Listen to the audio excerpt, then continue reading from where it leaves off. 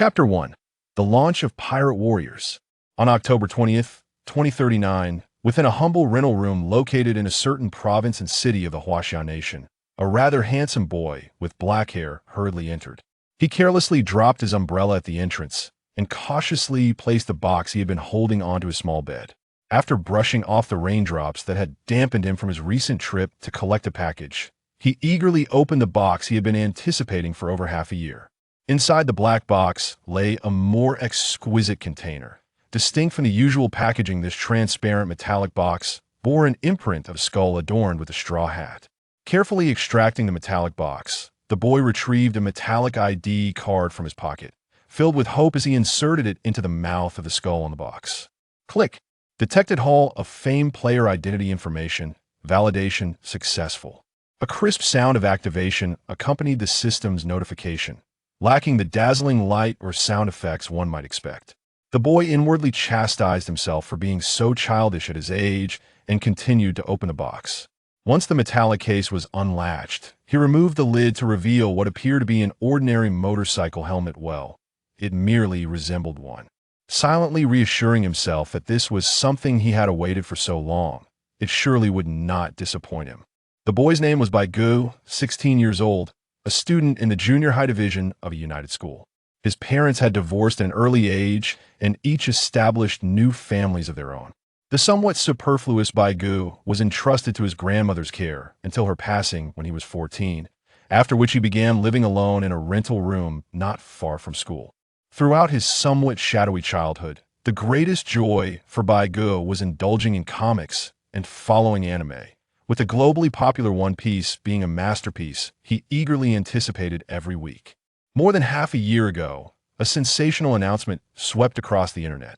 The anime One Piece would collaborate with the renowned gaming company Argus to develop a brand new game adaptation titled Pirate Warriors. This news sent shockwaves through both the gaming community and the anime fandom. The cause for such excitement was the fact that Argus had previously created the game Sword Art Online, which had fully realized the concept of virtual online gaming. Argus promised to utilize cutting-edge technology to perfectly present the grandiose world of pirates, delivering an unparalleled experience to players. Ultimately, after a wait of more than half a year, on October 28th, 2039, just a day before the 40th anniversary of the One Piece anime, the game was officially released. As a well-known figure in the online gaming world and the second-ranked player in the Global Gaming Hall of Fame, Baigu promptly filled in the delivery address upon receiving the invitation. After such a lengthy wait, he finally held the game terminal he had yearned for. Although it arrived via courier, it did not diminish his anticipation. Now all that remained was to wait for the clock to strike midnight on the 29th, the anniversary of the game's launch, when it would officially go live. Players from around the world would converge onto a single server, and the spectacle was sure to be extraordinary. Suppressing the tremors of his hands and the excitement within, Baigu extracted the helmet and examined the manual. Although he had perused the online version of the usage instructions numerous times over the past few weeks, this was the tangible book. Before he could flip through the manual again, his phone on the bed began to ring. Glancing at it, he saw the contact, Saw Pang. Pretending he hadn't seen it, he resumed reading the manual. The caller hung up. Then not long after, the phone rang again. He peeked at it once more. Saw Pang. It was him again. He feigned ignorance once more. Not long after, the other party hung up again. Perhaps realizing he wouldn't pick up, a super message in advanced version of WeChat arrived. Baigu, I know you're gearing up to play Pirate Warriors. Take me along, bro.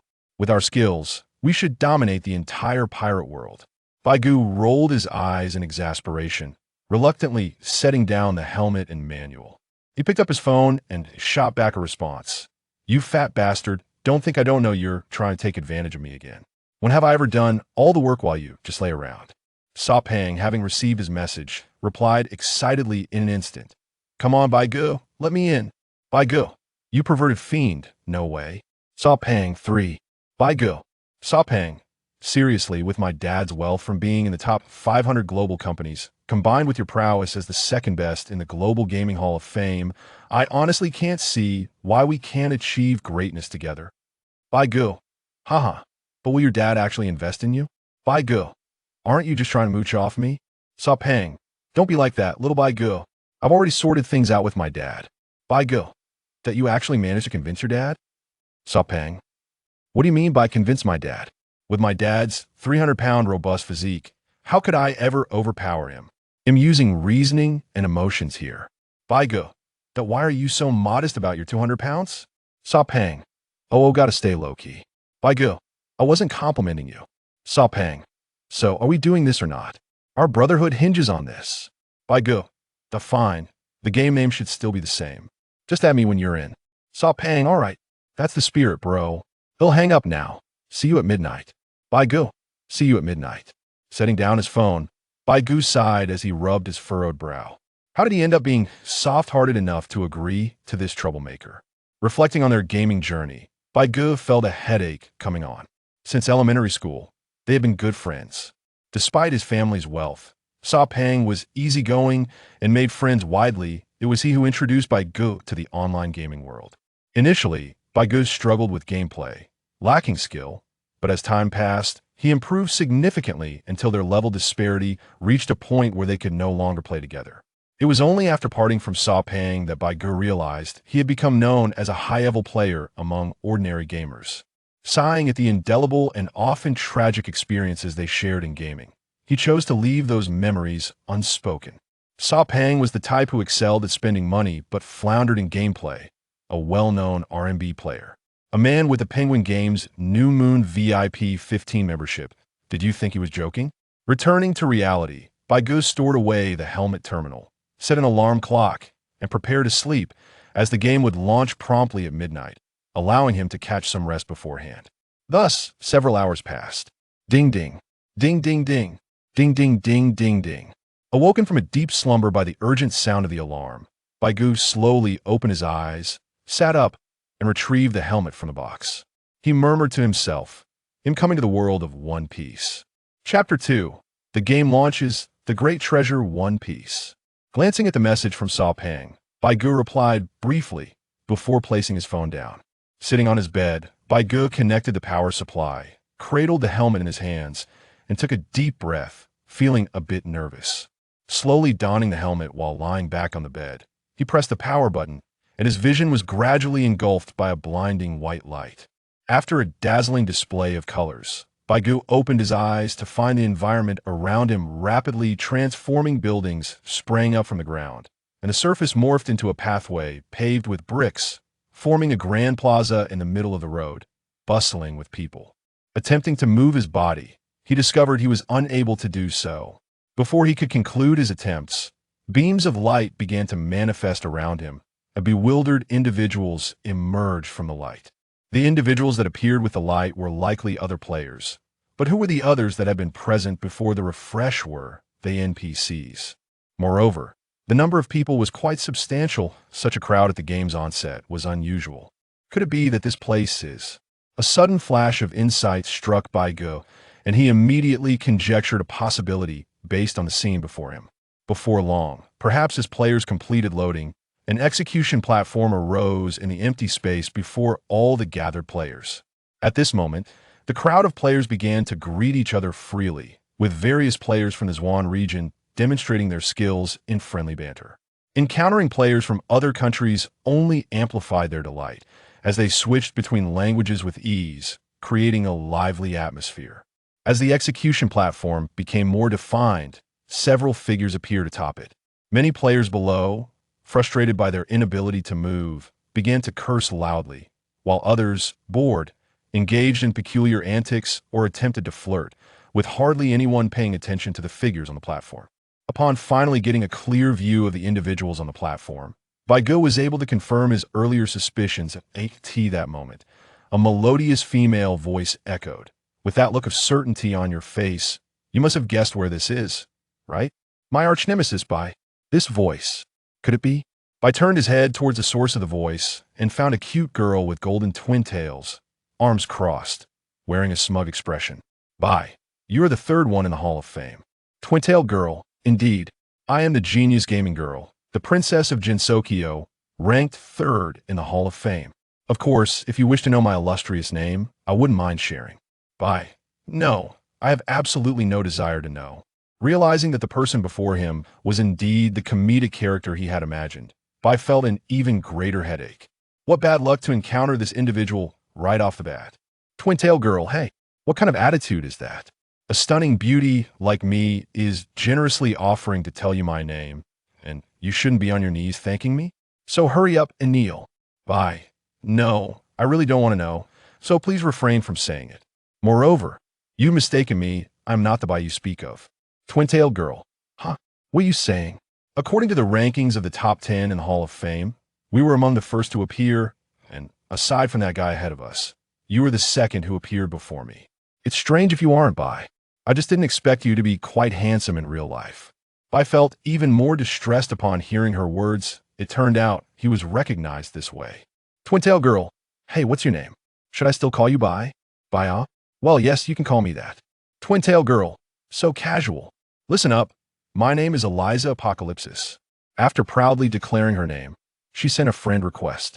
Bai was taken aback, but after a moment's thought, accepted it. Bai.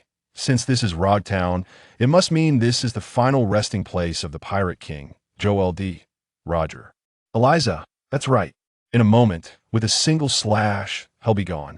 Do you think we should try to claim his head and see if there are any hidden rewards? Bai. Let's not even mention that you can't move even if you could. It's the execution ground of the Pirate King. I doubt the Navy won't send an admiral for the execution. Eliza, all right. What a pity. Ignoring Eliza's musings, Bai continued to survey the surrounding players and NPCs.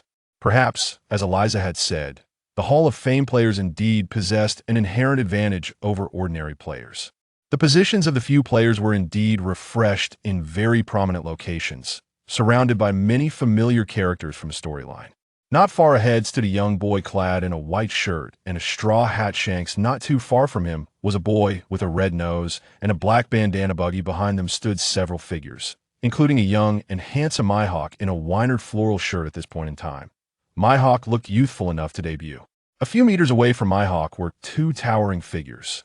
One was the raucous and laughing Moria, the other, dressed in an ostentatious manner, was unmistakably Doflamingo.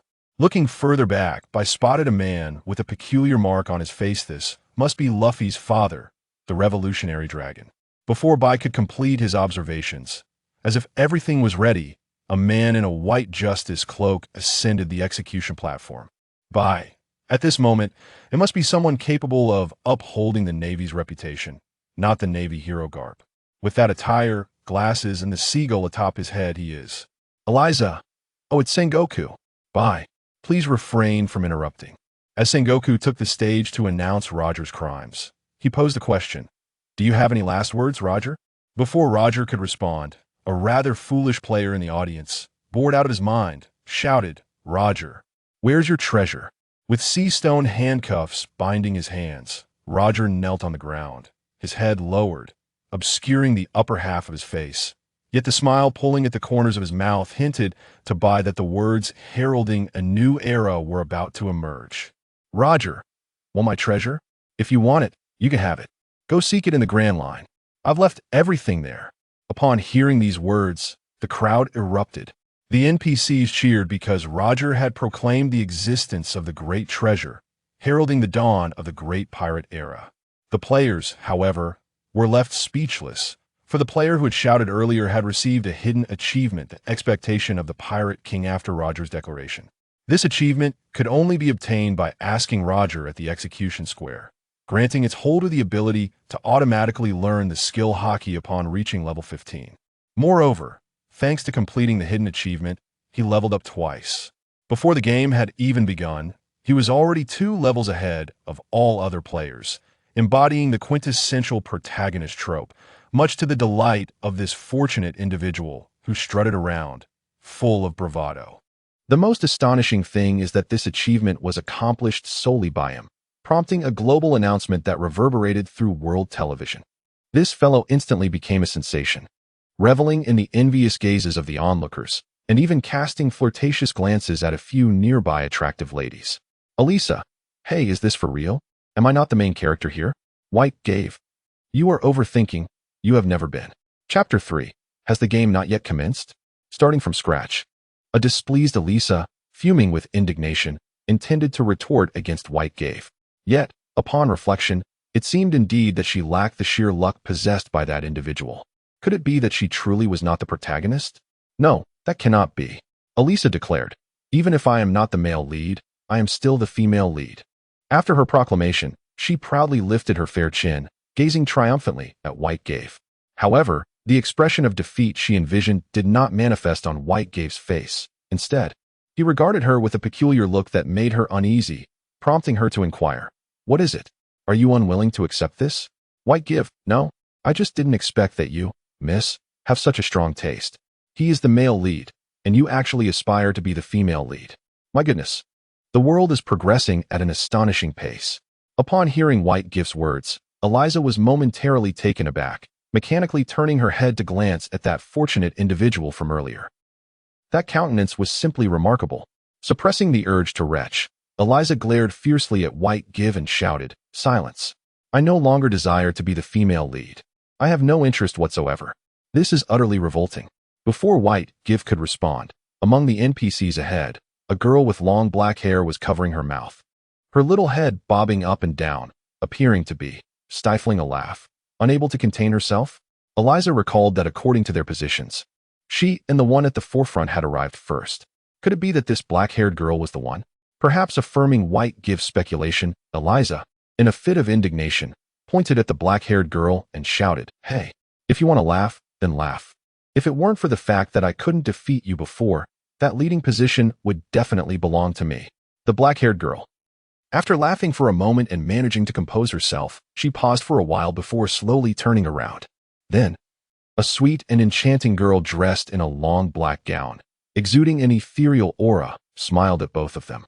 Lingering on Eliza for a moment before finally directing her gaze at White give, introducing herself, "Greetings to you both. My name is Yujiji Shushua." Bai's previously composed gaze trembled abruptly upon her self-introduction as he inquired, "You are?"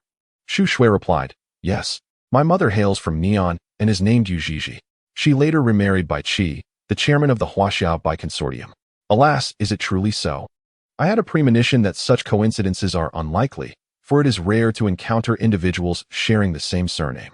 However, one cannot entirely dismiss the possibility. Bai Gu, how has he been over the years? Shushue, mother and uncle Bai Qi are doing well, and I never expected to encounter you in the gaming world. If it weren't for this game revealing your true self, I would hardly believe that we are so fated, my dear brother. Bai Gu, regarding the title of brother, you need not concern yourself with it. My connection with him is merely one of blood. Shushue, no, uncle, over the years. Before Shushue could finish her sentence, Elisa, who had been in a state of bewilderment, finally broke free from her confusion. Angrily interrupting their conversation, she pointed at them and exclaimed, "Could you show some respect for this lady who is still present? So are you two siblings?" Shushue, yes. I am 19 years old this year. And Bai, you should be 16. Am I right? Bai Gu. Eliza, I never expected that you were actually the same age as me. Aren't you honored? Bai Gu, no. Elisa. Hey. Before her impotent fury could erupt, the scene before all players began to shift, causing an immediate stir within the crowd. For it seemed the long-awaited game was finally about to commence. As all visible sights faded into oblivion, a beam of light materialized, displaying a line of text. In the year 1498 of the Sea Circle, the pirate king Gold Roger passed away in the town of Rogu in the East Sea. Heralding the dawn of the great pirate era, the game shall commence from this point. Are you prepared? After the light vanished, players were greeted with a nickname bar. And soon, an array of peculiar names sprang forth. Having always used the same name, Bai Gu intended to proceed with his old moniker. However, before he could input it, a system prompt appeared. Detected player is the second-ranked expert in the World Gaming Hall of Fame. Would you like to retain your previous game name? This game is quite considerate, alleviating concerns about someone else claiming the name before him. White give, continuing with the previous game title. System notification, congratulations, player, you have successfully retained the nickname, now known as White. System notification. The initial 10 attribute points will be randomly allocated among the 5 fundamental attributes based on the player's physical condition. Please hold on. Allocating. Allocation complete. Please note, insight and luck are hidden attributes and generally cannot be enhanced. System notification. Player information is as follows. Player, White give, nickname, White. Level 1 camp. Not yet unlocked health. 100,100, 100 strength. For magic power, 3 armor, 1 magic resistance, 1 agility, 1 insight, 9 luck, 5 system notification. If you have completed the attribute allocation, please press the start button to embark on your journey in the world of pirates. Argus Company wishes you an enjoyable gaming experience. Ultimately, the final interpretation rights within the game belong to the esteemed creator of One Piece, Mr. Eiichiro Oda. After reviewing the attribute allocation panel, White closed the attribute interface and clicked to start the game.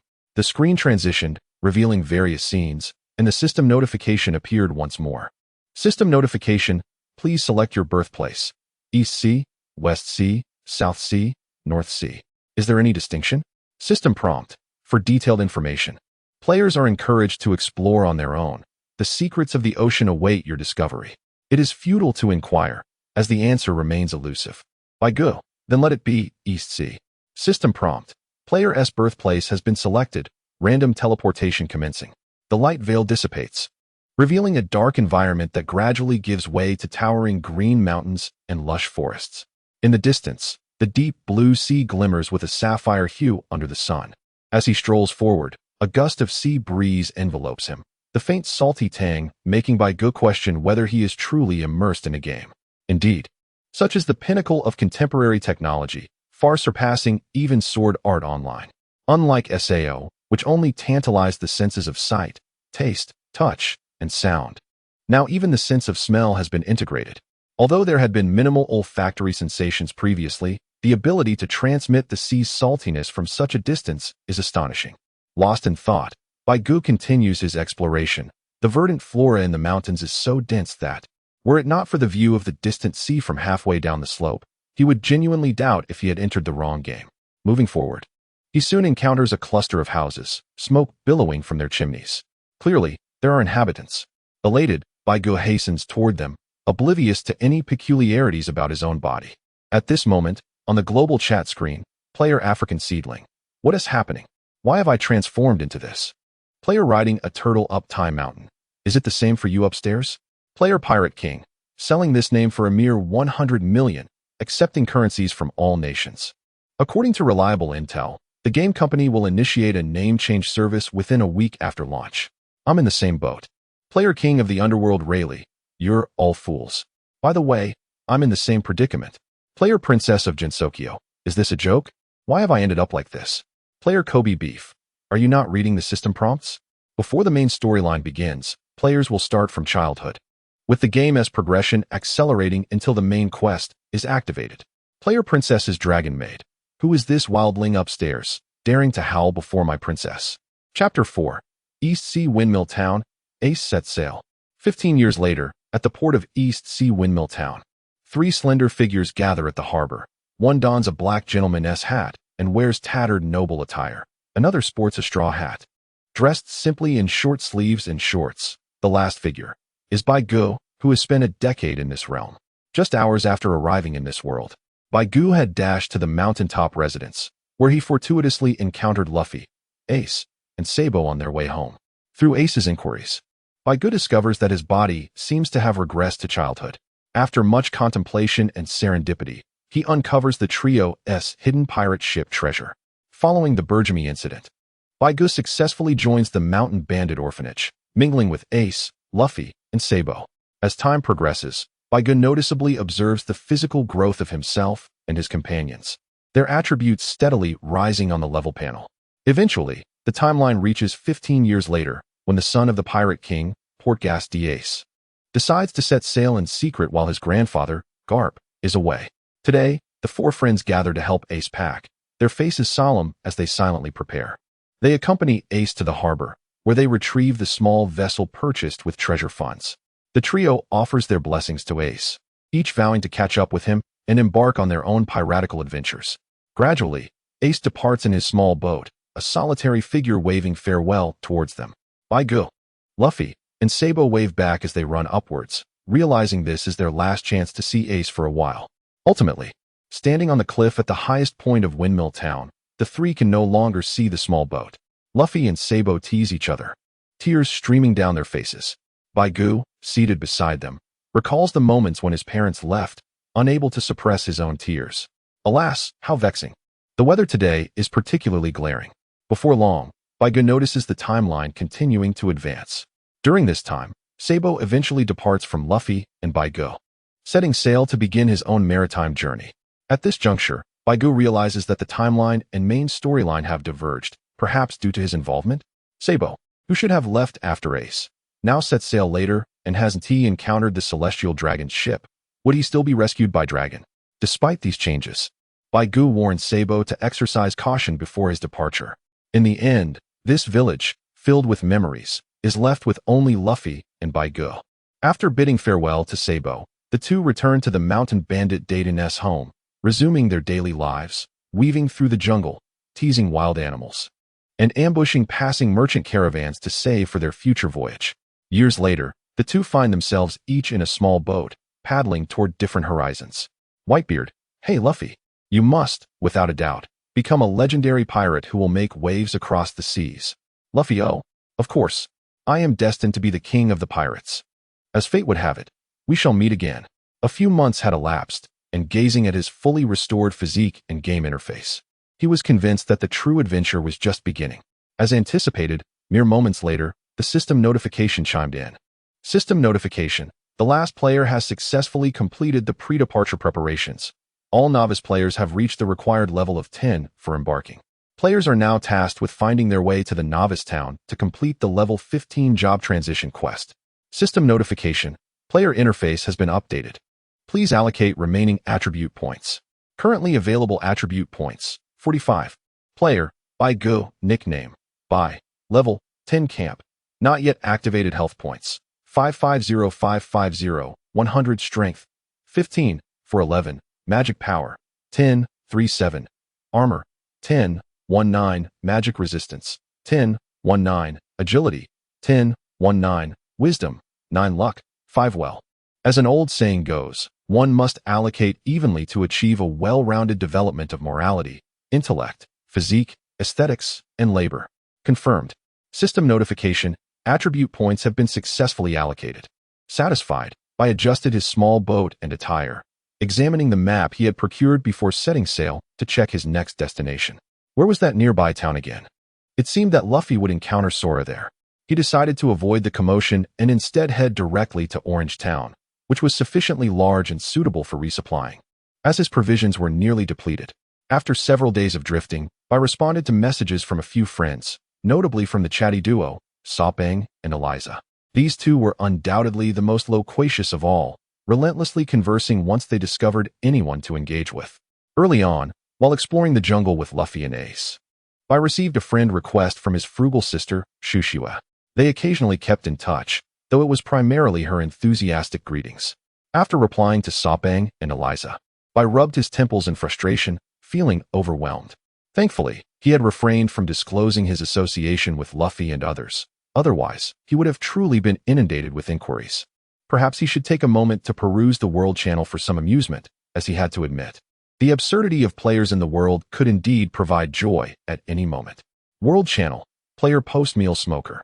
Has anyone encountered the main character group? Seeking coordinates. Willing to pay handsomely for insider information. Player drifting like a dead fish. At this hour, it appears Luffy has just set sail, right? Player princess of fantasy. I shall soon arrive at XX town. All the riffraff in this town, prepare to welcome me. Player Ace's audience. Princess, I shall come forth. Additionally, the player above mentioned that he believes he saw a young version of Nami the cat burglar somewhere. If interested, please private message me, and I guarantee a fair price. Player post-meal smoker. Is that for real? Brother, let us have a word. Player I am Whitebeard. Brother, don't rush off. Let us talk. These folks. Is this really the time to chase after the cat burglar? Shouldn't they be focusing on growth? Nevertheless, if they weren't charging, I might have genuinely inquired about the coordinates. After another lengthy interval, the evening sky unveiled its hues of twilight. Yet the world showed no signs of quieting, as a new world announcement had just emerged. System notification. Congratulations to players selling small matches, the first to arrive at the novice town. Reward. 1 level increase in 50,000 berries. All players, continue your efforts. And then, the World Channel, which had barely settled, erupted once more. Various gaming teams, studios, and guild representatives flocked to him, eager to win his favor, as he was the first to reach the town, granting him an experience level advantage over all others. Chapter 5. Arrival at Orange Town, Team Dungeon Unlocked. After yet another lengthy voyage upon the sea, Asbai finally caught sight of land from the small boat he rowed. The map indicated that Orange Town was near. However, to be on the safe side, he decided to confirm this with an NPC before disembarking. Just as he was about to step ashore, a system notification sounded. System notification: congratulations to player Bai for being the first to arrive at Orange Town.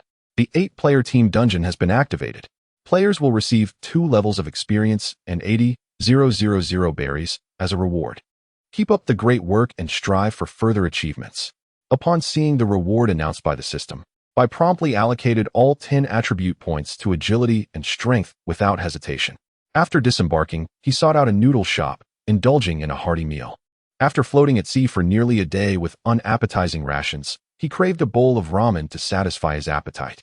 The ramen was indeed a feast for the senses. At that moment, the world chat was buzzing. Player Fantasy Realm Princess remarked, "As expected of my rival, you've opened the team dungeon first. Everyone, hurry and head towards Orange Town for me." Player Teresa, the beloved, "Isn't that the name of the second-place Hall of Fame player? Please share your coordinates. I've been adrift at sea for several days with this cursed map." Player, "I'm playing in Africa. What are you panicking about?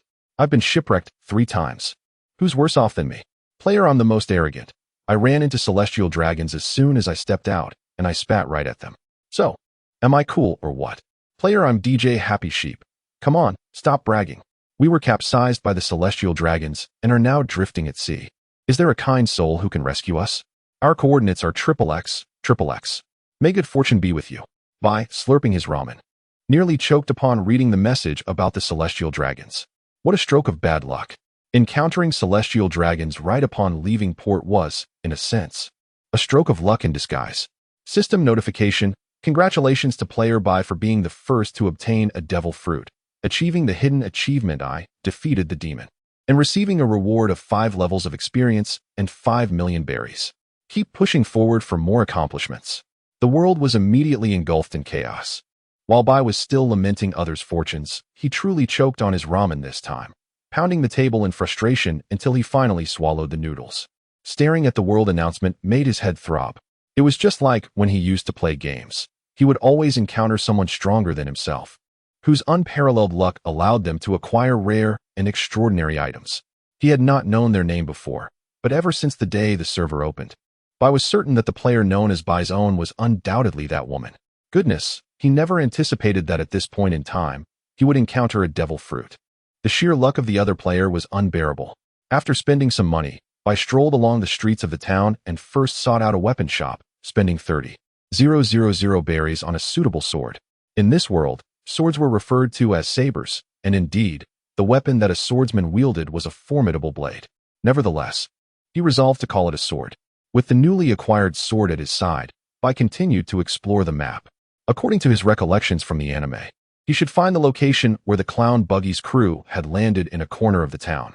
Thus, it seemed the first team dungeon to open would indeed be the one that involved defeating the Clown King. In the early stages, without hockey, defeating a superhuman devil fruit user would indeed be quite challenging, especially without knowing whether the Clown King had any hidden powers.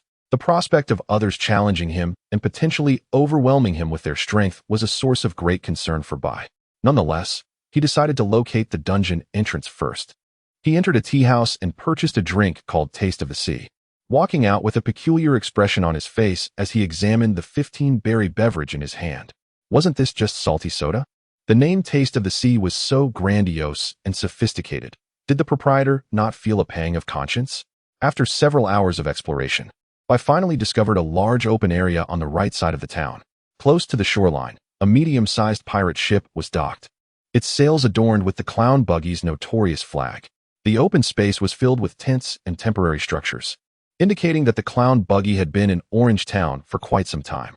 Pondering this, Bai opened the system interface and accessed the World Channel. World Channel, Player Fantasy Realm Princess. I have arrived at Orange Town. Bai, you noob, come welcome my royal presence. Player fan of the electric fan. Is that previous player selling the devil fruit? I'll offer 500 million. Player, I'm the most arrogant. You foolish person. Do you really think you can muster 500 million berries at this stage? Or do you think someone would sell an unbeatable devil fruit early on? Player Electric Fan. Should I still go rescue them? Player I'm DJ Happy Sheep. I'll slap my brother for this. Sorry. My foolish sibling has never seen the world. Please hurry and save us. The boards can barely hold. Player By. The dungeon entrance is located here. Coordinates. X458, Y227. The boss is not visible at the entrance, and the specific situation is unknown. Player I'm playing in Africa. Bowed down to the Great One. We haven't even landed on the island yet, and you've already figured out the dungeon's location. Player Your friend pulls your pants. It seems the thoughts of the person above are not quite upright. Calling them Oni-chan already. What do you say? Player I defeated the leader. So, does that mean we are all gentlemen here? What the heck? I just shared the location of the first team dungeon. What on earth are you all focusing on? By, nearly spitting out his salty soda upon seeing the antics in the World Channel, was on the verge of frustration. Since he could not rely on these individuals, he would have to devise a plan himself. This was an 8-player dungeon, and he was uncertain whether he could tackle it alone. Nevertheless, he needed to gather 8 players to test the waters, at the very least to probe the boss's abilities. Thus, the question reverted to its origin. Whom should he invite to the raid team? Perhaps he could ask the haughty young lady, Eliza, to join him. But who else? Should he also invite the chubby one? No. How could I entertain such a dangerous thought? It must be the salt in this soda. Curse that unscrupulous manufacturer. After deliberating for a while, I resolved to reach out to Eliza, as she likely had broader connections than he did. Private chat channel by Go. Are you coming to help with the initial clearing? Elisa? Are you seeking my assistance, sir? Speak plainly, or I shall seek another. Who else could you possibly find besides me? White Gift. Currently, I am only seeking your assistance. If you have any reliable candidates, please prioritize them. Eliza. Certainly, I can bring 3 individuals along, but the boss will need to allocate half of my earnings. By good deal. Elisa, you will receive the coordinates I send in 15 minutes. By Gu withdrew from the private chat channel, continuing to ponder the team configuration. Including Elisa, there should be a dedicated healer among her companions, specifically the renowned Hall of Fame ranked healer, Green Lemon. I wonder if she has changed her name. However, it must be her, as Elisa always brought her along for dungeon raids in the past. That leaves 3 positions to fill. Chapter 6. Thor and the Twin Blades of Amishu with Elisa included. There are 4 of them, and counting myself, we still need 3 more. I am positioned as a swordsman damage dealer, barely qualifying as a half-tank. Elisa is a pure magic damage dealer, reportedly seeking to purchase a high-priced nature-type devil fruit. Her devoted fan, Green Lemon, should be a support role. The remaining 2 must be among her esteemed supporters from the princess's entourage. This entourage gradually emerged in other games. As Elisa does not conceal her true identity in reality, she is a star player with countless fans. She established a guild named Fantasyland, but due to space constraints, many were unable to join, leading to the spontaneous formation of the princess's entourage. As for why they are not the main forces of Fantasyland, Baigu had previously inquired, and she explained that her main subordinates were elsewhere and could not arrive in the short term. Thus, it was up to me to fill the remaining 3 slots. Should I recruit from a global pool? After some contemplation, this seemed feasible, and I decided to broadcast the information on the World Channel. World Channel player by forming an 8-person team for a dungeon raid. I have already teamed up with the Princess of Fantasyland and still need 3 more members. Please private message me along with your resume. Player Princess of Fantasyland. You can't even manage to fill 3 slots? How embarrassing. Player The Last Night. I am Amishu, currently ranked 7th in the Hall of Fame. May I join? I am willing to serve the princess with utmost dedication. Player Green Pasture. Amishu so humble. Still such a sycophant. Player DJ Happy.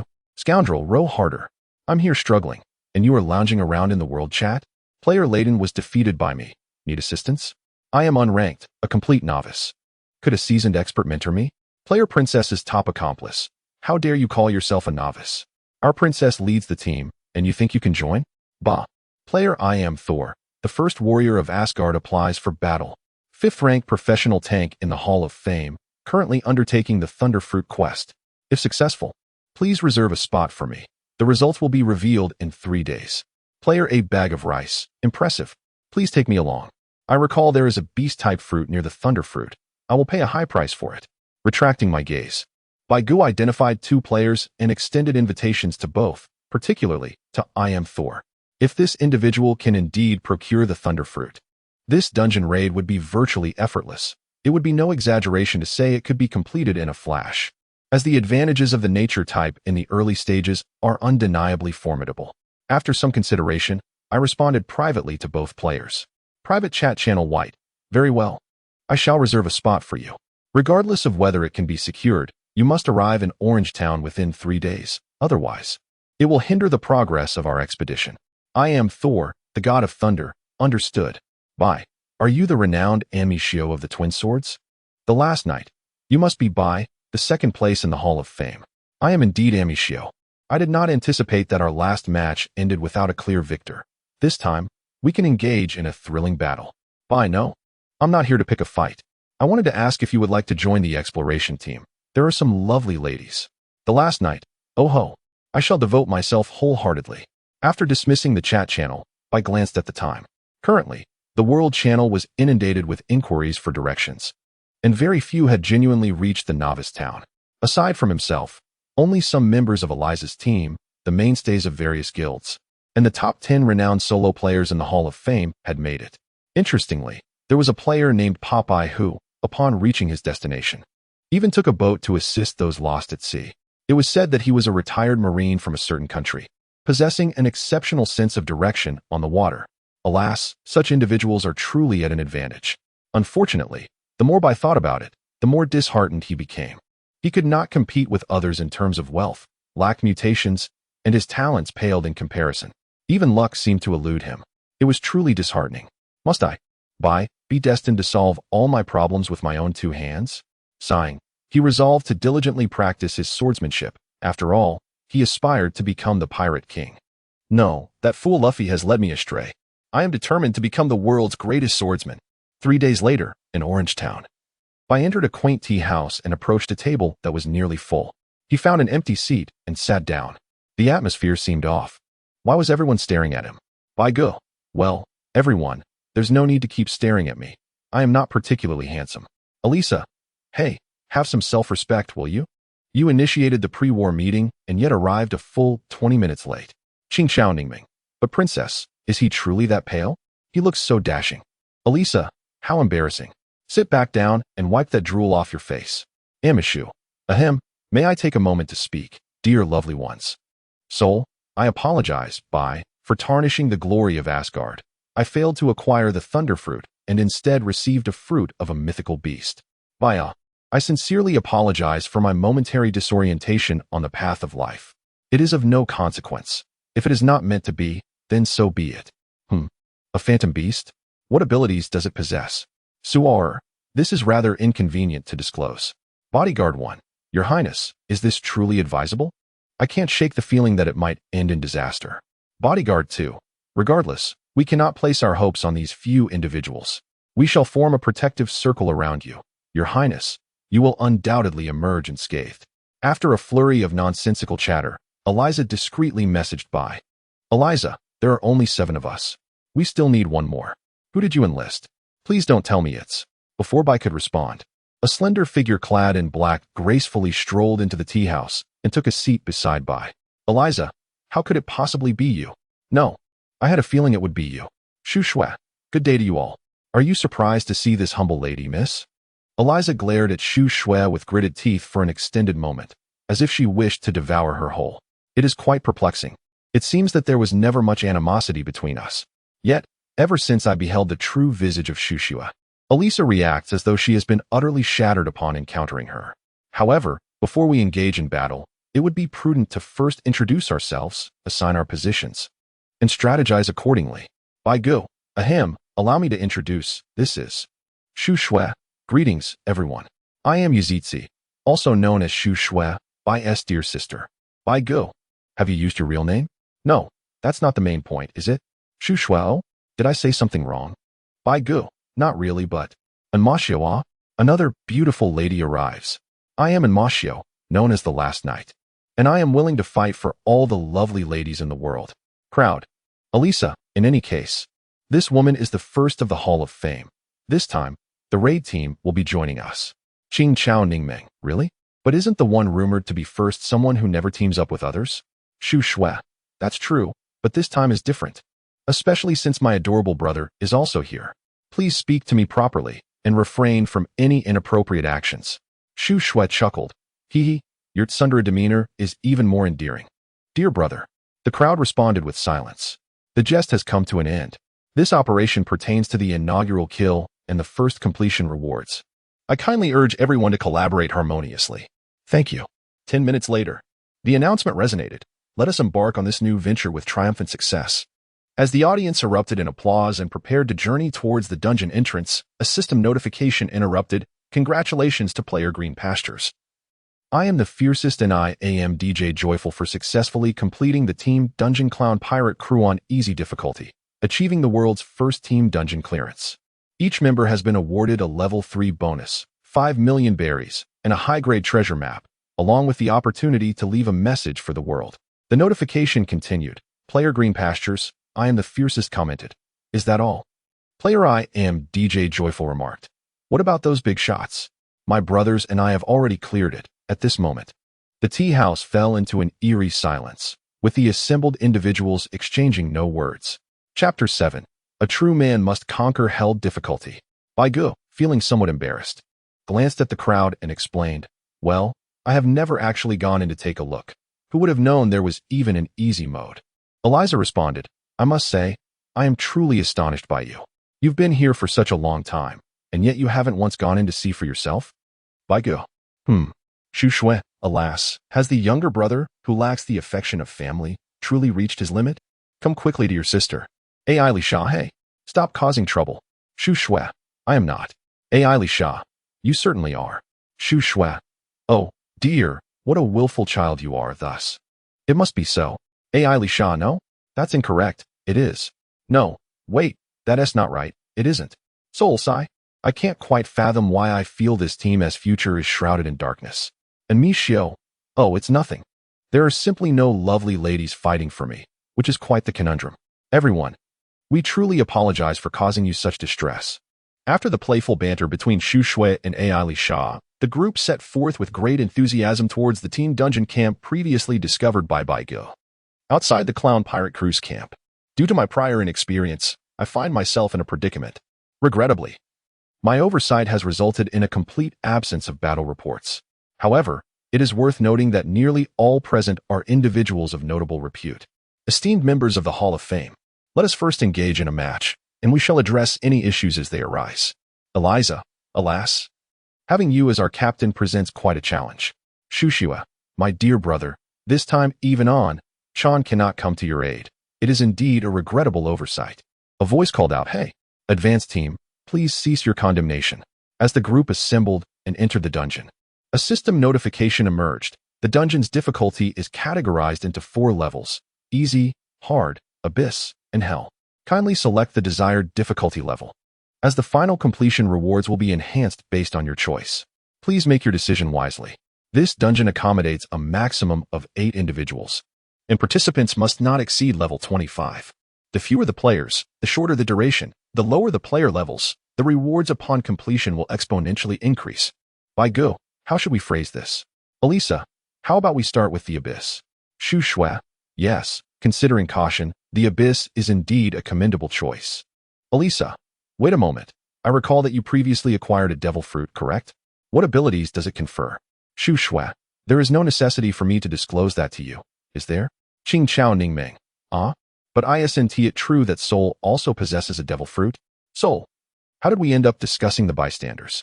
Well, you will discover the abilities of my fruit once we enter the dungeon. And Mi Xiao, I too believe the abyss is an excellent option. While others were engaged in discussion, Baigu attempted to prod the light screen, playfully teasing it. Then, a system prompt appeared. Captain Bai has selected the dungeon difficulty. Hell. Everyone. Bai, well, I just gave it a little poke, and it confirmed itself. It wasn't my intention. Sure, not bad, Bai. A warrior must not falter. A true man should embrace the challenges of hellish difficulty. As the scene shifted, a wave of disorienting spatial transmission engulfed them, and the 8 individuals materialized outside the camp. All were skilled players hailing from various renowned games, and as the environment stabilized, they immediately positioned themselves in formation, ready to confront the impending threat. Baigu and Mishio exchanged a glance before stepping forward, each drawing their swords from their waists and backs, positioning themselves protectively in front of the crowd. Sol unsheathed the massive axe from his back and joined the line formed by the two. The others behind them each brandished their weapons, ready to engage at a moment's notice. Within the camp, in a large tent, a shadowy figure slowly opened its eyes, unleashing an overwhelming aura that surged outward, instantly enveloping everyone in a profound sense of pressure. In the instant when Baigu was engulfed by pressure, he furrowed his brow and declared to everyone, "It is dominance, and indeed a formidable one." And Mishio inquired, "What leads you to that conclusion? Is such an intense sense of oppression truly indicative of dominance?" "I have experienced the formidable aura of the renowned marine hero, Garp, who is also Luffy's grandfather, on numerous occasions. It is unmistakable, the oppressive sensation stemming from his immense power." The crowd exclaims, "Sol, wait, how have you encountered Garp?" "Elisa, indeed. How is it that you have met such a colossal figure?" "Shushiwa, as expected of you, Bai. You must have crossed paths with Luffy and Ace back in Fusha village when the game commenced, right?" "Indeed, that is where my origin lies. My long-lost childhood was subjected to the relentless blows of love's iron fist on numerous occasions. You can scarcely fathom the trials I have endured.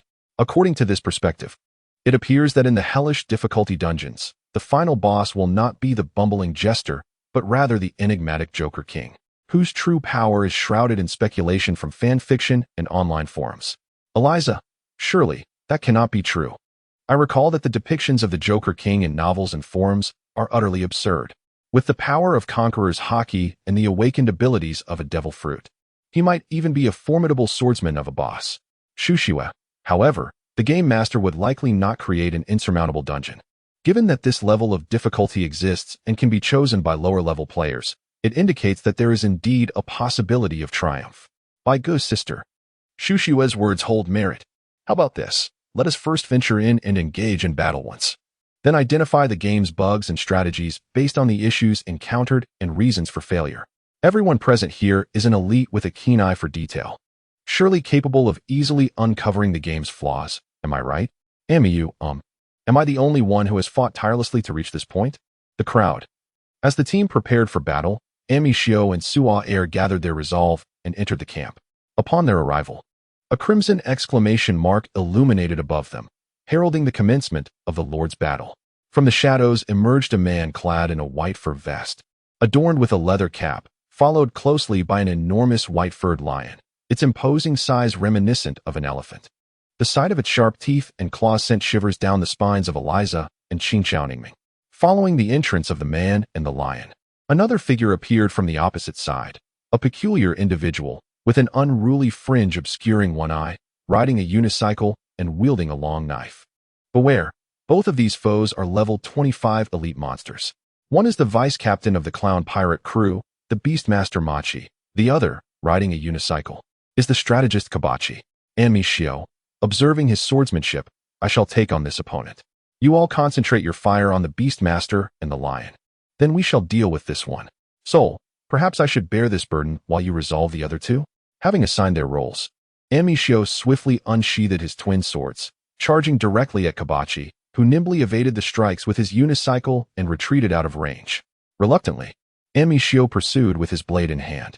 Meanwhile, under the guidance of Sol and Baigu, the remaining members began their assault on Machi and the colossal lion. After a coordinated attack, as Machi's health dwindled to half, he unleashed his skill, beast manipulation. The lion, distracted by Sol, disregarded his attacks and charged towards Baigu and his companions, resulting in total annihilation.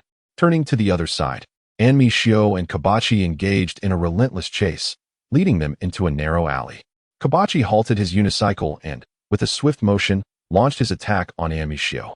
Kabachi, ultimate acrobatics. Fire breath. Acrobatics. Vaporous murder incident. Kamikaze spinning top theater. As Kabachi sped on his unicycle, he suddenly unleashed a torrent of flames, followed by a thick fog. Before Amishio could react, the smoke mingled with fire, and a flurry of razor-sharp spinning tops surged forth. Caught off guard, Amishio was swiftly overwhelmed, his health plummeting to zero in mere moments. Amishio has fallen.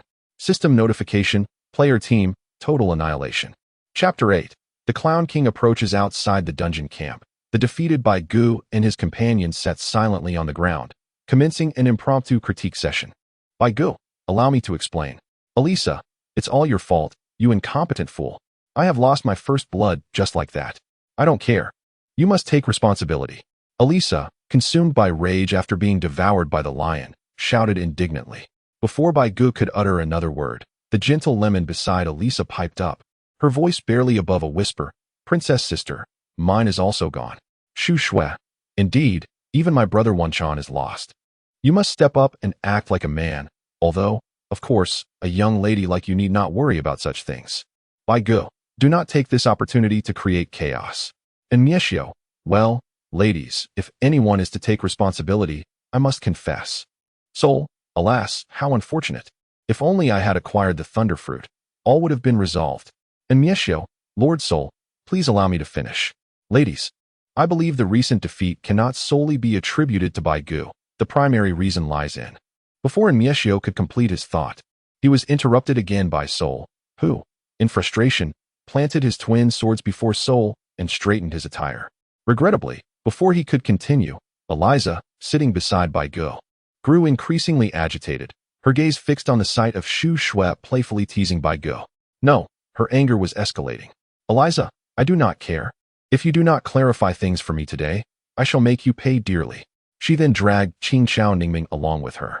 And Mieshio, who had been preparing to speak, felt utterly disregarded, as if he were invisible, suffering a blow to his pride. Solwell, I believe we should summarize the information we have gathered. Bai Gu found himself ensnared in a predicament. Upon hearing Thor interject, he promptly aligned himself with the sentiment, exclaiming, Indeed, that is quite reasonable. This failure serves as a valuable lesson. Let us summarize our experiences. It seems that the infernal difficulty is not as insurmountable as it appears. Meanwhile, Shu Shui, who had been jovially entertaining Bai Gu, noticed the toy had scurried away and immediately cast a fierce glare at Thor. Ami Shio then interjected. Allow me to speak first. The Kabaji operation was executed with remarkable swiftness, displaying extraordinary agility, and its skills were exceedingly diverse. I must admit, I was overwhelmed and eliminated before I could fully comprehend the situation. Bai Gu, specifically, can you provide a rough idea of what skill it is? Are there any preliminary gestures or actions involved? And Mieshio, I heard him utter something about flames, steam, and perhaps even something resembling a spinning top before unleashing his skill. In any case, it vanished in an instant. Follower 1, how about the sensation of pain? Is it akin to being bitten by a lion? Suaer, are you not aware that there is an option in the settings menu to adjust the pain sensation? Setting it to 10 makes it feel merely like a mosquito bite, hardly painful at all. Follower 1, no wonder you are so impressive.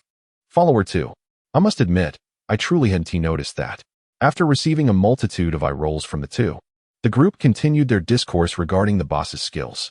Ultimately, they concluded that when the ferocious beast, Moki, reaches a certain threshold of health, it would activate its skill, charging recklessly at them. At that moment, it would be imperative for the tank to intercept it. However, it was noted that when the skill is activated, the lion may enter a state of invincibility, rendering it uncontrollable. In a moment of contemplation, the group decided to adjust their strategy. Amiyu suggested that they focus their firepower on taking down the lion first, before turning their attention to Machi. Shu Shui realized that this approach would prevent Machi from unleashing its skills to have the lion attack them. Alicia proposed that once they dealt with the lion, they could then redirect their efforts towards freeing Kabbalah, who was being restrained by Soul. Qi Chao Ningming pointed out that due to Amiyu's warning about Kabbalah's high damage, it would be prudent to replace him with a more resilient Soul, just in case. The three others affirmed this plan enthusiastically. Elisha's two companions exchanged glances and discreetly retreated, acknowledging the prowess of the formidable team that could devise a plan so efficiently after a single defeat. They decided to lay low, hoping to secure a first kill in hell mode, while occasionally indulging in a bit of leisurely play. Meanwhile, Amiyu, standing behind them, traced patterns on the ground. His demeanor dejected as he squatted in a corner, his eyes vacant and murmuring to himself, "No one has ever inquired about my feelings. After all, I am a key player too." Bai Gu pondered deeply, recalling that Kabaji was a formidable master who nearly caused a catastrophe for Su'a, particularly due to his insidious nature. Concerned that Su'a might struggle alone, he contemplated for a moment before addressing his two subordinates. "Gentlemen, would you consider assisting Su'a?" The two aides exchanged glances, instantly grasping each other's unspoken thoughts. As long as they could succeed, what did it matter if they perished? Resolute. They nodded in agreement and responded to Bai Go. Absolutely. All right, since there are no objections, let's proceed in this manner. It is hoped that this time we can succeed in one go and meet that Jester King. The crowd responded affirmatively. Within the team dungeon, a system prompt announced, the difficulty level for Chombai has been set to hell. The scene shifted once more, and the party reappeared in the encampment. The Beastmaster Machi and the Colossal Lion, accompanied by Kabachi, emerged. Following the prearranged plan, Thor raised his hammer and bellowed, "Warriors, charge with me, for the glory of Asgard." He then led the two companions towards Kabachi, who was riding a unicycle. "Well then, let us proceed. Amishu, you shall engage that Machi, while the rest of us swiftly eliminate this lion." Baigu unsheathed the sword at his waist and raised his hand to strike at the lion. Behind him, Eliza and Green Lemon exchanged a knowing glance before promptly drawing their firearms, aiming in unison at the beast. After firing for a spell, Eliza seemed to have an epiphany and turned to Shushua, exclaiming, "Hey, do you still need to keep your fruit ability a secret?" Shushua replied, "Really? Must I not retain a hint of mystery? Very well, I shall employ it when it truly matters." With that, she produced a firearm of her own and began to fire rapidly. Before long, the lion's health began to plummet. Upon witnessing this, Machi immediately activated his skill, Beast Command, as the great lion disregarded the onslaught from the others and lunged towards him. A sudden sense of urgency gripped my heart as I realized that the situation was slipping beyond my control. Behind me, Shushua sheathed her firearm, raising her hand slightly to unleash her fruit-based powers upon the charging giant lion. "Ice and snow, seal it," she declared. No sooner had the words left her lips than an explosion of snowflakes erupted around the colossal beast, and as she drew her hands inward, the lion was encased in a massive block of ice. "Hurry, we cannot hold it for long," Shushua urged. The group, seizing the moment, swiftly unleashed a flurry of gunfire and sword strikes, rapidly vanquishing the colossal lion. As the beast fell, Machi let out a pained wail, yearning to exact revenge. Yet, could Amisur allow him to escape? With a dual sword assault, he intercepted Machi, while the others encircled and began their assault on him. Before long, Machi howled to the heavens, "Lord Buggy shall surely avenge us, for he is destined to become the pirate king." With great effort, he dragged his grievously injured body to the carcass of the lion, ultimately collapsing beside it. Elisa, stowing her firearm, gazed vacantly, lost in thought, before remarking to Shushua, "I never anticipated that the fruit you acquired was of the Logia type." Shushua, feigning ignorance, called out, "Wait for me, brother," and dashed off in pursuit of Beige, disregarding Elisa's presence, much to her vexation. The others exchanged glances before hastening towards Soul's direction, mindful not to reduce their numbers before the major confrontation. Upon reaching the entrance of a narrow alley, they were greeted by a scene both comical and absurd. Kabaji was scurrying about in his wheeled shoes, while Soul chased after him, striking as if playing whack-a-mole. Kabaji, barely able to evade, found himself with no opportunity to counterattack. This peculiar spectacle piqued Amizur's curiosity, prompting him to inquire, "What is transpiring here? Did he not utilize any skills?"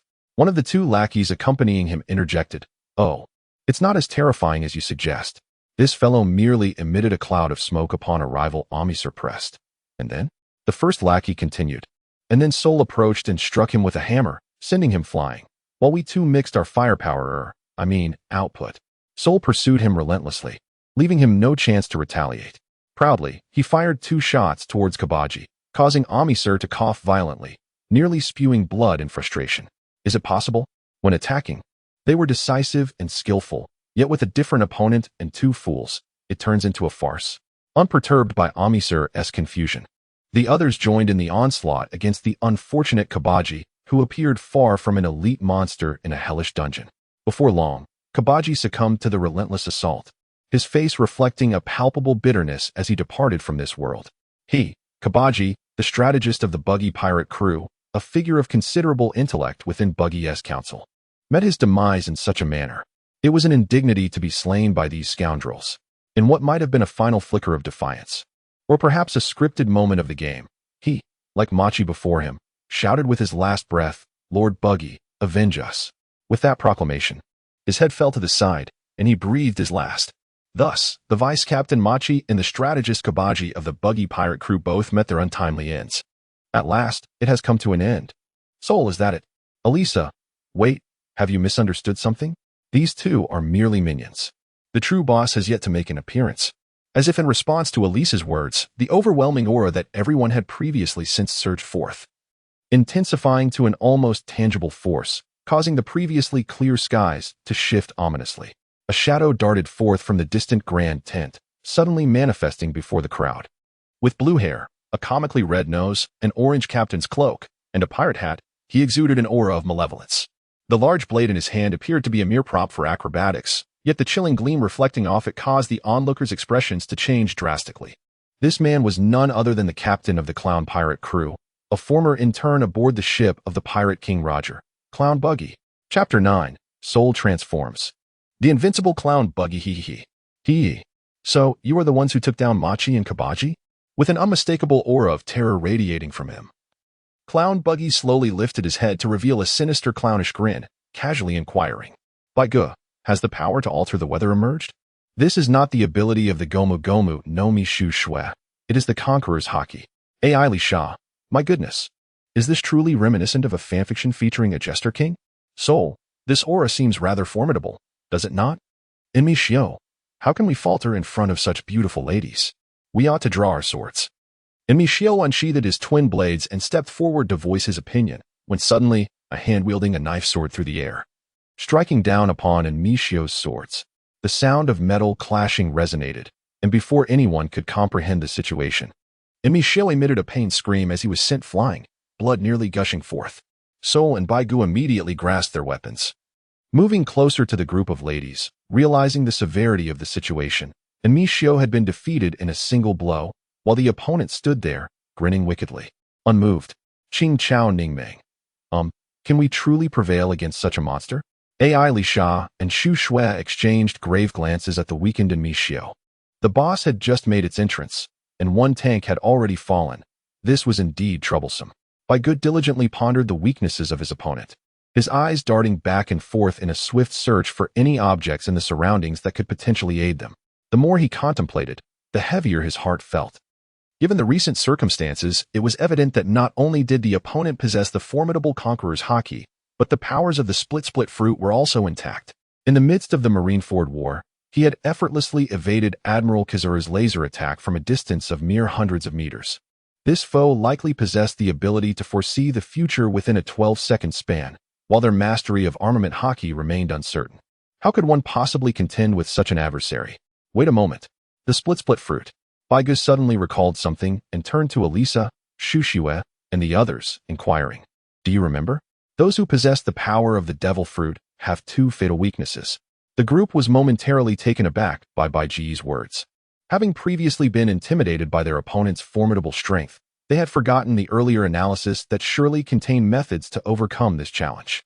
So remarked, if I recall correctly, they should be vulnerable to attacks infused with Haki and to the sea. Elisa affirmed, indeed, considering that none of us have mastered Haki at this point. Shushue interjected, then our only option is to find a way to lure our opponent into the water. The two companions silently stepped back a pace, exchanging glances that conveyed their mutual apprehension. Goodness, what kind of individuals are we? In the face of such a monster, you still contemplate counterattacking? Before they could devise a strategy, the clown Buggy, unable to contain himself, perhaps having overheard their conversation, swiftly closed the distance, brandishing his long knife and unleashing a strike. Baigu fixed his gaze on the attacking clown, Buggy, and shouted to the girls in the back row, I will engage with Thor to hold him off. You devise a way to tackle the issue of seawater. Thor, prepare for action. Damn, for the glory of Asgard. The two deftly evaded Buggy's incoming slash, separating left and right to encircle the clown and launch their assault. Although Buggy stood firm, wielding his knives to parry their strikes, he was nonetheless preoccupied, effectively restraining his hands. Meanwhile, Eliza and Shushue initiated a brainstorming session. In the presence of formidable foes, even those with fruit abilities could withstand minor seawater exposure. Simply pouring water onto the adversary from a container would prove futile. Their battleground was situated at the edge of the island town, with a significant portion adjacent to the sea, thus ensuring an ample supply of seawater. However, the question remained, how to utilize it. Surrounding them was only a ship belonging to the clown pirate crew and some makeshift structures at the campsite. Suddenly, Eliza and Shushua had a simultaneous epiphany and exclaimed in unison, "The pirate ship." Having confirmed their shared thought, Eliza nodded and sent a private message to Baigu. Given the previous circumstances, the boss's AI exhibited remarkable intelligence, capable of comprehending their dialogue. Thus, it was imperative to conceal their intentions. In the midst of battle, Baigu and Thor were momentarily taken aback by Eliza's message, but both quickly recognized the crux of the issue. The ability of the split fruit allowed the user to fragment their own body, yet the crucial fatal flaw was that the user's feet must remain connected to the ground. Otherwise, the ability could not be activated. This indicated they could not force Buggy to plunge into the sea. A change of strategy was necessary. They needed to lure him onto the pirate ship and devise a plan to destroy it. As long as he couldn't fly, his demise was assured. They exchanged glances, each seeing hope for victory. The next step was to draw Buggy onto the ship. Perhaps anticipating Baigu's confusion, Shushua cheerfully called out, "Brother, think of the person Buggy despises the most detested person." A red-haired man wearing a straw hat instantly sprang to mind. Unintentionally struck by Buggy and sent flying, Baigu wiped the blood from the corner of his mouth. He glanced at the crimson stain on his hand and inexplicably smiled. What a truly authentic game this was. Meanwhile, Thor, still engaged with Buggy, mistook Baigu's dazed grin for a sign of bewilderment. Thor muttered, "This is disastrous. My teammates are either injured or useless.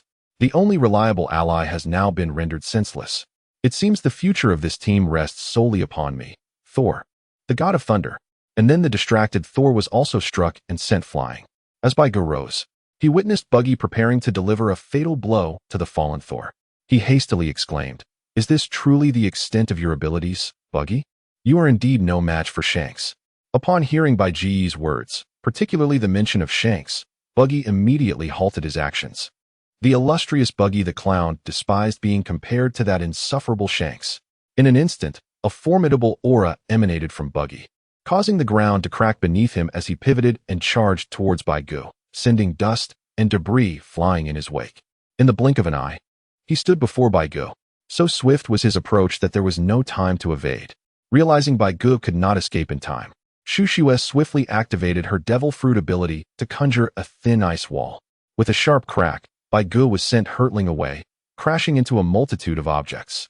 The onlookers watched with anxious expressions as he emerged from the pile of debris moments later, a hand reaching out from the rubble. "Is this your way of attempting to eliminate me? You truly are a worthless fool, Buggy, inferior to Shanks." Baigu, bloodied but defiant, climbed out of the wreckage and shouted disdainfully at Buggy. On the other side, upon seeing that Baigu was unharmed, Thor, resolute in his demeanor, rose and declared, "You have saved my life, and for that, I shall grant you a glimpse of my devil fruit abilities." As he spoke, Thor sprinted towards Baigu, his form undergoing a remarkable transformation. His robust physique morphed into that of a powerful horse, complete with a pair of formidable wings sprouting from his sides. Today, let me showcase to you the mythical Pegasus fruit of the Zoan type. Fully transformed, Thor soared through the skies, triumphantly surpassing Buggy to land before Baigu. "My friend, step forth. Only warriors recognized by Asgard are worthy to fight alongside me." "Baigu, Thor, have you immersed yourself too deeply in the role?" Naturally, this was his thought, though he couldn't voice it. With a resolute expression, he nodded affirmatively and declared, "All right, let us charge." They swiftly mounted their steeds and dashed towards the pirate ship anchored by the shore, engaging in a fierce confrontation with Buggy. Provoked repeatedly by Baigu, Buggy showed no hesitation and immediately pursued the duo with murderous intent. Chapter 10. Defeating the Clown King. The explosive genius Baigu having transformed into the Pegasus warrior, Baigu truly experienced the exhilarating joy of racing through the skies. The thrill of soaring was indeed a double delight. If only he weren't being relentlessly pursued by the Clown King from behind. With one rider and one steed, Buggy, his expression darkened, chased them with fervor. Yet, the adversaries hovered just out of reach, positioned perfectly at a distance that rendered his attacks futile, causing him great frustration. He considered utilizing his devil fruit powers. By detaching a part of his body, he could strike at the two rascals ahead. However, his observation hockey had been incessantly buzzing since earlier. Was he ensnared? Impossible. Before absolute power, all schemes were rendered ineffective. He, the Clown King, would never concede defeat. Split fruit, activate. Buggy, split. Perish, you scum! He shouted defiantly as his hands separated from his body, wielding weapons to thrust at the two in front of him. The two ahead represented the last hope for the entire village. Eliza and the others were unable to intervene in this battle. While Amicio had nearly lost his combat capability, the newly developed fruit power of Shushua had reached its limit with the shield he conjured earlier, and their current speed was too swift for that shield to be effective. Was he to rely solely on himself? Thankfully, the Clown King was not of the Logia type. Otherwise, he would be in grave danger. Though still being pursued, there remained a glimmer of hope. Before he could collect his thoughts, Thor's horse suddenly evaded an attack from Buggy's long knife, causing Baigu to jolt in surprise as the startled steed bucked beneath him. In his panic, he lost his grip and instinctively reached for the horse's neck, only to grasp instead a white glove adorned with 4 flying knives nestled between his fingers. Thor! Bucky, what on earth is happening? The glove in my hand, no, to be precise, an entire hand, was seized by White and is now flailing about, desperately trying to escape his grasp. Bucky, damn it! What are you planning to do with my hand, you little brat? Baigu, I am uncertain as well. It approached of its own accord. Strangely enough, holding on feels rather comfortable. Buggy. On the ground, Shushua observed Baigu tightly grasping that hand, ultimately pulling it into an embrace, feeling an inexplicable sense of envy. Meanwhile, in the sky, Baigu, who had initially worried that Buggy wouldn't catch up, triumphantly called out to Thor. Thor, fly as fast as you can. We have a hostage. Thor understood. Just watch. I assure you he will be left in our wake. Behind them, Buggy heard snippets of their conversation, but before he could fully comprehend, the two sped away in a flash. Before long, the three of them surged onto the pirate ship, and what lay ahead was straightforward. It is widely known that the clown Buggy possesses a special type of bomb known as the Buggy Bomb. Their task was to locate this device, detonate it, and obliterate the ship. With one of Buggy's hands on their side, they were unafraid of the enemy's escape. Baigu smiled and said to the Pegasus beside him, "All right, Thor, it's time to revert back." Thor replied, "Well, since it's my first transformation, Baigu, do not tell me that you are unaware of how to revert back." Thor, I believe with a few more attempts, I should be able to change back. Both were momentarily dumbfounded, pondering their predicament. With Bucky right before them, and having both endured severe consequences previously, their health was perilously low, susceptible to instantaneous demise.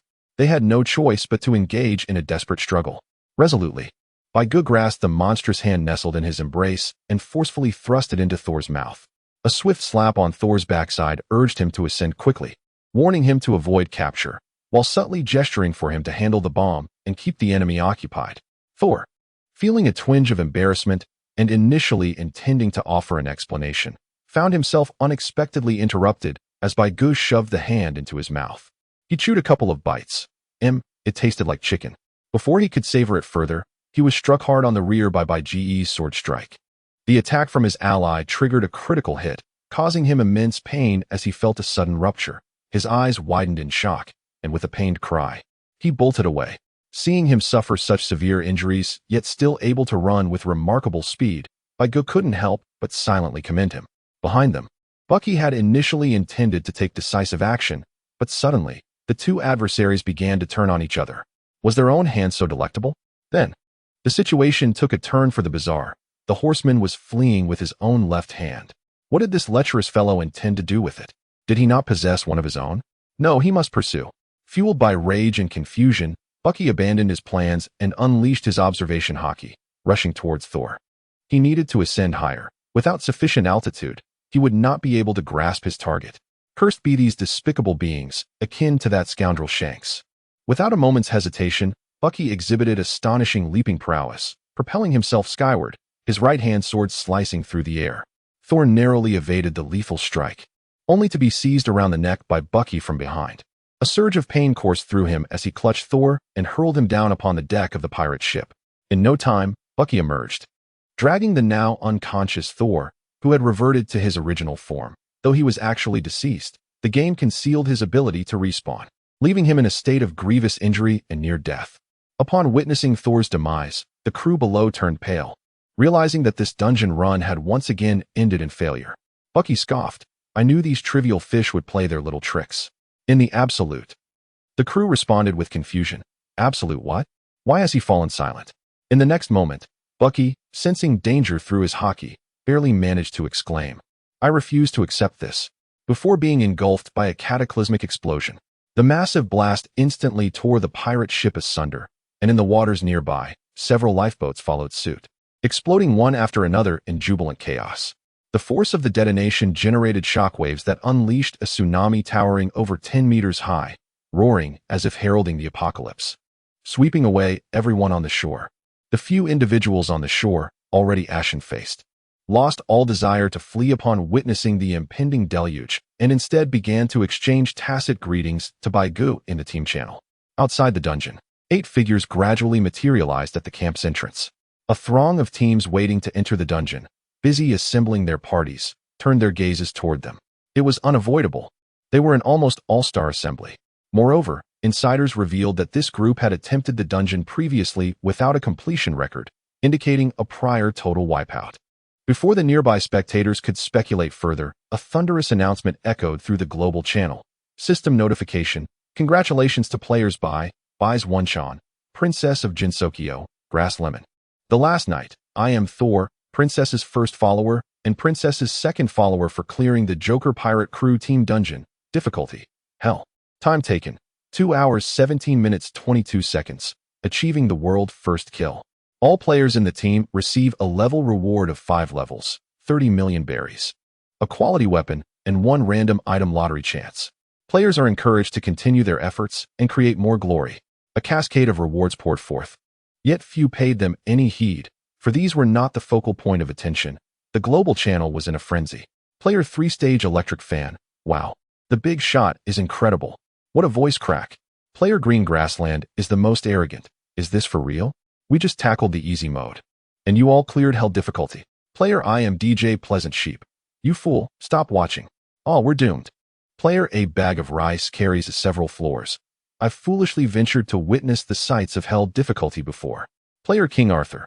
The above is impressive. Any useful battle reports? I am willing to pay handsomely. Player Washing Machine. To be honest, many have entered hell mode, but I suspect not many made it out in mere seconds like I did. Player Princess of Jinsokyo. Hee, get to know the Joker King. Player The Last Night. You may find it hard to believe, but I was nearly killed by a single blow from the Joker King, and somehow, I ended up winning by lying down. With the arrival of the main character, the world descended further into chaos, a frenzy of excitement erupting as discussions spiraled wildly. In the team channel, everyone agreed to keep the details of their victory over the Joker King dungeon a secret. Most had contributed little, and collectively, they wished to see others defeat Machi and Kabachi, allowing themselves to experience the terror of the invincible Joker King. Indeed, it became apparent that the team was composed of cunning individuals. In a quaint inn at the town's center, Thor and Amasuk, both swathed in bandages like mummies, lay resting in their beds. Thor scrolled through forums while Amasuk attempted to charm women online, though none seemed swayed by his advances. Baigu sat on the edge of the sofa beside the 2 injured individuals and surveyed their wounds, silently grateful that the violent explosion had obliterated him, allowing him to respawn in full vigor. Otherwise, the sight of them, barely clinging to life, would have been utterly disheartening. Chapter 11. Leisure Moments at the Inn, Gotcha, Part 1. Having temporarily bid farewell to his companions, Baigu returned to his room and opened his system backpack. During the previous battle, the weapon he had purchased for tens of thousands of berries had been reduced to molten iron. With no other option, he would have to seek another opportunity to acquire a new one. Although he had completed the hellishly difficult dungeon through some clever maneuvering, he had nonetheless fulfilled the task. And the rewards were indeed generous, including a fine weapon, a thoughtful gesture that saved him the trouble of purchasing one. Moreover, he had another chance to draw from the lottery.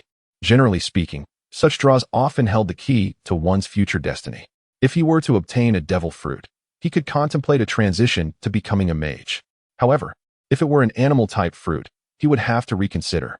Wait, thinking of the appearance of Solman, perhaps the animal type could be disregarded. As he opened the system's lottery interface, a gacha machine came into view, complete with a display panel in the lower left corner indicating the probabilities of obtaining various items. The item draw probabilities were as follows: Supreme Great Blade, 12 Workmanship, Orange 0, 00001, Natural System Devil Fruit, Orange 0, 0001, Superhuman System Devil Fruit, Golden 0, 009, Animal System Devil Fruit, Golden 0, 002. Great blade. 21 workmanship, golden 002. Good blade. 50 workmanship, purple 007. Magical special item, purple 008. Refined weapon from black merchant, blue 6. Specialty weapon from orange town, green 12. Navy special dispatch order, blue 5. Beginner pirate starter pack, gray 35. A golden piece of advice from the system, colorless 25. While I can comprehend most of the options, what on earth is this a golden piece of advice from the system? Its high probability suggests it is far from desirable. I must avoid drawing that at all costs. Other than the refined and specialty weapons, which have exceedingly low probabilities. The Navy dispatch order appears to be for entering the Navy, and the beginner pirate starter pack likely holds some deceptive surprises. The natural system Devil Fruit shares the same level of rarity as the Supreme Great Blade. Upon further reflection, aside from certain extraordinary superhuman and animal-type mythical fruits, the battle between Akiji and Akainu for the position of Admiral resulted in a transformation of the landscape, turning the island into a realm of ice and fire due to the awakening of their fruit abilities. However, one must not rush in matters of luck, yet. One should be swift in spirit. What does this mean? Allow me to clarify. All members of the team have each received a chance to draw from the lottery. Do you understand? Team Channel. White. Are you all available? Please gather in the lobby beneath the hotel. In the realm of dreams, White's Oni-chan playfully remarked. It's only been half a day since we last met, and already my younger brother yearns for Oni-chan? To which the princess of Jinsokyo retorted, Humph, you insolent rogue. The last knight observed quietly as he passed by the inn on the upper floor. I have arrived, announced Thor, the god of thunder. What brings you here? Came the reply, as I was leisurely strolling with my elder sister, the princess. One moment, esteemed one, said henchman number 1, I shall be with you shortly. Please wait a moment, great one, echoed henchman number 2, I will join you soon. Before long, a gathering formed around a table in a corner of the inn's lobby on the ground floor. A group of individuals sat together, laughing heartily at the sight of Thor and Anmi Shio, both bandaged like mummies, completely unconcerned with their appearance. Baigu cleared his throat and addressed the gathered crowd, saying, I have summoned you all for but one matter. The crowd responded with murmurs of agreement. And then? Baigu, the previous lottery opportunity we received was of no use, was it? Shu Shui, I seem to understand why you called us here, dear brother. Elisha, oh, this seems rather intriguing. Will we be able to see who is the unluckiest among us? Thor, haha, we Asgardians are all blessed by the fates. Do you know what that signifies? Before anyone could deliberate further, Thor, filled with pride, immediately activated the lottery. A virtual gacha machine materialized, and with a couple of rumbling sounds, a round egg rolled out from within. Amid the eager anticipation of the crowd, without the slightest hesitation, Thor opened the egg. A blinding flash of white light erupted, dazzling everyone present. Thor, well, I can explain. It appears the blessing from the fates may have worn off. Elisha, enough of your rambling. Quickly reveal what you have obtained. I can hardly contain my desire to mock you. Thor, all right, it's a beginner's pirate starter pack. The crowd erupted in laughter. Thor, hey, you cannot so heartlessly ridicule an honest person. Amiyu, what are you laughing at? If you have the ability, why not open one yourself? Amiyu, fine, I shall. I have aided countless beautiful maidens. The goddess of fortune must surely favor me. Then, a dazzling light flashed. Amiyu, it seems the goddess of fortune might not be home today. Thor, ha, this is hilarious. You, of all people, dare to mock me? Amiyu, a beginner's pirate starter pack. 1. This is impossible. It makes no sense. Under Elisha's threatening gaze, the two lackeys took turns opening their eggs, leading Thor and Amiyu to accept the reality that each of their eggs emitted a stunning blue light. Lackey 1. A rare black market weapon. 1 Lackey 2. I sincerely apologize. It's a military dispatch order authorized by the Navy. 1 Elisha. Wow. It seems my lackeys are far more competent than you two losers. Thor, QAQ. This is not fair. Amiyu. The goddess of fortune must have received my summons and gone home. The naval dispatch order serves a specific purpose.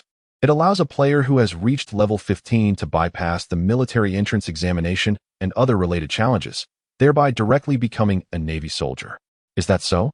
It seems that becoming a pirate is straightforward, but joining the Navy necessitates a test. It appears that this is related to the faction that was not activated on the attribute panel before. Lemon, is it my turn now? By Go. Oh, please go ahead. With the lessons learned from the previous players, everyone has relaxed considerably. After all, the probability of obtaining items of golden quality or higher is exceedingly low. If one lacks the fortune to win a lottery, it is hardly worth pondering. What transpired next left everyone in utter disbelief. A capsule slowly rolled out of the vending machine, completing 2 rotations before being tapped by Lemon Girl. The system notification then rang out. Congratulations, player Green Grass Lemon has obtained the golden tier item, Great Knife 21, Frost and Snow, accomplishing the hidden achievement, Golden Legend. You are awarded level 1 and 50,000 berries. Please continue your efforts and create further brilliance. All gazes were fixed upon the table, captivated by the radiant golden orb in Lemon Girl's palm. Particularly, those few with sky blue and white clouds, Sol and Anmiyu, couldn't help but shed tears of envy. Now, only Bai Gu, Shu Shui, and Eliza remained without their turns. Eliza, with her twin ponytails swaying, flashed a charming smile, gesturing for her turn. Eliza, I apologize, but it seems my luck is truly extraordinary. Not only has my follower enjoyed good fortune, but our Lemon has also achieved the golden legend. How fortunate we are today. My apologies, everyone. It appears another golden item will emerge. Shu Shui. Oh, I see. Brother, this is what the Chinese often say, when one attains enlightenment. Even the chickens and dogs ascend to heaven, isn't it? By Go. This. Elisa, silence, you impudent fool. Watch as I unleash my prowess and demonstrate a nature-type fruit for you. Elisa, momentarily choked by Shu Shui's retort, was consumed by a mix of indignation and embarrassment. She slammed her palm on the table, prepared to roll up her sleeves and confront Shu Shui.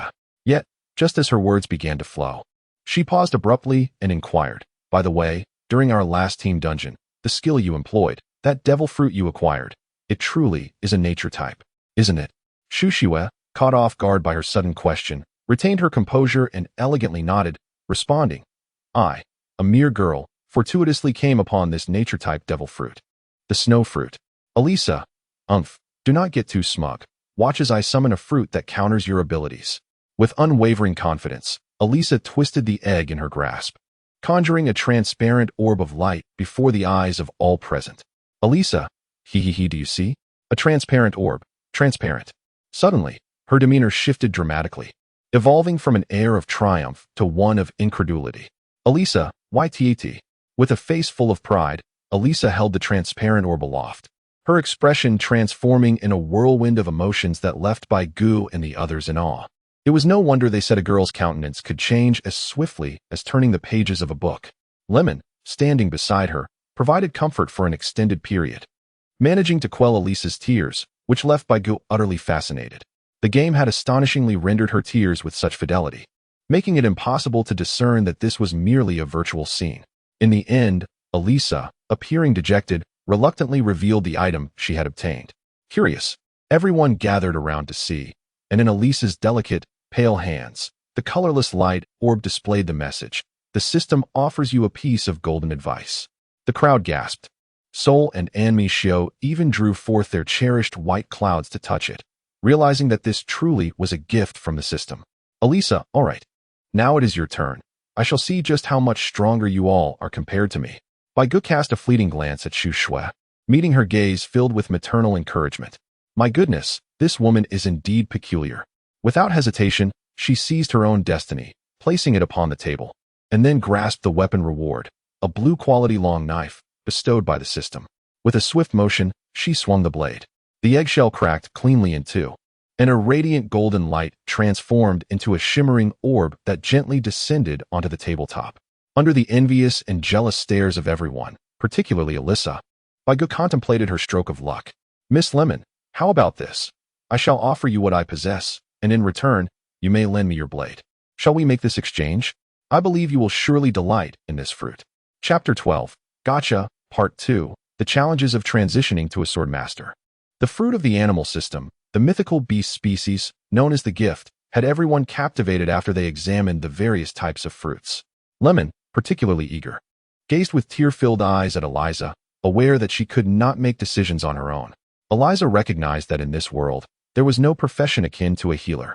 To provide buffs or heal teammates, One would need a devil fruit, specifically one associated with support abilities, such as the mythical beast phoenix or the paramecia surgery fruit.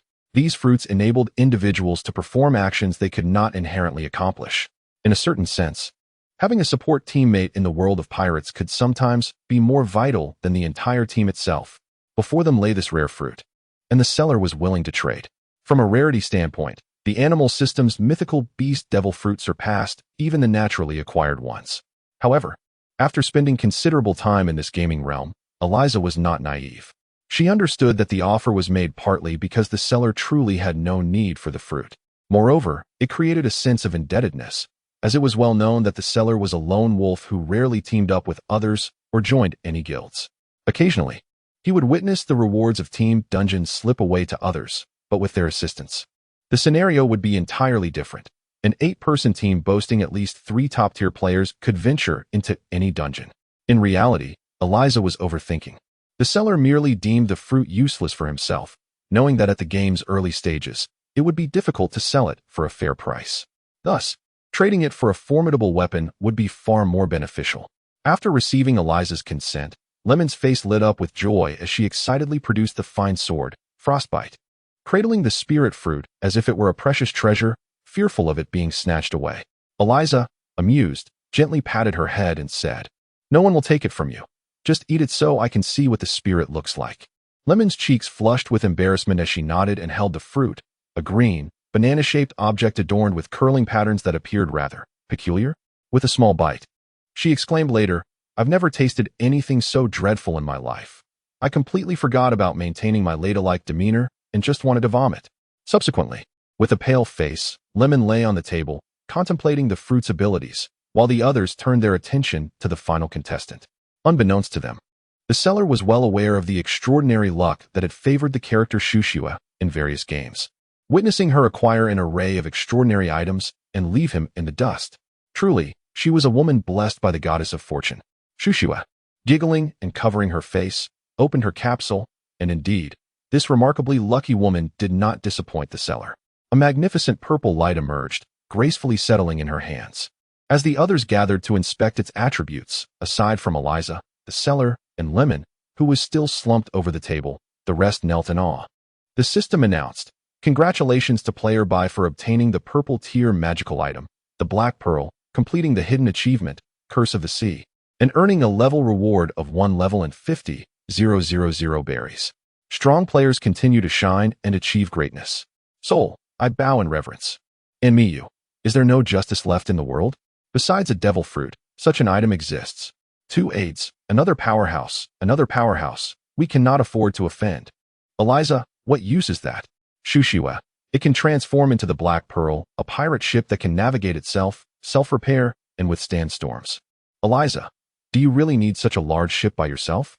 And such a wicked, terrifying ship, how about selling it to us?" In response to Eliza's tempting offer, Shushua smiled lightly. "It can change its appearance. If I desire, I can make it resemble the Thousand Sunny." Eliza, TCH. You despicable woman, your luck is truly enviable.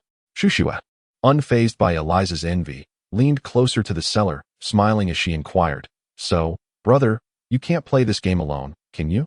Would you like to team up with your sister? I could be your sole vice-captain." Upon hearing Shushua's words, the seller felt a genuine temptation. A self-navigating, storm-resistant, self-repairing pirate ship was indeed a monumental asset in this game.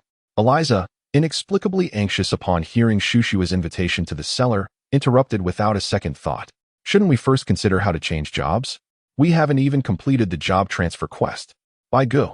Indeed, you make a valid point. The system notification indicates that the first job transition quest begins at level 15, yet we have received no indication whatsoever. Interrupted by Eliza, Shushua, who had been in the midst of a positive discussion, let out a sigh and joined the conversation about the job transition quest. 10 minutes later, Bai, with arms crossed in contemplation, remarked, "In this light, our mission becomes quite clear." Amishio replied, "Indeed, Your Excellency Bai speaks wisely. As practitioners of swordsmanship, we ought to achieve the realm of sword masters, which would signify the completion of our first-tier task." Suo, perplexed, interjected, "What is going on? How have you both reached clarity? What about my own class transition?" By go. You may need to find someone equally adept with a hammer perhaps like Hammer Hero, to complete your job transfer quest. Sua Air, what about them? Ning Meng. Well, I must mention, after consuming the fruit, my progress towards the first job transfer increased on its own. Shu Shui, my completion rate stands at 78. It seems to be calculated based on the preliminary development of the fruit's abilities. AI Li Sha. All right, I understand. Ning Meng. Let us depart and procure a nature-type fruit for the lady. Ning Meng. Certainly. By the way, everyone, we shall take our leave now.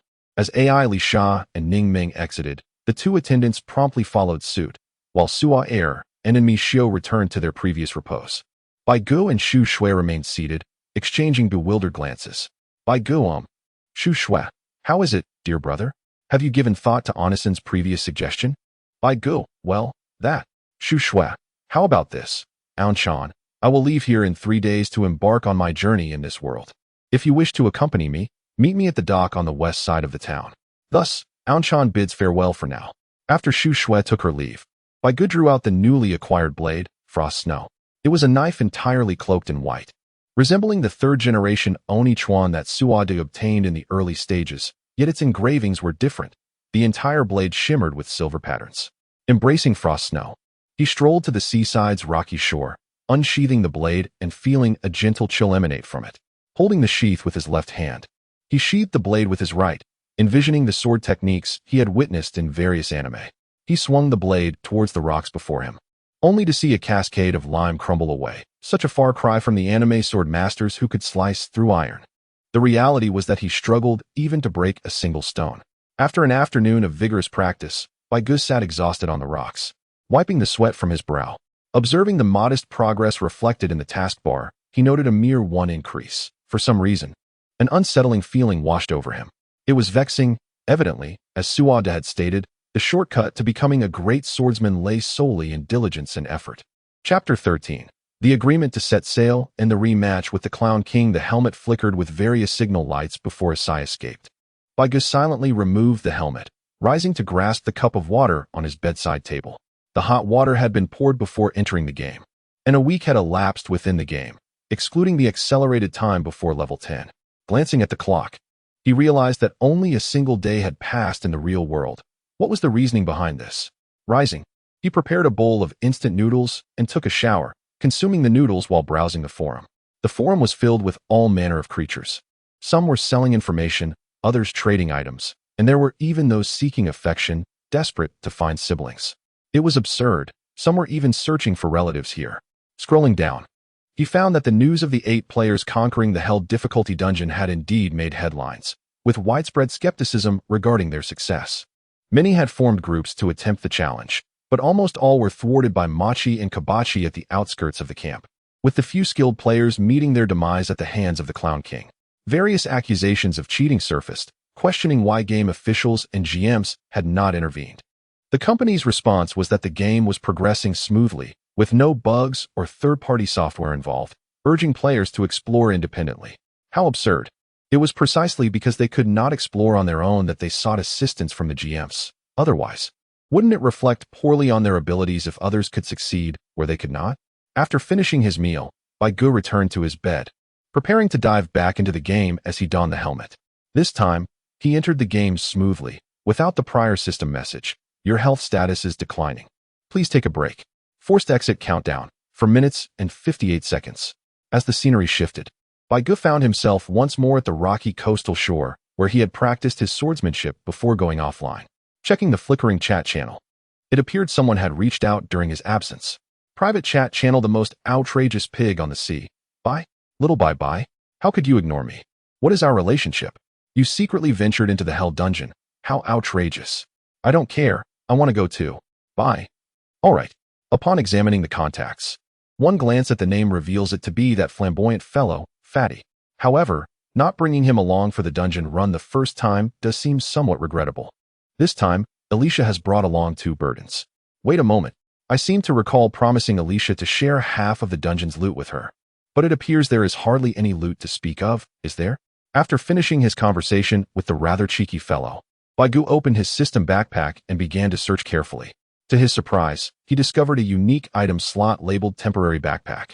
Within it lay a collection of vibrant, Colorful items, accompanied by a system note stating, when the player team is completely wiped out, any uncollected items within the dungeon will be automatically transferred to the temporary backpack. Items stored in the temporary backpack will be kept for 12 hours. After this period, they will be considered lost. Goodness, I nearly discarded a treasure trove. Baigu swiftly moved all the items into his main backpack and proceeded to examine their details. Captain Buggy's cloak, golden, a cloak that can transform into various styles and colors, featuring automatic repair capabilities, an indispensable choice for your travels. Special Buggy Bomb, purple, a uniquely crafted explosive with immense destructive power. When launched from a cannon, it can inflict severe damage within a 20-meter radius of the target. Use with caution. Unknown species pet egg, purple, a pet egg that, with careful nurturing, can hatch into a special pet. Your sincere efforts will yield unimaginable rewards. Acrobatics, flame throwing, purple, a special skill book from Chief of Staff Kabachi, usable only once and vanishing thereafter. It grants the player the ability to unleash a torrent of flames. Machi's genuine leather beast suit, blue, a treasured garment of the beast tamer Machi. Wearing it will lower the wariness of ferocious beasts and enhance animal affinity. Though the collection was modest, it primarily consisted of valuable items, albeit with a few peculiar additions. After contemplating, Beige reached out to others and ultimately learned that they had not acquired any items. This implies that following the team's annihilation, the items obtained would be stored in a temporary backpack designated for the leader. Team Channel. The following items are the spoils from the team dungeon. According to our previous agreement, Eliza, you may select half, and the remainder shall be divided amongst the rest of us. Should anyone take more than their share, they should compensate those who receive nothing. Eliza, given that we mostly coasted through this dungeon, I shall take half, and the rest can be shared among everyone. Amicio, I feel quite ashamed. Having already received the first kill reward, I have no face to claim any items. Please, everyone, proceed as you wish. Loyal Follower 1, I do not dare to take anything. Loyal Follower 2, I do not wish to claim anything either. Soul, may I take just one item? Baigu, which one do you want? I shall send it to you. Sua Air, then I shall have that special Baki egg, for it is truly magnificent. Baigu, what about you? Shu Shui, then this young lady shall accept that egg. Ning Ming, I conferred with the princess sister, and we shall take that skill book. Baigu, very well. I shall take that great cloak, and as for the remaining beast attire set, perhaps you would like to accept it as well? Elisa, after the distribution of spoils, Baigu sat cross-legged upon the rocky shore, stowing away his belongings and examining his attributes panel. He noted a significant enhancement. Following his encounter with the Jester King, he had directly leveled up by 5, accumulating a total of 7 levels and 35 attribute points, including the 2 he had previously saved. System notification, attributes panel player, Baigu, nickname, by, level, 17 faction selection incomplete class, first transition quest incomplete, current progress, 14, health points, 900,900, 100, strength, 30-40, frost snow, magic power, 15 armor, 15 magic resistance, 15 agility, 15 wisdom, 9 luck, 5 weapon. Great blade of 21, frost snow, golden, a rare blade. With only 21 in existence worldwide, enhancing the wielder's strength attribute by 40 points, inflicting 20 slashing damage, and causing a frost effect of 14 points per second on struck opponents. System notification, attribute points have been fully allocated. Content with his newly revealed panel. Baigu marveled at his impressive strength attribute of 70 points at just level 17. It is noteworthy that, excluding the foundational 4 points from other levels, even with full allocation to strength, a level 17 character would only reach 81 points. However, the wisdom of 9 seems dubious. Why does he possess such high wisdom, yet finds himself relentlessly swinging his blade? Glancing at the time, with only 1 day remaining before the deadline set by Shu Shui, Baigu pondered that rather than aimlessly wandering, it would be more prudent to seek companionship. Although this companion might possess a few eccentricities, she was undeniably a beauty. Furthermore, would Baigu ever disclose his intent to ride upon her fortuitous luck? Having made his decision, Baigu grasped his weapon and, after a few agile leaps, returned to the shore, heading towards the team dungeon campsite. Along the way, he sent messages to Shu Shui and the plump fellow. Having previously promised to guide the latter through a dungeon, he was eager to ascertain the extent of the disparity between himself and the Jester King after this considerable enhancement. On his way, Shu Shui approached with a charming smile, strolling alongside Baigu, and cheerfully remarked, I knew my dear brother would never abandon One-Ichan. By Gu, well, as I mentioned in my message, even though we are not related by blood, you still count as my family by name. It's fine to be in the same team with you, but you must not act recklessly. Otherwise, I will no longer team up with you. Shu Shui, understood. Really? You are quite stingy, brother. It's just a few pokes on the cheek. But I must ask, how do you maintain such youthful skin? Your face is truly delicate. As she spoke, Shu Shui playfully poked Bai Ji's cheek again. 5 minutes later, at the outer camp of the team instance, the boisterous Pao brought along 2 followers and encountered the sulking Bai Gu, with the somewhat bashful Shu Shui behind him. Pao, oh look who it is. You come uninvited and even bring a beautiful lady with you. Don't be nervous, miss, just call us brothers, and we'll take you on an adventure. Though Shu Shui had openly showcased her cunning side when she was in a team with Eliza and others, it did not mean she would behave similarly with everyone. Faced with someone as crass as Pao, she immediately retracted her previous shyness. Due to her long nails, when she poked Bai Gu, he dodged, resulting in a small cut that bled slightly. With a somewhat frosty expression, she glanced at Bai Gu, silently inquiring, "Can we take him down?" Bai Gu shook his head vigorously, steadying the somewhat impulsive Shu Shui, and sent a private message to Sapang. "Are you out of your mind? This is a formidable figure. If they decide to eliminate you, I cannot assist." Observing Shu Shui's silence, Sapang assumed she was merely shy and was about to continue his banter when he received a message from Bai Gu. Almost dropping the long knife at his feet due to surprise, he realized Bai Gu was a significant player, and being referred to as a superior figure implied that the other party was indeed noteworthy. His life was at stake. There were a total of 5 individuals present, and after some contemplation, Bai Gu decided to summon the recently revived Soul. He would collaborate with Shu Shui while Soul engaged Kabaji, leaving Sapang and his companions to merely observe. A perfect allocation, indeed. Before long, Soul arrived, and the group entered the fray. Bai Gu, with practiced ease, clicked on the portal to hell. As they stepped into the dungeon, they were met with the bemused gazes of nearby players, with only 6 of them. It was generally understood that even 8 players struggled with the hard mode, let alone 6. Within the dungeon's encampment, Bai Gu unsheathed his frost snow, signaling Soul to take action, to which Soul nodded in acknowledgement. Accompanied by Sayapang's 2 underlings, he brandished his hammer and advanced toward Kabaji. Bai Gu held onto Mo Chi, determined to keep him alive as they dashed around together. Shu Shui and Bai Gu swiftly approached the colossal lion. To their astonishment, as soon as the battle commenced, Bai Gu delivered a single strike that severed 1/3 of the lion's health. Momentarily taken aback, Shu Shui followed up with a control skill, and Bai Gu deftly withdrew, landing 2 more strikes that ultimately vanquished the beast. Not far away, Sapang and Mo Chi were equally stunned, particularly Mo Chi. What transpired? Where did such a formidable lion disappear?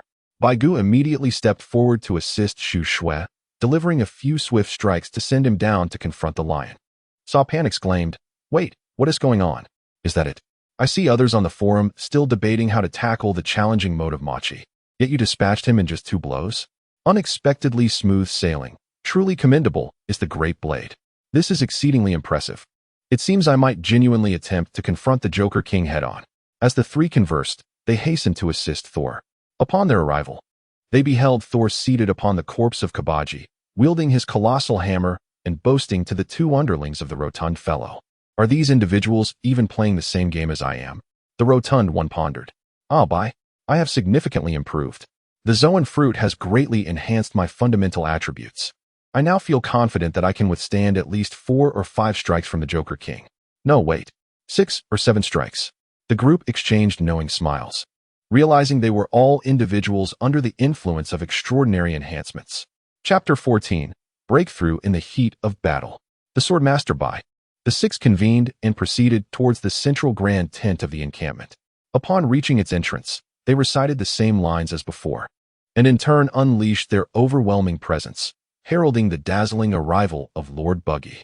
However, unbeknownst to Lord Buggy, he sensed an unusual aura emanating from the riffraff today. Why did these individuals gaze at him with such eager anticipation? Particularly the muscular blonde man wielding a massive hammer, whose fervent gaze was unsettling. Could he be a homosexual? The newly arrived Joker King was taken aback by Bai and Thor, instinctively retreating a step in trepidation. This scene evoked envy from the rotund fellow and his 2 underlings, marveling at the strength of the formidable. Is this the realm of the powerful? Merely through their gaze and aura, they exuded such might, causing the Joker King of the hellish dungeon to retreat before a battle even commenced.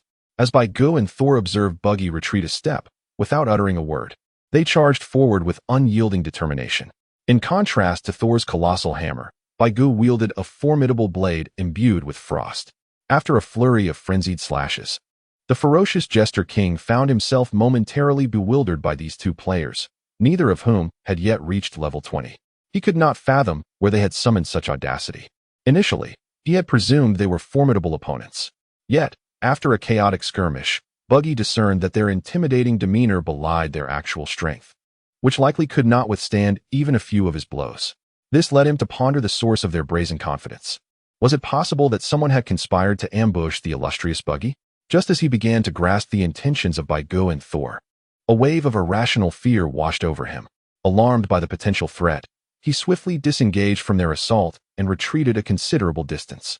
With his observation haki fully activated, he sensed an impending crisis, yet after 2 minutes of keen perception, he failed to uncover any elusive traps.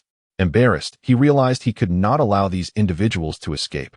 Otherwise, the illustrious image of Buggy would undoubtedly be tarnished. It was imperative to ensure these interlopers remained trapped in this encounter. Witnessing Buggy's internal turmoil as he oscillated between nodding and shaking his head, Baigu and the others were left in utter confusion. What was happening? Had this fellow been rendered daft by their previous encounter? It seemed implausible, as he clearly no longer recognized them. What, then, was the true nature of this situation? Regardless, Baigu questioned whether they should continue their assault or relent. Simultaneously, both sides reached a consensus, brandishing their weapons and re-engaging in combat. As the battle dragged on, both parties began to experience a decline in their health points. However, Buggy and Baigu fought with genuine fervor, showing no signs of ceasing their onslaught. Thor was exhilarated by the thrill of battle, whereas Baiji's excitement exceeded that of his companion.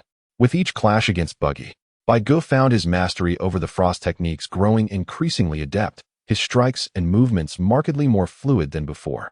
The progress bar for his quest visibly advanced. Before him stood an adversary of at least swordsman caliber, offering an opportunity to hone his skills while simultaneously completing a quest.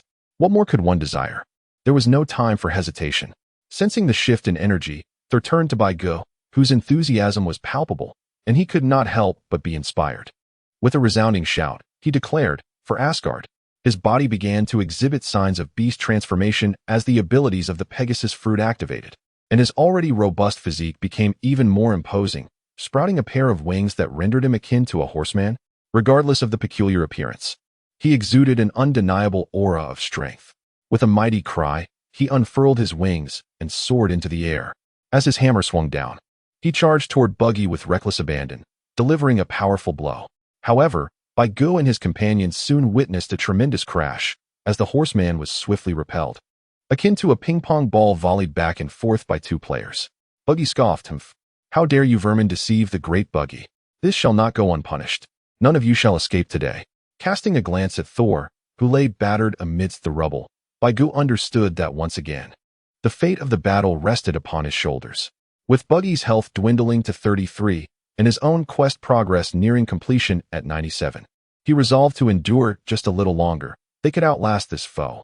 With a flourish of his frost-laden blade, Baigu re-engaged Buggy in combat. The others, including the mischievous Fatty, took the opportunity to deal damage from the sidelines, while Shu Shui intermittently conjured ice walls to shield against Buggy's relentless onslaught. The confrontation devolved into a stalemate. As the clock ticked to 2 hours, 54 minutes, and 17 seconds, Buggy's health plummeted to a mere 8. Meanwhile, Bai Ji's situation was equally precarious. He was left with only 21 health points. Shu Shui fared slightly better, though the frequent use of her abilities had begun to drain her stamina. Fatty and his two companions had already succumbed to Buggy's might. Thor remained incapacitated, leaving Baigu to shoulder the burden alone. The quest progress bar now stood at 99. The culmination of their efforts hinged on this final surge. Baigu, this is the final wave. Whether I can succeed depends on fate. Shu Shui, do not worry, dear brother. Anchan will support you. Just as Baigu was about to charge forward, he nearly stumbled at Shu Shui's words, feeling a rush of embarrassment and indignation as he turned to her and exclaimed, "Please do not create chaos at such a crucial moment." Shu Shui, "Oh my, seeing you so tense, Why not relax a little? You must give it your all. The distinction between an ordinary swordsman and a sword master lies in the ability to cleave through steel, which requires reaching the threshold of sword mastery, the comprehension of the breadth of all things. Only after this can one cultivate to unleash the sword energy that transcends the body, thereby attaining the true realm of a sword master. Wait, I have been at level 99 for quite some time. Bai Gu had always assumed that his experience points were insufficient, that the leap from 99 to 100 required an even greater accumulation, which is why he had hesitated to advance. In hindsight, it appears he had yet to grasp that pivotal insight. With a gentle sigh, he realized that he could no longer rely on a sudden breakthrough to overcome his opponent. The challenge of suddenly comprehending the breadth of all things is formidable. The chasm between an ordinary individual and a sword master cannot be bridged by mere combat. Bai Gu relinquished his earlier ambition of leveling up while fighting, gripping his sword firmly with both hands as he focused intently on observing Buggy's movements, seeking to uncover any weaknesses. A gentle breeze swept through, scattering the dust in the air, and Bai Gu suddenly heard the whisper of the wind, the distant sound of waves crashing against the shore, and the sharp slicing sound of the blade as Buggy wielded his long sword, cutting through the air with precision. Bai Gu, at this moment, the seasoned Buggy sensed something amiss. The young swordsman before him clearly intended to hone his swordsmanship by engaging him in combat, a notion that seemed rather presumptuous. Having traversed the seas for many years, Buggy had encountered numerous prodigies. How many could truly transcend that threshold through mere skirmishes? Aside from the likes of Shanks and Mihawk, who possessed extraordinary talents, it was only Buggy himself, through years of arduous training, who had attained the status of a sword master. However, something was amiss. The young lad now radiated an aura that distinctly set him apart from ordinary youths. Just as Buggy hesitated, the contemplative Bai Gu suddenly smiled. Remarkably, he had succeeded. He had not anticipated such a breakthrough, especially after having nearly relinquished hope. Life is indeed unpredictable, yet the system notifications are ever present. System notification: congratulations to player Bai for being the first to successfully complete the first job transition task, earning a level reward of 2 levels and 80,000 berries. Keep pushing forward and strive for greater achievements. This is bad. This fellow has truly experienced a breakthrough in the heat of battle. Seizing the moment while he is still unsteady, I must strike first and eliminate him. With Bai Gu having successfully transcended his limits, Buggy recognized that he could no longer afford to wait. He lunged forward, launching a barrage of attacks from all directions towards Bai Gu. A strike from which there was no escape. Bai Gu, since I cannot evade it, I shall simply shatter your technique head-on. Buggy, dream on, kid. Today, Lord Buggy shall teach you a lesson in humility. A crisp sound of clashing blades echoed as the two figures brushed past each other, standing still at their respective positions. Not far away, Shu Shui watched the battlefield with bated breath. The outcome of this clash would determine their fate. Should Bai Gu fall, their endeavor would be deemed a failure. Even if Buggy, the jester, was reduced to a mere shadow of himself, he was still no adversary that a girl lacking the stamina to unleash her devil fruit abilities could hope to defeat. However, the system did not disappoint her. Once again, Lady Luck graced her presence. System notification: congratulations, player Bai's European sister, the most flamboyant swine of the seas, along with 6 other players, has successfully cleared the 8-person team dungeon, the Buggy Pirate Crew. Dungeon difficulty: hell. Time taken: 2 hours, 59 minutes, 37 seconds, due to only 6 players participating. All players in the team received double rewards. Level of rewards: 8, originally level 4, 30 million berries, originally 15 million, and 2 exquisite weapons, originally 1.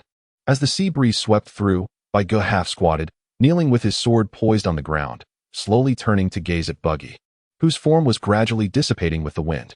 Buggy, kid, you are the only one I, Lord Buggy, have encountered who can stand shoulder to shoulder with Shanks and Mihawk in terms of talent. Grow well. We shall meet again upon the vast seas. Next time, I shall undoubtedly triumph over you all on my own. Bai Gu declared confidently. I, Captain Buggy, shall await your arrival. Just as he finished speaking, Buggy's form disintegrated into a cloud of dust. With his disappearance, the scene within the checkpoint began to shift entirely. In mere moments, they found themselves back at the location where they had entered the instance. Shu Shui hurried over to Bai Gu, anxiously inquiring about his well-being. Chapter 15. Bai Gu set sail. The leaderboard unveiled upon returning to the inn. Baigu meticulously wrapped several layers of bandages around himself, from his chest down to his calves, resembling a veritable mummy. Shu Shui sat at the edge of the bed, her fingers fidgeting as a look of distress crossed her face. Upon finishing his bandage work, Baigu glanced at her expression with an exasperated sigh. What does your expression signify? If it weren't for you entangling me like a pretzel, would I have resorted to taking matters into my own hands? Oh, dear brother, it was not my intention. I had never utilized this device before. Alas, I have never even employed a bandage. Truly, you are the epitome of a spoiled heiress of malevolent capitalism. By the way, dear sibling, you should witness the world. Previously, we six conquered the Hell Dungeon and even appeared on television. The world is quite lively now. I now harbor serious doubts that they have discovered a bug in the Hell Dungeon. Last time, we assembled a starship to complete the level. But what is happening this time? TSK. I seem to detect a hint of jealousy. Those who cannot reach the grapes declare them sour. Jealousy distorts my visage. Huh, you mere amateurs. Even if it were a bug, you wouldn't possess the ability to uncover it. Congratulations to Bai for another successful endeavor. Even the princess is on the verge of transforming into a steam maiden. Lemon, do not speak recklessly. Bai, are you envious?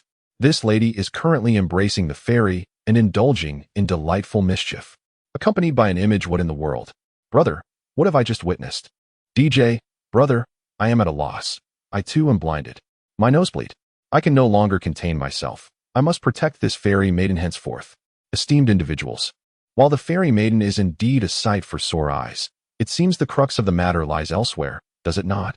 Indeed. Let us not focus on the pixelation. What a shock. Yen, I beg your forgiveness. I cannot return. The structure is rather askew. Yet I wholeheartedly support the fairy maiden. With a twitch at the corner of his eye, he cast a final glance at the two alluring chaos images sent by Eliza before shutting down the world channel. He turned to Shushue and inquired, what is so fascinating about this?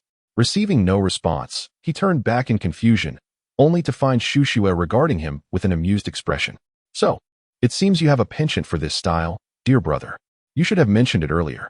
Although Wanchan has never done it, a cosplay is certainly within reach. Do not indulge in peculiar speculations. After a bout of playful banter, Shu Shui cleared her throat and stated, all right, let us cease the frivolity. However, before she could complete her thought, a system notification interrupted her. The notification proclaimed, due to certain players having completed their faction tasks, the faction system is now activated. The game will undergo a maintenance upgrade for 15 minutes. Players are advised to log out during this period. Otherwise, the company shall not be held accountable for any loss of items. Shu Shui remarked, this is precisely what I intended to convey. By go. Then I shall take my leave for now, perhaps to enjoy a meal before returning. Shu Shui. By the way, dear brother, do you still reside in the old house? By go. No, I moved out after my grandmother passed away. Shu Shui. I apologize. It was inconsiderate of me. However, my uncle has asked me to convey that you are welcome to return and live with us. By go. I have something to attend to. So I must take my leave. Shu Shui. Hey, brother. You. Before finishing her sentence, Baigu transformed into a mere collection of data and vanished. With a perplexed expression, Shu Shui touched her delicate visage, murmuring in doubt, am I truly that frightening? In the realm of reality. Baigu removed his helmet and sat on the bed, reflecting on the words his grandmother had spoken to him before her passing. Take good care of yourself. Do not blame your father. He too has his burdens. Shaking his head to dispel the memories, he rose and walked to the table, downing a glass of cold water. He then opened his computer to browse the official game forum, where the developers had announced updates. The first significant change was the introduction of the long-anticipated faction system. Featuring two factions, Pirates and Navy, alongside a hidden Revolutionary Army faction. The second update unveiled four major leaderboards, level, weapons, items, and currency, allowing for the exchange of in-game and real-world money, signifying that gaming could now be a source of income. Mom need no longer worry about my gaming pursuits, he mused. After several minutes of preparation, Baigu retrieved his phone and gazed at a particular number in his contacts. After a moment's hesitation, he opted not to dial. Tucking the phone away and returning to his bed, I shall continue my own journey. How others perceive me is their concern. My sole focus is to be the best version of myself. I, Baigu, shall become the world's greatest swordsman. He sighed, relieved that no one was around to hear him declare such a dramatic ambition. How embarrassing it would be to shout like Luffy. Although, It was not uncommon to see quirky players on the streets banding together to shout and play. Upon returning to the game, after the update, he logged in to find a notification. Baigu read it slowly, then accessed the newly added leaderboard in the system menu. Just as he was about to explore further, he received a system prompt. You have 3 entries on the leaderboard. Would you like to hide them? Baigu pondered over the hidden weapons and items, examining the rankings. Level rankings, displaying only the top 10 players. 1. Bai, level 27, first class swordsman. 2. Bai Zoniken, level 24, first class ability user. 3. I am Thor, level 20, first class ability user. 4. Green Grass Lemon, level 16, first class ability user. 5. Princess of Jinsokyo, level 15, first class ability user. 6. The Last Night, level 15, unclassed. 7. Most Daring in the Green Pastures, level 13, unclassed. 8. The Vortex of 3 Blades Fan, level 13, unclassed. 9. The Old Girl Selling Matches, level 13, unclassed. 10. The Most Daring Pig on the Sea, level 12, unclassed. Weapon rankings, displaying only weapons of purple grade or higher. 1. Great Blade of 21 Crafts. Frost Snow, owner unknown. Item rankings, displaying the top 10 players, including Devil Fruits. 1. Nature type, Snowfruit development level 13, owner, Bai Zoniken. 2. Animal type, Mythical Beast. Human fruit, Spirit form development level 6, owner, unknown. 3. Animal type, Horse fruit, Pegasus form development level 5, owner, I am Thor. 4. Superhuman type, Slippery fruit development level 1. 5. Owner, Princess of Jinsokyo. 5. Superhuman type, Soap fruit not consumed, owner, unknown. 6. Unknown quality pet egg, owner, Bai Zoniken. 7. Black pearl, owner, Bai Zoniken. 8. Special Bucky egg, owner, I am Thor. 9.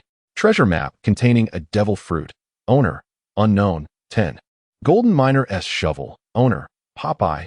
Wealth rankings, displaying only the top 10 players, calculated in-game currency, with real-world assets excluded. 1. Unknown, 15, 394, 330, 000 berries. 2. Unknown, 13, 446, 520, 000 berries. 3. By consortium, 12, 699, 750, 000 berries. 4. Princess of Jinsokyo, 11, 787, 640, 000 berries. 5. I am DJ Happy, 10, 564, 370, 000 berries. 6. I am Whitebeard, 9, 465, 230, 000 berries. 7. Unknown, 8, 736, 970, 000 berries. 8. I am Sakamoto, 6, 165, 780, 000 berries. 9. Orochimaru, 5, 541, 560, 000 berries. 10. Akatsuki's North Star, 3, 488, 750, 000 berries. Upon reviewing the rankings, Baigu felt a sense of bewilderment. While the other lists were manageable, the item rankings revealed an abundance of talent. Many had acquired the elusive devil fruits, a rare commodity in the early stages. To Baiji's surprise, Eliza had quietly secured the slippery fruit, a character's possession. Moreover, the wealth rankings were astonishing. The top 10 were all members of various guilds. The first and second positions boasted over 100 billion berries, with the third likely belonging to the affordable sister, Shushua. The fourth was Eliza. The fifth was the guild leader of the sheep village, I am DJ Happy. Sakamoto led the Divine Campus Guild, and Orochimaru presided over the First Academy of Naruto. Interestingly, the First Academy and the First Team were rival factions, both part of the Naruto fandom yet adhering to different beliefs, often embroiled in inexplicable conflicts across numerous games, a delightful topic of discussion among netizens. After perusing the rankings, Baigu opened the attributes panel, pleasantly surprised to find that after defeating the Joker King, he had leveled up by 10 levels. With 50 attribute points yet to be allocated, he decided to allocate the points before seeking Shushua. Since he had chosen to set sail, there was no hesitation in declaring himself a pirate. System notification, attributes panel, player, Baigu, nickname, Bai, level, 27, faction, pirate, class, first class swordsman, health, 1400, 100, strength, 40, frost snow, magic strength, 25. Armor, 25. Magic resistance, 25. Agility, 25. Insight, 9. Luck, 5. Weapon, Great Blade of 21 crafts. Frost Snow, golden eraser only available in 21 copies worldwide. Enhances the wielder's strength by 40 points. Deals 20 slashing damage. And inflicts a frost effect of 14 points per second on struck opponents. System notification, attribute points allocation complete. Satisfaction washed over by Gu as he gazed at his creation. With a staggering 80 points in strength, he felt confident he could contend with Buggy for an extended period. Folding the attributes panel away, Bai Gu rose and headed to the designated meeting spot with Shushue. Orange Island Town Dock. Not far from the shore, a colossal three-masted sailboat floated serenely on the waves. The three dark sails billowed in the wind, resembling three taut bows, poised to unleash arrows at any moment. The ancient hull bore peculiar patterns intermingled with strands of seaweed, resembling a shipwreck dredged from the ocean floor. Is this the Black Pearl from Pirates of the Caribbean? Bai Gu inquired, seemingly unimpressed. Ignoring Bai Ji's remark, Shuxwelian gracefully approached with a smile and said, "Dear brother, do not be deceived by its appearance. This vessel is customizable. If you wish, we can alter its design at any time." Bai Gu, there's no need for that. Simply making it a bit newer will suffice. By the way, are there any other functionalities? Shu Shui, such as immortality, perhaps? Shu Shui gazed at Bai Gu with a smile, while Bai Gu hesitated, yet eventually nodded. Her thoughts were laid bare before him, and for some inexplicable reason, she felt a tinge of embarrassment. Shu Shui, unfortunately, that kind of ability requires unlocking a seal. Bai Gu seals? Shu Shui, this vessel is currently a three-masted sailing ship. Whenever certain conditions are met, its seals can be gradually unraveled, allowing it to grow larger, ultimately breaking free from 2 layers of seals and transforming into a colossal 5-masted ship. At that time, 2 exceptional abilities will be unlocked, one being the Curse of Immortality, and the other the Summoning of the Sea Beast Kraken. The skill in question, is it merely a purple item? As for the Snowbound, similar to the Devil Fruits, both the natural and Zoan types of mythical beasts are golden. However, due to its advanced development, it claims the top position on the leaderboard. It follows the same principle. Once its seal is lifted, I believe its level will also rise. Bai Gu, are there any other crew members besides us? Shu Shui, no, it's just the 2 of us for now. Are you really not keen on spending time alone with the gentle and beautiful One-chan? How truly disheartening. Bai Gu slowly retreated a step, his gaze fixed on the theatrically inclined woman before him. This must be the toxic influence of those idol dramas from the island nation, which had undoubtedly corrupted her to such an extent. What kind of advanced education could lead to such a state? Clearing his throat, he called out to Shu Shui, who was still engrossed in her self-directed performance. Together, they boarded the legendary maritime dominator. Upon stepping onto the vessel, perhaps due to its revitalized appearance, Bai Gu was struck by the sensation of a luxury cruise liner. Most importantly, it was alive. It could navigate autonomously, requiring only the wielder's will to control it. Thus, the 2 of them, the strongest players thus far, embarked on a malicious alliance. Chapter 16, Limited Storyline, Ocean Restaurant. Bai Gu encounters Luffy again since departing from Orange Town. Bai Ji's daily routine had revolved around drifting at sea and honing his swordsmanship. Though he had achieved the realm of a sword master, he still had a considerable journey ahead before he could unleash the sword energy outside his body. Today also presented itself as an excellent day for training. Stepping onto the deck to bask in the morning sunlight, Bai Gu intended to draw his frost snowblade for practice. Meanwhile, from within the cabin, Shu Shui emerged, yawning and disregarding her goddess-like image, and remarked, "Brother, why are you so oblivious? Our door has been unlocked for over a week, and you haven't even attempted a nighttime visit. Are you truly a spirited young man?" Startled by her words, Bai Gu nearly lost his footing mid-practice, his head swirling with exclamation marks. Infuriated, he shouted back, "What normal young person would dare to invade your space at night? I am not a pervert." Shu Shui retorted, "Oh, in Huaxia, is a nighttime visit to you considered a perverse act? Even in the vibrant glow of neon lights, this behavior is undeniably peculiar." The 2 engage in such playful antics almost daily, and amidst their training, these moments render their days far from monotonous. Soon, after approximately a week of travel from Orange Town, they stumbled upon an unusual structure not far from their current location. Rather than a conventional building, it resembled an oddly designed large commercial vessel. The hull took the form of a gigantic fish, with a bow at both ends shaped like the head of a fish. Gazing upon this bizarre vessel, Baigu was reminded of a crucial plot point from the early episodes of an anime, where one of the main character's significant powers was acquired on board this ship. It appears that we have arrived at the floating restaurant, Baratai, remarked Shu Shui. Baigu. I am uncertain about the current state of the plot. It has been quite a while since I last saw Luffy. I find myself missing him dearly. Shu Shui, why not spare a thought for One-Ichan as well? Firstly, even if you are a beautiful girl, I cannot simply gaze at you every day, for that would render me a pervert. Secondly, what reason do I have to constantly fixate on you? Shu Shui, how heartless, One-Ichan, you have truly wounded my heart. Baigu observed this theatrical woman with a throbbing headache, clutching his forehead. She seemed proficient in all aspects, her management impeccable, and her financial expenditures justifiable. Her only flaw was her occasional bouts of irrationality. This might be what they say about God granting her a bed while sealing her door. Coming back to his senses, the Black Pearl approached the massive ship, appearing somewhat diminutive before the Baratai. Dropping anchor, the two ascended the East Sea's most renowned battle restaurant via a movable bridge, where pirates and Navy personnel dined together in an inexplicable harmony.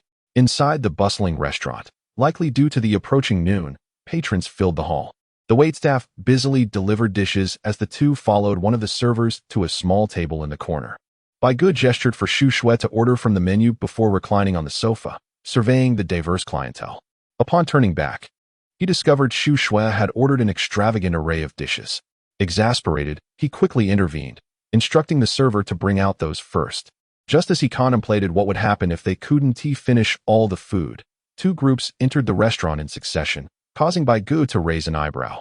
To his surprise, the first group consisted of familiar faces, Elisa and the magically transformed Lemon, accompanied by nearly a dozen others, marching towards a large round table situated opposite to Baigu's. It seemed they wouldn't encounter Elisa anytime soon. Following closely behind them, 3 men and a woman entered. The leader, not particularly tall, donned a red tank top, blue baggy pants, and a straw hat, his broad smile revealing his teeth. Indeed, it was the carefree Luffy. Trailing behind was Zoro, the green-haired swordsman of the pirate hunters, wielding his three-sword style. As they entered, Luffy, driven by hunger, wandered about aimlessly, while Zoro settled at an empty table, observing the surroundings. Luffy, however, was like a child on a sugar high, his eyes sparkling as he darted around.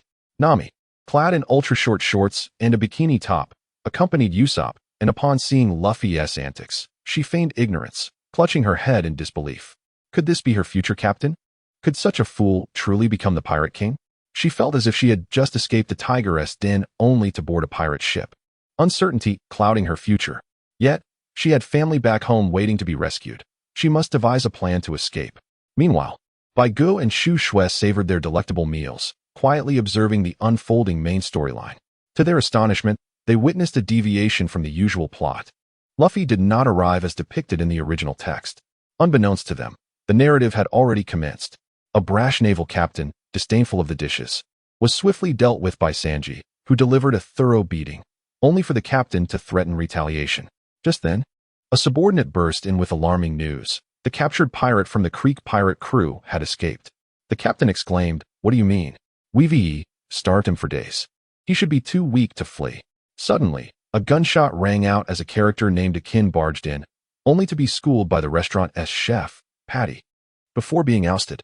Ultimately, Akin, after a comical defeat by Sanji's golden seafood fried rice, transformed into a good Samaritan, warning Luffy against venturing into the Grand Line, a perilous realm. Upon Akin's departure, Luffy returned to find his companions feasting, inciting his ire. Stealthily, he flicked a booger into Zoro's cup, eager to witness the ensuing chaos. Zoro, feigning innocence, reached for the cup but seized Luffy by the neck, forcing the booger-infused water into his mouth. Nami and Usopp erupted in laughter at the spectacle. On the other side, Baigu and Shu Shui watched the animated scene, stifling their laughter, their faces flushed. Luffy, now reeling from his misfortune, lay on the ground, while Nami and the others continued to laugh heartily. Sanji, irritated by their antics, cast a vexed glance their way, muttering, "How annoying. Could these people truly be his friends?" Just then, as his gaze fell upon Nami, he was struck by her beauty, his thoughts spiraling into infatuation. Setting aside his wine, he approached Nami with a shimmering rose, adopting a gentlemanly demeanor as he whispered, "Oh, great sea. Thank you for granting me this encounter today. Nami, caught off guard by his sudden declaration, paused her laughter, unsure of how to respond. Mock me if you must. As long as I am with you, I am prepared for anything, be it pirates or demons. Sanji's heartfelt proclamation turned him from a brooding young man into a lovesick fool, his eyes sparkling with affection. Just as he was about to continue, a voice interrupted him from behind. I suppose I am the obstacle you speak of, Sanji. Old man, Sanji stammered. Zhifu, it's a fine opportunity. Why not join them as a pirate? From behind, Zhifu, wearing a tall chef's hat and limping with a wooden leg, looked at Sanji and proposed. Before Sanji could respond, Zhifu declared, this restaurant no longer requires your services. The onlookers gasped in astonishment. The exhilarating main storyline has commenced. Shushua. It seems an exciting spectacle is about to unfold. Perhaps, dear brother, you may even encounter that individual here. This visit has indeed yielded unexpected treasures. Indeed. If the storyline remains unchanged, the crew of the clique pirates will soon arrive at Bartai under the guidance of Akin, and that man will undoubtedly make his appearance as well. Even if it means facing death, I would consider it worthwhile to engage in a duel with him. Just as the two finished speaking, the system promptly issued a notification. System notification, attention all players, the limited main storyline. The Sea Restaurant Bartai has been triggered. All players present are eligible to participate in this storyline quest. The quest will commence in 1 hour and 15 minutes. This main storyline is restricted to the East Sea Restaurant Bartai. Players from other regions will be unable to participate. Chapter 17, Time Team Dungeon, Pirate Fleet Unleashed, Part 1. Upon the system's announcement, the excitement in the global public channel surged once again. World Channel Player, Green Pastures. I am the most daring. Is this a joke? There hasn't even been a task guide. We've been drifting aimlessly at sea for several days, and I have yet to see land. How are we supposed to find the sea restaurant? Player, Princess of Fantasyland. Ho ho ho, once again. I have led my team to the scene of the incident with unmatched brilliance. What is this? Such unparalleled fortune proves that I am indeed the chosen one. Player, Lemon of Green Grass. Princess, you are magnificent. However, weren't we pushed over here by a wave? Player, White's 1 yen. You crack me up. Little Lemon. Your honesty is truly endearing. Player, Princess of Fantasyland. Silence. You, Mixed Practitioner. You have led my dear Lemon astray. Player, I am Whitebeard. A classic scene. A battle between two young ladies. Player, Electric Fan of 3 levels. Princess Elisa is a well-known internet celebrity. But how does the one above know that the other is also a young lady? Player, Iron Pot Cooking Myself. I too wish to know the specific location of the sea restaurant. Please, esteemed players, share the coordinates. I will offer 500,000 berries. Player, dear audience, Ace of the 3 Stripes. I echo the inquiry above. I will also offer 500,000. Inside the restaurant, upon hearing Zeph's words, Sanji trembled with anger and stepped forward to grab the collar of the other man, only to be tossed aside by a shoulder throw from Zeph. Observing this, Luffy chuckled and patted Sanji on the shoulder, exclaiming with joy, "It's fantastic that he approved your joining us as a pirate." Sanji retorted, "Who wants to go with you?" After another round of banter, Sanji righted the table and chairs he had knocked over, once again adopting a gentlemanly demeanor as he served Nami a fruit platter accompanied by a glass of juice. Meanwhile, Usopp, exasperated, rolled his eyes and shouted, "You've disrupted us too, you lecherous chef. How about a little compensation for your rudeness?" Sanji snapped back, "You fool. Didn't I serve you some plain tea? You should be grateful, long-nosed." With Nami employing her charms, she smiled and flirted, securing complimentary service from Sanji. After a lively exchange, the matter seemed to settle. Yet the NPCs appeared to sense a change in the atmosphere that the players could distinctly feel. Time is given freely. Just like at the initial level 10, time has been accelerated. Shushua. So, does that mean the storyline quests that were originally set to commence in several days are about to begin immediately? The eagerly anticipated dining experience at the seaside restaurant is truly remarkable. A lady seated by the window is gazing at the breathtaking ocean view. Despite the heavy fog today, relishing exquisite cuisine while soaking in such beauty is simply magnificent. This is the essence of life. Wait a moment, what is that? It appears to be a ship.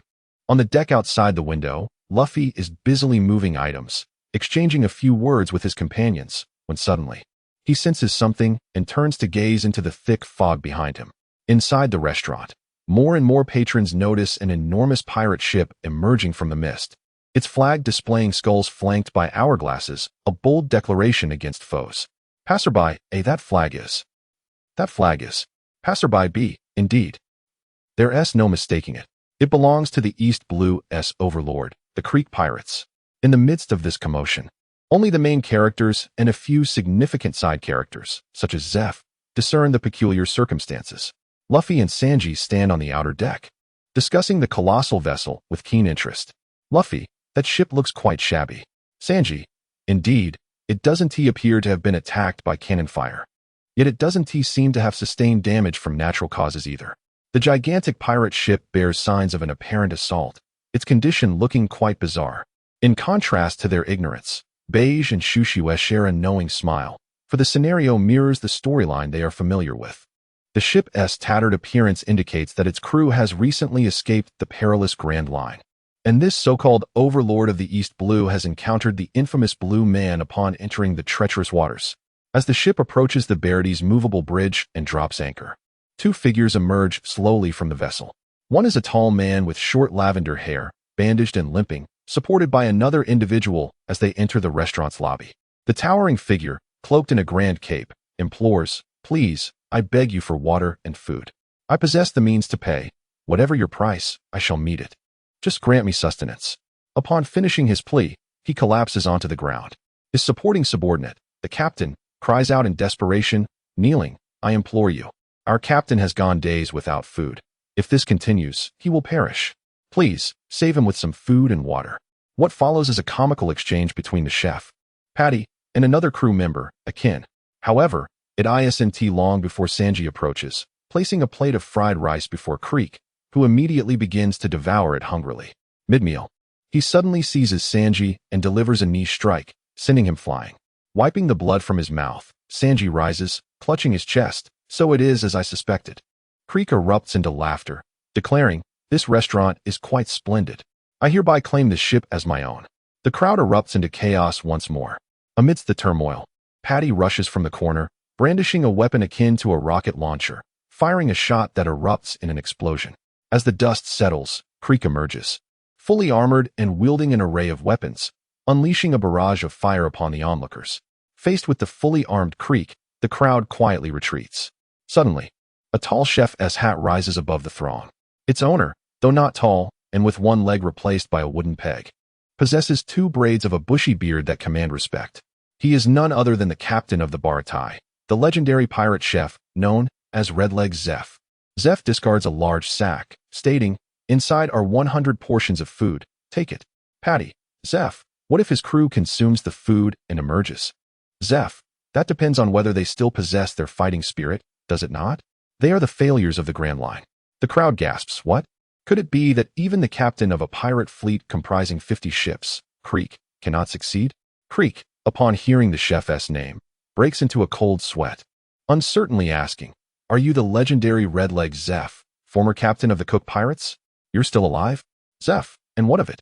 What follows is a lengthy exchange of banter between Zeph and Creek, with Creek making absurd claims that cause Beige and the others to stifle laughter, believing that possessing Zeph's navigational log would elevate him to the pinnacle of the pirate era and grant him the great treasure known as IP. Just as Beige can no longer contain himself, a burst of laughter pierces the tense atmosphere. Chapter 18, Limited Time Team Dungeon, Pirate Captain Creek, Part 2. Such laughter. It cannot be mistaken. Indeed, Beige traces the source to the hilariously convulsing Eliza, with Lemon Girl uncertain whether to intervene. As Creek, demanding the navigational log, is interrupted, his irritation mounts, yet upon seeing such an adorable girl, he smirks. "Humph. Considering your looks, I'll spare your life, but you must serve me. Ahaha. And you?"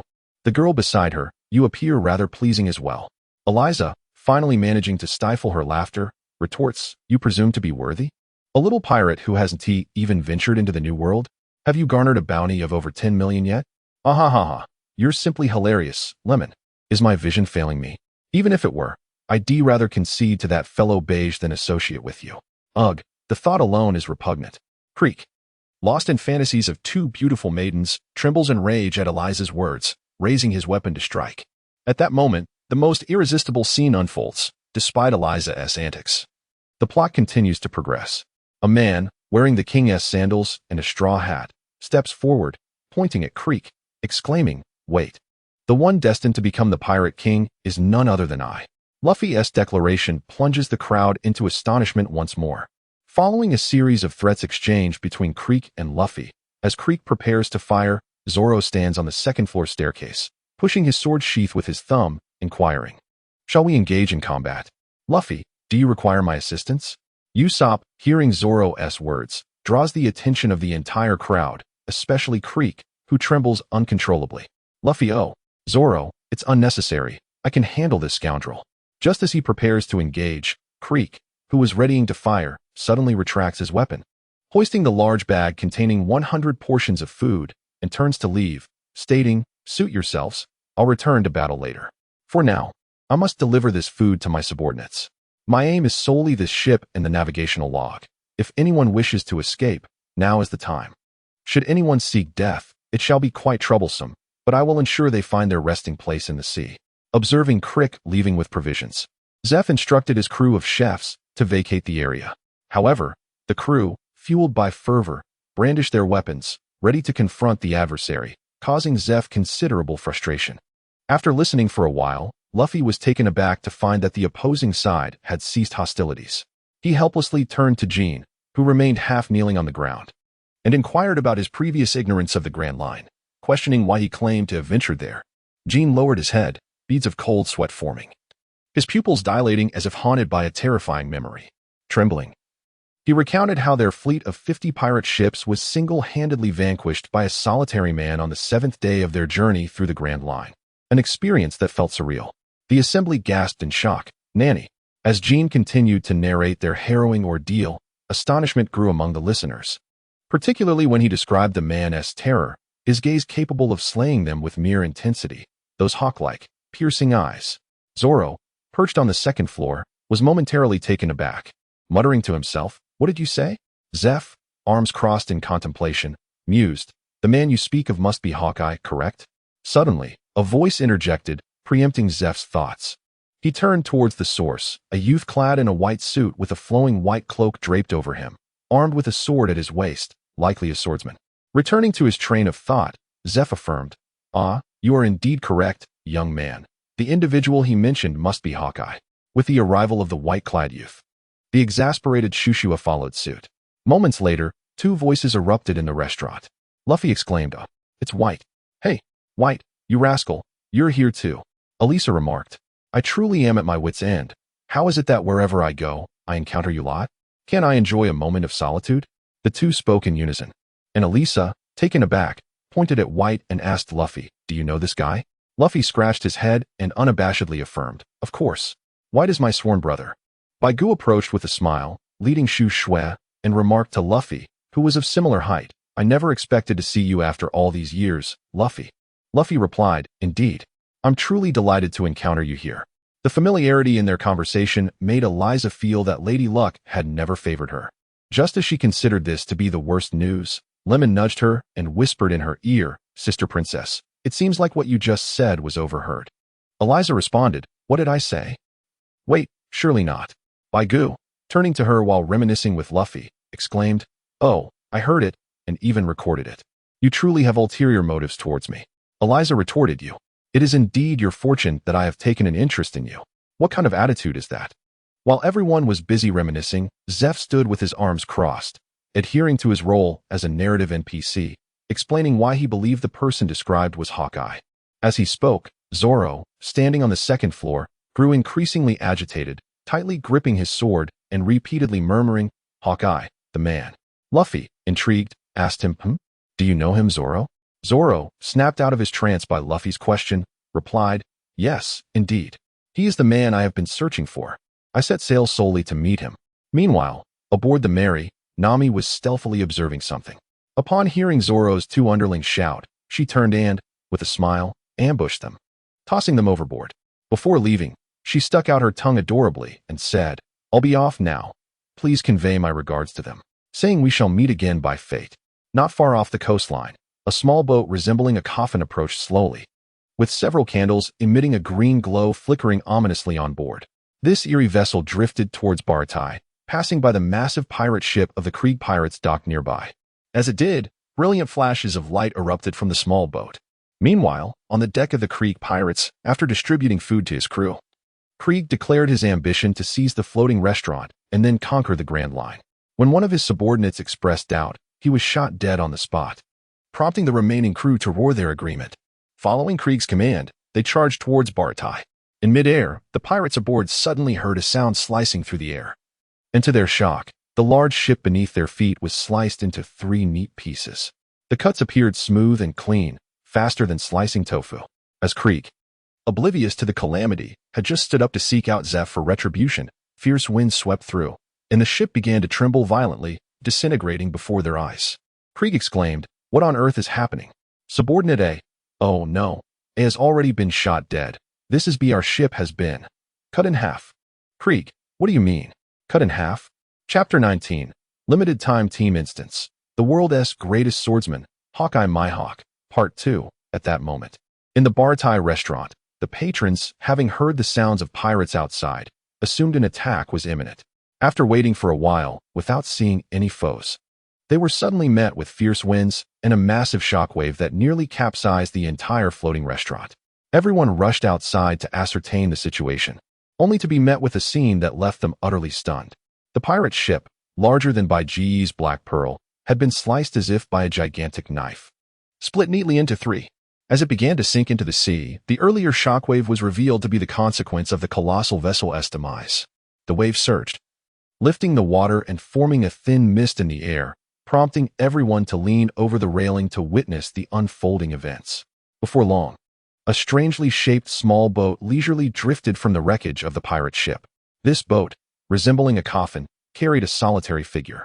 He wore a hat akin to Zoro's, donned a burgundy trench coat, and sat with his head bowed, legs crossed. On his back rested a cross-shaped black sword. All present gazed in awe at this enigmatic man's peculiar entrance. Amidst the sinking wreckage of the Krieg pirate ship, their leader, Krieg, shouted in fury, "You again. How dare you follow me? Subordinate C, A and B are out of the picture, you scoundrel. What grievance do we have for you to attack us like this?"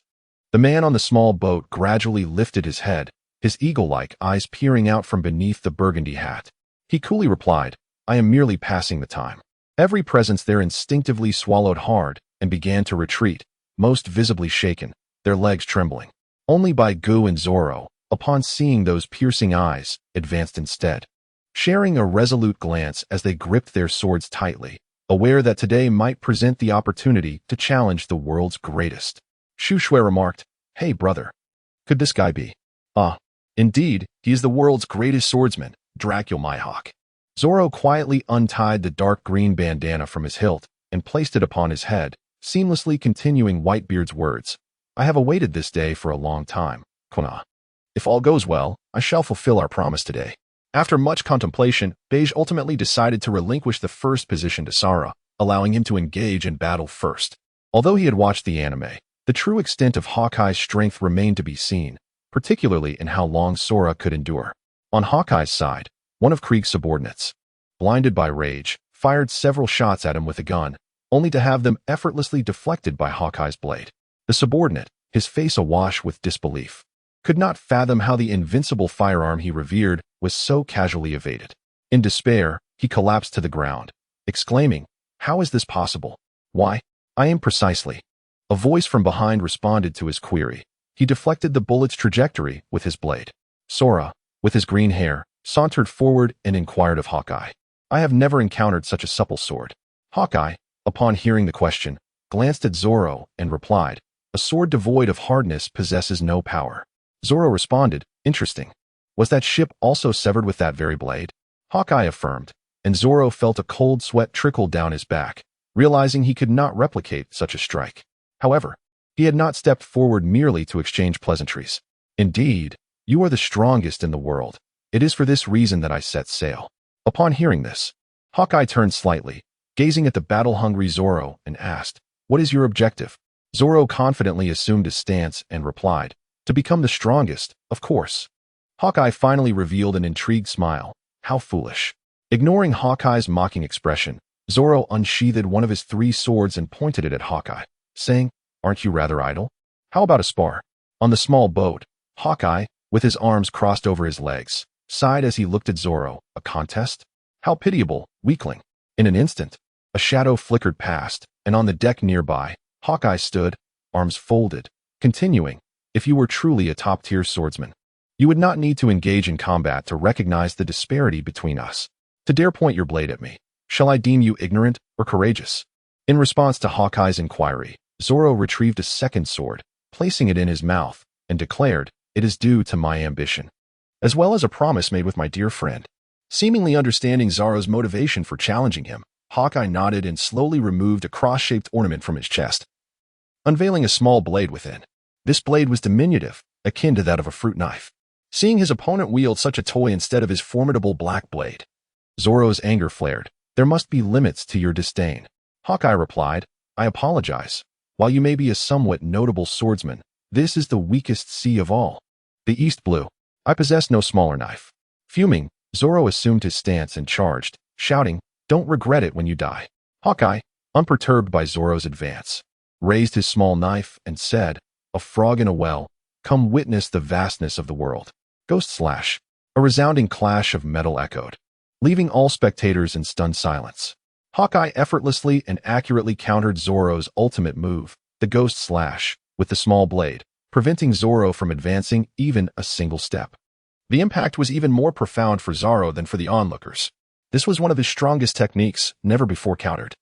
Yet this individual had easily deflected it with what resembled a mere toy. How could this be? Was the disparity in their strengths truly so immense? Of course. He was a man capable of standing toe-to-toe with one of the four emperors, Shanks. On the shore, Beige seemed to discern Zoro's thoughts, musing absently. Meanwhile, Zoro, oblivious to this, believed that even if he could not defeat his opponent, he would at least force him to reveal his true strength before his inevitable defeat. Yet the reality was that his adversary had not even drawn his main weapon, and he was already on the brink of collapse. Zoro declared, the world cannot be so distant. Refusing to accept reality, Zoro withdrew from the stance of Ghost Slash, unleashing a flurry of erratic strikes with all three swords. In contrast, Hawkeye evaded with effortless grace, exhibiting no sign of pressure. After several rounds of attacks, Zoro was sent sprawling to the ground by a deflected blow, his heart wavering with uncertainty. Was he truly this weak? All his efforts and training had brought him to this level? In the midst of his disorientation, a voice echoed in his mind. I will undoubtedly become the world's strongest swordsman, ensuring my name resonates in the heavens. I will strive for both of us, just as we promised. Recalling the promise he made to Kuina and the efforts he had invested, Zoro rose again, raising his sword against Hawkeye. Observing Zoro's unwavering determination, Hawkeye fixated on his eyes and questioned, what burdens do you carry?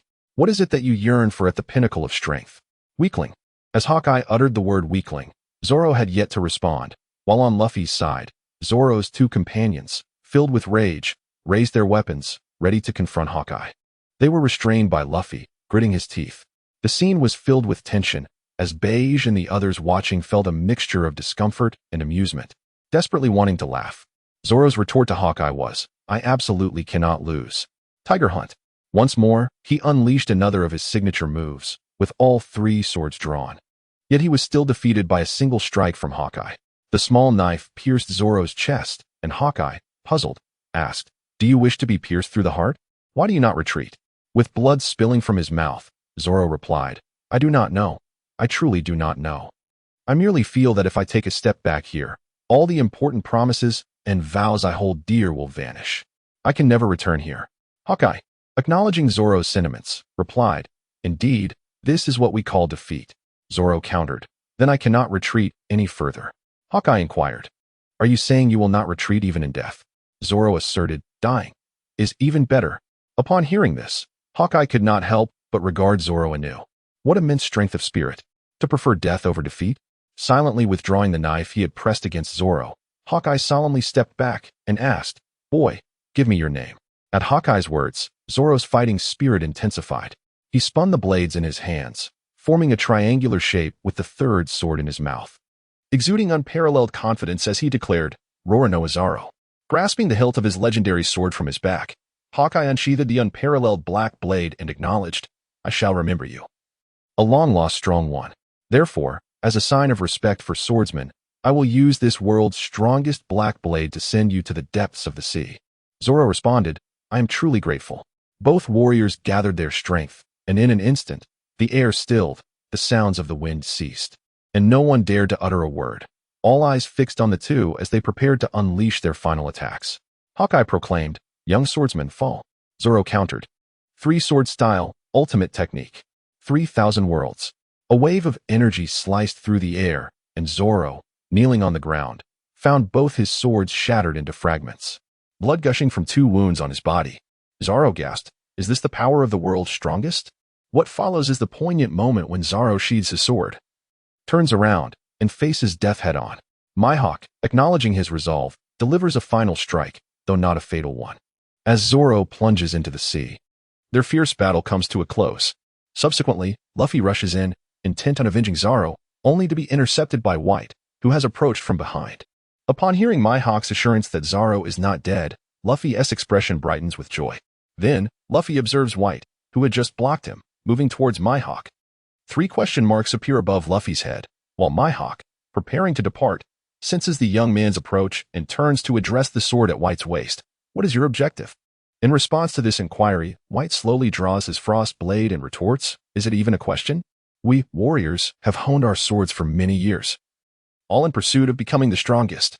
Mihawk's lips curl into a smile as he replies, "Indeed, this journey has not been in vain. Young man, please share your name." With that, he unsheathes his black blade, Yoru, and turns to face White. Baigu was momentarily taken aback, realizing that he possessed only a single character to offer, which seemed rather simplistic. With a quick turn of thought, he replied, "I am Uchiha Bai," gazing intently at his opponent. Baigu understood that only by truly confronting him would one grasp the profound truth that the strength of the world's foremost warrior was not merely a boast. This man was exponentially more formidable than even the Joker King. Do not dismiss my words lightly, as Hawkeye accepted his challenge. The insignia of the world boss and the emblem of a level 200 great swordsman slowly materialized above his head. Were these mere decorations? How outrageous. He possessed the attributes of a level 5, yet was a level 200, with a staggering 1,000 points in strength, not accounting for the enhancements from the Supreme Great Blade.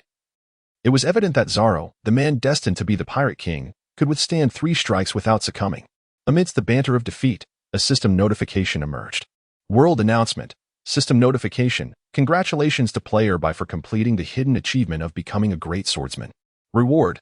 Level increased by 1,500,000 berries. We hope you continue to strive for greatness and achieve further glory. System notification. A limited time team dungeon will commence in 10 minutes. All players are urged to make their way to the designated opening area. This dungeon is exclusive to the East Blue region and will occur only once. System notification. Player Bai has triggered a special hidden quest. The objective is to endure for 1 minute against the world's greatest swordsman, Hawkeye. For every additional 10 seconds survived, an extra point of insight and a level 1 experience reward will be granted. Failure to complete the task will yield no rewards. After reading the world announcement and the system task notification, Bai Ji's expression grew increasingly serious. It was clear that to avoid exerting himself was no longer an option. Although he had initially intended to engage earnestly, it was now imperative to fight for his very life. Alas, I am but a humble fool. Having devoted over a decade to the art of swordsmanship without achieving any significant progress or uncovering any extraordinary techniques. To this day, I am left with but 2 words. Upon hearing this, Eagle-Eye, intrigued, inquired, "Oh, what are those 2 words?" As Baigu swiftly prepared himself, he exerted force beneath his feet, causing the wooden planks of the deck to splinter. In an instant, he became a streak of dark lightning, hurtling towards Hawkeye. "How intriguing," Hawkeye remarked. "Use all your strength to defeat me, young one." Baigu cut. "Hawkeye, you shall fall alongside me, young one." Perhaps it was the fervor of youth or a late onset of youthful exuberance, but in front of such a multitude, Baigu astonishingly forgot the mission's requirement to endure for a minute at the critical moment of his duel with Hawkeye. Drawing his sword and exclaiming, "Behold the dragon god's blade. A friend is tugging at your pants." In comparison to Zoro's earlier 3 ordinary weapons, the Frost Snow in Bai Ji's possession is one of the illustrious great swords of the 21. Although it pales in comparison to Hawkeye's unparalleled great sword, it remains one of the rare renowned blades of the era. The 2, akin to the earlier clash between Zoro and Hawkeye, executed a single strike, the simplest form of swordsmanship, a slash. Amidst the resonant clang of metal colliding, a brilliant light flashed as they exchanged positions. Gradually sheathing his sword, Bai Gu turned to face Hawkeye, remarking, "Truly, you are the strongest in the world. I shall remember this power." With the black blade reinserted onto his back, Hawkeye turned with a smile. "You need not strike as he did, do you?" As Bai Gu ambled towards the crowd, heading in the direction of Shu Shui, he clutched his chest and proclaimed, "I have not conceded, and I shall never concede. Just wait. I will find you again and challenge you, until I defeat you." Upon hearing Bai Ji's words, Eagle Eye could not help but shake his head. He glanced at Bai Gu and then at Zoro, who had been rescued by his subordinates, and declared, "I am Dracula Mihawk. Know yourself and recognize the world. Then grow stronger, young ones. No matter how many years pass, I will await you at the pinnacle of strength. Surpass this sword, Roronoa Zoro and Uchiha Bai." Returning to Shu Shui's side, Bai Gu could no longer contain the blood that erupted from his mouth. He leaned against the railing to steady himself, revealing a long wound slowly manifesting on his chest. Observing the blood-soaked white suit, Shu Shui anxiously inquired, "Are you all right, brother? Don't scare me, Oni-chan." Zhifu, arms crossed, regarded Bai Gu and remarked, "To have provoked Eagle Eye Mihawk to utter such words, you young lad." Eagle Eye replied, "I look forward to encountering you both again." Having received Zoro's vow as he raised his sword, Eagle Eye, satisfied, turned to depart. Yet, the self-destructive villain, Creek, emerged from the shadows, ready to create chaos. World announcement, system alert. A limited-time team dungeon will commence in 1 minute. All players are urged to swiftly reach the designated area. This dungeon is exclusive to the East Blue region and will occur only once. This is the final reminder. The dungeon is about to open. Chapter 20. Limited Time Team Dungeon. The destruction of the Creek Pirates, the true realm of the swordsman, and as the system alert concluded, Bai Gu realized the limited-time dungeon was about to begin. Creek shouted, "Hey, Eagle Eye, did you come all this way just to claim the head of me, Creek, the overlord of the East Blue?" Without turning his head, Eagle Eye cast a fleeting glance and replied indifferently, "That was the plan, but I have grown weary of this. I intend to return and sleep." Creek retorted, "You may be satisfied, but I have been taking a beating. Before you leave, you ought to die for me." Unaware of the vast disparity in their strengths, Creek boldly halted the departing Eagle Eye and unleashed a frenzied barrage of attacks with his weapons. The colossal explosions and surging gunfire created a tidal wave of water that enveloped Eagle Eye's position in an instant. Meanwhile, Luffy, having used his fruit abilities to return to the shore, anxiously glanced at Bai Gu and asked, "Bai, are you all right?" Wiping his mouth, Bai Gu suddenly thought of a clever quip and responded to Luffy with a smile. "It's just a minor injury. After all, I have some training. Allow me to gather my energy and recover a bit." Luffy, looking bewildered, was quickly distracted by the commotion nearby. "Wow, it seems like they are really pumped up over there. How exciting." As he spoke, it appeared he had an epiphany. He turned to the philosopher, Zhifu, at the front of the crowd and asked, "Hey, old man, we agreed, right? I'll take care of driving them all away. So I won't have to do any menial tasks, okay?" One could only say that the plot will not be easily altered. Luffy entered through the front door without smashing the ship, but while wandering around, he passed by the dining area, indulged in some food, and accidentally broke a whole stack of plates. Zhifu still insisted he stay and help clean up to repay the damages. Zhifu paused at Luffy's words and chuckled. "I couldn't ask for more. If you truly ended up working here for a year, this restaurant would descend into utter chaos." Luffy, delighted by Zhifu's quick agreement, tightened the straw hat on his head and said, "Great." He was just about to turn back to confront the pirates when Zhifu called out to him. "Wait a moment. Kid, you mentioned wanting to be the Pirate King. Were you serious about that?"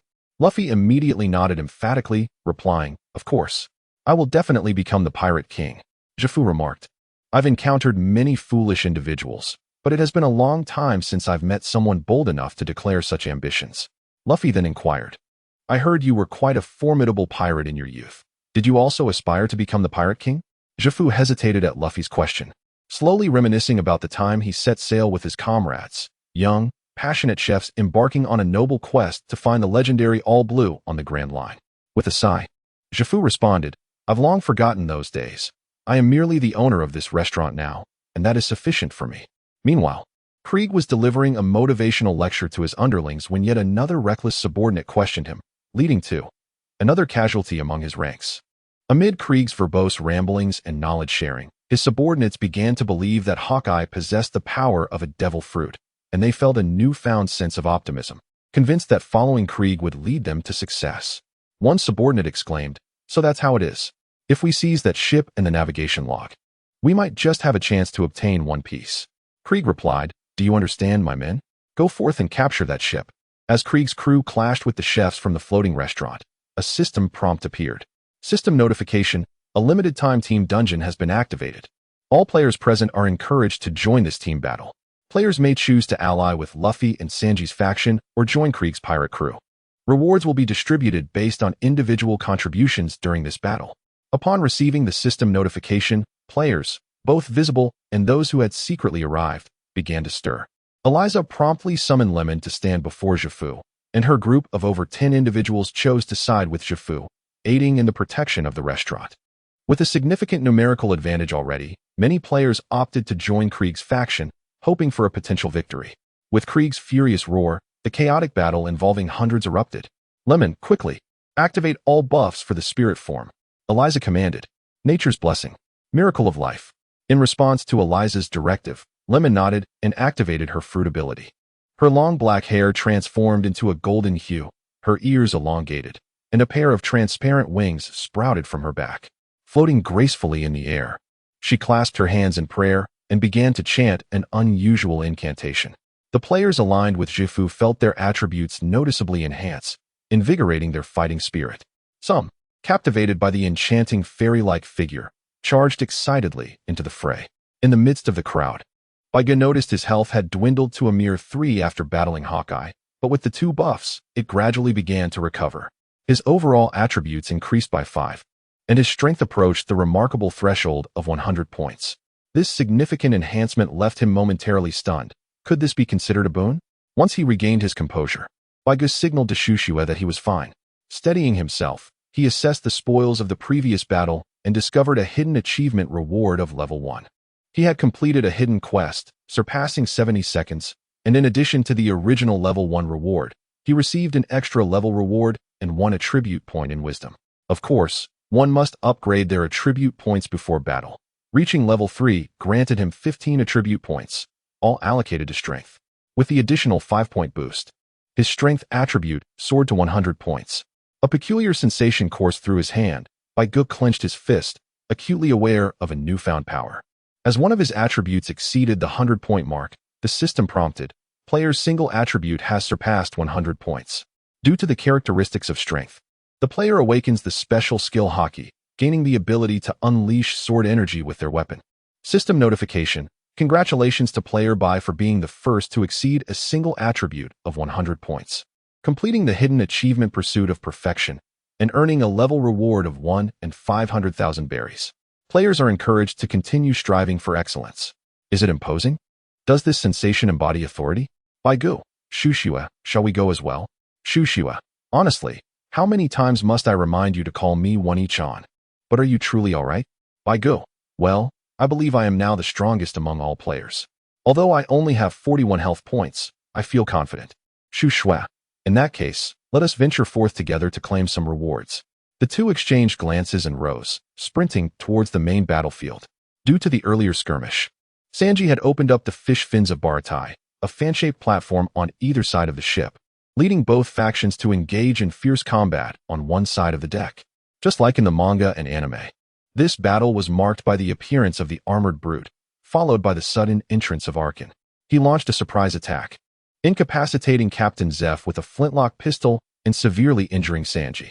What followed was a series of bewildering events.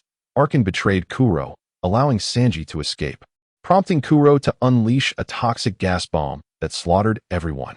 In a selfless act, Arkin sacrificed himself to save Luffy and Sanji. This was soon followed by Luffy's desperate struggle against Kuro, who wielded an array of weapons, leaving Luffy battered and bloodied. At the moment the gas bomb detonated, all players were caught in the chaos. However, Lemon's 2 buffs provided some resistance to the poison, allowing Zeph's faction to gain the upper hand during this tumultuous battle. With the arrival of Baigu and Shu Shui, the tide of the battle began to shift dramatically. If Zoro were present, he would undoubtedly exclaim in astonishment, "Sword energy. This guy's slashes are like detached sword energy."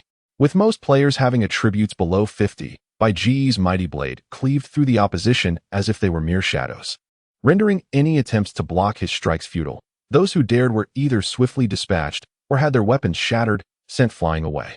For a moment, no one dared to approach within a 10-meter radius. The players siding with Kuro were in sheer dismay, having finally felt they could secure victory, only to be confronted by this formidable foe. This individual, who had previously forged a close bond with the protagonist Luffy, was now the subject of their envy. Following Zoro's challenge of Mihawk and subsequent acknowledgement as the world's greatest swordsman, this new contender had awakened as well. Thus, the swordsman Baigu, wielding his sword with unparalleled might, instilled fear in dozens of opposing players, rendering them too intimidated to advance. Shu Shui, witnessing Baiji's indomitable presence, was left in awe, while Eliza clenched her teeth in frustration. Just as she had managed to elevate Lemon's status, she now found her efforts thwarted by this newcomer. Moments later, the sound of Luffy's battle cry echoed, followed by the thunderous crash of a colossal object striking the ground. The once arrogant Kuro now lay bloodied and unconscious in the crater he had created, his eyes rolling back in defeat. Observing this scene, all players understood that the limited-time mission was nearing its conclusion. System notification. The limited-time event featuring the Kuro Pirates has concluded. Player Bai has secured the first-place reward. Player Qingxiao Lemon has attained the second-place reward, and player Princess of the Fantasy Land has achieved the third-place reward. Aside from these three players who will receive additional rewards based on their rankings, other players will receive rewards commensurate with their contributions.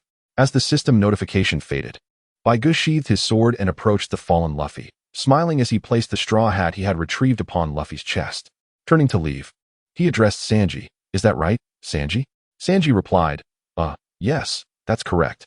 White Gay, please convey to Luffy that we shall meet again at our next stop. I will be waiting for him at the Dragon Music Academy." After speaking, he boarded the Black Pearl with the already waiting Shushua, slowly departing from Baratai. Chapter 21. Is the strongest the G? Additional reward. Dual wielding a day after leaving the Baratai Sea restaurant. The Black Pearl was en route to the next significant storyline destination, the Dragon Music Paradise. Leaning against the deck, White Gay breathed in the sea breeze, lost in contemplation. After a brief wait, the additional rewards for the top 3 from the recent limited-time activity dungeon were finally issued. For some reason, receiving these rewards felt akin to a paycheck arriving. System notification. Your scheduled activity dungeon additional rewards have been settled. The base reward consists of a level reward of 2,000,000 berries. The additional reward includes a level reward of 2,000,000 berries, along with a chance for a special item lottery skill or a special skill lottery opportunity. Sitting cross-legged, White Gay pondered for a moment and then turned to Shushua, who was not far behind him, and asked, "Sister Shushua, do you think I should choose the item or the skill lottery?"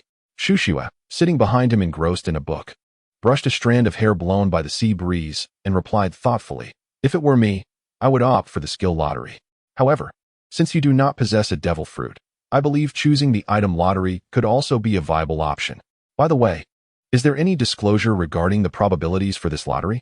Upon hearing Shushua's analysis, White Gay was momentarily taken aback. He had indeed not checked. He opened the information prompt from the system, only to discover that he needed to select a category first to view the probabilities. TCH, what a cunning system.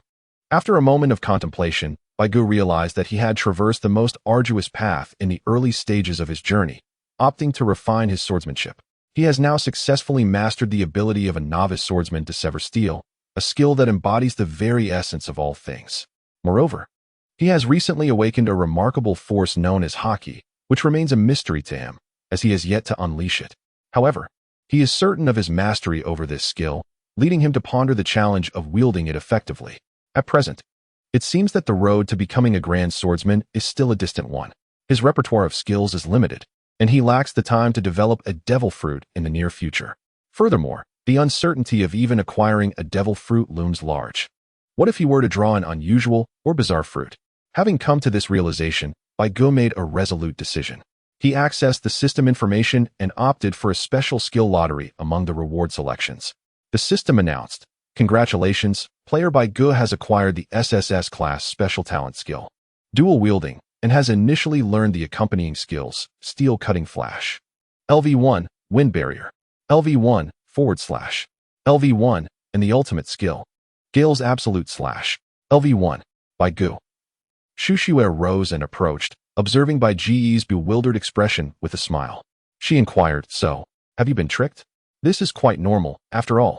Bai Gu, still in a daze, mechanically turned her head and sent the screenshot of the talent she had just obtained to Xu Shui. A few moments later, Xu Shui, regaining her composure first, noticed Bai Gu still lost in thought and curiously inquired, "Isn't dual wielding a unique skill from Sword Art Online?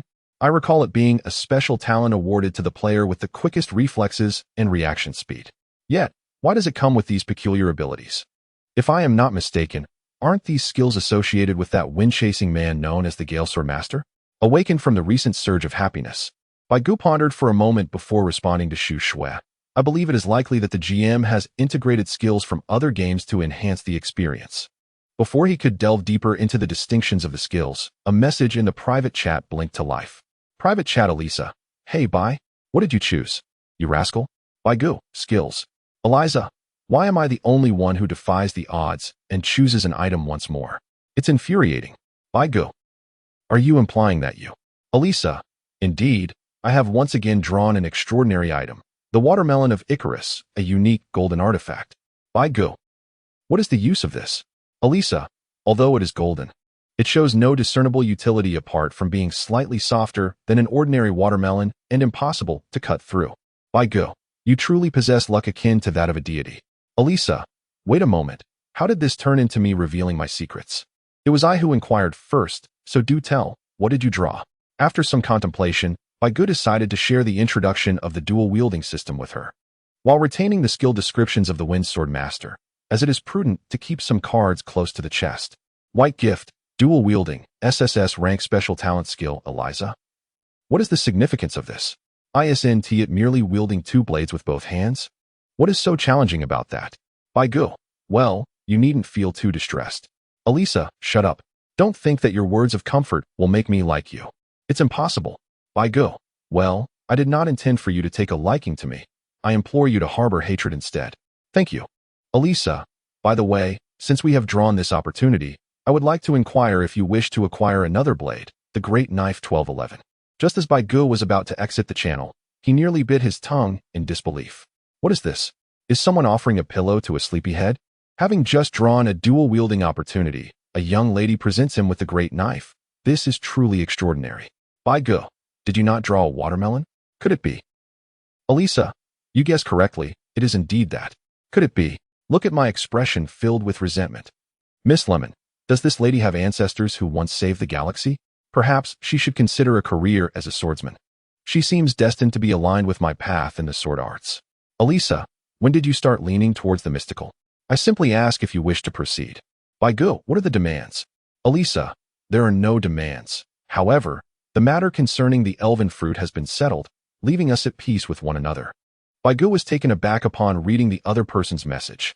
Wasn't the last fruit exchanged for a large knife a straightforward trade of gold for gold? Why was this matter still unresolved? Did it require the bestowal of another large knife?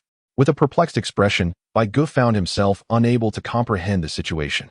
Perhaps it was best to consult Xu Shui. Upon being questioned, Xu Shui was equally taken aback and retorted, "Are you not aware? Although Zoan-type devil fruits are not as rare as Logia or Paramecia types, the mythical Zoan variety is rarer than the typical Paramecia and Logia types. Moreover, when it comes to auxiliary mythical Zoan types, their scarcity is even more pronounced. Thus, they likely feel indebted to you." In a serendipitous turn of events, I found myself oblivious to the nuances of the situation. Upon replying to Eliza, I received through email an extraordinary weapon, the second magnificent blade of my life, known as the Flamefall. Upon extracting it, I observed that unlike the frost-laden blue sheath of my previous blade, Flamefall's sheath was a deep crimson adorned with a textured relief resembling granulated rock. Drawing the blade revealed a fiery red edge, hinting at the flickering glow of flames coursing along its length. Much like the frost damage associated with my previous weapon, Flamefall possessed a similar enchantment. The system, view the attribute panel. System notification, player panel player. Bai Gu, nickname. Bai, level, 33 faction, pirate class. First transition swordmaster health points, 17,001. 700, 100, strength, 50-80, frost snow, flame meteor, magic power, 30 armor, 30 magic resistance, 30 agility, 30 wisdom, 10. This attribute has reached its maximum value. All skills and talents gain a 50 increase in wisdom. Luck, 5 special talents. Dual wielding, SSS level talent, the player gains exceptional ambidexterity, receiving a 20 increase in attack speed and a 10 damage boost while wielding swords in both hands. Understanding of wind, SS level talent, due to the skills associated with dual wielding, this passive talent is mastered. However, this skill has yet to be learned and is currently unusable. Weapons, Great Knife 21, Frost Snow, golden, one of only 21 blades in the world. It enhances the wielder's strength attribute by 40 points, inflicts 20 slashing damage, and deals 14 points of frost damage per second to struck foes. Great Knife 21, Flame Meteor, golden, one of only 21 blades in the world. It enhances the wielder's strength attribute by 40 points, inflicts 20 slashing damage, and deals 14 points of burning damage per second to struck foes.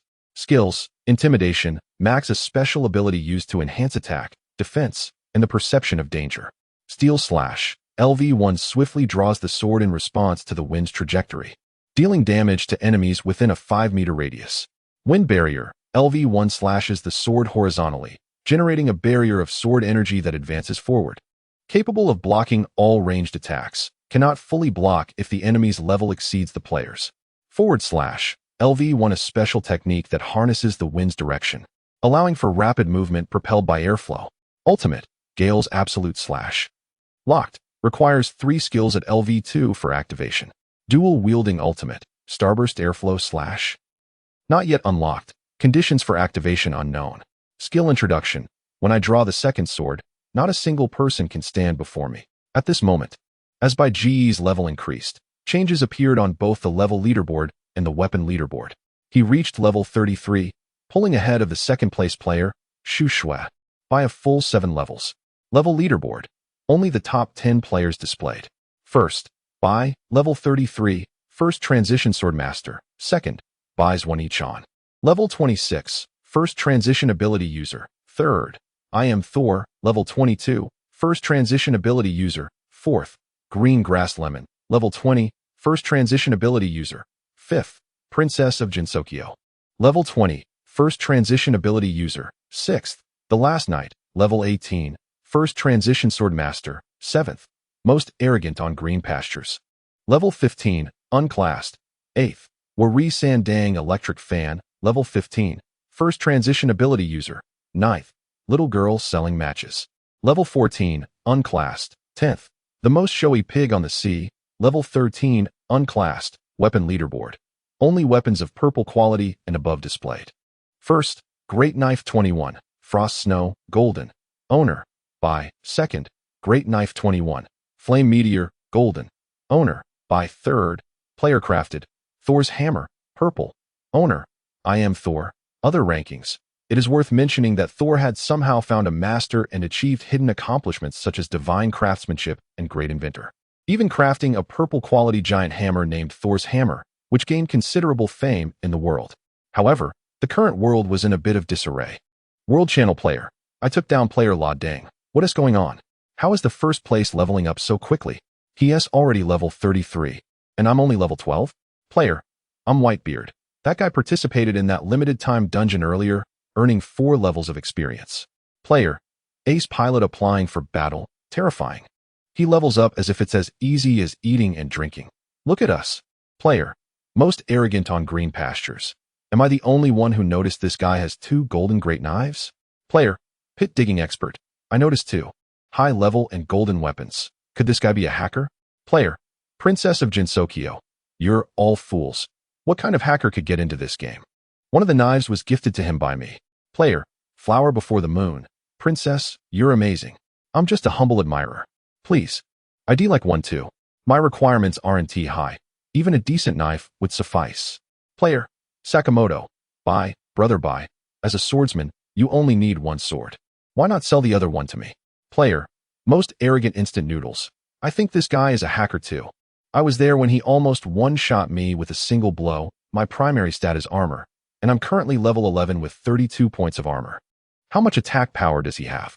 Player, I predicted your prediction, based on your health of 600. It seems this guy's strength attribute must be at least double yours to bypass your armor and deal damage. In an instant, the world was in chaos, with many players asking Bai Gu if he would sell his knives, while others questioned whether he had discovered a leveling bug, and some even privately accused him of hacking. Truly absurd. Chapter 22. Nami's hometown. Cocoa Village. A week later, aboard the Black Pearl, which was wandering aimlessly in the East Sea. Bai Gu and Xu Shui looked at the two individuals before them with a dark expression, especially Xu Shui, whose fair face could be described as cold and unyielding. The two sitting across from them were none other than Eliza and Greengrass Lemon, whom they had encountered at the sea restaurant. After the team dungeon concluded, they had chosen to hitch a ride on Bai Ji's ship, leading to the current scene. Xu Shui, I must ask, how much longer do you intend to stay aboard our ship? Eliza, seriously, it's just a casual ride on your ship. Is it really that big of a deal? You're such a petty woman.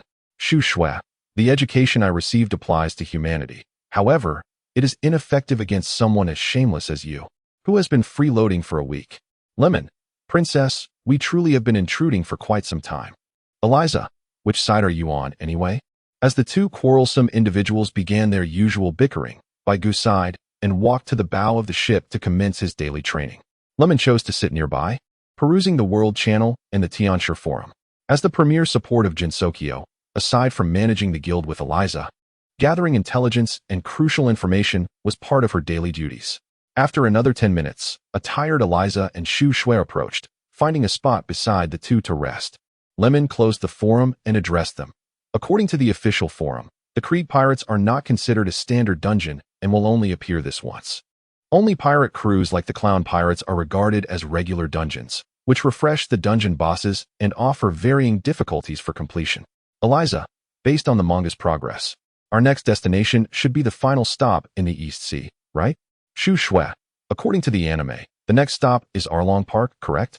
Bai Gu, it's unclear whether Luffy and his companions arrived first or if we did. Xu Shui is at Arlong.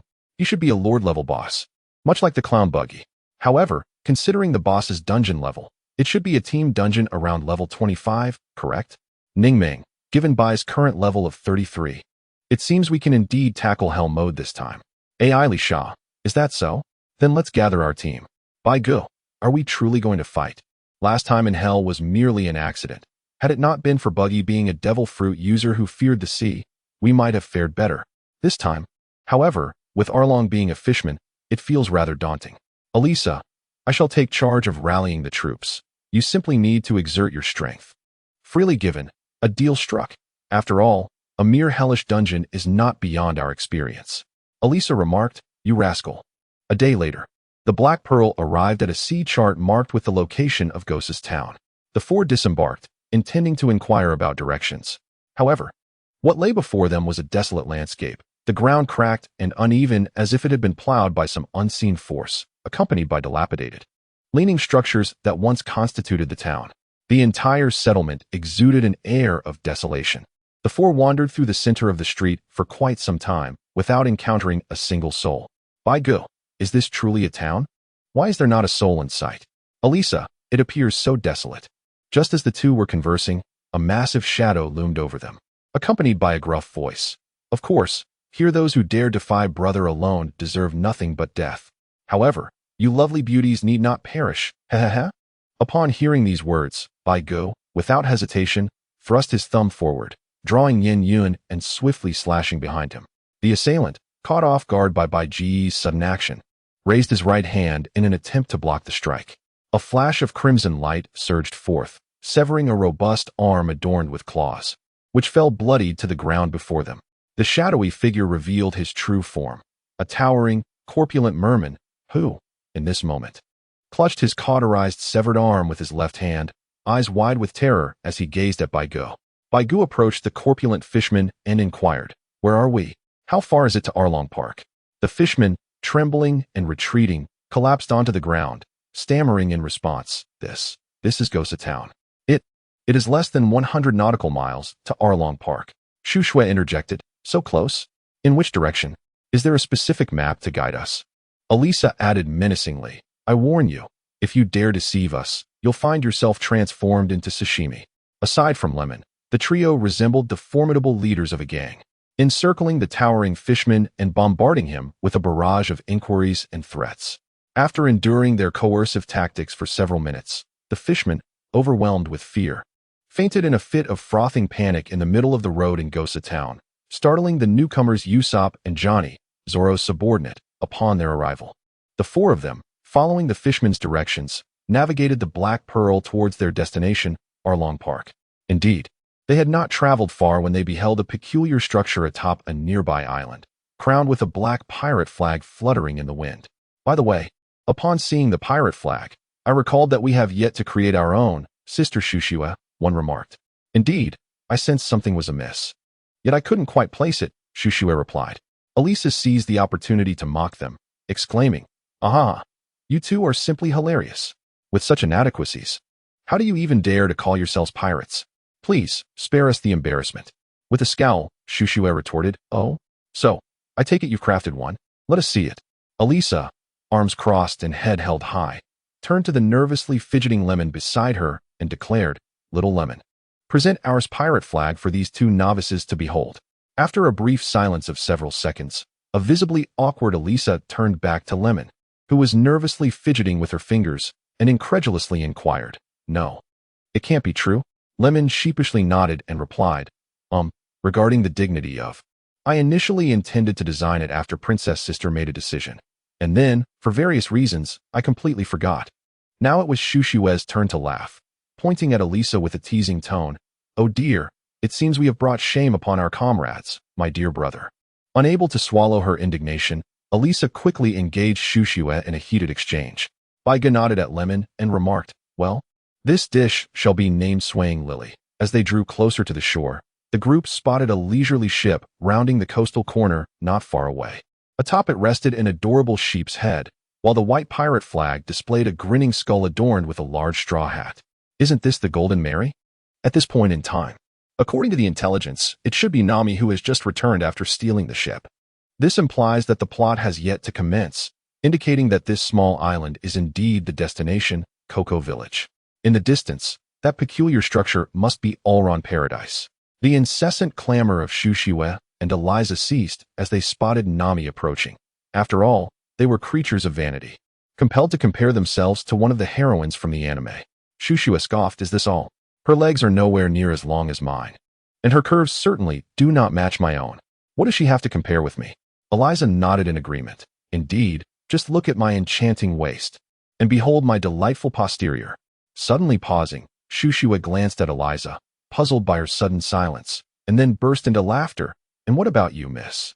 With your vast expanse akin to a 1,000,000-square-meter airport. Ahaha, brother, come assist me. Oni-chan, I'm laughing so hard my stomach aches."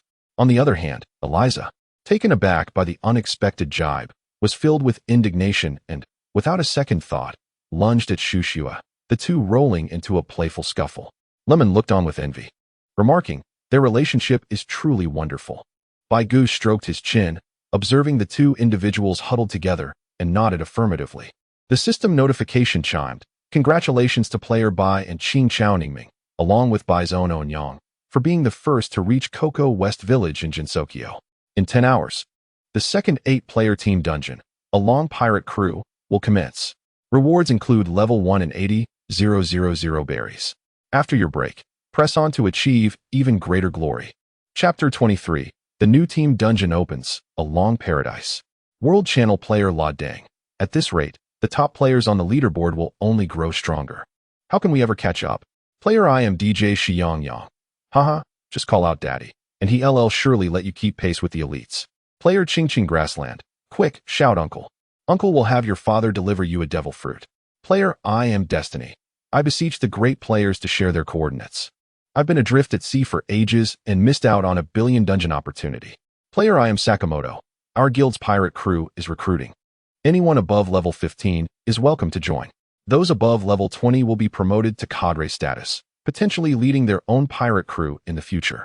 For those above level 30, if interested, we have positions for both chief and vice captain aboard our flagship, along with various benefits. Our pirate crew warmly welcomes players who wish to join. Player I am Whitebeard. Interesting, then I shall seek recruits as well. The Whitebeard pirate crew, player version, is hiring. Benefits will match those of the previous fellow, so anyone interested may join us. Player A Bag of Rice. Is now the time for recruitment? Could the esteemed players please provide some hints? I am desperately seeking the address of a long paradise. Player Jinsokyo's Princess. The specific coordinates for Cocoa West Village are S677. A 197. Additionally, a brief advertisement. The Jinsokyo pirate crew is recruiting, currently only accepting female players above level 10 aboard the main ship. The higher the level, the better the benefits. Core members will each be provided with a devil fruit or other resources. Note, all the golden weapons of that first fellow were traded for me. In the world, upon Elisa's declaration, chaos ensued as many fervently sought to join her pirate crew or support group. After all, the top 2 weapons on the leaderboard were crafted by her own hands. Such extraordinary fortune. Regrettably, this fortunate player had no interest in swordsmanship, becoming utterly engrossed in the enchanting allure of the spirit fruits. This game diverges from others. Possessing a devil fruit or honing one's swordsmanship daily enhances one's abilities or sword skills, progressing until one achieves fruit awakening or the grand swordsman realm. Ordinary players lack this advantage and must seek opportunities through combat, battling monsters, or defeating rival pirate crews to level up. Of course, cultivating hockey is also possible, yet currently, attaining over 100 points in power attributes appears challenging. Not everyone is as fortunate as Ningming, who managed to acquire 2 formidable blades in succession. Returning to the island. In front of Cocoa West Village, Gu and his trio connected with their frequent collaborators, Thor the Thunder God and the dual-wielding Mushio. It seemed that engaging with the Fishman pirate crew would inevitably involve the sea, and drawing from their experience with the Clown King, they resolved not to recruit a multitude of devil fruit users. Presently, their main tank was Thor, with primary magical damage dealer Shushua, support from Ningming, and auxiliary damage from Elisa, all devil fruit users. While this constituted a robust lineup for other dungeons, the challenge lay in a long paradise, where a significant portion was at sea. Being attacked by seawater would incapacitate half their strength. After careful consideration, Gu once again addressed the world. World Channel player we are seeking 2 tank players for our exploration team to tackle a long pirate crew. No abilities are required. Simply meet the criteria to apply for the team. The moment the message was broadcast, it was as if a piece of bread had been tossed into a pond full of fish, creating an exhilarating frenzy as eager players inundated by GE's private chat with a barrage of messages exceeding 99 per second. Gu was left utterly bewildered, pondering the situation at hand. After some deliberation, they decided to recruit 2 players, known as Lowly is Justice and Death God Elementary Student, both of whom claimed to possess excellent grade shields and battle axes, capable of assuming the front line, with their levels hovering around 16. Notably, after a considerable period of gameplay, the players had accumulated significant experience by accepting quests from NPCs, defeating special monsters, and vanquishing a few pirate crews, gradually raising their overall levels to nearly 15. Once the team was formed, without further ado, they set off towards a lone paradise. It was a jest. Whether they could prevail was secondary. They would engage first and contemplate later. Outside the dungeon, the system prompted, please select the dungeon difficulty. The options are easy, hard, abyss, hell. The final rewards will correspond to the chosen difficulty. Players are advised to make a prudent decision. This dungeon accommodates a maximum of 8 players, with the level cap set at 45. The fewer the number of players, and the shorter the time taken, the lower the player levels. The rewards will be doubled and continuously enhanced. This time, a hush fell over the group.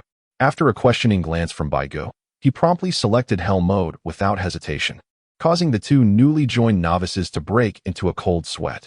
Truly, the leader was formidable. Not only did he instantly choose Hell mode, but the other team members also appeared remarkably composed. The scene before them shifted as the dungeon commenced. The environment morphed into a wall, with a throng of villagers behind them, seemingly NPCs cheering them on. A red attack arrow on the wall urged them to shatter it. This was unlike the Clown Buggy dungeon. They were unexpectedly tasked with demolition right from the start. Everyone turned their gaze toward Thor, signaling him to take action. Thor, without pretense, raised his MJ Lulner and struck the wall with a mighty blow. With a resounding crash, the wall crumbled, and as they entered, they were met with the bewildered expressions of mermen frolicking in the courtyard. On the throne sat alone, equally taken aback. This was a first for him. They had actually breached his domain. A red alert blared, accompanied by a warning. Attention, the Lord's battle has commenced. With a commanding shout, Gu urged everyone to take action. Without hesitation, he drew the Inferno blade and unleashed a wave of fiery sword energy, striking directly at the bewildered merman in the front line. In a mere second, he dispatched one foe after another, leaving both sides astonished at his prowess. The members of Arlong's crew were left wondering when such a formidable fighter had emerged from the East Sea. Meanwhile, Bai Ji's companions, aside from Shushua, were aware that he was no ordinary individual, yet they were unprepared for the sheer ferocity he displayed, dispatching foes in the Hell Dungeon with a single strike. This display of might immediately invigorated their morale, prompting them to fight with renewed fervor. In no time, they had subdued the mermen of the Arlong pirates. Octopus Xiaoba leaped onto a small platform, clutching his elongated mouth, and shouted, "Moo moo, moo moo." Before long, a massive black silhouette swiftly approached across the sea's surface. Gradually, a creature resembling a fish with a bull's head emerged from the swirling waters, its towering three-story frame imposing in its presence. Above it, the display read, "Arlong Pirates Pet Moo Moo, Level 15 Elite." Eagerly, Bai Gu cast a sidelong glance at Moo Moo, drawing frost snow with his left hand. He executed a horizontal slash, and Moo Moo, previously held in high regard by Xiaoba, found its health plummeting rapidly under Bai Ji's sword energy, ultimately retreating back into the depths of the ocean with only 2 health points left, bloodied and battered. The entire exchange lasted less than a minute, after which the group resumed their assault on the remaining enemies. Within 10 minutes, all the lesser minions of the Arlong pirates were vanquished, while Bai Ji's team, bolstered by the buffs from the spirit-transformed Miss Lemon, remained unscathed and at full health. Chapter 24. The long-awaited boss battle, Bai Gu versus Arlong. As his subordinates fell one by one, Arlong rose in fury, intent on taking matters into his own hands, but was swiftly halted by his trusted lieutenants, Karubi and Ju. Bai Gu assessed the situation and spoke to Thor. "Thor, let us confront Arlong together. Eliza, you and the others focus on eliminating these foes." Thor responded eagerly, "Understood. My hammer has longed for this moment." Eliza interjected, "What nonsense. Why are you the commander?" Lemon chimed in, "Princess, based on our previous experience in the Hell Dungeon, he is indeed more suited for the role of commander." Eliza retorted, "Whose side are you on?" Shushua teased, "Hee, if Little Lemon finds the situation unappealing, she can always join my side. Though I can't promise to share my brother with you, we can certainly bully him together from time to time." Eliza, exasperated, pointed at Shushua, urging her to refrain from attempting to sway allegiance amidst the chaos. Turning around, she was startled to find Lemon wearing a conflicted expression. Eliza exclaimed, "Hey, you can't possibly be attracted to such bizarre stakes." Blushing, Lemon murmured softly, "But he really is quite handsome." Eliza's face darkened further, silently cursing under her breath. Doesn't she know? However, she refrained from voicing her thoughts, opting instead to privately message Lemon. "Don't worry, I'll find a chance to eliminate Shushua, that old hag, and bring Bai Gu over." Lemon replied, "Really?" As the two exchanged words, one appeared proud while the other looked hopeful. Meanwhile, Shushua rubbed her temples in frustration, lamenting the difficulty of managing the team. On the other side, Bai Gu and Thor pressed forward, bypassing the trio of merman officers to engage Arlong directly. Thor shouted, "For Asgard!" He swung his hammer with all his might, sending Arlong hurtling through the air, crashing into a wall and kicking up a cloud of dust and debris. Emerging from the rubble, Arlong appeared unscathed, his left arm swinging back to deliver a punch that sent Thor flying. To everyone's surprise, Arlong easily deflected Thor's full-force strike with a mere lift of his right arm, causing Thor to lose nearly a third of his health. Thor couldn't help but question the authenticity of his level 20 power and armor, wondering how it was possible for an enemy to inflict such damage while he had barely scratched the surface of Arlong's defenses. Bai Gu found himself in a stalemate, as Shushua and Eliza were struggling to subdue the few officials on their side. For the moment, he and Sol could only rely on their combined efforts. Seizing the opportunity while Eren was still underestimating them, they decided to take decisive action and eliminate him swiftly. Delaying until the opponent unleashed their full strength would undoubtedly lead to complications. Bai Gu, Thor, take him down in one fell swoop. Upon hearing Bai Ji's sudden command, Thor momentarily hesitated, yet promptly sprang into action, charging towards Eren. The disdainful Eren, who regarded humans as an inferior race, was utterly unprepared for an attempt on his life in the East Sea, widely considered the weakest of all oceans. As Thor approached, wielding his hammer with determination, Eren sneered derisively, opening his mouth to use his sharp fangs to shatter the weapon. However, an unexpected crack resounded, and Eren's eyes widened in disbelief as he clutched his mouth, retreating in shock, fragments of his shattered teeth cascading from his lips. That hammer. How could this be? My invincible teeth. By go. What is there to be astonished about? Surely you do not believe yourself invincible, do you, fool? Along spat out fragments of his teeth, poised to demonstrate his remarkable ability to regrow them in an instant, but was abruptly interrupted by Go. Turning to face the approaching Go, he mockingly inquired, "Do you understand why the fishmen are considered superior to you inferior beings?" Upon finishing his question, he forcefully yanked out his already shattered teeth, extracting his entire dental arch, and burst into laughter, revealing a mouth full of shark-like teeth. At that moment, Go had closed the distance to within 5 meters of Along, wielding dual blades that sliced through the air with precision. "Go ahead. Bite me again if you dare," Along retorted. "You little brat, don't get too cocky." As soon as the words left his mouth, he sank his teeth into the blazing sword. The searing blade instantly seared through his mouth, shattering even the newly grown teeth. Shocked beyond measure, Along staggered back, blood spilling from his mouth as he shouted, "This is impossible. How can this be? My indestructible teeth, my race's unrivaled advantage, actually. White gave a dismissive scoff. "Come now, do you still cling to the absurd notion of racial superiority at this point?" Noticing the opponent's mental turmoil, unable to accept the shattering reality of their broken teeth, White promptly unleashed a second remark, one that would strike even deeper. "You truly do not believe that the fishmen are superior to humans, do you? Then, might I inquire why you do not seek to conquer the world, opting instead to reign over this feeble East Sea? By go, you can't say it, can you?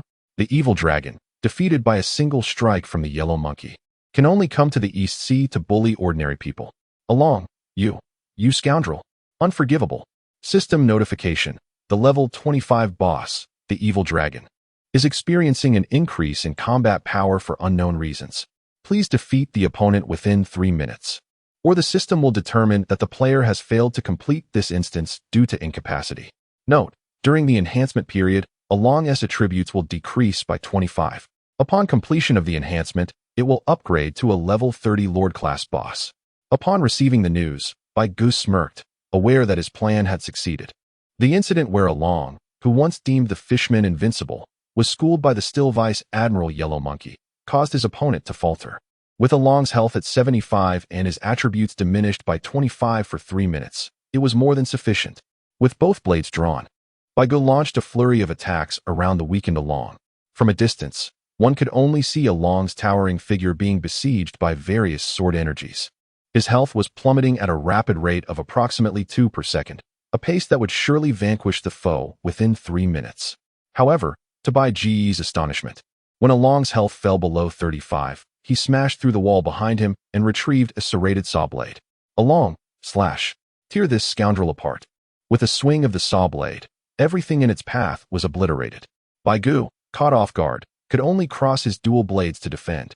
At the moment the blades clashed, an immense force surged through, numbing his hands and nearly causing him to lose grip of his weapons. Sent crashing through several walls, Gu managed to halt his retreat with the flames of his skill, spitting blood as he struggled to rise and charge once more at Along. With only 1 minute and 24 seconds remaining, and Along's health at 22, he could not afford to be interrupted again, or time would run out. Gu exclaimed, "Thor, transform into a Pegasus and charge at him." With a sigh, Thor responded, "Alas, despite being able to rely on my looks, I possess such remarkable talents. How would you manage without me?" Thor declared, "Behold my half-Pegasus form." With magnificent wings sprouting from his back and muscles surging, Thor underwent his centaur transformation, enhancing all his attributes. Not only could he soar through the skies, but his offensive power also intensified. With a mighty swing of his colossal hammer, he launched a ferocious assault alongside Gu against Along. As time dwindled, with merely 11 seconds remaining, Along, still with 3 health points left, let out a mocking laugh and, in a defiant act, wielded his chainsaw to deflect Baiji's attack. The situation had taken a turn for the worse. The adversary still possessed the formidable body of a tyrant. Relying solely on Thor's output, this battle seemed interminable. "Prepare to meet your demise, foolish humans," a long-haired figure proclaimed. Before his laughter could fully escape, several voices echoed back, "The one destined to perish is you."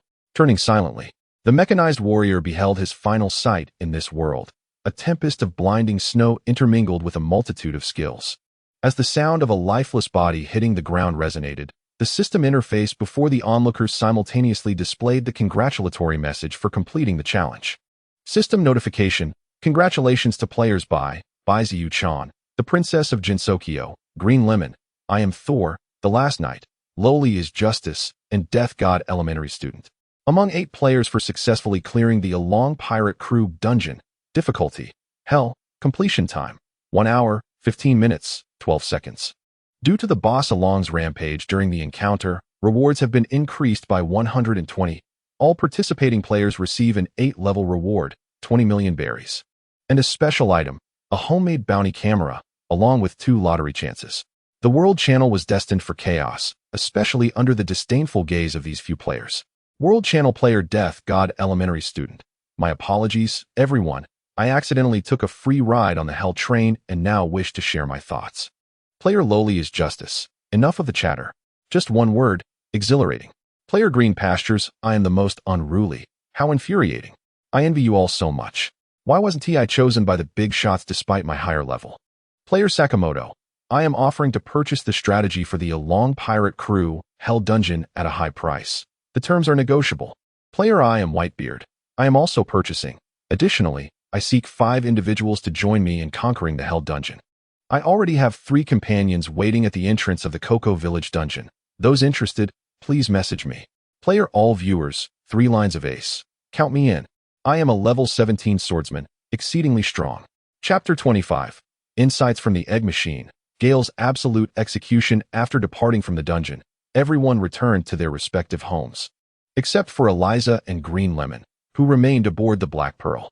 Besides these 2 ladies, the 3-masted ship welcomed its second male guest today, Thor, who volunteered to join the Baigu pirate crew. According to him, rather than aimlessly wandering, it was far more prudent to cling tightly to the big shot's legs and ride along for record-breaking dungeon runs. Lemon nodded in agreement to his words, albeit being dragged aside by the scowling Eliza. At this moment, the 5 individuals aboard sat together, their faces etched with seriousness as they eyed each other warily. Shushua: well, since we are all acquaintances, let us be forthright. We have 2 lottery chances. Let us present any items we do not require, and see if there are any we can trade. After all, enhancing our strength is of utmost importance. Eliza: humph. You may be an old hag, yet you can still utter something sensible in critical moments. Shushua: you dare speak to me, you flat-chested one? Eliza: what did you say? As the 2 were on the verge of an argument, Baigu, exasperated, opened the lottery system, only to find it was once again a predetermined selection. After some contemplation, he chose 1 item and 1 skill.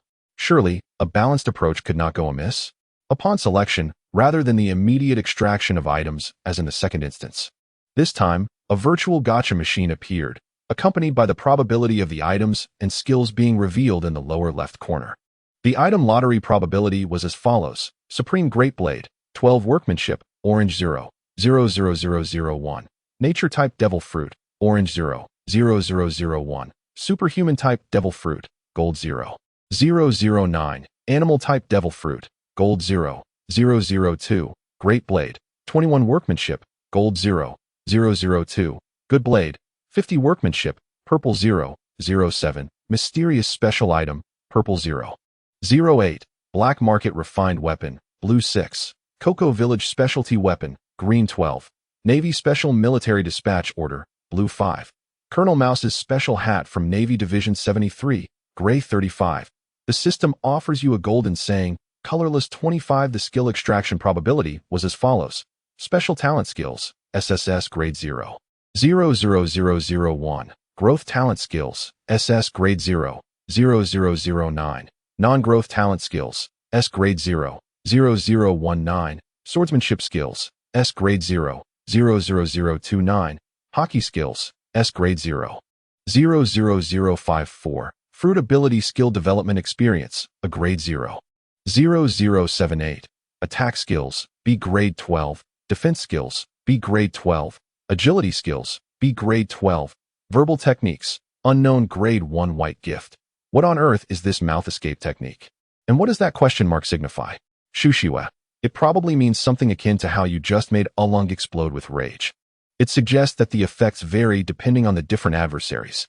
After a stunning round of gacha among the 5, 4 individuals lay sprawled on the table, leaving only Miss Lemon, who giggled behind her hand, observing the four despondent figures before her.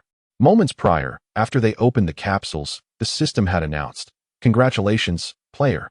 You have obtained blue. Congratulations, player. You have obtained gray. Congratulations, player. You have obtained gray.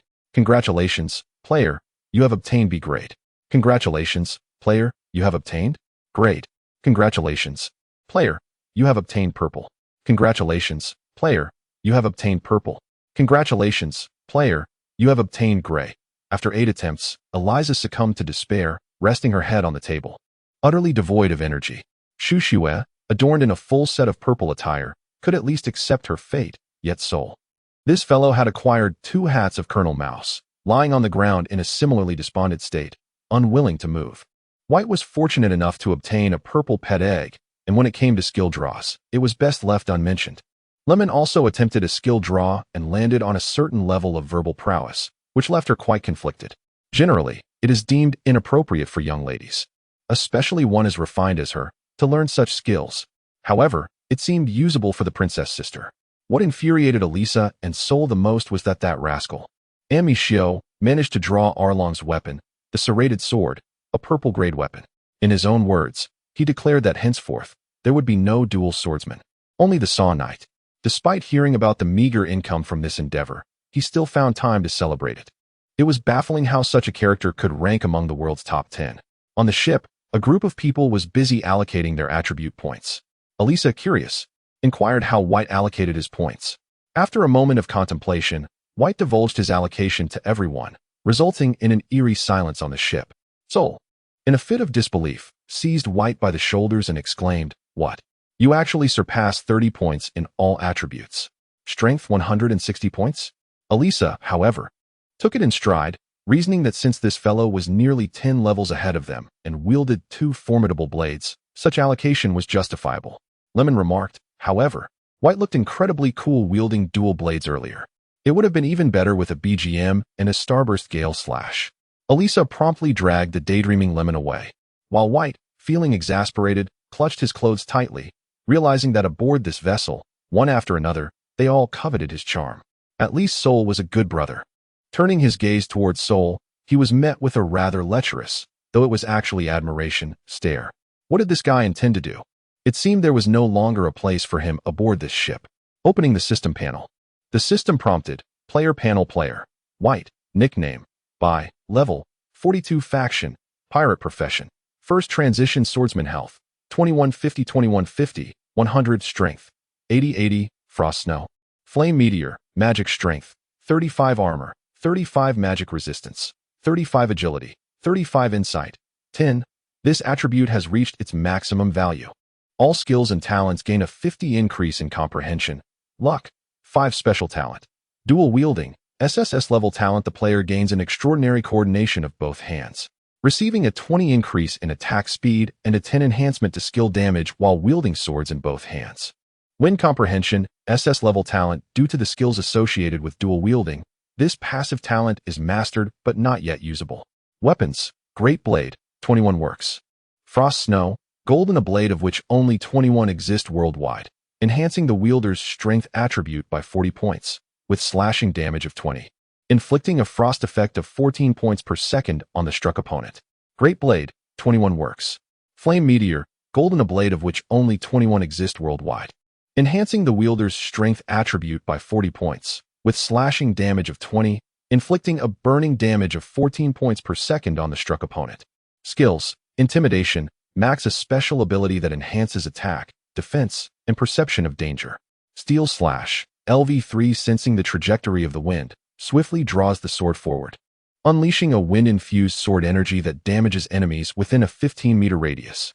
Wind Barrier, LV3, swinging the sword horizontally, creating a 2-meter barrier of sword energy that advances forward. Capable of blocking all ranged attacks, cannot fully block if the enemy's level exceeds that of the player. Step Forward Slash, LV2, utilizing the direction of the wind. This special maneuver allows for high-speed movement propelled by air currents. Ultimate Art, Gale's Absolute Cut. When an enemy is struck by the swift wind sword energy, one can seamlessly teleport to the enemy's front, delivering 3 swift slashes at light speed, each strike accompanied by wind pressure that guarantees armor penetration. Dual-wielding ultimate art. Starburst Gale / Unlocked conditions unknown. Skill description. When I draw the second sword, there shall be none standing before me. As he pondered his attribute panel, White suddenly stumbled, nearly losing his balance, feeling somewhat unaccustomed to the rapid enhancement. What on earth? Was the foundation too unstable due to such swift growth? He felt somewhat unsteady on his feet, but with skills upgraded and the Gale's absolute cut unlocked, he mused whether he should shout, "Sorry ga dang," when unleashing his ultimate. Oh dear, how embarrassing. At this moment, not far from the Black Pearl, at the island's edge outside Cocoa West Village, several teams were gathering at the entrance of Arlong Park's team dungeon. Over time, most players had reached level 20 or above, and as long as they didn't challenge the hellish difficulty like White and his crew, the first two difficulties should be manageable. Gradually, more players arrived at Cocoa West Village, with increasing numbers forming teams. Many, upon spotting the Black Pearl by the coast, rushed over to form teams and take group photos, joking about the mighty captain's ship, hoping to share in some good fortune. Chapter 26. A being far beyond the ordinary and the promise with Luffy on the third day in Cocoa West Village. White finally awaited the arrival of the long-anticipated main cast. Luffy and his companions had come to Cocoa West Village in search of the Going Merry, which had been taken by Nami. In the meantime, Johnny and Usopp had arrived at Gosa Town first, only to be startled by the town's appearance and subsequently chased by the previously encountered fat fisherman. After barely escaping, they were knocked out by a child, severely injured. Sogeking was sold out by his subordinates and fell into Arlong's hands, only to escape later. Ultimately, they encountered Luffy and Sanji on a rural path while deliberating on what to do, only to meet Nami. Nami, wishing to protect her important friends from peril, coldly attempted to deceive them into leaving, but Luffy stubbornly refused to go. Furious, Nami returned home to weep silently, while Usopp, through sheer luck, fortuitously encountered Luffy and company. After some conversation, the plot progressed until Nami, crying and kneeling on the ground, pleaded for Luffy's help. Luffy placed his straw hat atop Nami's head, vowing to avenge her by defeating Arlong. With the villagers' guidance, Luffy arrived outside the walls of Arlong Park and soon spotted the unmistakable Black Pearl. Ecstatic, Luffy dashed towards the ship, where he indeed found White practicing swordsmanship alongside Soul as his sparring partner. After exchanging greetings, White introduced his new crew member Soul to Luffy, who was overjoyed, realizing he had not followed the wrong captain. It was only the third day aboard, and here he was, being introduced to the future king of pirates. Recognizing that Luffy intended to confront Arlong, Soul eagerly stepped forward, asking if he could assist. Luffy pondered for a moment before addressing White and Soul, stating, "Hey, White. I hope this time you want to intervene." Soul, taken aback, questioned, "Huh? Why not? Wouldn't it be quicker if we tackled him together?" Luffy replied, "This is my fight. That guy, Arlong, bullied my navigator, and I intend to defeat him to avenge Nami." Dandan smiled gently and patted Luffy on the shoulder, nodding in agreement as she encouraged him. "Very well, let us set sail from this place today. However, do ensure that your pace does not fall behind, Luffy. Who knows? We may encounter each other further along our journey, and perhaps we might even cross paths with Ace." Luffy replied, "Yes. When that time comes, I will definitely make Ace treat me to meet." With unwavering determination, White gave a cheerful encouragement to Luffy, the aspiring pirate king. Upon hearing this, Luffy broke into a wide grin, exclaiming, "Of course." As the Black Pearl set sail away from the shore, Luffy led his crew toward the assault on Arlong Park. Poor Arlong, having just revived, was destined to suffer another beating, culminating in the destruction of his lair. On board the Black Pearl, as he gazed at the receding figure of Luffy, White couldn't help but reminisce about Ace, whom he had previously mentioned. Reflecting on his childhood, he recalled joining a band of mountain pirates alongside the young Ace, Luffy, and Sabo, forging a brotherhood among them. As thoughts of Ace crossed his mind, White murmured to himself, "Blackbeard, you mustn't stir up trouble, otherwise I shall ensure your dark fruit undergoes a random reset." Undoubtedly, the Marineford War would be a significant highlight of this game, arguably representing its midpoint climax. In this fierce battle, Whitebeard sacrificed himself to protect his sons during their retreat, while Ace met a tragic fate, pierced through the chest by a Kainu in a bid to save Luffy. Just the thought of this ignited a fierce desire within White to eliminate a Kainu. "Damn that old silver coin," he cursed. Defeating the three admirals was no trivial matter. Akainu was a formidable user of a Logia-type ability. To triumph over him, White realized he must attain the level of Mihawk, the renowned swordsman. thereby achieving the pinnacle of swordsmanship. Sigh. It seems I must exert more effort. During the initial stages, the only ones who allowed me to rapidly gain experience were Brother Crocodile and the corpulent bat, Moria. As Sol listened to him mumbling to himself for quite some time, he could not help but interject, "Boss, where are we heading next?" Go, after a moment of contemplation, turned to shout towards the cabin, "Sister, our next destination is back to Rog Town, right?" Inside the cabin, Eliza and Shu Shui were entangled in a fierce struggle, tugging at each other's hair and shoving each other's faces. After a considerable effort, they finally managed to poke their heads out of the cabin and responded, "Yes, that's correct." "Hey, let go of my airport," Eliza retorted. "You sly girl, why won't you release me?"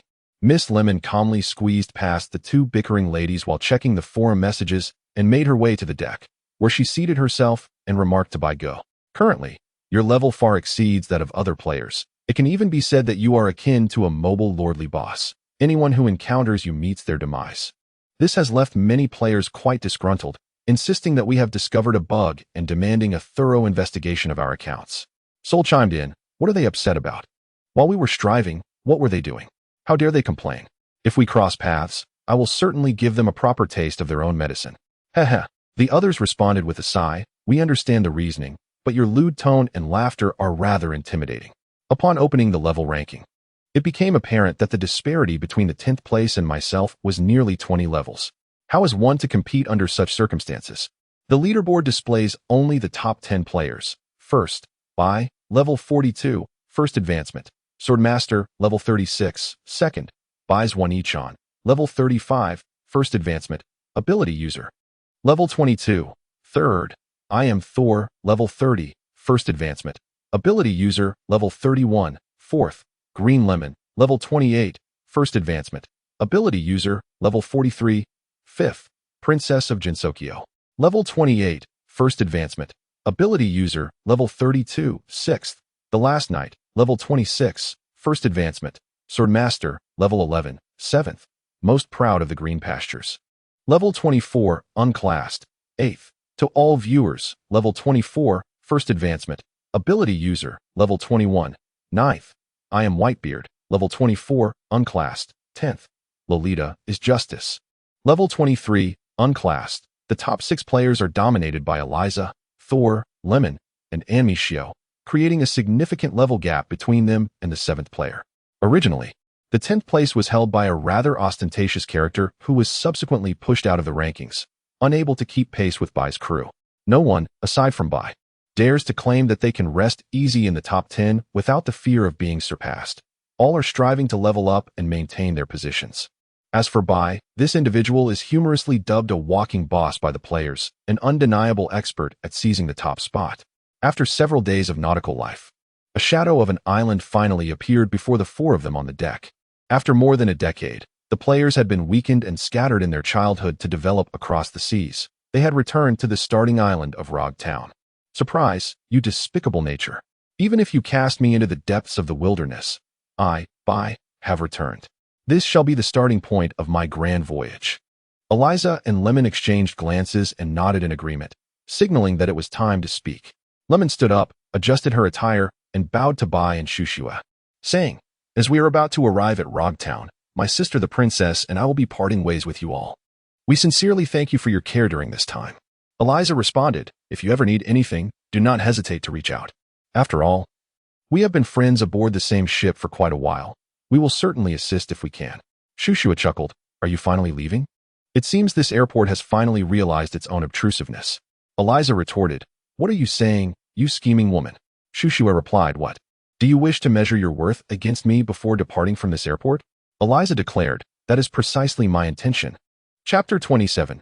Return to Rog Town and the duel with the smoker off the coast of Rog Town by Go, along with others, gazed in exasperation at the eager Shushua and Eliza on the deck, rendered speechless by the capriciousness of these 2 women, who exemplified the fickle nature of femininity with remarkable flair. Just moments ago, they were bidding farewell, and the next instant, they were poised for a confrontation. Although the Black Pearl could repair itself over time, the prospect of damage due to such antics was rather hard to accept. After a considerable tug-of-war, the 2 finally relented. Bai surmised that this was merely a farewell between the 2 women before parting ways. Despite their reluctance, Neither wished to display their sentiments before the other. As the Black Pearl docked, Shushue retracted the now diminutive vessel, and the group disembarked onto the quaint town known as the origin and conclusion of all things. A system notification emerged. Congratulations, player Thor has become the first to arrive at the starting town, Rog Town. Player reward, level 1, 80,000 Bailey. Please continue your efforts and strive for further brilliance. With the arrival in Rog Town, an announcement echoed, and Thor, the first to disembark and prepare to procure goods, found himself fortunate. The sun shone brightly, making it an ideal day for a leisurely stroll. Shushue accompanied Eliza and Lemon to shop for garments, while Thor volunteered to gather necessities and supplies. Left alone, Baigu contemplated wandering the streets, hoping to encounter some narrative figures. Moreover, he yearned to revisit the execution platform, the very location that greeted him upon his initial entry into the game. As he sauntered along the central avenue of Rog Town, amidst the bustling crowd, Baigu meandered, exploring intriguing shops and sampling delectable treats, despite being ensnared by a myriad of chaotic offerings. While strolling, he came upon a solitary metallic tower, standing proudly in the heart of the square. This was the very landmark that had marked his first arrival in this world, a witness to the passage of time and history. In the execution ground, I, the one who has returned for nothing, find myself once again. This will be the place where my dreams set sail in this world. Oh, is this truly where your aspirations will take flight, Uchiha Bai? As Baigu murmured to himself while gazing at the execution platform, a voice emerged from behind him. A robust man with silvery short hair, 2 cigars clenched between his teeth, stood behind him. Upon hearing the sound emanating from behind, Baigu turned around and was taken aback by the sight of the burly man. This audacious posture, with a cigar dangling from his mouth, unmistakably identified him as a chain smoker. It was Smoker. Smoker, may I inquire as to your identity? Uchiha Itachi. I am Uchiha Itachi. With a bounty of 40 million berries, the most notorious pirate in the East Blue. I am Colonel Smoker of the Marine Headquarters. White gift. What? I am offering a bounty of 40 million? How was I unaware of this? Smoker pulled out a wanted poster depicting a half-length portrait of White Gift, pointing at the image and inquiring, isn't this individual depicted here you? The moment Baigu laid eyes upon that wanted notice, he was utterly stunned. This thing. He immediately recognized it as a troublesome contraption. This wanted notice was a reward granted by the system after successfully completing the Aolong Pirate Crew dungeon. Baigu and his companions had previously sat aboard their ship, pondering the purpose of this item. Although the system had indicated that utilizing it would result in obtaining a player's wanted notice, it failed to mention that the Navy would be involved as well. Now, entangled with Smoker, trouble was surely brewing. While Baigu did not believe he would fall to Smoker, being ensnared by the natural type smoke fruit would undoubtedly eliminate any chance of leisurely wandering around Log Town. What a predicament! However, Smoker was renowned as the quality inspector before entering the Grand Line, a title not bestowed lightly. To either pass through his grasp or defeat him would surely enhance his martial arts and swordsmanship. But should he engage in battle with him? System notification. Hidden task activated. Pirate quality inspector. The player must escape from Smoker within 10 minutes without leaving Log Town. If successful, a level reward of 2 levels will be granted, along with 500,000 berries and 1 opportunity for item extraction. Failure will result in a loss of 1/3 of the current level, a mandatory reduction of 25 in all attributes, and imprisonment for 2 years of game time, equivalent to 20 natural days. Accept? Yes, no? The system detected this as a mandatory task and automatically selected acceptance. Baigu hadn't even fully contemplated whether to take action, and the system had already made the choice for him. What kind of absurd task was this, akin to forced coercion? Such severe penalties were not something he wished to experience. Not to mention the level penalty. Being confined for 20 natural days would undoubtedly put him far behind the current player's progress. Just as the system notification concluded, and before he could express his thoughts, Smoker lunged at him without hesitation. A fist the size of a clay pot, accompanied by a fierce gust of wind, surged toward him. With no time to evade, Baigu could only cross his arms to endure the blow. Upon impact, he was sent flying several meters, skidding to a halt only after sliding for about 7 or 8 meters. Baigu, such immense strength you possess, you resemble a warrior of the gods. Smog, yet, I find you hardly worthy of that 40 million bounty. Is that so? It seems I have underestimated you. I invite you to observe closely whether this 40 million is excessive or insufficient. As soon as the words left his mouth, Yin Yun unsheathed his blade and charged towards Smoker. Smoker swiftly reached behind him to retrieve a weapon known as the 10 Hands, raising it to block the impending attack. The clash of metal echoed as the two figures passed each other. Smoker turned to launch another strike, only to find his weapon behaving oddly. Looking down, he was astonished to see the 10 Hands, embedded with sea prism stone at its tip, severed cleanly in two before his very eyes. A grave expression settled on Smoker's face as he clenched the cigar in his mouth and fixed his gaze on Beige, saying, "That blade is a renowned sword." Baigu smiled and replied, "Who knows? However, your weapon is indeed rather unreliable. It broke with just one strike." Smoker retorted, "You must be a swordsman of exceptional skill. An ordinary swordsman, even when wielding a renowned blade, could never sever my weapon so effortlessly. White give, perhaps so, but I still have a long way to go compared to that man. Therefore, it is impossible for you to take me back. How about we pretend you didn't see me today?" Responding to White give was Smoker, whose smoke-formed arms surged forward. "Do not jest. I am a Navy officer who upholds justice. No pirate shall escape from my sight." White give, evading a strike with a leap backward, smirked while observing the large crater left in the ground by Smoker's attack. "Are you certain that the Navy still embodies justice as it once did? Or rather, under the rule of the celestial dragons, when has the Navy ever been just?" Smoker, rendered speechless by the inquiry, roared, "White blow." His entire form transformed into smoke as he lunged toward White give, aware from the anime of the original work. White give understood that being ensnared by this technique would not only hinder his movements, but could also lead to suffocation. He absolutely could not allow himself to be trapped. It was the perfect opportunity to test that man's technique. Aside from the steel slash, he had yet to employ anything else. Today would serve as a trial to see whose swift winds were superior. Raising his sword, Inferno Meteor, high above, White give exuberantly exclaimed, "Hasegawa." With a sweeping motion, he unleashed a strike towards Smoker, and as he shouted, a flash of crimson brilliance illuminated the air, sending a visibly shallow red wind blade hurtling toward the smoke-formed Smoker. Caught off guard by the wind blade, Smoker was swept away, feeling a sting of pain from his very essence. How could this be? This fellow was capable of injuring my elemental form without utilizing haki. In truth, it was the inherent effect of Inferno Meteor. Sensing that Smoker's subordinates were beginning to converge upon him, White give recognized that while he could likely evade capture, it was prudent to avoid unnecessary trouble, especially since Bushiwe and the others were still in town. For the sake of his mission, it was best to make his exit. "Apologies, Colonel Smoker, but I must take my leave for now. Let us conclude our engagement here."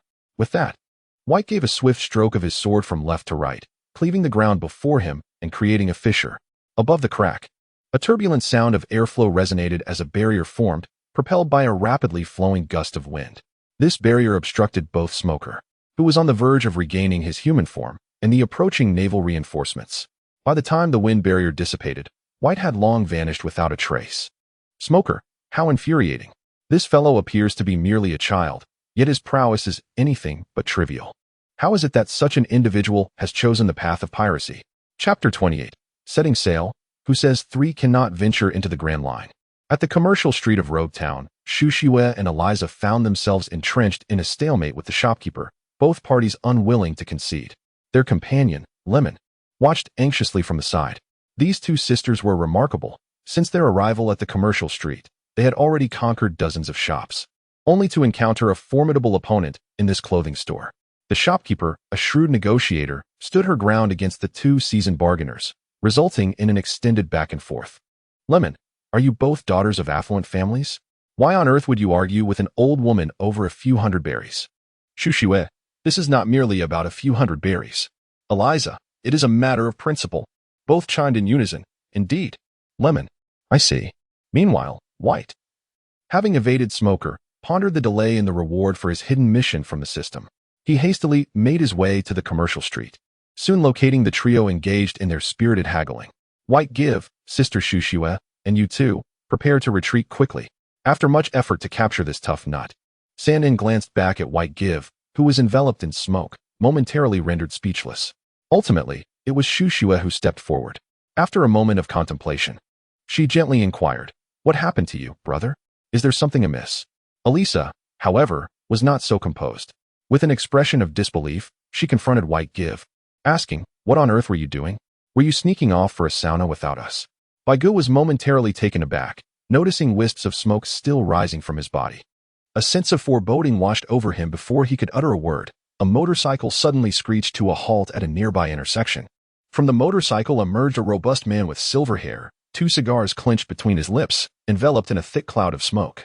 Smoker declared, "Once ensnared in my smoke, do not expect to escape my grasp easily, pirate." With a resigned sigh, Baigu recognized the ominous situation as he saw the smoke enveloping him. He hadn't anticipated the arrival of his pursuer so swiftly. Today was evidently not a propitious day. Smoker, initially perplexed as to why his quarry had ventured into the commercial district after evading him, speculated whether they underestimated him, perhaps intending to shop or commit robbery. However, upon seeing the 3 women, he comprehended the situation. After inhaling from his cigar, the already smoke-laden Smoker transformed into a towering figure of smoke. Smoker remarked, "I never imagined your associates would also be on this island." The 3 women exchanged uneasy glances, with one murmuring, "He can't be referring to us, can he?" As Smoker utilized his smoke-formed hand to retrieve a stack of wanted posters from the motorcycle, he began comparing them, exclaiming, "Let me see. Ah, Uchiha Shushua, is she your sister? And this one, Eliza Apocalypse, both with bounties of 30 million berries." Shushua gasped, "What? This fellow possesses a bounty identical to mine? Surely, there must be some mistake." Eliza interjected, "Do not jest. How can this missy with such strength have only this paltry bounty?" Ignoring their banter, Smoker continued to sift through the wanted posters, yet he failed to locate Lemon's bounty, despite the apparent connection between her and the 2 female pirates. Was her bounty insufficient for a listing, or had she altered her appearance?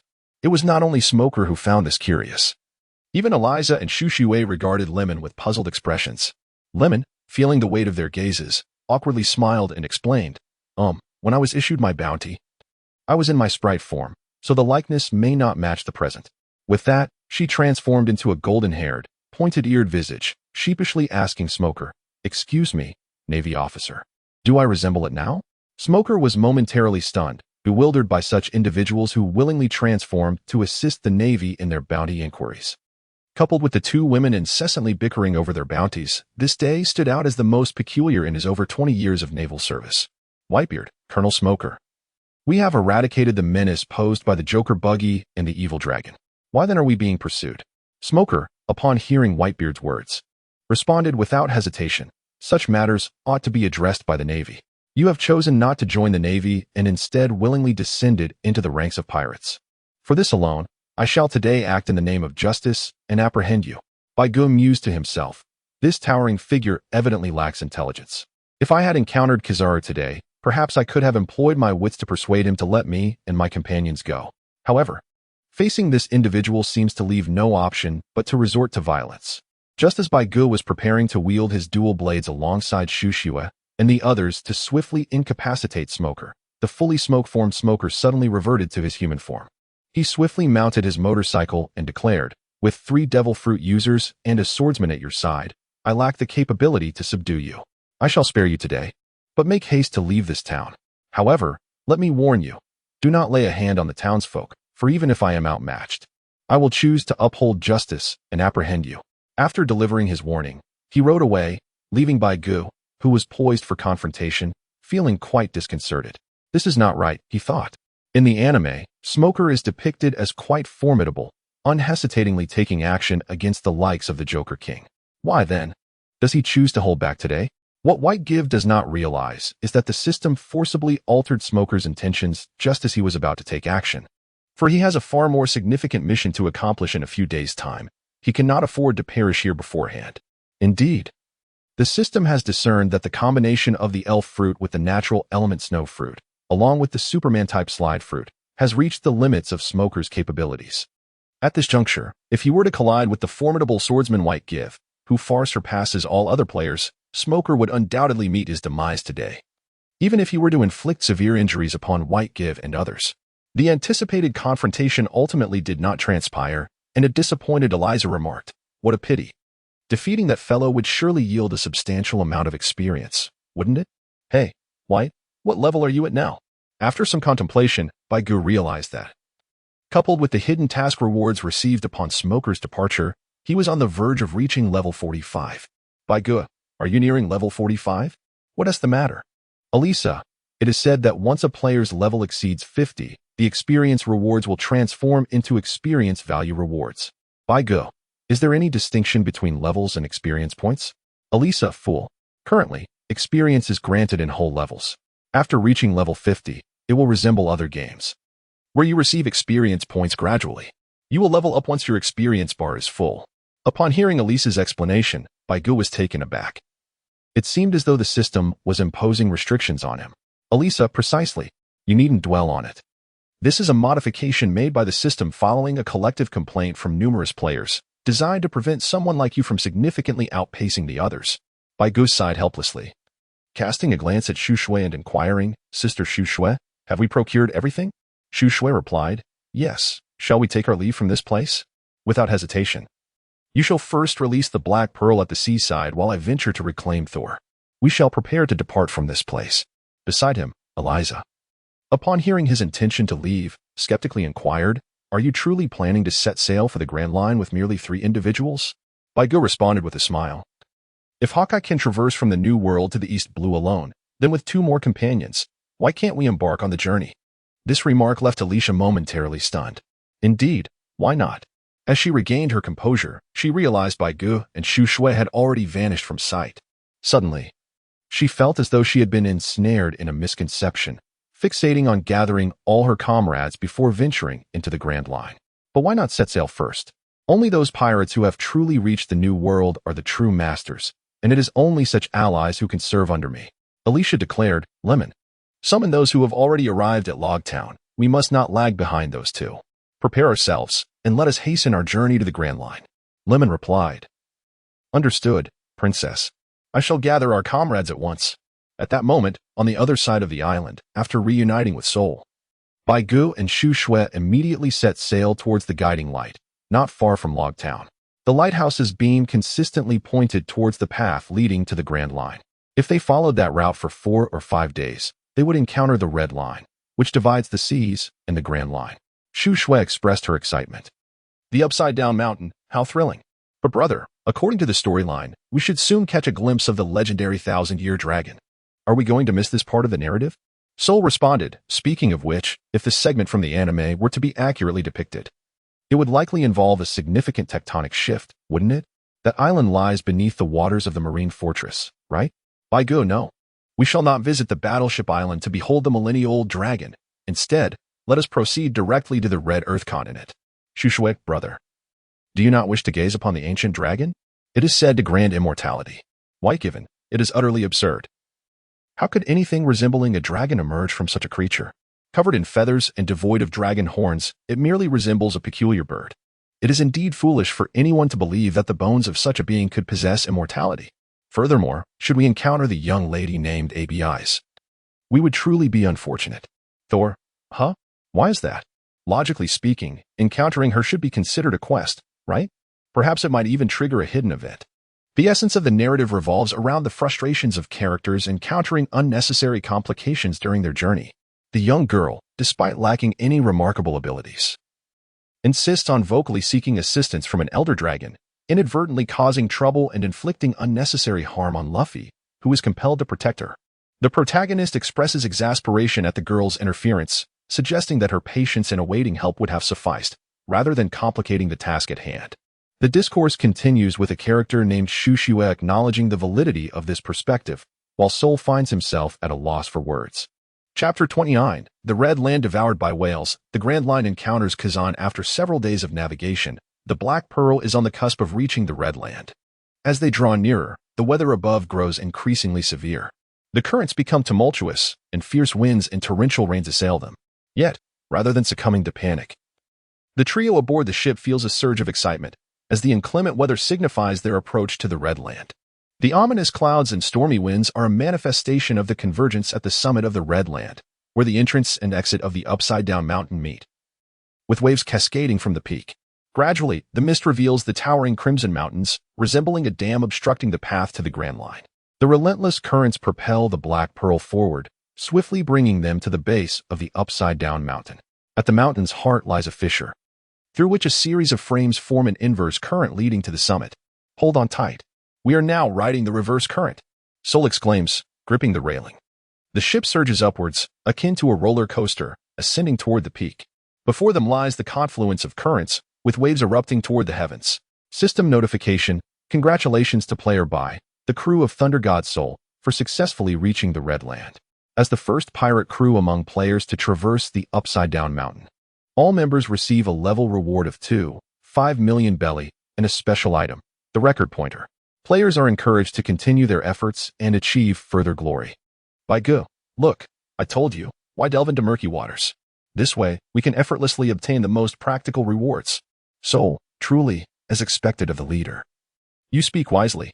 In the early stages, the most critical factors are the disparity in levels and attribute points. As long as our levels and attribute points are sufficiently high, we shall maintain our lead over everyone else. Shu Shui. While that is indeed correct, it is rather unfortunate that we have yet to witness the Millennium Dragon. As the Black Pearl glided downward with the flow of the sea, the trio, once filled with excitement and exhilaration, now wore expressions of indifference. Curiosity, after all, is something that thrives on occasional thrills. It is not as if they had never ridden a roller coaster before. Across the world, as system announcements echoed, countless players aspiring to reach the Red Soil continent bombarded the air with inquiries. A significant portion of players asserted that as long as they stuck close to the main characters, they would be fine. After all, Luffy would inevitably journey to Reverse Mountain. Having descended the slide to the Red Soil continent, Baigu and company were greeted by a colossal whale. It truly resembled the illustrations from the original work, as this whale had indeed filled the entrance to the sea completely. In comparison, the already sizable three-masted ship, the Black Pearl, appeared utterly insignificant. Even if upgraded to a five-masted vessel, it would still only measure 1/3 of the whale's size. One can only marvel at the wonders of nature. How does such a creature support its immense body? The system indicated that this majestic being is a level 100 Lord-class Sea King, with a circular health bar atop its head boasting a staggering number of layers, over 10, stacked like a crown. By go, I am truly astonished by Luffy's sheer audacity. How could he dare to engage such a monstrous creature? An ordinary person would have perished on the spot. Shushuet, brother. It seems now is not the time for lamenting Luffy's actions, is it? So, we're about to collide. And then, amidst the trio's frantic screams, a fate more despairing than crashing into a whale unfolded. The whale opened its mouth wide. In one swift motion, it engulfed the Black Pearl. Amidst the wretched cries, the Black Pearl landed upon a shallow green sea, where the three aboard steadied themselves to survey their surroundings. So, where are we now? Are we still alive? Shu Shui. I recall being swallowed by the whale. This scenario feels oddly familiar. Are we inside Laboon's belly? In the depths of the whale's stomach. Specifically within its gastric cavity, a vast expanse of green fluid, gastric acid, surrounded the trio. They scanned their surroundings, hoping to uncover an exit. As the narrative of their animated world suggested, there should be a door leading them away from this place. Yet, after searching for over 20 minutes, their hopes dwindled. They had anticipated spotting it at a glance, but instead found themselves bereft of even a glimpse of the ship's medic's makeshift vessel. How could they possibly escape? This was the belly of the whale, a realm devoid of wind and currents, rendering their ship utterly immobile. The Black Pearl, after all, was merely a cursed artifact, not a speedboat equipped with an engine for acceleration. Resigned, the trio floated aimlessly on the surface, awaiting the medic's return to rescue them. A day passed in this manner, during which their only entertainment was playing cards on the deck, punctuated by the occasional round of thrilling Ludo. On the following day, the once placid sea began to stir, and the trio, who had resigned themselves to another day of confinement, suddenly felt a surge of survival instinct. Outside, the whale, Labu, began to ram its head against the internal walls, its numerous scars a testament to decades of relentless battle, an absurd routine akin to clocking in for work each day. It would first let out a bellowing roar to the heavens, then relentlessly smash its head against the walls, hoping for a workplace injury. Alas, Labo had been enduring this monotonous existence for years. On this particularly sunny day, after concluding its routine battering, it resumed its breath control exercises, essentially. The medic entering its body to administer treatment and administer a dose of anesthesia. Unbeknownst to Labu, a small boat that had previously collided with it stealthily slipped away from its confines. As Labu sank into the depths of the ocean to rest, the trio, drenched in tears of relief, sat on the ground, inhaling the fresh air deeply.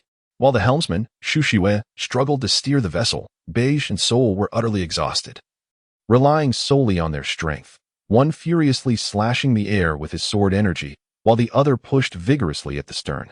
Through sheer determination, They finally managed to escape the deadly expanse of the whale's stomach. After a brief respite along the shore, they discovered only a lighthouse manned by the ship's medic near the Twin Gorges. With the medic absent, the trio chose not to intrude. Once the system's tracking pointer had charged sufficiently, they set off on a randomly selected course, jesting about the unpredictability of their journey. They could accept being defeated by foes or perishing at the hands of wild creatures, even the demise of their ship. But one fate they could not abide was the absurdity of dying within a fish's belly. This incident was not to be spoken of. If word got out that 3 of the top 10 experts had nearly been digested before even entering the Grand Line, it would be a humiliation far worse than death itself. In the days that followed, Beige and his companions experienced the capriciousness of weather firsthand. One moment, the sun blazed brightly, and the next, they were engulfed in a tempest of sparks and lightning, followed by torrential rains and extremes of cold and heat. Thanks to the superior properties of the Black Pearl, ordinary weather changes posed little threat to them, and the ship's hull, damaged by the towering waves, would self-repair. Thus, they sailed for 3 days in relative silence, enduring the tedium of their existence while teasing the newsbird for entertainment. Suddenly, a peculiar figure appeared on the horizon, drawing ever closer across the water. Baigu and Suo Air, filled with curiosity, strolled onto the deck to gaze into the distance. What did they behold? A tall man donned in a blue suit was leisurely pedaling a bicycle towards their vessel. As he drew near, Baigu and Suo Air's eyes nearly bulged in disbelief. The figure cycling across the sea while wearing an eye mask was undeniably that very individual. Do not panic. It is precisely in moments like this that we must showcase our professionalism, Baigu advised. Brother, I understand. However, it seems he is approaching our direction. What should we do? Sol replied, a hint of concern in his voice. Seeing that the two had been staring for quite some time without any response, Shushiwei decided to approach and investigate. Just as she stepped onto the deck, a tall figure leaped gracefully into the space between the 3 of them. After surveying his surroundings and confirming that this was not a pirate ship, the newcomer spoke apologetically. My apologies. I've grown rather weary from riding at sea. Might I trouble you to give me a lift to the next island up ahead? Oh, and just so you know, I am neither a villain nor a pirate. I am an admiral of the Navy headquarters, codenamed Akiji. You may call me Kazan. So, taken aback, exclaimed in sheer disbelief, Admiral of the Navy headquarters. A conversation ensued as follows. May I inquire if you have business in the first half of the Grand Line? Asked a curious individual. Oh, I have a dear friend stationed in Lobe Town whom I haven't seen in quite some time. Recently, I've found myself with some leisure and decided to pay him a visit, replied Kazan. Casually, Kazan found a spot, settled himself upon the deck, removed the eye patch before him, and leaned against the railing, intending to indulge in a slumber. Just before succumbing to sleep, he remembered to add, oh, by the way, if I have not awakened by the time we reach the next destination, kindly rouse me. No sooner had he uttered these words than a black and white penguin, adorned with a backpack, ascended the deck of the Black Pearl. It waddled to Kazan's side and took a seat beside him. Oh, this is my pet. Its name is Camel, Kazan introduced. The others responded with a collective, oh, very well. Please make yourself comfortable. In a private chat channel, Shushiwei remarked, fortunately, I had yet to design the Jolly Roger due to a lack of inspiration. The bounty notice likely hasn't reached them, as they have not encountered it at sea. Otherwise, encountering a marine admiral upon departure would truly be a stroke of misfortune. By G, let us confront that cursed Elisa directly. It must be this fellow who has lingered too long aboard our ship, causing us to be devoured by fish upon our departure, only to encounter the green pheasant immediately after emerging from the belly of the fish. Shushui, fortunately, he will disembark at the next island. If he were to insist on having us transport him back to Rog Town, it would be disastrous. In a moment of reminiscence, I nearly forgot that the companion spoken of by him is none other than Smoker. At this time, aboard a resplendently adorned pirate ship off the coast of Rogue Town, Eliza stood with her hands on her hips, reveling in the presence of her former loyal subordinates. Alongside her was Lemon, and for a fleeting instant, she yearned to embrace Lemon's waist while exclaiming, Behold, my beloved, this realm is the empire I have forged for you. However, this was merely a whimsical thought, as she had to maintain her noble persona. Just as she was lost in her daydreams, a sudden fit of sneezing seized her, causing her to exclaim, What is happening? Who is thinking of me? It must be that scheming woman, Shushiwei. You shall remember this. Growing increasingly agitated, Eliza waved her hand and declared, Are we ready? Let us set forth. We cannot allow those 3 to gain too much ground on us. Wishing everyone a joyous Dragon Boat Festival. Today, there are no special events or additional updates for the occasion. Everyone should indulge and enjoy, wishing all a happy Dragon Boat Festival. Chapter 30, The Might of Kazan. Arrival at Maze Island. Having just exited the first half of the Grand Line, the trio encountered Kazan, who was leisurely riding a bicycle, and found themselves in a quandary. They soon realized that, having neglected to monitor their log posts, they had lost their bearings amidst the treacherous weather and turbulent currents, inadvertently heading back to their previous location. Additionally, there was this man, who had casually boarded and promptly fallen asleep, alongside a peculiar penguin. These two had inexplicably joined them, presumably bound for Rogue Town, but had requested to disembark at an island ahead. That island ahead is the Twin Gorges. This fellow appears capable of advancing independently, meaning he need not venture to leave his mountain. He can directly traverse the calm belt to the East Blue. Thankfully, it seems unlikely there will be any unforeseen encounters with Kazan in the near future, as long as he does not cross paths with Smoker. Our identities as mere travelers or adventurers shall remain concealed. Though uncertain, it seems he does not suspect us to be pirates, considering there are merely 2 men and a woman in our company, despite the 2 swords sheathed at my waist. He likely perceives us as adventurers honing our swordsmanship. The Grand Line is not solely populated by pirates. There exist other travelers and adventurers as well. As long as we do not hoist the pirate flag, we shall be free from peril. With this thought, I breathed a sigh of relief, found a spot to sit, and began to close my eyes to rest. As I dozed off, I eventually awoke to discover that the man who had been sleeping in the corner had already risen and was now standing at the bow of the ship, gazing into the distance. Upon noticing my awakening, Kazan smiled and said, "Oh, you're awake. I didn't expect you to sleep longer than I did." At that moment, the penguin named Camel cast a sidelong glance at me, and for some inexplicable reason, I felt as though this waddling creature was looking down upon me. "Fine. You have powerful allies, and I cannot provoke you now, but rest assured, I shall have my revenge in due time." Wait, where are Sol and Shushue? Kazan, are you searching for your 2 companions?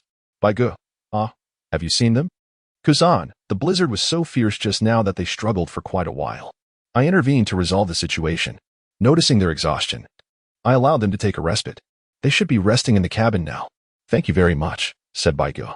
No need to be polite, Kazan replied. After all, I am on the ship. He continued, we are approaching the Twin Gorges. I shall prepare to depart now. I apologize for the inconvenience over the past 2 days. Perhaps fate will allow us to meet again. With that, he lifted the penguin camel and leaped gracefully towards a nearby sponge. In midair, Kazan shouted, "Ice Age." As he landed, the ocean rapidly began to freeze outward from his point of impact, extending towards the shores of the Twin Gorges. He made his way to the lighthouse beneath the Twin Gorges, seemingly intending to inquire if the ship's doctor had a bicycle. However, for someone with such abilities to reverse the freezing of the ocean and traverse its surface safely while riding a bicycle, one could only marvel at their confidence and strength. A moment of carelessness could lead to a fragile ice surface, resulting in a plunge into the sea. Yet, the apparent vulnerability of a devil fruit user upon contact with water seemed to pose no concern for him. Baigu, what a formidable man indeed. So, brother, you are awake. Oh, I appreciate your hard work. Let's prepare to turn the ship around and set sail once more. Certainly. By the way, should we call your sister? Let her rest. We can manage on our own. Meanwhile, on the other side, Eliza and her crew had just surged onto the upside-down mountain, experiencing the exhilarating thrill of a roller coaster ride, completely oblivious to the extraordinary adventures that awaited them. Behind them, 2 other ships were also surfing toward the mountain, the audacious Sheep Village pirate crew and the self-proclaimed Whitebeard Pirates player version. These 2 crews were fiercely competing to reach the Grand Line first, only to be outmaneuvered by Eliza's crew as they slipped past them. After a relentless chase, both crews finally caught up with Eliza's group. On the Whitebeard Pirates ship, one crew member exclaimed, "Hey, look at that ship full of beautiful women. Let's charge in and show them the harsh realities of the world." The audience, 3 aces, responded eagerly, "Oh, we've been waiting to show these folks our might." On the other ship, the leader of the Sheep Village Pirates declared, "Those old lechers from Whitebeard must have their eyes on that ship of beauties. Let us hasten and launch a surprise attack." Another crew member retorted, "I see you're just after their beauty, aren't you? How dare you? You can't judge me like that. Although, well, maybe you're not entirely wrong, but I do have my pride," mused the muscular slow sheep. You fellows still lack maturity. Let an elder handle this dangerous matter," the others interrupted. "You old rascal, silence. Clean up your drool first, you scoundrel." As these 3 pirate crews sailed toward the exit of Upside Down Mountain, each harbored their own intentions, completely unaware that an epic boss awaited them ahead, who was currently troubled by a forgotten bicycle. Kazan grumbled, "Damn it. When I boarded, I thought it was a pirate ship, and I could just commandeer it to Rogue Town. Who knew it was 3 young adventurers? I left my bicycle behind, on the shore of Twin Peaks." Kazan adjusted his attire and approached the door of a small house at the lighthouse, knocking gently. The door swung open, revealing a tall elder with a flower-like hairstyle, who glared at him and asked, "Well, what do you want from this old man?" Kazan replied, "I'm just passing through." Do you have a bicycle?" The ship's doctor scoffed, "You Navy folks are quite amusing. Is this your umpteenth visit this year?" Kazan chuckled, It's just a vacation one must wander, after all. Please, could you lend me a bicycle?" The doctor retorted, "Go fetch it yourself at the usual spot." Kazan expressed his gratitude. "Thank you very much." Just then, 3 shadows fell from the sky. One ship crashed right next to Kazan, creating massive waves that swept his bicycle away. As Kazan prepared to leave, he instinctively dodged the waves, only to realize that his sole means of transportation was once again lost. Frustration etched on his face, he turned to glare at the culprits. Kazan remarked, 3 pirate ships, huh? Oh, how delightful. I suppose I'll send a little gift to Smoker today. Suddenly, an intense chill radiated from Kazan as he leapt into action, raising one hand toward the nearest sheep village pirate ship, unleashing a freezing blast that encased half of the crew and the ship in ice. Kazan declared, "Oh dear. Today seems to be your unlucky day. I hadn't planned to intervene, but since you've crossed paths with me," in a calm yet resolute tone, he continued, "for the sake of my unyielding justice, I implore you to conclude this nascent journey, pirates." Ice Age. As he invoked the name of his technique, he unleashed his full power, freezing the nearby Whitebeard pirates into ice sculptures as well. As the icy surface extended toward Eliza's ship, the ocean beneath suddenly roiled, and a massive creature surged upward, propelling their ship skyward. The pirate vessel soared through the air, ultimately vanishing like a shooting star. Kazan, speechless, allowed this fortunate ship to escape, reasoning that even if they survived, they would eventually cross paths with him again. There was no need for haste. As for the 2 crews, the moment they were frozen, the system automatically determined they were powerless to escape Kazan's grasp and were thus arrested. Prior to reaching the nearest naval base, players could evade punishment by escaping. Otherwise, they would face a year-long imprisonment, equivalent to 10 real days, and the confiscation of all pirate ships and possessions. Kazan sighed, "Oh dear, what a headache. It seems our only option is to sail to Rogue Town now, Camel." As he spoke, a penguin, nearly his height, waddled over, sniffling. It was Camel. In the World Channel, a player from the sheep village exclaimed, "What the heck? Why is there an Admiral Kazan at the entrance of the Grand Line? What is going on here?" Another player from the Whitebeard pirates added, "What? Why did we just get hit by an ice age?" The audience, 3 aces, lamented, "Forget it. Perhaps we are not cut out to be pirates encountering a ruthless lawman right off the bat. I thought Kazan was supposed to be easygoing." A player from the Fantasyland declared, "This is hilarious. Let me ask, who else?" Faced with Admiral Kazan, I calmly took to the skies and fled. Another player interjected, "Princess, we are still in the air. Without a magnetic pointer to record our starting point, how will we navigate to the next island?" A player named Popeye chimed in, "I just rode my little boat to Twin Peaks and witnessed this brutal massacre firsthand. If anyone needs video footage, feel free to message me. I even added BGM and voiceovers. Absolutely worth it. Just 500 berries." Soon, multiple players purchased the video, and it was reported that the sales reached over 150 million berries in a single day, with numbers continuing to escalate. In the World Channel, DJ Happy exclaimed, "Popeye, you better remember this. How dare you do voiceovers like that?" Muscular Slow Sheep added, "Popeye, we're not done with you yet."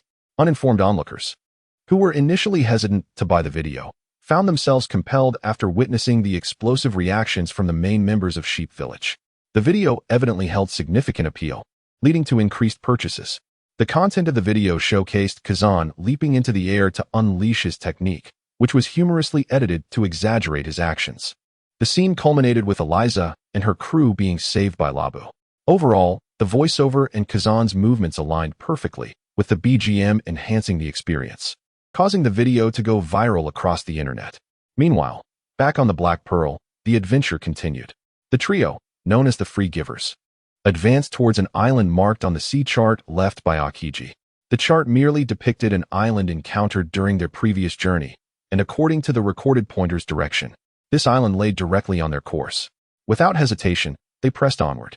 Along the way, they purchased a certain video, which left them in fits of laughter upon viewing.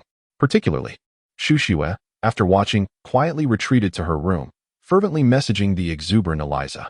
Days later, under a radiant sun, the trio finally reached the first island of their pirate journey. When they were approximately 100 nautical miles from the island, they observed that it was an oddly shaped landmass.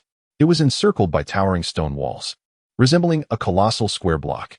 After circling the island for a while, they found additional residential buildings on the western side, indicating that the island was inhabited. Chapter 31. The Treasures of Labyrinth Island. A crisis in the shadows. The Black Pearl anchored, and the trio disembarked. Shortly after heading towards the inhabited area, they encountered several individuals. Upon inquiry, they learned that this island was named Labyrinth Island, home to merely a handful of families. The residents primarily consisted of the elderly and children, as the youth had mostly ventured to sea for work, some as pirates, while the more ambitious sought to join the navy. At the island's center lay a treasure, the specifics of which remained a mystery. However, based on the legends passed down through generations among the island's inhabitants, the existence of a treasure at the center was believed to be true. The residents resided along the cliff's edges, while over 99% of the island's area was occupied by the stone structures they had previously observed, massive walls that encircled the area, layered and labyrinthine, with some walls occasionally shifting. After inquiring with an elderly man who appeared to be in his 50s or 60s, Shushua learned that it would take a full day to charge the recording pointer with the island's magnetic energy. After some discussion, the trio decided to explore this so-called labyrinth. Before they could depart, the old man intercepted them, warning that previous pirates and navy personnel had ventured into the labyrinth in search of treasure, yet none had returned. Upon hearing the old man's words, the free givers exchanged glances, confirming their resolve. Undeterred by the elder's repeated cautions, they headed towards the labyrinth's entrance. Unbeknownst to them, as they left, the old man revealed a faint, sinister smile, and with a swift movement, vanished from sight. His speed belied his age. According to the elder's description, Labyrinth Island boasted 4 entrances, and the trio chose to enter through the eastern entrance, the closest to them. At the eastern gate, a protruding bronze door stood at the center of the walls. Pulling a metal lever on the ground before the door caused it to swing open. With a smile, Sol approached, gripping the lever with one arm and pulling it back with force. A series of mechanical sounds echoed as the bronze door slowly parted in the middle. Behind it lay a dim, eerie passage, with darkness at both ends and towering walls on either side. The trio, vigilant, entered the labyrinth one after the other. Sol, after pondering for a moment, retrieved an oversized ball of yarn from his spatial backpack, tossed it outside, and secured the end of the string before following the two into the labyrinth. Baigu was taken aback by Thor's actions and inquired, "What is this maneuver?" Thor replied, "In Greek mythology, the Minotaur resides within a vast labyrinth, from which the hero Theseus emerged after vanquishing him with a thread of crimson." Shushue remarked, "It is said that this creature known as the Minotaur is a monstrous offspring of a queen and a bull. Quite fearsome indeed." Baigu and Thor, the trio continued their journey, unaware of when Baigu turned back to glance. The entrance they had just seen nearby had vanished, replaced by an endless, dark path. Shushue, "Brother, I feel a bit frightened." Thor, "Sister, do not panic. With me, Thor, the god of thunder, present, this mere rural deity shall have no choice but to kneel in submission." Baigu, exasperated, held his forehead, unsure of what to say as he observed the antics of these two. One was an imbecile beyond redemption, while the other pretended to be a delicate damsel in distress.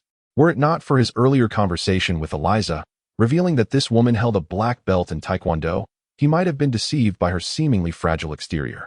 A black belt in Taekwondo, how amusing! She could very well be a formidable individual capable of splitting durians with her bare hands.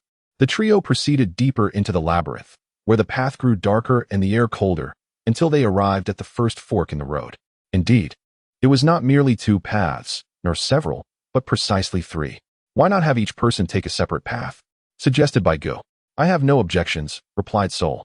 The two turned their gaze towards Shushue, who was nervously clutching her skirt, her slender, snow-white legs trembling slightly beneath the black fabric. In this scene where a beautiful woman appeared fearful and in need of protection, Sol patted Math's shoulder and remarked, "Come on, stop messing around. Just a few nights ago, I caught you watching a horror movie all alone in the dead of night, and when I got up to use the bathroom, you nearly scared me to death." Baigu, "Younger brother, please listen to Wani-chan's explanation." I merely wish to understand the distinction between watching horror films in a game and experiencing them in reality.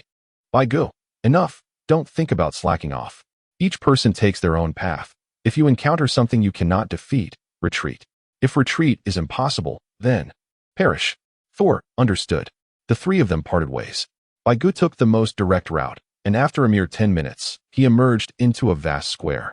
At the center stood a stone statue, towering 7 or 8 meters high, beneath which lay a golden treasure chest, subtly radiating a golden glow. Meanwhile, Thor shouted, "For Asgard!" He sprinted down the left path, twisting and turning so much that he nearly became disoriented.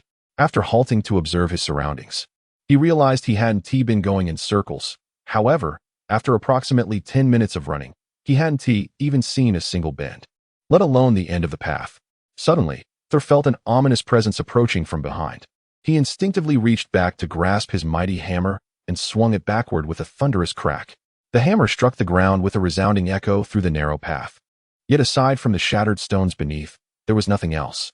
However, Thor could distinctly sense a menacing presence lingering behind him, and if it wasn't a false alarm, it meant that the enemy was far faster than he was. Realizing this, Thor quickly transformed into his half-man, half-beast form, sprouting wings to take flight. Yet, as soon as he ascended, he plummeted back down. System notification: this special map prohibits flight. As Thor stood bewildered, an enemy emerged from the shadows of the path. Indeed, it stepped forth, a vague silhouette that became clearer as more shadows joined it. Ultimately, a figure clad in black armor, wielding a sharp blade and shrouded in dark crimson smoke, appeared before Thor. System notification: Level 50 Lord Class Humanoid Boss. Thor: is this a joke, sir? Am I truly this fortunate? Facing a boss right off the bat?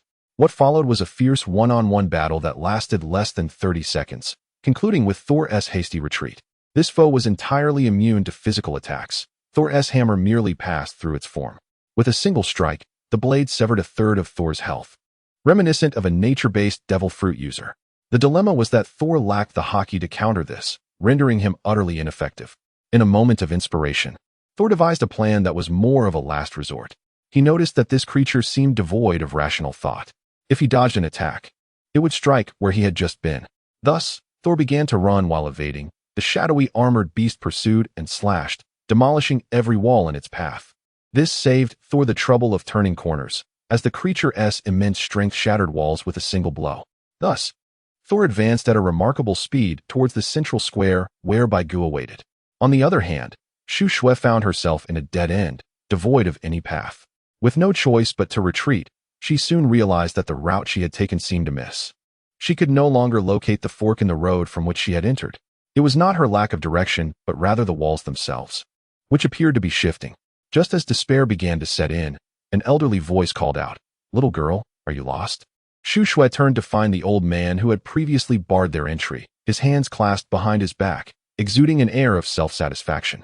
"Shu Shui, old man. How did you come in here?" "Old man. Heh. If I hadn't entered this moving maze, wouldn't your exquisite beauty be trapped here forever?" "Shu Shui, oh dear, do you have a way to lead me out? My two companions took different paths at the fork. Can you help me find them?" "Old man. Heh. Why search for them? Once they reach the central square, they are doomed. I will take good care of you instead. My old partner passed away last year, and you, being young and beautiful, would be ashamed to perish here. How about you accompany this old man? I assure you comfort and satisfaction, with no worries for your future." As Shu Shui listened, she grew increasingly convinced that the old man was unhinged. Was she encountering a legendary lecher? Or perhaps a maze-obsessed old fool? Amidst their silence, a tremendous crash resonated from the left wall. A powerful shockwave tore through the seemingly sturdy barrier. Amidst the flying debris and swirling dust, a half-man, half-horse figure with wings burst into the scene, momentarily pausing upon seeing Shu Shui and the old man. He then shouted, "Sister, run quickly. A lord monster is coming." With that, he seized the bewildered Shu Shui and dashed away, leaving the old man in a state of confusion. What was happening? Where had his lovely young sweetheart gone? Who was this sudden half-horse figure? Just as he contemplated pursuing them, a pair of blood-red eyes appeared in the hole left by Thor's earlier escape. "Old man. You are." A swift strike severed the old man in two without the shadowy armored beast even glancing back, as it continued its pursuit in the direction Thor and the others had fled. Chapter 32. Intense battle with the Round Table Knights. The legendary sword in the stone in the central square of the Maze Island. Bai Gu, who had been traversing the area for quite some time, began to ponder. He had thoroughly searched the entire square, but found no enemies or treasures. The only features were the imposing statue of a minotaur at the center and the treasure chest glowing with golden light at its base. However, after much exploration, Bai Gu was unable to unlock the chest, and there were no visible mechanisms or traps nearby. The statue itself appeared to be merely stone, showing no signs of awakening for a boss battle. Bai Gu pondered, could it be that my conjecture is mistaken? Are these truly nothing more than mere scene props? He was resting his chin on his hand, mimicking the manner of Kudo Shinichi while deducing, yet he hadn't fully comprehended the peculiarities of this place. At that moment, a series of violent tremors emanated from the eastern wall of the square, growing increasingly closer. Something was charging forth. Could it be an enemy? With a thunderous roar, the eastern wall was as if bombarded, sending debris flying and clouds of dust billowing. Bai Gu focused intently as two figures emerged from the thick smoke. It was none other than Sol and Shushua, both appearing quite disheveled. White Give, what has transpired between you two? Why resort to such violent means? Both Sol and Shushua, panting heavily, had yet to respond when a shadowy figure, obscured by thick smoke, swiftly lunged towards White Give with astonishing speed, akin to a fleeting specter. In the blink of an eye, a sharp blade, infused with the scent of blood, was upon him. Alas, there was no time to evade. The frost snow at his waist was drawn, bracing against the oncoming strike. The adversary's strength was formidable, sending White Give, with a power attribute of 130 points, hurtling through the air, skidding across the ground until he finally came to a halt. Regaining his composure, White Give gazed at the ominous figure before him, clad in pitch-black armor and emanating dark red smoke, causing a throbbing pain in his head. Just having departed from the formidable Admiral Akiji, he had finally stumbled upon a hidden treasure site, only to find that before he could even glimpse the riches, a colossal boss had appeared instead. Sol, releasing the pale-faced Shushua, hefted his massive hammer and approached White Give, whispering, "Brother, be cautious. This foe is not to be trifled with." Bai Gu thought to himself, "Damn it, I can see that this fellow is not to be trifled with. Knowing he is formidable, yet you still brought him here." He felt utterly exasperated with this incompetent ally. A glance at the system notification revealed a shocking truth. A level 50 humanoid lord boss, with approximately 3 million health points. According to Sol, this adversary was immune to physical attacks. "It's over, the situation is dire." The shadow murmured, "Exorcise." What? The ominous armored creature, shrouded in black smoke, suddenly uttered two words.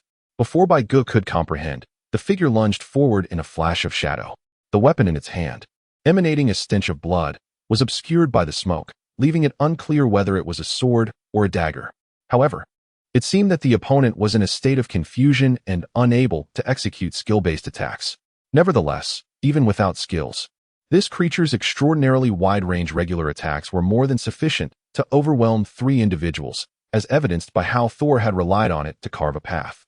With no other options available, Bai Gu steeled himself for the challenge ahead, preparing to confront the menacing creature. Armed with dual blades, he wielded one imbued with frost and the other with fiery embers, advancing towards the shadowy beast to deliver an extraordinary combination of ice and fire, a superlative VIP service. The swift strikes of his dual blades were executed with remarkable speed, and with every passing moment, he deftly repositioned himself, creating the illusion of two meteors, one red, one blue, dancing around the dark entity. Yet, despite this dazzling display, his relentless onslaught, which had previously diminished the dragon's health by over 50 points, resulted in a mere 2 points of damage against this foe. The creature let out a thunderous roar, its surrounding black smoke swelling ominously. Through the swirling darkness, the faint glimmer of its blood-red eyes became visible, accompanied by a heart-wrenching cry that resonated with anguish. "White Gift, the Grim Reaper, is it? Sol, is this fellow really the Grim Reaper?" Shushua, seeing that these two still have the leisure to debate each other's identities at such a moment, furiously hurled two snowballs. White gave up on the ineffectiveness of his attacks, and in desperation, he could only ask Thor to find a suitable escape route. The two coordinated their efforts, launching an assault from left and right. The ominous figure wielding the blade in the black smoke defended against their onslaught, when unable to block their strikes. He simply endured them. Their efforts, aside from producing a few sparks amidst the darkness, proved completely futile against him. Bai Gu initially intended to allow Shushua to leave, but the words transformed into a suggestion for her to assist from a distance, as the entrance he had come through was now merely a wall. In other words, if they did not subdue this foe today, all three would be trapped here. After more than 20 minutes of combat, under the assault of Shu Shui's snow fruit ice abilities, the smoky creature had lost nearly 13 of its health. After once again wielding its blade in a sweeping motion to drive Bai Gu and Soul back, the black smoke surrounding the creature began to dissipate gradually. Before long, a figure clad in dark armor materialized before the trio. The ebony knight's armor, coupled with the sword in his hand, evoked memories of a certain individual for Bai Gu, the illustrious knight Lancelot, summoned by the Berserker class during the Holy Grail War in the anime Fate. However, logically speaking, it should not be him. Such an intrusion was not typical. Yet, to their astonishment, a feeble voice emerged from the pit created earlier. The old man proclaimed, "Tremble, pirates! I am the Knight King Lancelot, hailing from Great Britain." The old man, covered in blood, with dilated pupils resembling a freshly emerged demon from the depths of hell, startled by Gu and his companions, who were engaged in battling the boss. The old man continued, "My lord, it is I, your most loyal servant from days gone by. Paidan, free people. Century Egg, White Given. Old man, have you lost your mind? Isn't the king of knights named Arthur?" Little did he know. The moment he posed this question, the old man's agitation intensified. Grasping his own scalp with one hand and pointing at them with the other, he shouted, "What do you understand? That woman is ultimately a weakling. Only Lord Lancelot can lead us Britons towards eternity. He is the true king of Britain." The old man's fervor escalated with each shout, his eyes wide and bloodshot, resembling someone who had just been released from confinement. Listening to the old man's words, Bai Ji's hands moved with remarkable speed, unleashing a flurry of sword energy with his dual blades. Yet, he was unable to inflict meaningful harm upon his adversary. The old man, half supporting himself against the wall, gasped, "You three shall be content to meet the illustrious Lord Lancelot here. You may as well prepare for death." As he spoke, his breath steadied, and his gaze shifted from Bai Gu and Soul to the figure of Shu Shui behind them. With a sinister chuckle, he drew forth a pair of handcuffs and tossed them towards her. "Little girl, what say you? If you wish to survive, simply wear this sea stone handcuff and serve my purposes, and I shall ensure the Lord spares you." Upon hearing his words, Shu Shui's eyes glimmered with cunning as she unleashed a flurry of snowflakes in retaliation, casually retorting, "Oh, is that so? But it seems your lord pays you no heed at all." The old man chuckled darkly, straightened up, and produced a key from his pocket. He approached the chest that Bai Gu had been unable to open earlier and tapped its top. A series of mechanical sounds echoed as a small aperture appeared at the front of the chest, revealing a keyhole. The old man inserted the key and turned it. This time, not only did the chest respond, but the entire central plaza began to tremble violently, as if numerous gears were set into motion beneath the ground. The chest rose steadily, and when it reached a height of over a meter, the bull-headed statue behind it stirred, resembling an executioner as it raised its massive axe and struck down upon the chest. The chest was cleaved in half from top to bottom, and brilliant golden light erupted forth, illuminating the previously dim central plaza. The old man erupted into triumphant laughter, striding towards the radiant light amidst the astonished gazes of the three. At the moment the golden radiance burst forth, Lancelot, who had been fiercely engaging with Bai Gu and the others, abruptly ceased his assault. Mechanically, he turned to behold the dazzling light, his blood-red eyes flickering for the first time, as if the contents of that light held profound significance for him. In less than a minute, the golden glow began to dissipate, plunging the central plaza back into darkness, though the source of the light continued to emit a gleaming aura. The old man, grinning maliciously, approached the pile of stone fragments, clearing away the rubble that obscured the golden light, unveiling the fabled treasure that had been spoken of on this island for ages. Before Bai Gu and the others stood a golden sword hilt, with 1/3 of its blade embedded in the stone platform. Shu Shui gasped, covering her mouth. "This is..." Soul exclaimed, "It seems we truly came to the right place today. Who would have thought we could witness the tales of King Arthur on the Grand Line? What a fortune! White Given, the golden sword. It must undoubtedly be the sword in the stone." Chapter 33, The Legacy of the Sword in the Stone. Am I the joyful Windman King? In the heart of the Maze Island's central square, the old man, with a sly grin, approached the stone platform in front of the three and Lancelot. Clutching the hilt of the sword with both hands, he exclaimed, "Ah, ha ha, I never anticipated that after centuries I would survive all this time thanks to this bloodthirsty curse. At last, someone has discovered the stone chamber at the heart of the central square that unlocks the seal of the sword in the stone." Bai Gu, filled with confusion, inquired, Isn't it quite easy to reach this point? The old man cast a wistful glance at him and lamented, this labyrinth, once entered from the periphery, is in a constant state of self-movement, perpetually transforming. Without a blend of luck and strength, one cannot arrive here. Countless pirates and naval officers have attempted to venture into this place before you, yet I have waited in vain as they all perished at the hands of Lord Lancelot, becoming mere sustenance for the maze. Not to mention reaching the central square, they contributed nothing but their vitality, failing even to nourish the labyrinth. However, today is different. You three young individuals have rekindled my hope of unlocking the maze's square. Ultimately, you have not disappointed me. As long as I draw forth the sword from the stone and inherit the eternal power of the king, I, Pai Dan, shall, just as the old man indulged in his grandiose fantasies of invincibility and immortality, Thor abruptly interjected, you will become the king of Pai Dan? But over time, are you certain you won't spoil? The old man. In a moment of unexpected tension, the elderly figure known as Pidden trembled with anger at Sol's sudden proclamation. Gripping the hilt of the sword embedded in the stone, he exerted all his strength in a futile attempt to withdraw it, yet the blade remained immovable.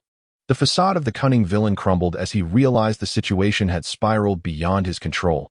All his meticulous plans lay shattered, and at this critical juncture, he found himself unable to extract the sword from its stony prison.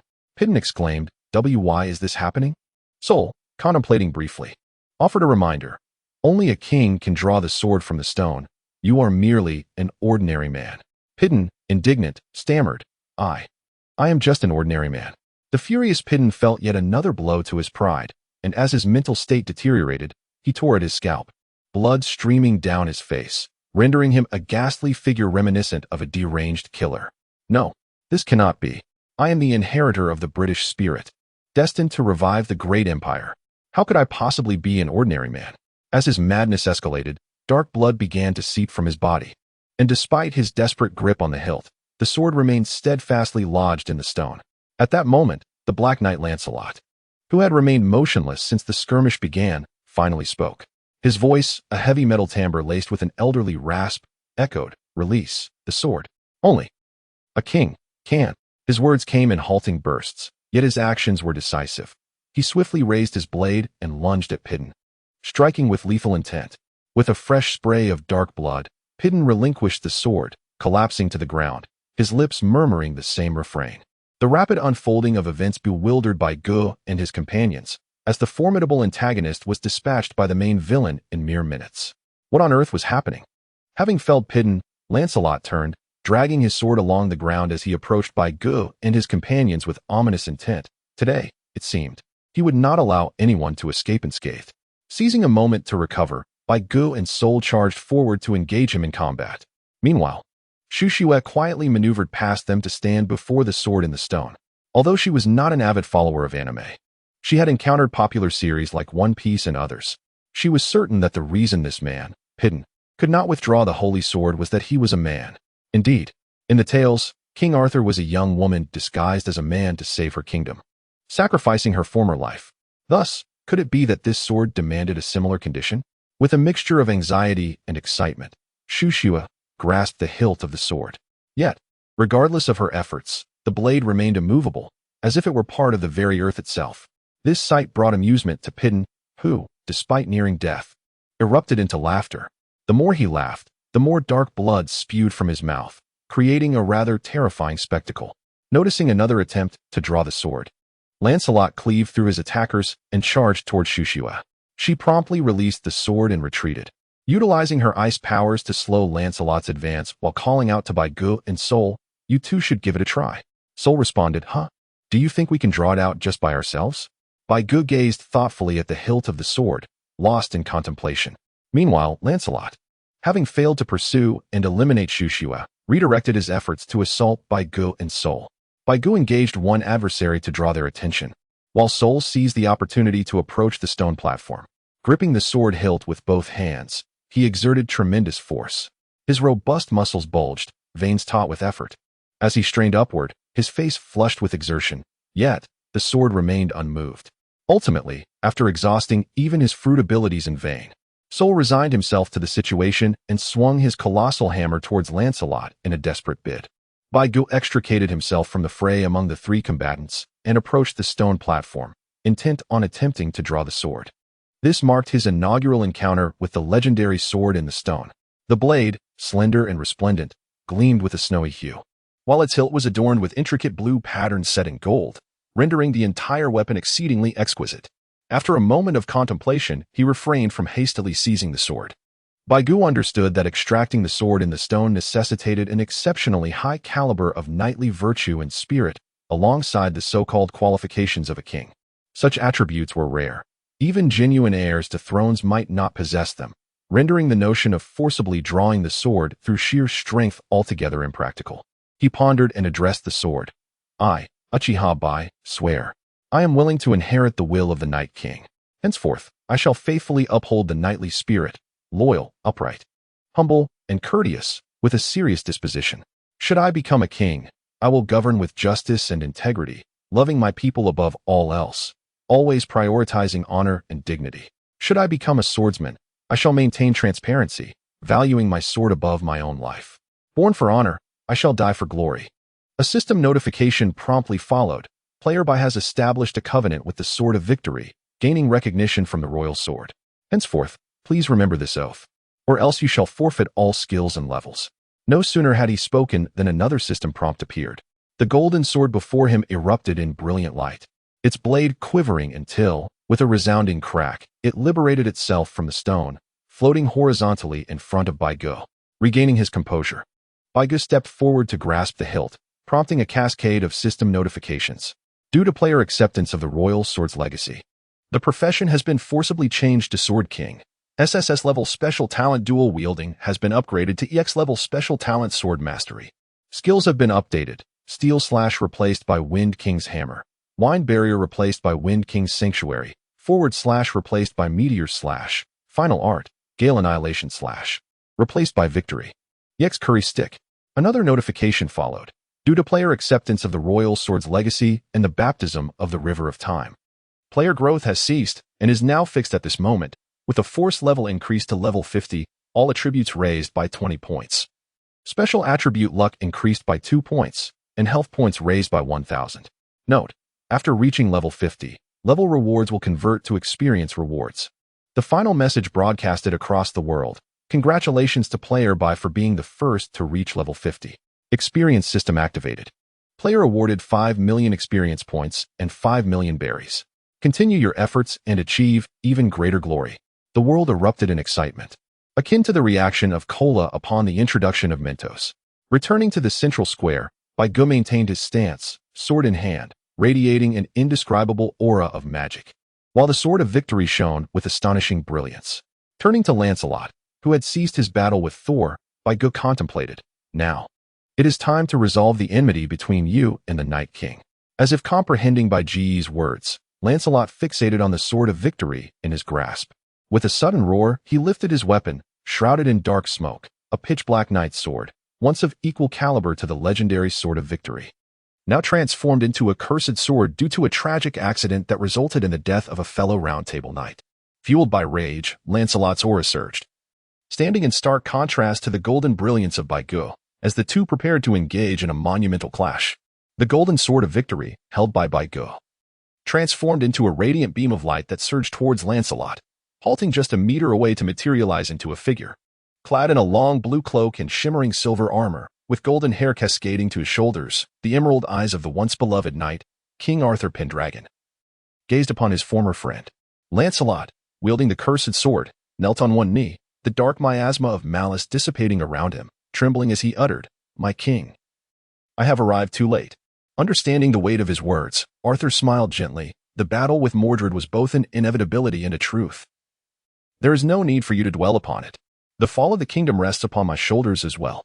Let it go, dear Lancelot, for Britain has faded into the annals of time. Lancelot trembled, his voice choked with emotion. We once shared the same dream, sacrificing our lives to save the realm. If our aspirations were aligned, would you still choose to conceal your hatred? My king, do you regret it? After a moment of silence, Arthur shook her head, responding, "If given another chance, I would never draw the sword from the stone." "Is that so?" Lancelot replied, before dissolving into particles of light. Arthur, observing his disappearance, turned to Baigu and inquired, "Are you my master?" Hearing this familiar yet altered question, Baigu answered earnestly, I am Uchiha Bai, the bearer of the knight's will. Arthur paused, then smiled and replied, You are not anyone's successor, you are your own self. I hope you will uphold your vows and honor the spirit of knighthood. Oh. And as a king, you must embody the essence of royalty. How could you lack grace? With that, she approached and gently touched the top of Bai Ji's head, before vanishing in a burst of golden light, leaving behind the victorious sword that had previously launched forth. Once the two formidable figures had departed, Bai Gu and his companions gathered to discuss the events that had just transpired. Unlike Bai Ji's successful class change, Sol and Shushue were rewarded for completing a hidden task that witnessed the birth of a king. Both leveled up by 2, received 3 million berries, and gained a special skill lottery opportunity. With the completion of the narrative quest, the entire Maze Island, having lost Lancelot's magical support, ceased its autonomous functions, reverting to an ordinary labyrinth. The trio retraced their steps and swiftly exited the maze, inhaling the fresh air outside and basking in the brilliance of the sun above. Embarking once more on their journey to the next island. Not long after leaving Maze Island, Sol pondered, scratching his head in confusion. Did we forget something? Bai Gu gazed at his newfound attributes, utterly captivated, oblivious to anything he might have forgotten. He casually remarked, Perhaps it is the pirate flag we have yet to draw.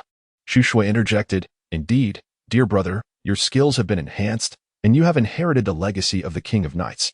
Sol chimed in. Does that not make you the joyous Wind King?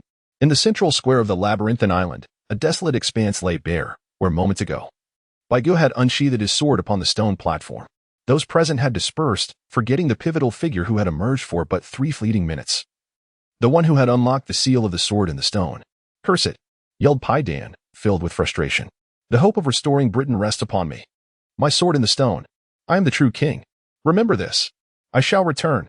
I will reclaim my throne and my sword. After venting his anger, he struck the statue beside him with great force. The ancient Minotaur statue, already diminished and devoid of magical energy, shattered upon impact, crumbling to the ground. I will surely return, he vowed. Chapter 34. Bai Ji's new profession. The king's emblem is a stupid hairdo? In the first half of the Great Voyage, not long after departing from the labyrinthine island, Bai Gu aboard the Black Pearl was examining his newly updated attributes. System, view attribute panel. System prompt, player panel player. Bai Gu nickname, by level, 50, 5, 000, 000, 10, 000, 000. Faction, pirate class, Gale Sword King Swordmaster. Health, 3, 150. 3150, 100, Strength, 100, 200, Victory Golden Sword. Due to equipping the Sword of Kings, mundane objects cannot stack. Magic power, 55 armor, 55 magic resistance, 55 100 Victory Golden Sword. Agility, 55 wisdom, 10. This attribute has reached its maximum value. All skills and talents gain a 50 increase in comprehension. Luck, 7 special talents. Sword control, EX level talent due to the player's inheritance of the Sword of Kings. They gain absolute control over weapons in the sword and blade category with a mastery level above 90. While wielding such weapons, a 30 attack speed bonus is granted, and damage from sword and blade skills is increased by 20. Lord of Wind, EX level talent bestowed by the Great Mage Merlin. The player receives the blessing of the Wind Spirit, allowing them to augment their attacks with wind-based magic, granting a 10 magic damage bonus to slashing damage. Weapons, Victory Golden Sword, colorful, a special inherited weapon, said to belong to the Night King, enhances the wielder's strength attribute by 200 points and magic resistance by 100 points.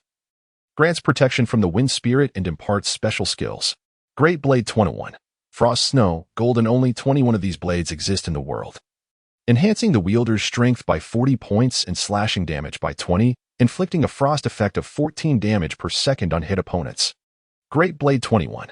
Flame Meteor, golden, only 21 of these blades exist in the world, enhancing the wielder's strength by 40 points and slashing damage by 20.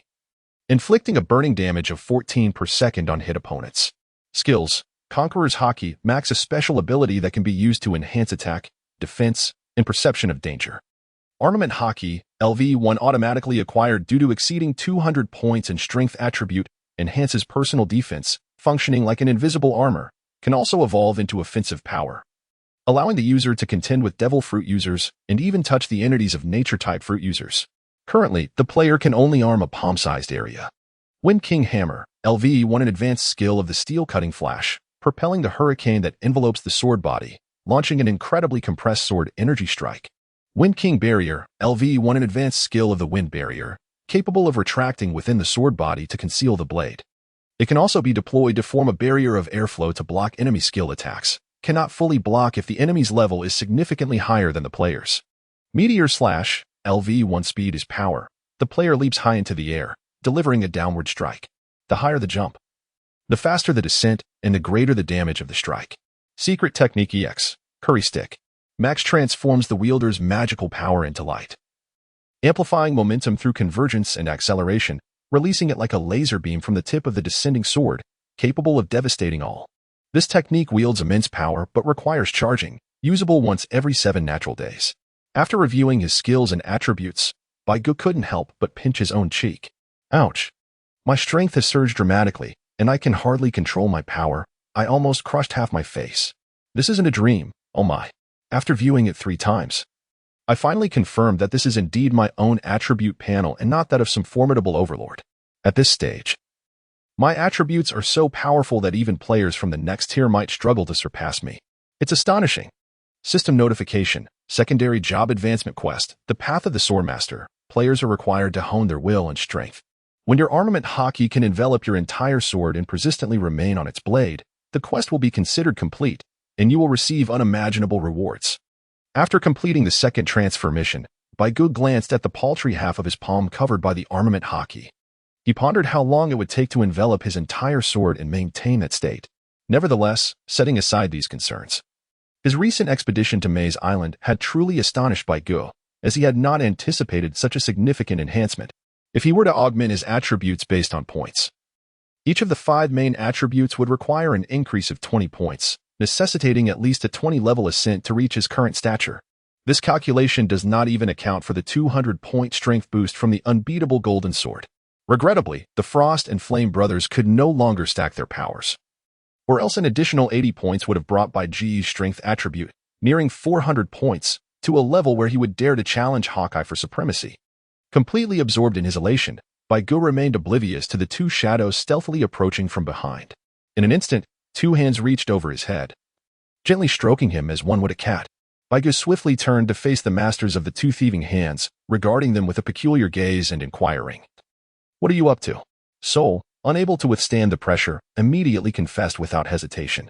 Beside him, Shu Shui cast a reproachful glance his way, pursing her lips as she remarked, "Brother, did you not notice?"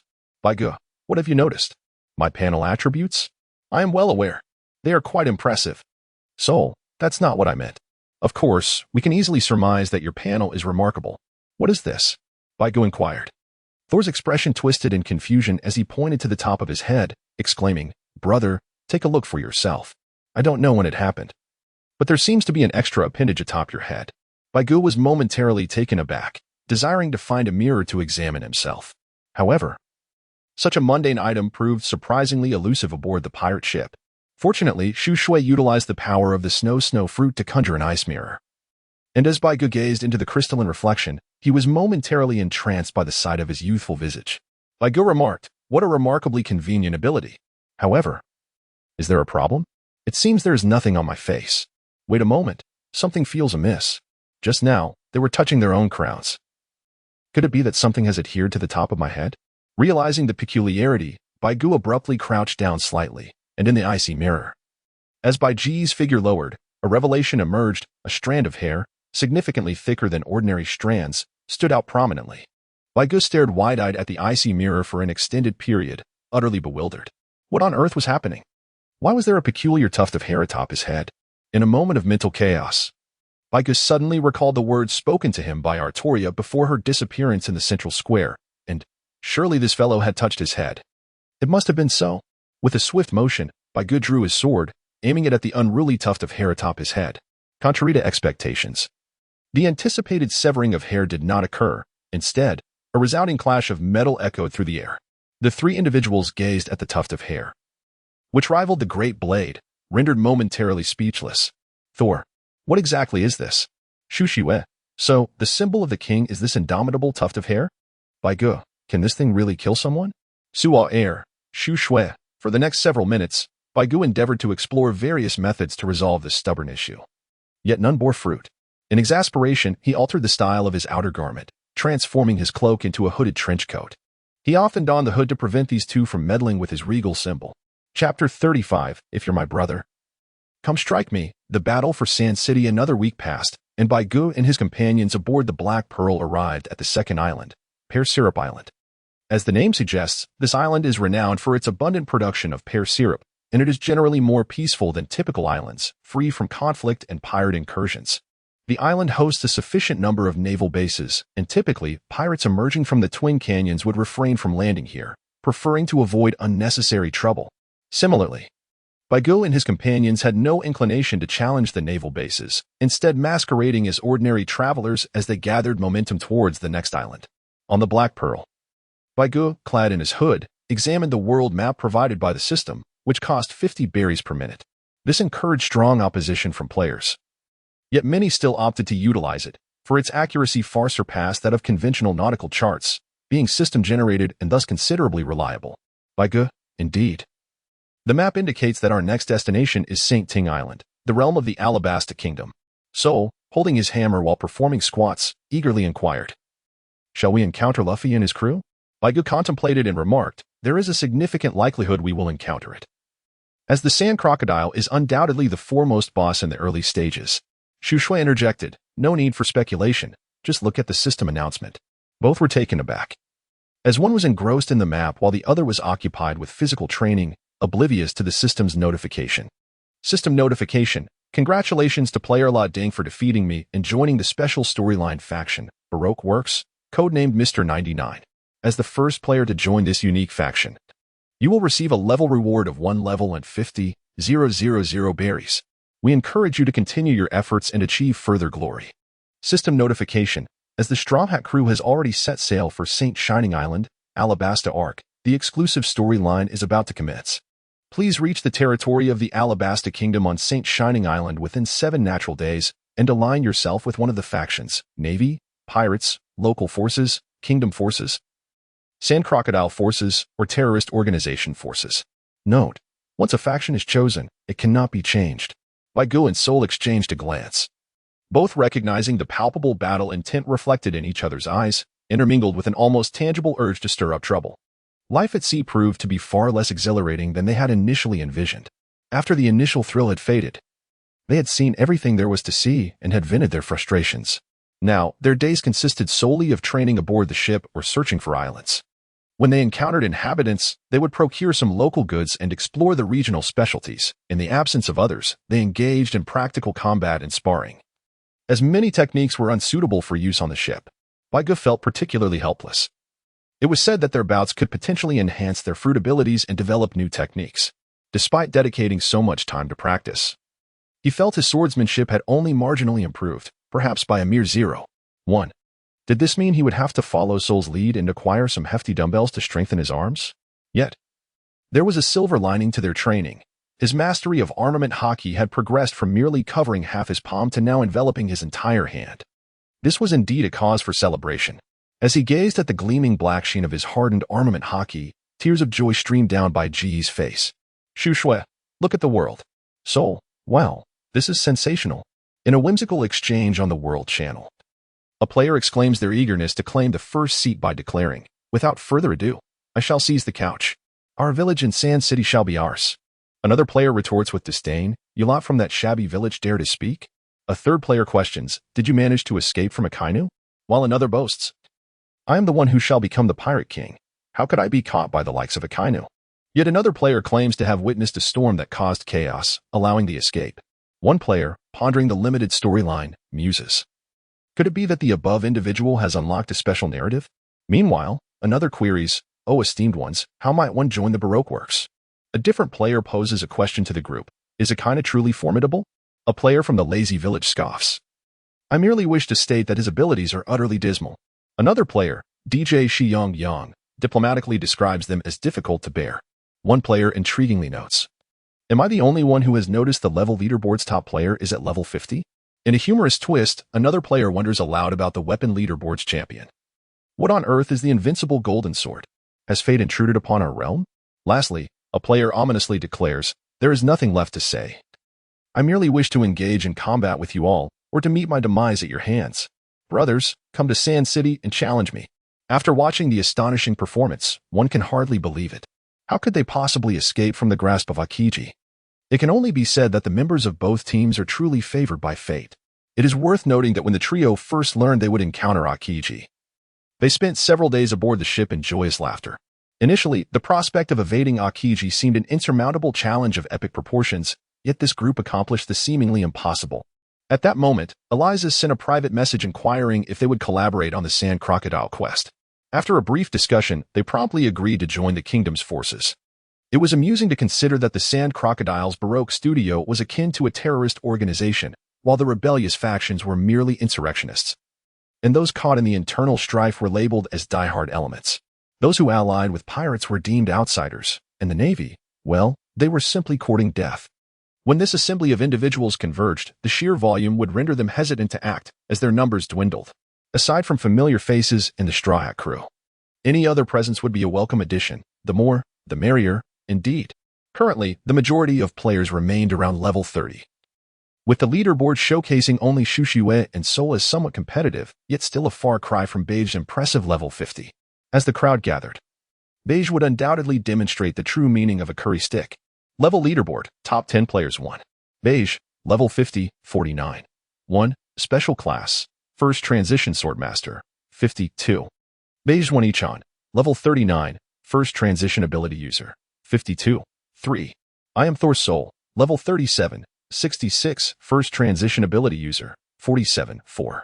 Green Lemon, level 37, 42, first transition ability user, 57. 5. Princess of Jinsokyo, level 37, 31, first transition ability user, 44. 6. The Last Night, level 36, first transition swordmaster, 41. 7. I am the Wildest on Green Pastures, level 35, 43, first transition swordmaster, 21. 8.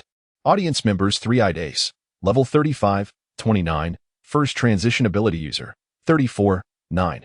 I am Whitebeard, level 34, 28, first transition ability user, 20. 10.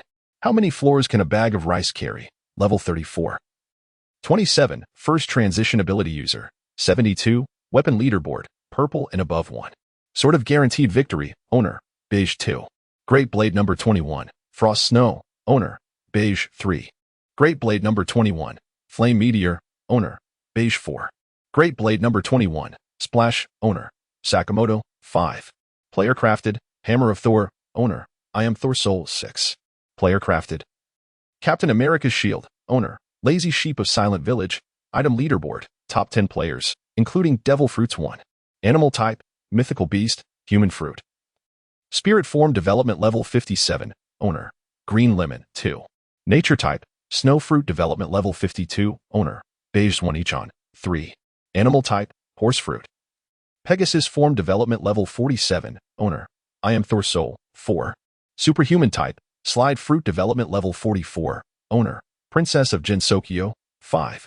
Nature type, phosphor fire fruit development level 34, owner, audience members 3-Eyed Ace 6. Superhuman type, meat fruit development level 20, owner, I am Whitebeard 7. Black pearl, owner, beige 1 Ichan 8. Special bucky egg, owner, I am Thor Soul 9. Treasure map containing a devil fruit, owner, unknown 10. Golden miner S shovel, owner, Popeye on the leaderboards.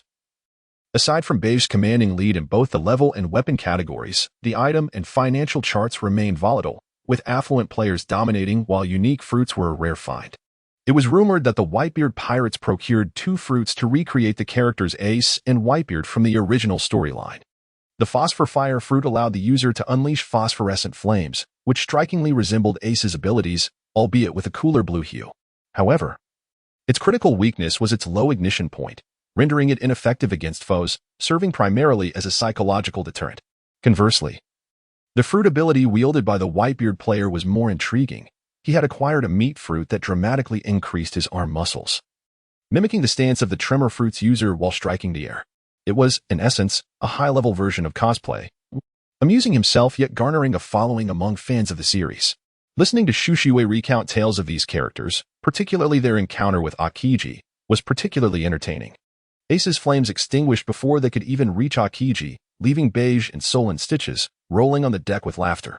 Chapter 36. Arrival at Alabasta. Madagascar's penguins. After 4 days at sea, Beige and his companions finally reached the waters off St. Ting Island. Aboard the Black Pearl, the trio was not preoccupied with docking but rather gathered to observe 2 eggs. Yes, the very pet eggs they had won in a recent lottery. Not long ago, they received notice from the system that the eggs were about to hatch. Thus, they decided to remain on the ship until the eggs hatched, leading to the current scene where all 3 anxiously watched the 2 wobbling eggs, fearful they might miss the moment of hatching. At last, within 5 minutes, Shushue's egg began to shake vigorously, and with a crack, its shell broke open, revealing a black and white penguin. The penguin appeared surprisingly well developed, as if it had been in the egg for quite some time. Shortly thereafter, Beige's egg also cracked open, revealing yet another penguin. What on earth? Were these eggs all sourced from the same penguin nest by the system? Watching the 2 adorable creatures, Sol felt his heart melt. Oh my, they were utterly charming. Overcome with excitement, Sol crouched down to interact with the 2 swaying little ones. However, in a surprising turn of events, it was the penguins that initiated the contact. These initially endearing little penguins, upon seeing Sol approach, launched an unexpected assault, simultaneously striking him from both sides and leaving him bruised and bewildered. Shushue and Beige could only watch in astonishment. What in the world? Brother, what are we witnessing? I don't know. I am equally baffled. What breed are these? Kung Fu penguins? Wait, speaking of Kung Fu penguins, Beige suddenly recalled an animated series featuring 4 exceptionally intelligent penguins who outsmarted humans in an in-country zoo. In this case, it seems that 2 more penguins from Madagascar are needed to complete the collection. I should take the opportunity to inquire with the novice players if anyone has managed to obtain a pet egg. Coming to my senses, Baigu and his companions stowed away their boat and pets not far from St. Ting Island. They flew and leaped, directly jumping from the vessel to the shore. System notification: congratulations to player Bai and Bai Zhao-chan. I am Thor, the god of thunder, for being the first to reach St. Ting Island. You have been awarded level 1, along with 50,000 Baileys. Please continue your efforts and achieve even greater glory. Indeed, Baigu has accomplished just that. System notification: due to your level exceeding 50, this level reward has been converted to 2 million experience points. Your current experience points stand at 5 million out of 10 million. The system interjected: players are kindly requested to refrain from indiscriminate insults towards the game master, as violations will incur penalties. On the other side, in the kingdom of Alabasta on St. Ting Island, a man with his upper body bare and adorned with a peculiar orange hat featuring a smiling and crying face ambled down a bustling city street, a bag slung over his shoulder. He would approach passers-by, brandishing a wanted poster, inquiring if they had seen the individual depicted on it. At that moment, players from all corners of the globe received a notification. The system announced, limited event, Alabasta chapter, is about to commence, with a remaining time of 3 days, 21 hours, 57 minutes, and 33 seconds. Players who have yet to arrive at St. Ting Island are urged to hasten. Additionally, those who have not chosen a faction are encouraged to select one promptly, as the storyline activity is imminent. Upon the revelation of this global announcement, chaos ensued. Various requests for team formations, inquiries regarding the precise coordinates of St. Ting Island, and a plethora of advertisements seeking recruits for pirate crews flooded the channels, transforming the previously tranquil world chat into a cacophony of excitement. After Baigu and his companions disembarked, they began to venture inland. Alabasta, as a kingdom, boasted several cities, and it was long before the trio arrived at the first one. They decided to part ways, agreeing to reconvene in an hour at the same spot, after which they dispersed to attend to their individual tasks. Before long, Baigu encountered several familiar faces. Despite their new attire resembling that of Indians, their identities remained unmistakable. Within a small enclosure, Sanji with his arched eyebrows and the blue-haired Princess Vivi were busy organizing their recently acquired supplies, while the others were absent. It appeared that Zoro, Nami, Chopper, and Usopp had set off to find Luffy. This marked Baiji's first encounter with the real Chopper, and he couldn't help but think how utterly adorable he was. To remain inconspicuous, Baigu donned his hood and began searching for the restaurant that Luffy had raved about for its delectable offerings. He was certain that if he arrived there first, he would witness an amusing scene reminiscent of the animated series. While Baigu sought the restaurant, Sol, who was out procuring supplies, stumbled upon the Zoro, Nami, and Chopper quartet, who were shopping while looking for Luffy. Having met them previously at Arlong Park, Sol recognized everyone except the newcomer Chopper. Excited by the presence of these narrative figures, Sol hastily stowed away his purchases in his spatial backpack and even assisted Zaro and the others with their burdens. Having just messaged by Go, who had suggested he join Zaro's group, Sol was elated at the prospect of accompanying them. Like a devoted sidekick, he followed them wherever they went, humorously contemplating the possibility of triggering quests or receiving bountiful rewards for main storyline tasks. The thought made Sol even more obsequious, causing Nami to break into a cold sweat, pondering how this friend bore an uncanny resemblance to Sanji. Meanwhile, far away in a desert, Luffy spotted a mirage of meat, prompting him to dash toward the nearby city. At the heart of the city, outside a bustling restaurant, a crowd had gathered, curious about the commotion inside. The reason for their concern was a man who had suddenly collapsed face-first into his bowl while dining, leaving everyone, including the restaurant owner, in a state of shock and panic. The owner feared that a mishap within his establishment could lead to dire consequences. Outside, onlookers gathered, intrigued by the rumor of a death occurring over a meal. Inside the restaurant, Baigu savored a desert mixed fruit juice and a plate of desert fried rice when, at long last, the man he had been waiting for pushed through the door, seated himself at the front counter, ordered a plethora of dishes, and began to eat. As Baigu observed the situation while eating, it wasn't long before he saw a man with his head buried in an unfinished plate of food, nearly causing Baigu to choke on his meal if he hadn't been aware of the scene. Just as everyone approached him, drenched in cold sweat, the man abruptly lifted his head, gasping for breath, exclaiming, I fell asleep again." The audience responded in unison. "You fell asleep, huh?" The man sheepishly replied, "Oh, my apologies." Before he could finish his sentence, he plunged his face back into the plate, and soon the sound of snoring filled the air. The crowd collectively exclaimed, "He is asleep again." In a corner of the restaurant, Baigu wiped his mouth and chuckled. "You truly haven't changed a bit." Ace. Chapter 37. The man's name is Port Asti, Ace. Inside the modest eatery, Ace, sated in content, suddenly heard someone calling his name. The familiar voice compelled him to turn around, revealing Baigu, who had just removed his hood after finishing the last drop of his drink. Baigu smiled and inquired, "What is this? Have you forgotten me after just a few years?" Ace, momentarily taken aback, did not anticipate encountering another brother while searching for his sibling, Luffy. Overwhelmed with joy, he rushed over, clasping Baigu's shoulder with one hand while ruffling his hair with the other, exclaiming, "Bye. What a surprise. I haven't found Luffy yet. And here I am meeting you first. Come on, call me big brother." With a dismissive roll of the eyes, I pried his hand from my head and retorted, clearly, "I am the elder brother, you rascal." Ace exclaimed, "What? After all these years, you still have not realized who the true elder brother is?" Baigu, "What? Do you wish to fight? You scoundrel." Ace, "Come on." The onlookers stood in astonishment, bewildered by the unfolding drama. How could two brothers, once so close, suddenly be on the verge of a brawl? The two men pressed their foreheads together, baring their teeth and glaring at one another. Before long, they could no longer contain their laughter. Just as Baigu and Ace were about to exchange a few more words, the door of the restaurant swung open. A tall figure strode into the establishment, taking a deep drag from the cigar in his mouth, and addressed Baigu at the bar. "I never expected to find someone other than the person I was seeking, yet here I am, confronted by an even more formidable opponent. However, what brings you two to this country?" The 2nd Division commander of the Whitebeard Pirates, Port Asti, Ace, and the swordsman Uchiha. Upon hearing someone speak and recognizing themselves, Ace turned to glance at the newcomer and remarked, "Oh, I'm here looking for someone. But I happened to run into another person I was also seeking." Baigu smiled without uttering a word, his tuft of hair above his head restlessly twisting a couple of times. The burly man took a deep drag of his cigar, enveloped in swirling smoke, and resolutely declared, "Though you are not the individuals I seek, for the sake of justice, I shall apprehend you, even if it proves troublesome." The newcomer was none other than the tenacious Marine Colonel Smoker, who had pursued Luffy all the way from Logtown. The atmosphere between the two parties was charged with tension, as if a confrontation were imminent, prompting the surrounding onlookers to hastily retreat to the sides. At that moment, a voice echoed from outside the door, "Rubber, rubber, rocket." The three confronting each other were momentarily taken aback, only to witness the restaurant's door being flung open, a shadow darting in with remarkable speed. Smoker, caught off guard, was utterly astonished as he was sent flying. Ace, standing directly in front of Smoker, was also unexpectedly propelled into the air alongside him, following a tremendous crash. Baigu turned his head, staring at the restaurant wall, now punctured with a series of large holes, as well as the houses behind it.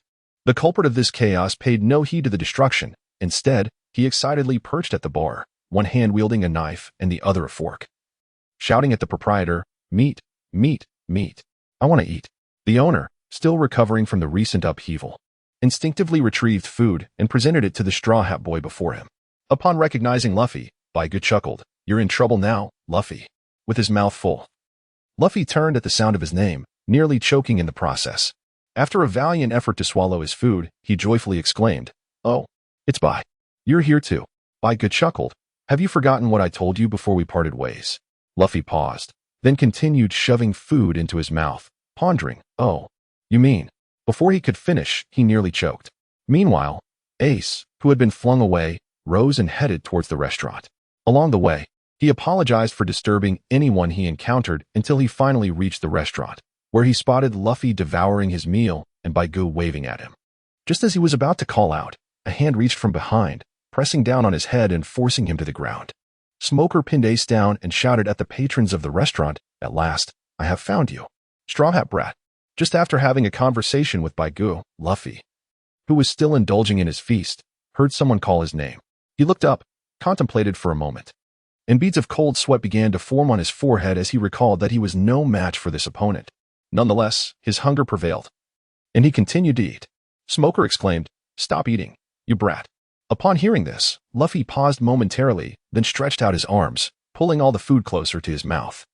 His cheeks ballooned like an inflated balloon, forcing him to use his hands to keep the food from spilling out. Luffy mumbled, "MMM. MMM MMM MMM. Bye. I'm leaving." With his mouth full, he muttered to Baigu before dashing away. Smoker stood frozen for a moment. Then, realizing Luffy had bolted, disregarded Ace and Baigu, and shouted as he chased after him.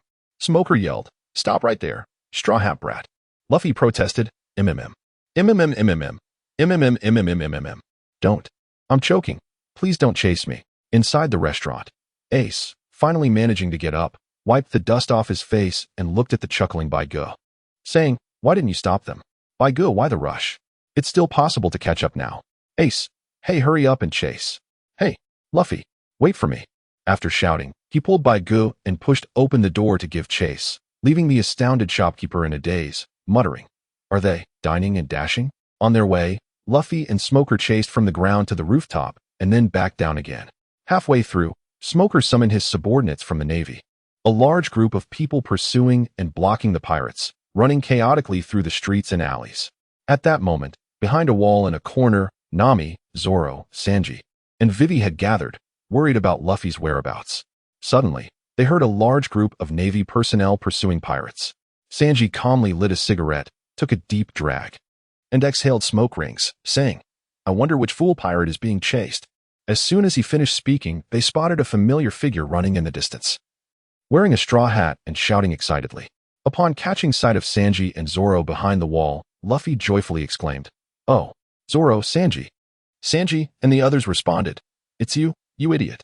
Seeing his friends ahead, Luffy turned and ran towards them, with a throng of Navy and Smoker following closely behind. Smoker shouted, "We found the Straw Hat crew. Quick, capture them." Seeing Luffy leading the Navy towards them, Sanji and the others, with 1,000 thoughts racing through their minds, turned and fled, while shouting back at Luffy, "Don't come this way." As the two groups ran, one pursuing and the other fleeing, Smoker attempted to attack with smoke when suddenly two figures leaped into the sky, on the left and right. One wore an orange hat adorned with smiley and frowning face badges, bare-chested and carrying a bag, while the other donned a hooded trench coat, with two swords at his waist and a larger sword on his back. It was none other than Baigu and Ace, who had been following Luffy and Smoker. Seeing Smoker make a move, they exchanged glances and jumped down. As they landed, Baigu drew his sword, Flamefall, unleashing 3 slashes.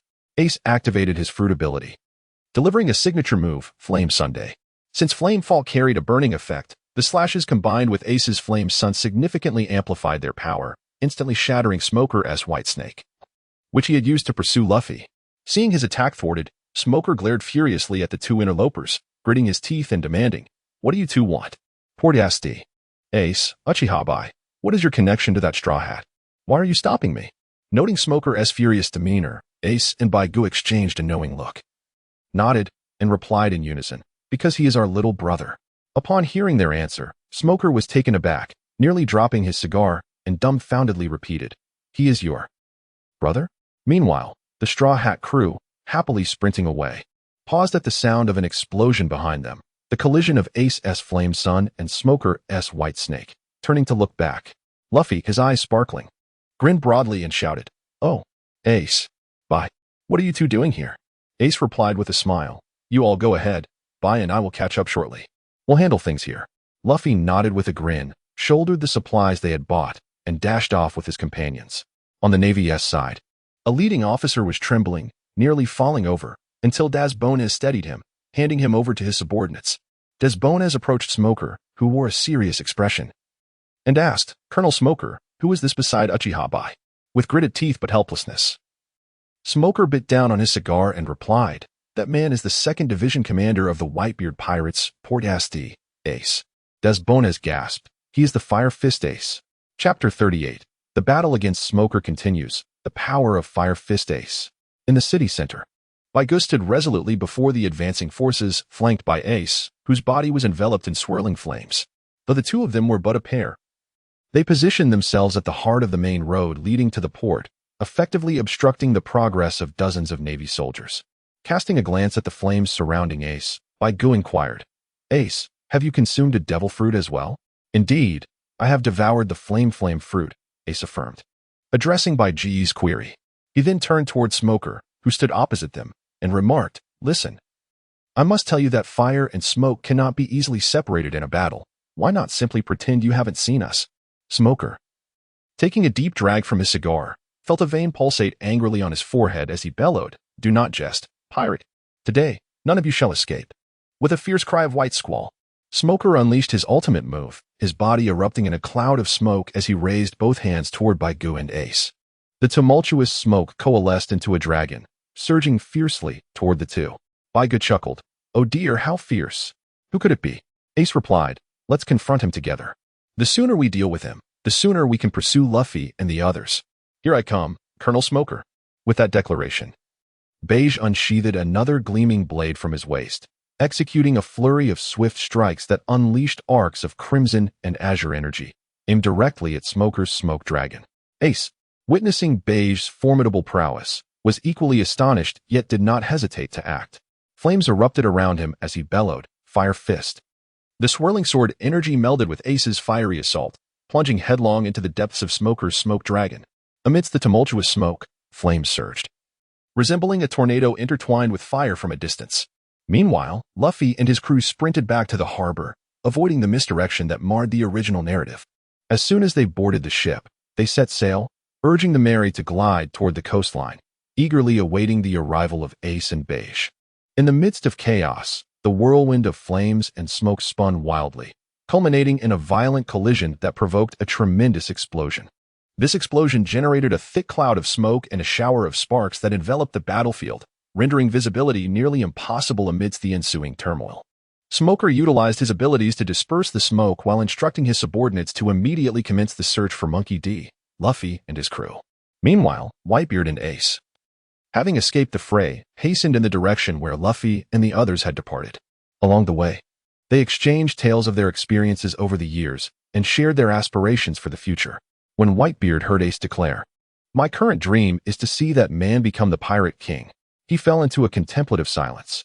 Ace, too, remained quiet upon learning that Whitebeard's ambition was to become the world's greatest swordsman. Both had set sail with the dream of becoming the Pirate King, yet upon reuniting, they found their original intentions transformed. It could not be said that they had abandoned their dreams. Rather, it was a testament to the unpredictable nature of life. They articulated their ideals, accompanied by their motivations. Ace even extended an invitation to Whitebeard to return with him to meet Whitebeard, to which Whitebeard resolutely declined.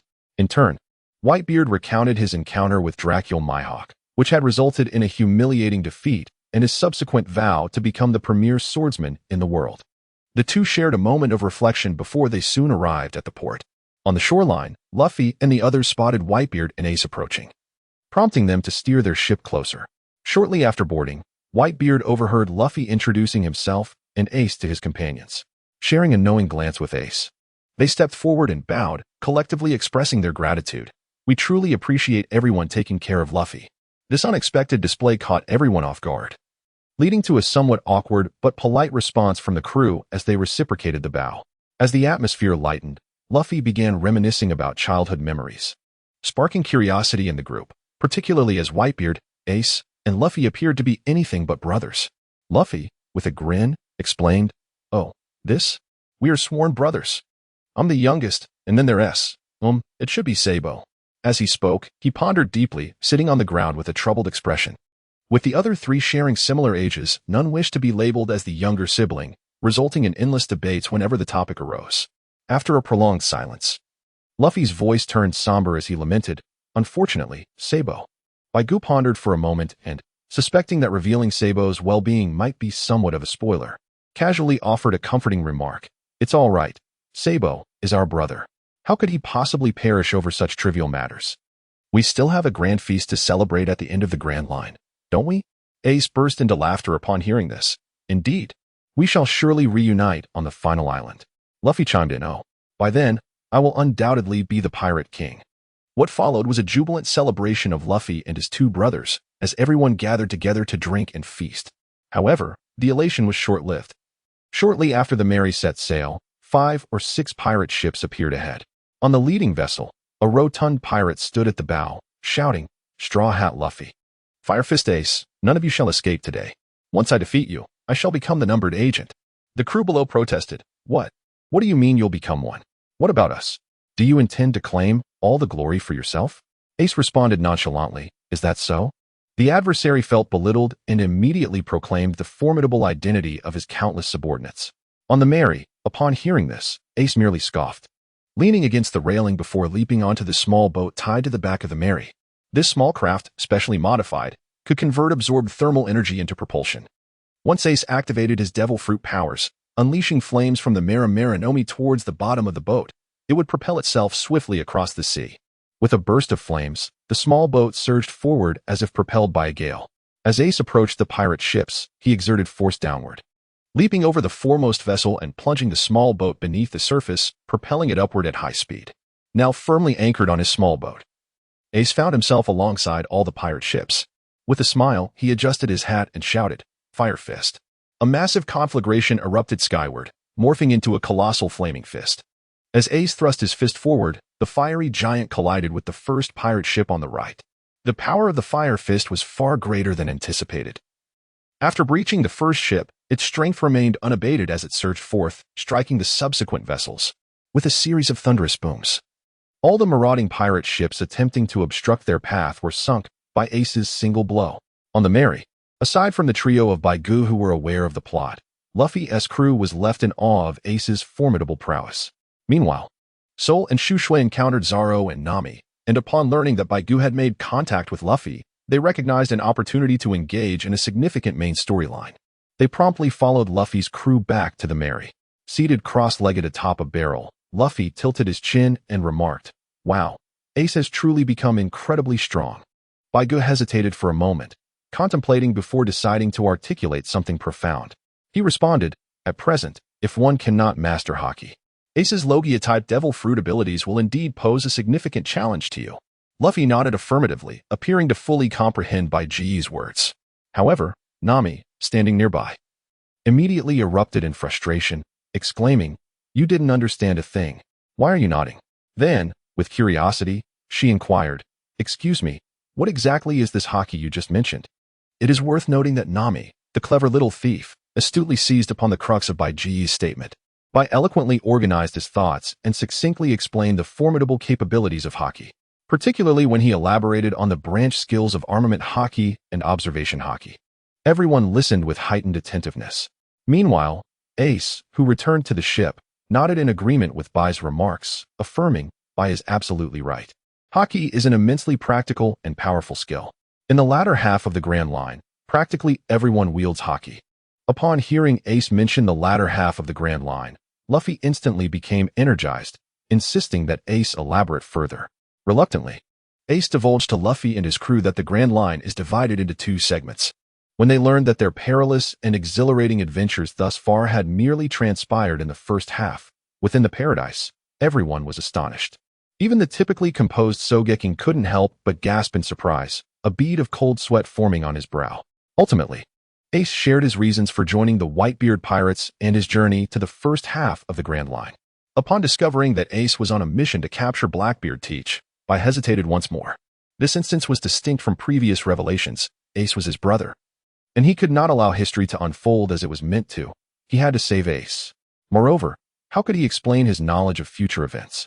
How could he convince everyone of his foresight? As the Mary continued its voyage towards the next city, the crew resumed their festivities. Chapter 39. The Surging Factions. The Impending Great War. In the following period, Luffy and his companions successively traversed the former Green City, now a desolate ruin known as Almar. They then entered the necessary path leading to Yuba, traversing endless stretches of desert. During their passage through Green City, they uncovered the Baroque work's sinister plot to undermine the king's support from the populace, solidifying their resolve to aid the nation. In the desert, they found themselves in a predicament when Nami and Vivi went missing and were subsequently captured by sand bandits, leading to an encounter with the desert pirate crew, led by Lasha. Later, in Waterwell Village, they learned that the rebels were preparing to act, prompting them to hasten their journey towards Yuba. Curiously, Nami inquired about the rebels, and Vivi explained, the rebel leader, Koza, is a childhood friend of mine. Ultimately, due to the development of the Oasis City, Koza and his father Dorag were delayed on their way to Yuba. For reasons unknown, he became the leader of the rebels, opposing the Alabasta royal family, which is under Baroque Works' control.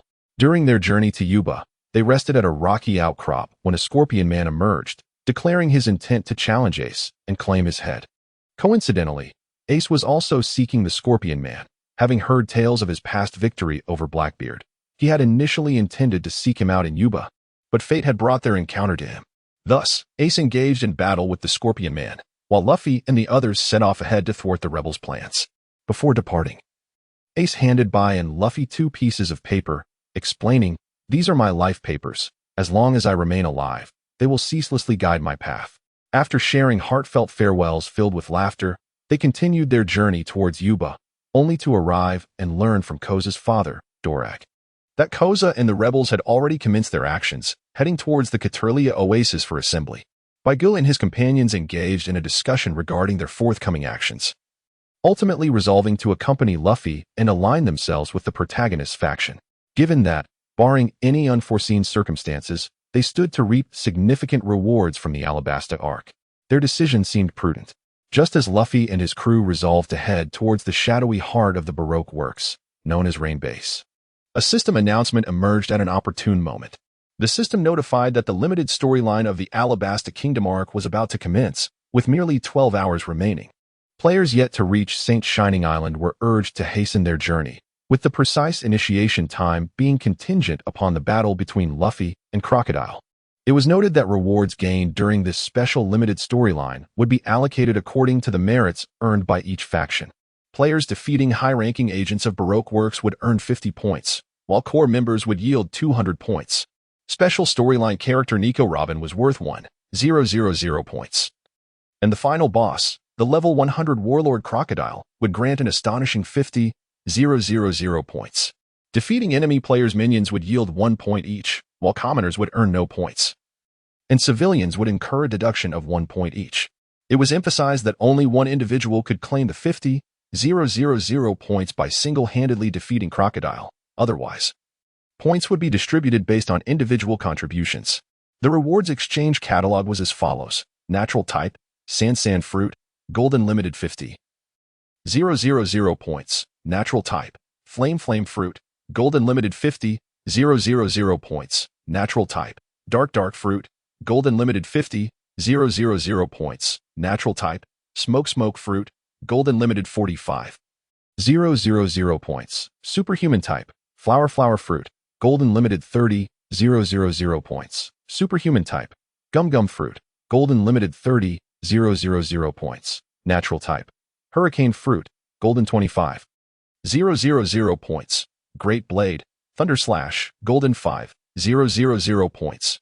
Great Blade, Heavenly Abyss, Golden 5,000 points. Superhuman Type, Glass Fruit, Golden 4,500 points. Superhuman Type, Leather Fruit, Purple 3,000 points. Special Equipment, Ion Spark, Purple 3,500 points. Ability User's Insight Bubble, Purple 3,000 000 points. Swordmaster's Insight Bubble, purple 3, 000 points. Great Blade. Flower Prefecture, purple 3, 000 points. Great Blade.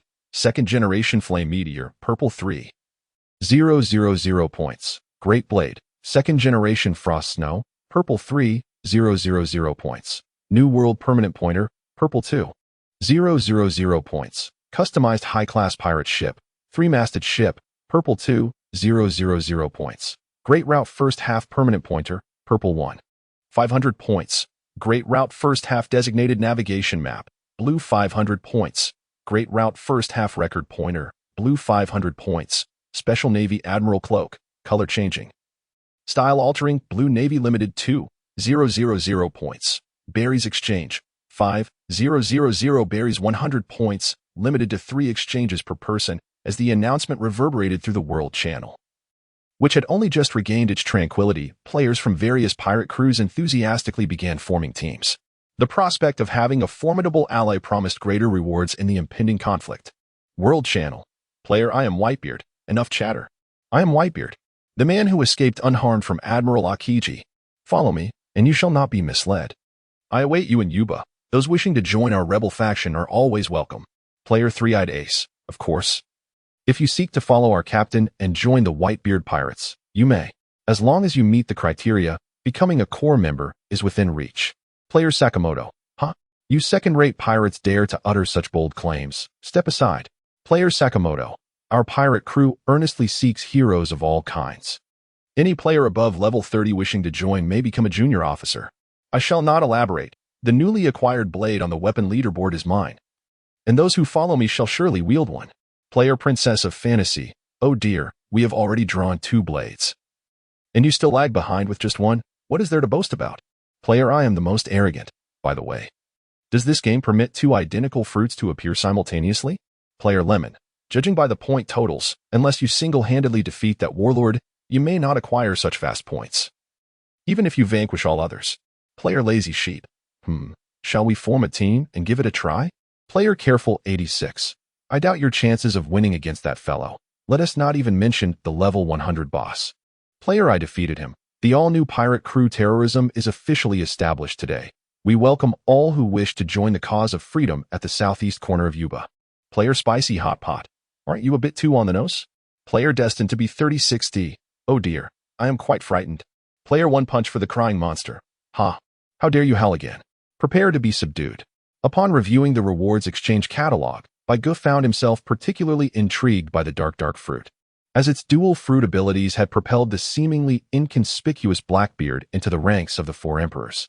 Such power, despite its numerous drawbacks, was still quite compelling. However, this would necessitate a fierce confrontation with Crocodile.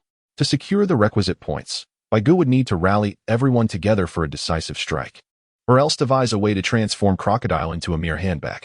In the midst of his contemplation, a flurry of private messages erupted in his chat. The messages were from the leaders of various pirate crews, including former allies, regardless of their identities. Their intentions were straightforward. They sought to ascertain Baiji's interest in joining a boss team to challenge Crocodile. Unfortunately, Baigu had already conspired with Eliza. While these individuals possessed their own unique experiences and peculiar items or skills, they paled in comparison to the sprite-enhancing buffs bestowed by Miss Lemon. Confident in his team's composition, Baigu had already calculated the roster, which included himself, Shushiwe, Sol, Eliza, and Lemon. This quintet was virtually a fixed team for dungeon exploration. The specifics of the confrontation against Crocodile were yet to be revealed, including the maximum number of participants, but it was likely not to exceed 8. Thus, they were still in need of 3 additional members to complete their team. Currently, within the 5-member group, Sol would serve as the main tank to absorb damage, while Eliza and Shushiwe would function as secondary damage dealers and support. Miss Lemon would provide comprehensive assistance and serve as the primary healer, leaving Baigu in the center as the output powerhouse. With a contemplative furrow of his brow, Baigu thoughtfully stroked his chin. This time, the adversary was not an ordinary lord. The level 100 Sand Crocodile was no laughing matter. He still vividly recalled the incident when the level 200 Eagle Eye had effortlessly dispatched him with a single strike. Hence, this challenge against Sand Crocodile required utmost caution. Yes, that would be the plan. First, he would summon 2 water-type sprites, followed by a secondary tank to absorb damage, just in case Sol found himself overwhelmed and needed support. Having clarified his strategy, Baigu reached out to Eliza to share his thoughts. She concurred that such a configuration was indeed viable, prompting the young lady to pull out her system and begin rallying allies. Chapter 40. The target is the man who usurps the kingdom, Sand Crocodile. Crocodile emerges. Following Eliza's invitation and communication, 2 of the 3 yet-to-arrive teammates had already been located, one of whom was the lowly known as Justice, with whom they had previously collaborated. Although she had fallen off the level rankings, she had nonetheless encountered numerous fortuitous events, acquiring a devil fruit that rendered her body as resilient as iron, slightly surpassing Sol in terms of durability. Had it not been for Sol's higher level, the position of main tank would have undoubtedly been hers. As for the other 2 water-type sprites, Eliza noted that the number of devil fruit users was inherently limited, excluding those already accounted for. Finding additional specific ability users proved quite challenging. However, she had made some progress and was in contact with potential candidates, promising to provide updates soon. Meanwhile, the protagonist group had commenced a fierce confrontation with the Baroque works. Elite agents gathered in the rain-soaked grounds, awaiting Crocodile's orders, with neither side inclined to resolve matters peacefully, leading to further chaos in the Sand Kingdom. Upon arriving in the rain-soaked area, the Straw Hat crew had yet to encounter Baroque works personnel. However, they soon crossed paths with Smoker's group, which had been pursuing them. It was a classic case of enemies meeting, as Smoker, still fuming from a recent encounter with Luffy's father, had traversed the Grand Line in a fevered pursuit of Luffy, displaying sheer madness. Shortly thereafter, Baroque Works agents emerged to create further disturbances, resulting in a chaotic melee among the 3 factions. Ultimately, Baroque Works was forced to retreat, allowing Smoker to let the Straw Hat crew escape. But did matters truly conclude there? Absolutely not. Smoker took a puff from his cigar and commanded his subordinates to immediately mobilize all naval fleets in the vicinity of Alabasta, directing them to converge on their location. He intended to encircle this group, leaving neither the Straw Hat crew nor Sand Crocodile a chance to flee. I, Smoker, shall ensure that you all meet your end today. At this moment, in the desert en route to Alabasta, Luffy's crew was joined by Chopper, who had brought along a rather peculiar friend, a crab known for its peculiar demeanor. Together, they boarded this rather eccentric giant crab. Baigu and Sanji gazed momentarily at the large eyes of the peculiar creature, a hint of bewilderment in their expressions. Breaking the silence, Baigu turned to Sanji, who was lost in thought beside him, and remarked, "It's not that I have any particular grievances against you, but, Sanji, don't you think this fellow's gaze resembles someone?" As he spoke, his voice trailed off, yet his eyes persistently urged Sanji, as if to convey, "This person is you." The group continued their journey, riding atop the giant crab as it sped along, with Sanji frequently reminded of this resemblance, leaving him rather flustered. However, one cannot deny the universal admiration for beauty. It would be unjust to deprive him of the sight of lovely women, after all. As laughter and chatter filled the air while they made their way to Alabasta, a sudden golden hook descended from the sky, snatching Vivi from her seat at the rear. Hearing her cries, Luffy thrust his hands backward, employing his rubbery abilities to grasp the hook and rescue Vivi, following her into the fray. The group sighed with relief upon confirming Vivi's safety, but she remained deeply concerned for Luffy, acutely aware of Crocodile's terrifying prowess. Yet, after Luffy's reassuring calls and the group's comforting words, she steeled her resolve to press on toward Alabasta, shouting back, "Luffy, we'll be waiting for you in Alabasta." Luffy, having fallen unceremoniously, shouted in response, "Okay." Unlike the earlier members of the Straw Hat crew, Baigu and his companions understood that, at this juncture, Luffy stood no chance against Crocodile in the desert. Had it not been for Robin's timely intervention, he would have perished in the sands. After much deliberation, Baigu ultimately chose not to disembark. On one hand, he shared the belief of Zoro and the others in Luffy's strength. On the other, he was confident that the protagonist would not simply meet his demise, as Oda would never allow the narrative to conclude in such a manner. Furthermore, Baigu reasoned that even if he were to leap into battle alongside Luffy, victory over Crocodile was far from guaranteed. The uncertainty of whether Robin would rescue both Luffy and himself weighed heavily on his mind, especially given the formidable presence of Crocodile in the desert. The system prompted an announcement. The limited storyline of the Alabasta arc had commenced. From this moment until the time Luffy vanquished Crocodile, players could earn points by defeating all visible foes or engaging in actions that influenced the plot's direction. Thus, the stage was set for their performance before the narrative's conclusion. Yet reality proved harsh. Following the system's announcement, Luffy found himself embroiled in his inaugural clash with Crocodile. The battle was overwhelmingly one-sided, and Luffy was swiftly overwhelmed. In truth, had he encountered other warlords of the sea earlier, he might have had a fighting chance, but the unfortunate alignment of circumstances placed him in the desert against Crocodile. Had he faced one of the other warlords, he could have leveraged his rubber fruit abilities to hold his ground. However, as Crocodile was among the most formidable of the seven, requiring mastery of Haki to even stand a chance against him, his home turf made it nearly impossible for anyone to overcome him. In a moment of fury, Luffy grasped Crocodile's collar and demanded to know the rationale behind his actions. In response, a golden hook pierced through Luffy's body, blood cascading down its arc as Crocodile cruelly laughed. "What do you take me for? There are countless braggarts like you on this Grand Line," displaying no mercy to Luffy, who now bore a gaping wound in his abdomen. Crocodile proceeded to drain the moisture from Luffy's body, discarding him like a lifeless husk. As Luffy's form began to be engulfed by the shifting sands, Crocodile, cigar in mouth, transformed into sand and vanished with the wind. Little did he know that shortly after his departure, another shadow returned, ultimately rescuing the unconscious Luffy from that forsaken place. On the back of the giant crab, Baigu caught sight of a swirling sandstorm rising in the distance, his heart sinking as he realized Luffy had likely been knocked out.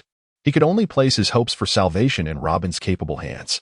The system then issued another prompt. The limited storyline had commenced, detailing the roster of players across various factions. Villainous faction, Baroque Works, 3,212 members Rebel Army, 2,213 members Terrorist faction, 11 members Neutral faction, Navy of the Alabasta Kingdom, 615 members Hidden faction, Alabasta Royal Family, None Justice faction, Kingdom Army, 1122 members Protagonist faction, 8 members gazing at the fluctuating numbers of each faction. Baigu was astounded. The total number of players across all factions was staggering. It seemed the entire world had converged upon this place. This did not even account for those who had yet to arrive, lost along the way, captured by the Navy, or simply diverted to other locales.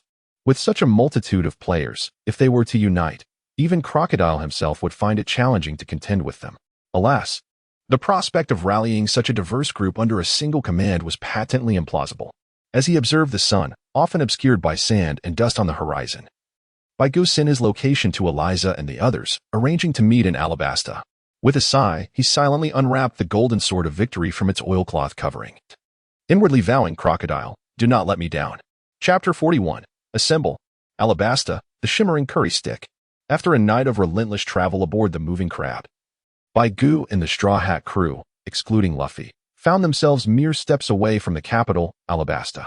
However, before them lay the vast St. Dora River, the largest river bordering Alabasta, with a daunting width of nearly 70 kilometers, a disheartening sight, for the moving crab, being a creature of the desert, was terrified of water. Consequently, the group began deliberating on how to cross, realizing that alternative methods would result in missing their chance to intervene. If the rebel army clashed with the kingdom's forces, the nation would face ruin. Just then, Chopper piped up, moving crabs adore watching dancers perform. Upon hearing this, Nami promptly shed her flowing cloak, revealing her stunning figure, and, with a playful sway, inquired, "Is that so?"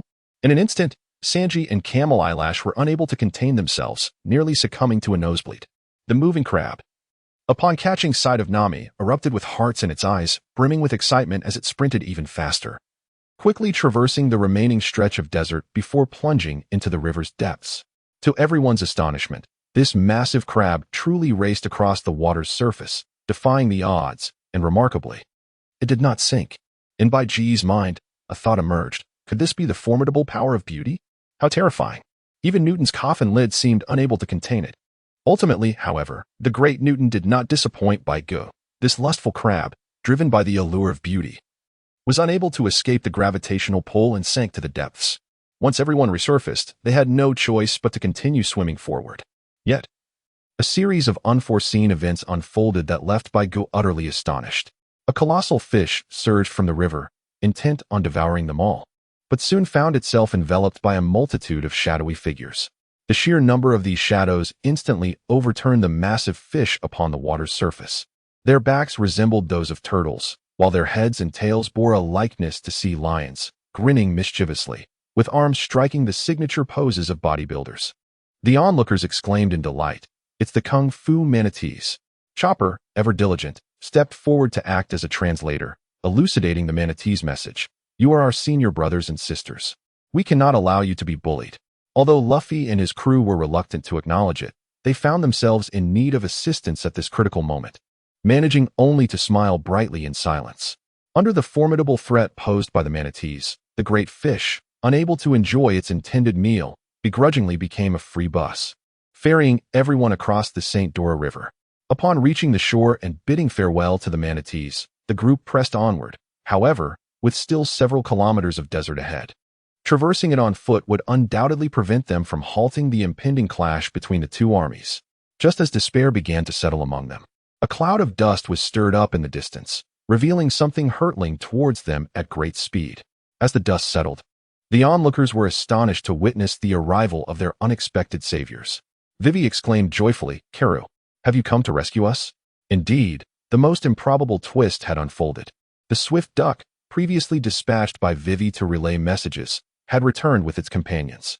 This spectacle shattered all of White's stubbornness, illustrating the very essence of indomitable fortune. To traverse an entire kingdom, receiving aid from various celestial beings along the way, was one thing. But now, even a duck could autonomously locate their whereabouts and join them. Thus, the group mounted the Swift Duck Brigade, preparing to set forth towards the capital, Albana. Simultaneously, the rebel forces amassed, racing towards the capital, while the royal army fortified the palace defenses. Core members of the Baroque works and high-ranking agents began their trek through the rain towards Albana, joined by the main characters and millions of eccentric players. The capital, at this juncture, resembled a chaotic gathering of diverse powers. Should conflict arise among such a multitude, it would indeed be a spectacle to behold. Meanwhile, in the quicksand pit, Luffy was extricated by Miss Robin using the powers of the Hana Hana fruit. After a brief exchange, the vice-commander of the kingdom's guard, Bell, pursued Robin. In a swift motion, Robin introduced Luffy's connection to Vivi, handing the injured Luffy over to Bell before vanishing in a flurry. At that moment, the capital of Albana loomed above the desert, perched upon rocky heights, with 5 pathways leading into the city. Thanks to the Swift Duck Brigade, the Straw Hat crew successfully arrived at Albana ahead of the rebels. After deliberation, they speculated that the Baroque works would likely lay an ambush ahead. Consequently, they donned identical white cloaks and split into pairs, sprinting towards the capital, leaving Vivi behind to divert the enemy while she sought to confront the general. Not far ahead, core members of Baroque works, Mr. 1, Mr. 2, Mr. 4, Miss Merry Christmas, and Miss Doublefinger, awaited their arrival. Upon noticing the cloaked figures dispersing in pairs, the members of Baroque works also split into pairs to pursue them, leaving the enigmatic Mr. 2 to chase after one group alone. As the others distanced themselves, Vivi, moved to tears, whispered, "Everyone, I will not let your sacrifices be in vain. I will stop the rebels." With that, she mounted Karu and charged towards the advancing rebel forces. On the battlefield, the rebel army was now less than 10 kilometers from the royal city. Riding Karu, Vivi leaped forward, boldly positioning herself before the 2 million rebels, arms wide open. As she passionately declared, "This war is a concocted scheme. Please, lend me your ears."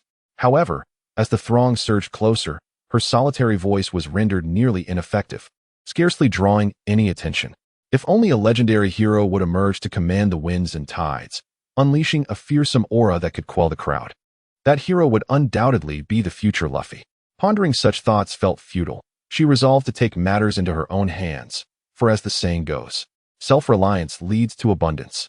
Although the rebel forces numbered over 2 million, this figure did not account for the players. When considering the additional 20 million players, the scenario shifted dramatically. In truth, even the rebel leader, Kusha, had not anticipated the astonishing surge in numbers, nearly tenfold, prior to the operation, mistakenly believing it to be the goodwill of a few enlightened citizens. Little did he know that this was no trivial matter. Within a mere day, he had become the commander of over 20 million combatants. As the battle loomed, the royal army was on the brink of engagement. Suddenly, a resounding explosion erupted from the direction Vivi had taken, a brilliant golden beam shooting into the sky. This unexpected spectacle halted both the rebels and the royal army, leaving them astonished. 3 minutes earlier, on the sandy outskirts where Vivi had departed, White emerged from an unknown shadow, observing the path Vivi had taken. Slowly removing his hood to reveal his distinctive tuft of hair, he murmured to himself, This must surely disrupt the narrative flow, right? Well, it matters not. In the end, old Shah will not grant me time to charge this technique, so I might as well employ it now to aid Vivi. After a lengthy soliloquy, White raised his right hand, grasping the hilt of the golden sword of victory, which had been unwrapped from its oilcloth covering. With no sheath available, he carried it upon his back, protecting it from the desert sands. Contemplating the magnificent sword in his grasp, White silently chose to unleash its ultimate skill. As the skill activated, he recited incantations of which he was uncertain, and gradually, the blade began to radiate a dazzling light. Baigu raised the dazzling golden sword high above his head, his eyes brimming with confidence and an invincible belief, and he shouted, "Yex curry stick." Accompanied by Baiji's resounding call, the golden sword, which had merely emitted a glow, suddenly unleashed a brilliant beam of golden light that surged into the sky, as if it sought to cleave the heavens asunder. As the elongated echoes of curry stick faded, the golden beam descended with Baiji's grip, driving straight towards the ground. Chapter 42. The Shattered Narrative. The pirate player crew challenges the sand crocodile. Time rewinds to Vivi, who stood alone against the rebels. All present, whether they were rebels. The kingdom's army atop the city walls, the scattered sand sculpture players mingling among the troops, or the lurking crocodile in the shadows, were taken aback by the sudden emergence of the colossal sword of light. The strike cleaved downward, creating a chasm that stretched for miles. As the desert earth beneath it split wide and deep, halting the advance of over 20 million players and rebels alike. How could they possibly charge forward? Confronted by such an abrupt and profound ravine, they were not the racing legends of Akina Mountain. On the other side of the chasm, Vivi and Karu, pale with fear, shakily rose to their feet, supporting one another as they gazed incredulously at the abyss before them. She could hardly believe it. Even a devil fruit user could not wield such power, could they? Was this truly within the realm of human capability? Who had intervened to assist her? Within the royal castle atop the city walls, Crocodile stood before a grand floor-to-ceiling window, a glass of red wine in hand, and a cigar perched between his lips, awaiting the calamity to unfold. Truth be told, even he had not anticipated that Kosa could summon such a multitude. If he were to confront them directly, it would not be an easy task. Yet, just as the spectacle was about to commence, an unforeseen force intervened. The sudden sword of light severed the path of the rebels. Its might so formidable that even someone as worldly as he dared not claim he could withstand such a strike. Wait, could it be that this was not of human origin? Could it be? No way. Someone had discovered the ancient weapon, Pluton. Indeed, it must be so. Only a weapon of such world-altering potential could unleash such earth-shaking power. This cannot be. The ancient weapon belongs to me, Crocodile. I shall not allow anyone to interfere. It is said that the most lethal assumptions stem from one's own imagination. After years of scheming, Old Sand had come for Pluton, not pondering why the weapon would manifest in such a manner of attack. After all, no one had ever witnessed it. At the origin of the sword strike, with both hands resting on the fabled sword of victory, Baigu half knelt on the ground, utterly drained, gasping for breath as he exclaimed, "Call me. My hair." Huff, huff, you wretched system. Why did you not inform me of the experience of siphoning magical power? I nearly felt as though I would drain myself entirely. Huff, huff. Exhausted from the depletion of his strength, Baigu collapsed forward after releasing the curry stick, barely managing to prop himself up with his sword. Otherwise, he would have been unable to remain standing. System notification, warning to player by, please be mindful of your language. Do not verbally attack the GM, or you will face a mandatory 5-hour logout penalty. System notification, ultimate technique, EX curry stick. This special ability extracts the user's magical power as its source to unleash a devastating laser beam capable of cataclysmic destruction. As the player possesses no magical power, their physical strength will be forcibly drawn upon to utilize this skill. Note, extracting physical strength will only result in fatigue and will not lead to immediate demise. After recovering for a moment, Baigu managed to rise, glancing around before making his way toward the royal city. The appointed time was drawing near, and he needed to engage in the Lord battle. He could not afford to waste any further time here. Unbeknownst to him, shortly after he departed, Crocodile, who had been pursuing the underworld king, arrived at the same location. Simultaneously, the Straw Hat crew, having split up to enter the city through various gates, encountered their respective pursuers, igniting fierce battles in an instant. During this time, Zoro ultimately grasped the quintessence of the swordsman's breath. He successfully severed steel with his one-sword style, II/Lioness Song, achieving victory in combat. Everyone regrouped at the Royal Palace Square. preparing to prevent the escalation of war, ultimately colliding with the old sand user who had failed to locate the underworld king. Although, unlike the original plot where Luffy, riding on the transformed falcon form of the bird fruit, saved Vivi from being dropped from a great height before engaging in a battle with Crocodile that led them underground to the royal tomb. Luffy still commenced his second battle with Crocodile in the palace square, showcasing awe-inspiring maneuvers. The trio, known as White Give, convened outside the square with the 5 arriving members led by Eliza, in addition to her old comrades Eliza and Miss Lemon. The 3 newly recruited allies included the previously arranged Deputy Tank Justice and 2 water manipulators discovered after considerable effort. One possessed the extraordinary ability of the Superman-type water faucet fruit, enabling him to transform various parts of his body into an array of faucet designs. The other was a strikingly beautiful girl, the wielder of the fog rain fruit, a natural-type power, aptly named Handsome One in short supply. With 8 assembled, they began their march towards the center of the square. The reason for their haste was the ongoing clash between Luffy and Old Sand, which had created a barrier at the edge of the central square. Approaching players received a system prompt. You have approached the entrance to the Lord Battle. Would you like to enter? Yes, no.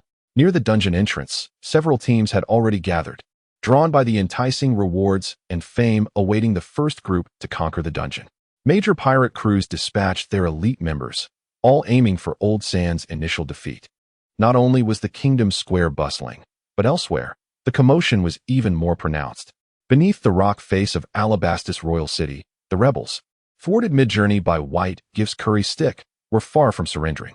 They embarked on an arduous journey, navigating the fissures created by the curry stick, finally circumventing the deep trench that extended for over 10 kilometers and measured several meters wide. Upon spotting the rebels circumventing the trench, the kingdom army surged down the rock face, charging towards the rebel forces. Meanwhile, the Navy players faced their own dire circumstances. Their experiences could only be described as harrowing. The predominant players had aligned themselves with either the Navy or the pirates, with Navy recruits primarily emerging from the early stages in Rogue Town, having passed assessments or obtained Blue Navy orders to enter training camps. Fresh from their training, they were unexpectedly dispatched by Smoker to the seas off Alabasta in search of an artificial rain vessel. Initially thrilled by their orders, having read the original narrative, they anticipated participating in the unfolding events in Alabasta, which promised lucrative benefits. However, reality proved to be far less favorable. Another cohort of Navy players, numbering in the millions, had received orders to halt the war in the Royal City. Yet, upon exiting their naval division, they encountered the encroaching rebel forces and the kingdom army descending from the rock face. The ensuing chaos left their leader, Dasky, bewildered. Dasky pondered, who am I? Where am I? What am I doing? Why have I suddenly become embroiled in such a large-scale conflict? The rebel and kingdom forces, numbering in the millions, promptly ensnared the Navy in their fierce combat. In an instant, the battlefield erupted into a 3-way melee, an extravagant spectacle of chaos as countless players clashed. The Kingdom Army player representative proclaimed, I am the scum of the gray. Come at me, brothers. The Kingdom Army echoed, Long live Alabasta. The rebel player representative rallied, Charge. Brothers, let us seize Sand City and defeat the tyrant. The rebels cried, for the liberation of Alabasta. This is our final battle. Charge. The Navy representatives, bewildered, exclaimed, what is happening? Are we at war? This conflict, which would ultimately determine the fate of the Alabasta Kingdom, did not conclude as tragically as one might expect. Players could resurrect within 3 minutes at the nearest respawn point upon death, meaning the only forces truly diminishing in numbers were the rebels and the Kingdom Army. The Grand War was later immortalized in history as the Battle for Sand City. At the same time, as White Give prepared to enter the dungeon, a notification arrived. The system prompted, due to your actions, the original plot outcome has been significantly altered. You will receive an additional 25 points after this narrative concludes. Baigu, utterly bewildered, pondered, what have I done? In the 43rd chapter, he found himself questioning his own capabilities as Crocodile. Unaware of the unfolding events, he relayed the system notification to his teammates, only to be met with their scrutinizing gazes. Embarrassed, Baigu hastily clicked yes to enter the dungeon, unable to bear the weight of their stares any longer. As the game commenced, the scene in the plaza transformed. A rippling sensation coursed through the air. The fierce battle between Water Road Faye and Old Shah had vanished, along with the surrounding players. A familiar alert echoed above. Warning. Boss battle commencing. In the now desolate center of the plaza, a thunderous crash resounded as a massive cloud of sand coalesced into the formidable figure of Crocodile, surrounded by swirling sands. Crocodile sneered, "Ignorant fools, today I shall send you inexperienced novices to your doom." However, the team, having already faced the likes of the Joker King and the Rampaging Dragon, remained unperturbed. Soul even scoffed, "Huh? You excel at boasting. If you can eliminate us in one fell swoop, then perhaps you might be worthy. Otherwise, you are merely a novice." Among the three new teammates, the young girl had evidently sensed the might of the seasoned players, appearing far more at ease than her companions, yet still unable to suppress her anxiety. After all, a level 100 boss far surpassed the dragons they had previously encountered. With an air of composure, Baigu drew his dual blades and commanded, "Thor, initiate the assault. I shall provide the damage output, while our two water manipulators assist as sub-DPS to support our advance. Lemon, grant us your buffs, and Lowly, keep a close watch on Thor. Be prepared to take over aggro at the first sign of trouble. Now, let us commence the attack." Thor declared, "I shall lead the charge. For the glory of Asgard." With a mighty swing of his hammer, he bellowed and charged directly towards Lao Sha. With a subtle glance, Baigu signaled Lemon and the others to spring into action, while he initiated a fierce onslaught with his forward slash. Although forward slash had been replaced by meteor slash, this was merely muscle memory. Once a skill had been mastered, it could not be forgotten simply because its name had changed, though the benefits of the original skill were no longer present. High above, the ethereal Miss Lemon chanted in an unknown elven tongue, unleashing a series of beneficial buffs. Nature's blessing, Star God's radiance, elemental affinity, gift of life. At the moment everyone received these buffs, their attributes surged by 15, elemental affinity increased by 20, elemental fruit damage enhanced by 20, life restoration amplified by 20, and resistance to damage rose by 30. Meanwhile, the recently boastful Crocodile was left bewildered. What was happening? Why did this group appear completely unafraid of him? Was a level 100 boss not deserving of any respect? Not only were they unafraid, but Soul, feeling as though he had divine support, was practically bouncing with excitement. It's happening. This is the feeling. Having experienced this pseudo-invincible sensation twice before, Soul was exhilarated, his expression becoming increasingly ecstatic, prompting his teammates to marvel at the impressive buffs. As the battle commenced, Baigu wielded his dual blades with fervor, deftly dodging Crocodile's occasional strikes, while seizing opportunities to land a few hits. For a time, both sides exchanged blows vigorously until Crocodile's health dipped below 90. At last, he could no longer contain himself and activated one of the most practical abilities of the Sand fruit, elementalization. However, unbeknownst to him, or rather, to him and his clones, this group of challengers had come thoroughly prepared. For instance, Baiji's team had directly recruited 2 water manipulators, while other teams had similarly capable water users. If that didn't suffice, they simply filled numerous buckets with water and charged forward with reckless abandon, carrying the buckets as their shields. In an instant, all teams, including Baiji's, commenced their display of talents as Crocodile's health fell below 90 and elementalization was activated, leaving him in an exceedingly awkward position. His once invincible ability had faltered. To make matters worse, once drenched, his body became rigid and cumbersome, making it impossible to evade many seemingly simple attacks, forcing him to endure them head-on. As a result, all of Crocodile's clones within the dungeon began to question their existence, bewildered by the turn of events. What was happening? Before activating elementalization, they could at least dodge and withstand some attacks. Why, upon its activation, did his health plummet dramatically? The fastest group in the fray was undoubtedly Baiji's, with their 2 water manipulators reveling in their enhanced abilities, tirelessly spraying water and leaving Crocodile exhausted and scrambling. Meanwhile, Shushua intermittently unleashed Frost to slow his already cumbersome movements, while Eliza glided effortlessly to disrupt his actions, occasionally stabbing him with her blades. After being doused with water, Baigu noticed a prominently displayed debuff indicating extreme weakness above the head of the Lord-level boss. If this opportunity to strike while he was down was not seized, then all of Baiji's years spent in gaming would indeed have been in vain. Sheathing his dual blades, he drew forth the golden sword of victory, despite the absence of a sheath, and leapt into the air, executing a devastating meteor slash, with the Wind King's hammer crashing down forcefully onto Lao Sha's already unsightly visage. The impact, enhanced by the force of the wind, caused blood to spew forth. It was a mere understatement to say that his health bar plummeted dramatically to a staggering low. The damage inflicted by this blow, had it been displayed in the damage report, would likely have unleashed a barrage of critical hits, precision strikes, and lethal damage notifications. To be honest, the flawless execution of this strike left even by Go momentarily stunned, leading him to ponder whether, had he taken the opportunity, to charge up a curry stick. Lao Sha might have simply perished on the spot. Alas, upon checking the cooldown timer, he discovered that the curry stick required charging after use. Otherwise, he would have to endure a manual cooldown period of 72 hours. Without magical energy, how could one recharge? Uncertain of the answer, he resigned himself to waiting. After a relentless series of assaults, the various teams likely never anticipated that this level 100 lord would prove to be so feeble. Was this truly one of the 7 warlords? The sensation of combat felt akin to facing off against the minions of earlier dungeon bosses, as they fought without even the slightest semblance of resistance. Had they known the thoughts swirling in the minds of these attackers, Crocodile would likely have been enraged enough to spew forth additional torrents of blood. To engage in battle and call it a brawl was one thing, but to employ water for a sneak attack while he was weakened and to mock him further was utterly intolerable. Though Lao Sha was as wicked as one could be, they were undeniably the true curs. Minutes later, as the relentless battle wore on, Crocodile, the formidable antagonist, found himself on the brink of collapse. With his health plummeting below 25%, he roared defiantly, "What do you take me for? I am Crocodile, the Desert King." Sandstorm Slash. Erosion Requiem.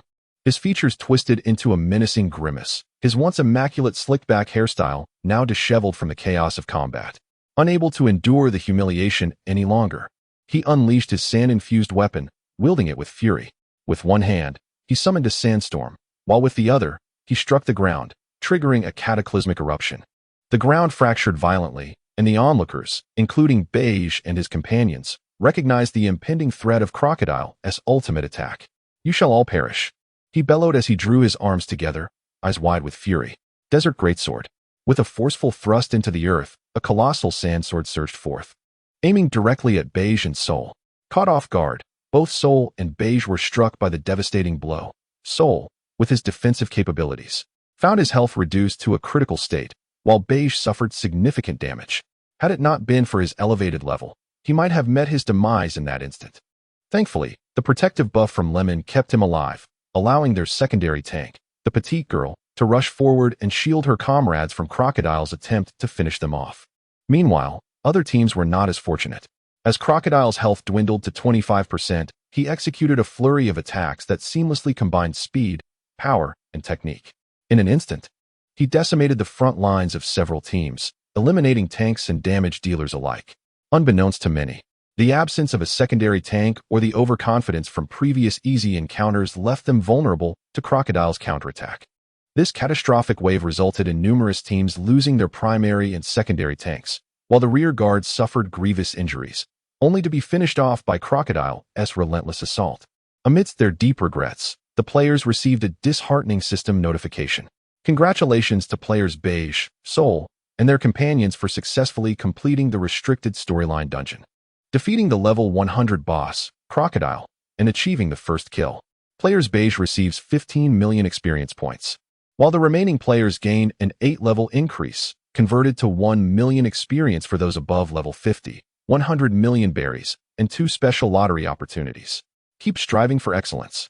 Indeed, moments after withstanding Crocodile's final counterattack, and amidst the furious onslaught from Beige and his allies, Crocodile managed to utter, "I am the warlord Crocodile." As his health reached 0, he relinquished his final vestige of defiance, his eyes rolling back as he collapsed to the ground. Chapter 44. The peculiar gotcha machine with the Vice Admiral in Falcon form clutching the impending explosive, soaring into the skies after saving the nation, Luffy successfully vanquished Crocodile. Unlike the original tale, Luffy forcefully struck Crocodile down into the depths beneath the plaza. His thunderous fist shattered the surface rock, sending Crocodile deep underground. Seizing the moment, Vivi and the Straw Hat crew informed the warring factions of Crocodile's treacherous scheme to usurp the kingdom. Ultimately, as Crocodile lost consciousness, covered in dust and blood, his fate was sealed when Desbones ordered his retrieval. In public, she declared the revocation of his warlord status, his legal plundering rights, and his collaboration with the government, followed by his arrest.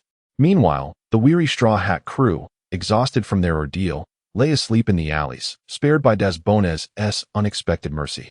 Confused by the events unfolding around her, Desbones pondered the state of the world, pirates sanctioned to plunder, conspiracies igniting civil strife, and a government aiding them in concealing their misdeeds, all contrary to her sense of justice. On the other hand, having completed the storyline dungeon, Beige and his companions gathered in a quaint tavern in Alabasta. This had become their customary post-boss routine, celebrating their victories in the cozy establishment. Victorious over Crocodile. Each member of the team received over 6,000 points, supplemented by the spoils from their journey, amassing nearly 10,000 points apiece. Now, we come to our reserve segment.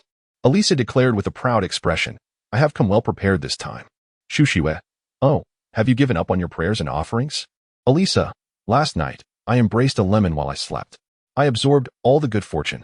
As soon as she finished speaking, the lemon next to her could no longer bear it, blushing and covering her mouth, while the others were left astonished, absorbing good fortune? Is this even possible? Baigu cast a discreet glance at the impressive contours before Miss Lemon, calmly swallowing hard as she said, "Since you were so confident, why don't you go first?" After finally freeing herself from Lemon's grasp, Eliza stood up with an air of arrogance. Feeling that it lacked sufficient impact, she raised her leg and stomped on the edge of the table, declaring, "Watch closely, you insignificant ones. Today, you shall know who the true champion is." Just as she finished speaking, a waiter approached with a smile, warning, "Excuse me, dear guest. Stepping on the table incurs a fine of 500 belly." Eliza exclaimed in disbelief. "What?" The crowd reacted with anticipation as Eliza proceeded to unleash 2 consecutive items from the gacha machine. The familiar sensation returned as 2 black eggs rolled out. With a decisive smack, she shattered both eggs, revealing their contents. Moments later, the tavern echoed with Eliza's anguished cries. "This? How is this even possible? Oh, why is this happening? What is this?" The system offered a sage piece of advice. Do not drink and drive. Do not drive after drinking. Special item, Transgender Martial Arts Secret Manual. Laughter erupted among the onlookers as they beheld Eliza's expression of disbelief and existential crisis. Baigu laughed until breathless, exclaiming, "Today, let me show you what it means to be a champion. I can't take it anymore, my stomach hurts." Frustrated by Baiji's mockery, Eliza grew even angrier. It was all the fault of that wretched gacha machine. Glancing around, she seized the chair she had just occupied and began to strike the gacha machine in a fit of rage. Subsequently, she received another system notification. System notification, please do not maliciously attack system items. This is public property. Due to your assault, it feels it may not survive and urgently requires 50 million in medical fees. Please compensate accordingly. A silence fell over the room for a full minute before erupting into even more fervent laughter, with the crowd pounding their tables in delight. What kind of operation was this? Could one truly be fined for such antics? Feeling as if fate had conspired against her, Eliza lay motionless on the table, her eyes vacant. Observing the situation, Lemon volunteered to be the second contestant at the gacha machine. Then, the system announced, "Congratulations to player Green Lemon for obtaining the special limited item, Ancient Weapon, Pluto Design Blueprint, Incomplete 31. This weapon possesses immense power and is deemed unacceptable by the world government. Please take heed. Should you successfully fabricate this weapon, the world government will dispatch 3 admirals to hunt you down." System notification, congratulations to player Green Lemon for acquiring the golden item, Great Knife 21, Water Moon. Having achieved a special accomplishment of obtaining golden sword-type weapons 3 times in succession, you have attained the title of Natural Sword Master and received a level reward of 1. Along with 50,000 belly. Please continue your efforts to create further brilliance. The crowd witnessed the system notification scroll across the screen and turned to glance at the increasingly despondent Eliza, internally expressing their disbelief. What on earth? Who among you is siphoning luck from the other? Subsequently, the other participants took their turns at the gacha machine. It seemed that Eliza was not the only one with misfortune. The sky was not merely a dream. The 3 new students also failed to acquire anything of value, with only one managing to obtain a self-made bounty notice, which they happily utilized. Observing this, the experienced Baigu and her companions pretended not to notice. After all, if someone wished to use something that would lead them to misfortune, who were they to intervene? With only Baigu and her 2 companions remaining, Thor stepped forward and announced, "Ladies and gentlemen, I shall not be remiss. This 3rd golden item shall be claimed by me." He then approached the gacha machine and pulled the lever vigorously twice. System notification, Congratulations to player I am Thor for obtaining a special skill. At this point, Thor's expression was one of great pride, until the latter part of the notification revealed, special skill, beast-human fusion, special body technique. The crowd responded with bemusement. Thor exclaimed, "This doesn't count. One must first create an atmosphere before revealing good fortune. Let us see what the next item is." Another flash of golden light appeared. Congratulations, player, you have obtained a gray item. Golden advice: plant trees and create forests. Protecting the environment is everyone's responsibility. The crowd was taken aback. Thor exclaimed, "Damn, are you kidding me? We are surrounded by the ocean. Where are the trees to plant?" A string of expletives was then harmonized into silence. Everyone stifled their laughter. Except for the originally feigning death, Eliza, who calmly stood up and patted Thor on the shoulder, saying, "My dear brother, I sense a deep connection between us. Why don't you join us?" Thor, feeling inexplicably more unsettled by her words, could only respond with a stunned silence. I nonchalantly remarked, "Oh, that's fine. Miss Lemon can join us. I feel she is like a pearl hidden in dust." Lemon, feeling bashful, stammered, That might not be appropriate. But if the princess is willing, then I." Elisa interjected, "You scoundrel, get lost." And Lemon, "Why are you being so shy?" Shushua stifled a laugh, saying, So this is the fortune of the European emperor. It seems I must prove myself." With that, she activated her skills, though the results were fairly similar in the end.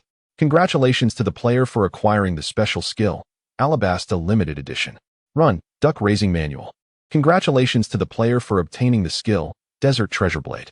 Note that this skill requires the combination of the natural system and the shashaf fruit to be utilized. The crowd observed in amazement. Seeing the fortuitous Shushua face misfortune, Elisa was elated, jubilantly slapping the table as she exclaimed, "Ha! You cunning woman. You should stick to raising ducks."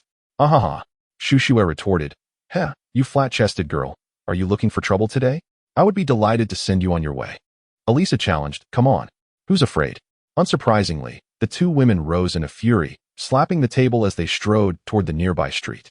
Baigu cast a glance at the two blue and white eggs he had drawn, inwardly lamenting the peculiar content of today's gacha machine. He shook his head, signaling a few teammates to join him in witnessing the unfolding spectacle. Chapter 45, The Mysterious Maiden Who Suddenly Appeared Outside a Quaint Tavern in the Capital of the Alabasta Kingdom, Alubarna. The inseparable friends Shushue and Eliza were engaged in a playful rivalry, while Baigu, Ningming, and others watched intently from the front row. Sol casually picked up a handful of peanuts and remarked, "Sister, the odds are 1-2 for you, and 1-4 for the princess. Bets are being placed." Besides Sol, Miss Ningming pondered for a moment before declaring, "I'll wager 300 million berries on Sister Shushue's victory." Baigu cast a puzzled glance at her and remarked, "You actually didn't purchase Eliza?" Lemon shook her head in response, saying, "It's a matter of finances. One cannot act impulsively." The little girl and her two new teammates uniformly pressed down on Shushue, but unfortunately, Eliza was oblivious to this. Or else she would surely have been infuriated. As the battle commenced, the two, long accustomed to their verbal sparring, swiftly transitioned to physical confrontation. Though they were typically quite close friends, exchanging jests occasionally, they always made a point to inform each other of good fortune. As had been the case prior to their showdown in Sand City, where Baigu and Eliza had previously conspired together. However, to label them as merely good friends would be misleading, as they often quarreled over trivial matters. Nonetheless, this was the first instance of them engaging in a full-blown fight. In the middle of the street outside a tavern, without further ado, they launched into combat. Eliza struck first, executing her signature move, the zero-friction technique. She glided across the ground as if surfing on waves, propelling herself with remarkable speed akin to a cruise missile diving towards its target, closing in on Shu Shui in the blink of an eye. Conversely, upon seeing her opponent approach, Shu Shui remained unfazed. After all, without any overwhelming aura, how could a superhuman inflict harm on a nature type? Indeed, as Eliza descended at high velocity, she aimed to strike Shu Shui. But the latter had anticipated the move and transformed into an elemental form, evading the assault. Realizing her first attempt had failed, Eliza promptly retreated to dodge Shu Shui's retaliatory blizzard attack. Just as she prepared to press the attack again, she found that Shu Shui had transformed into a flurry of snowflakes, scattering in the wind. Predicting her opponent's next move, Eliza attempted to flee. But she was a moment too late. Surrounding her were the snowflakes conjured by Shu Shui, which encircled her and ultimately encased her in ice, leaving only her head exposed. Struggling futilely against her icy prison, Eliza had no choice but to concede. The battle concluded with a resounding victory for Shu Shui and Lemon, filling Shu Shui with joy over her triumph over Eliza, while Lemon, having won 600 million berries from Seoul in addition to her original stake, found herself transformed into a small fortune of nearly 1 billion, her delight evident in the dimples that adorned her smiling face. Meanwhile, Seoul, having lost everything, wore a sorrowful expression as he begrudgingly handed over the money, while Shu Shui lent him some funds, offering consolation. Why suffer like this, Seoul? What troubles you? Seoul cast her a resentful glance, unable to voice his frustration, and silently transferred the funds to the three girls. After this amusing farce, as Eliza and the others prepared to take their leave, a figure darted out from a nearby alley, arms outstretched to block their exit. It was a boy, no taller than 1.50 meters, who called out, "Excuse me. My gaming name is Cola with Ice. You may call me Cola. I actually wish to join your pirate crew, which is why I stopped you. I sincerely apologize." As he spoke, the boy, clad in a hooded windbreaker, bent down in a deep bow of apology. Eliza regarded him with an odd expression, glancing back and forth between him and Bai Gu, prompting Bai Gu to ask, slightly irritated, "What exactly do you wish to convey? Please refrain from cryptic hints. I don't comprehend." Eliza cleared her throat and quietly remarked, "Do you not find him strikingly similar to you?" Bai Gu was taken aback, observing that the boy named Kale opposite her bore an uncanny resemblance to her own attire, save for the two blades at his waist and the shining sword of victory upon his back. Noticing the silence among Bai Gu and her companions, she grew anxious, her tone becoming increasingly urgent as she expressed her desire to join a formidable pirate crew. Elisa chuckled and remarked, "If you wish to join our pirate crew, shouldn't you first remove your hood and properly introduce yourself?" Kale hesitated for a moment, then reluctantly lifted the hood that had concealed much of her face.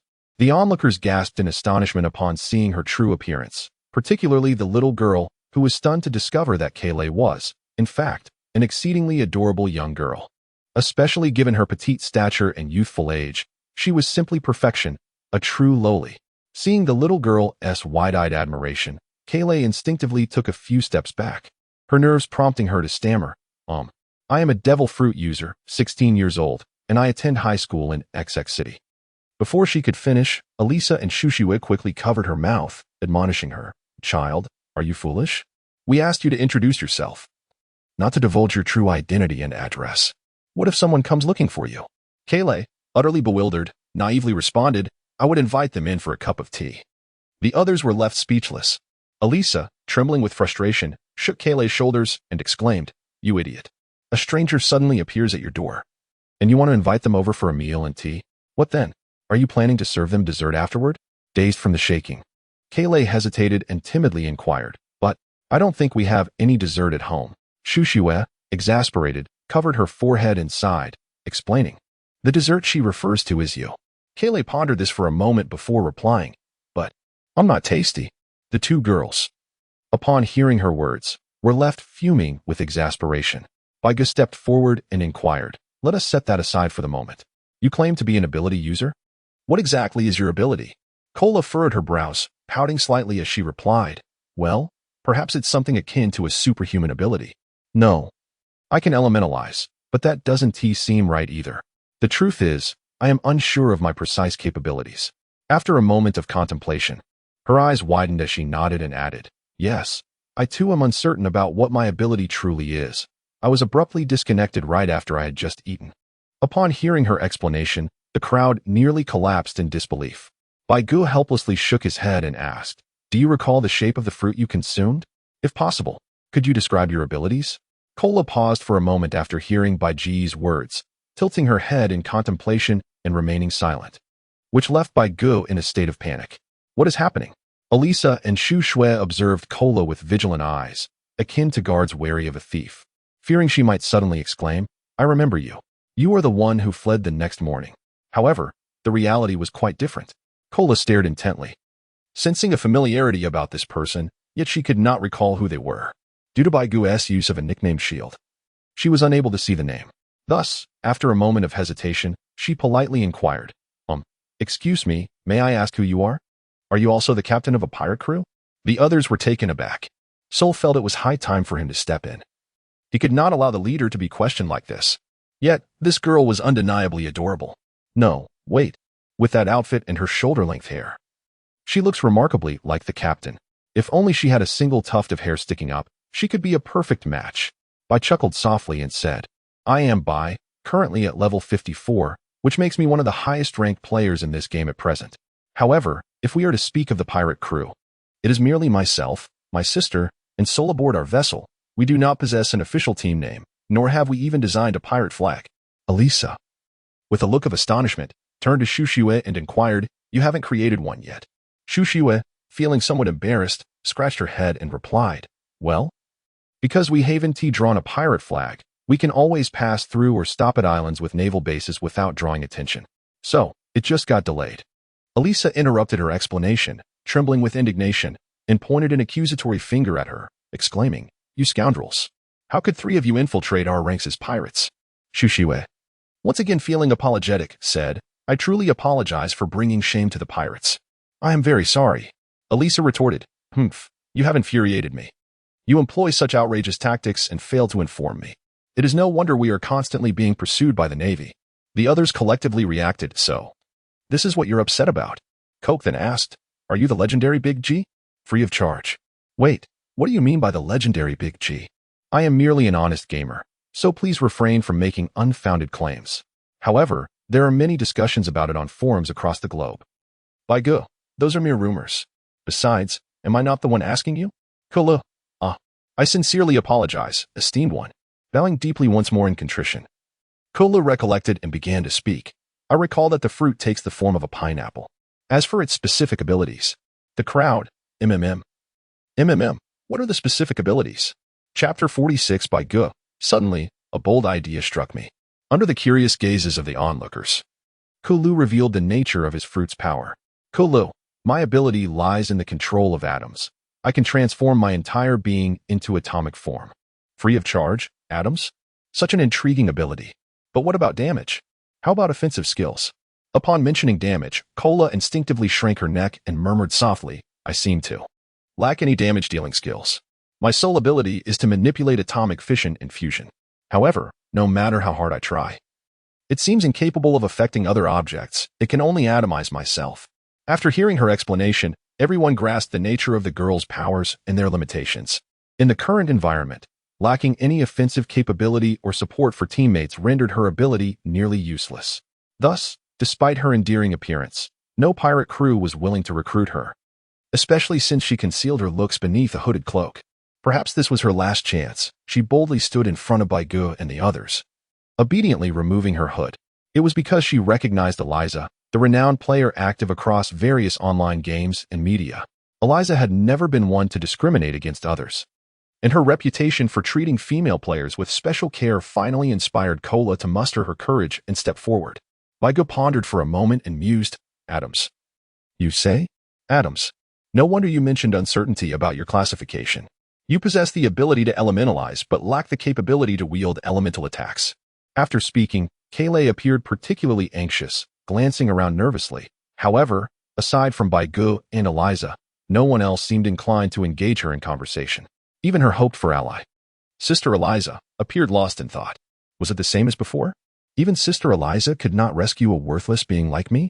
Indeed, with no offensive capabilities, no support skills, and unable to withstand damage, who would desire such a teammate? After a prolonged silence, Eliza finally raised her head and said, I apologize. But in other games, I could arrange for someone to assist you, to secure you a position. However, in this game, how should I put it? Kayleigh, suppressing a laugh, murmured, I'm sorry for causing trouble. I think I should take my leave now. With a hint of nasal congestion, Kayleigh quietly donned her hood, bowed her head, and bid farewell to Baigu and the others, preparing to turn away. Eliza and Ningming exchanged glances, both recognizing the shared sorrow in each other's eyes as they watched Kayleigh's retreating figure. Eliza's heart ached, and she considered reaching out to the sweet girl. But given the operational circumstances of their extensive pirate crew, she felt powerless to intervene. Just as everyone assumed the matter had come to a close, Baigu, who had been resting his chin on his hand and lost in thought, finally spoke up. Hey, do you have nowhere to go? Why not join us? We happen to need more crew members on our ship. To everyone's astonishment, Baigu, of all people, extended an invitation. The most taken aback was Kayleigh herself. Slowly, she turned around, her eyes trembling as she fought back tears that threatened to spill. With a choked voice, she stammered, What? A person like me. Does your team really need me? Perhaps in an effort to encourage her, or perhaps out of genuine compassion for the girl, Baigu nodded firmly, smiling as he reiterated, Yes, you heard correctly. If you're willing, Kayle, would you join my team? This time, Baigu formally invited Kayle aboard. Her eyes gradually filled with tears of joy as she hesitated before asking, But I lack offensive and support abilities. I'm merely a useless fruit user. Even so, would you truly want me?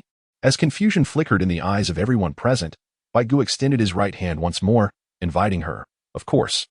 I am certain that I want you. There are no useless abilities, only those who have yet to discover their potential. I believe in you. Unable to hold back her tears any longer, Kayle erupted into loud sobs, her small legs propelling her forward as, in Baigu's bewildered expression, she bypassed his outstretched hand and enveloped him in a hug. Startled, Baigu initially considered pushing her away, but the girl nodded fervently, responding through her tears. I'm willing. What began as an attempt to push her away transformed into a gentle pat on her head. As he continued this gesture, Baigu realized the comforting nature of such affection. Suddenly he found himself understanding the allure of such endearments. No, I am a normal young man. How could I entertain such thoughts? Shaking his head vigorously, he glanced toward Xu Shue and the others, who regarded him with expressions filled with skepticism. While his words were indeed wise and reasonable, the difficulty lay in caring for a seemingly incapable character during the early stages when everyone was focused on developing their skills. Among the group, Xu Shue and Eliza's gazes were particularly laden with doubt, as if they were thinking, Are you a lowly fan? With a resigned smile, Baigu gently supported Kayle's body, gradually guiding her back in front of him. Come, let us head to the tavern and chat a bit. It's important we get to know each other since we will be teammates from now on. Kayle, her eyes brimming with tears, wiped her cheeks and nodded obediently. Under Baiji's guidance, the group returned to the small tavern, while the three newly joined teammates bid farewell to Eliza and the others. Inside the tavern, Baigu, along with his two companions and Kayle, sat together, engaged in conversation. Baigu glanced at Xu Shue and Suar, who were still filled with skepticism, and smiled as he encouraged.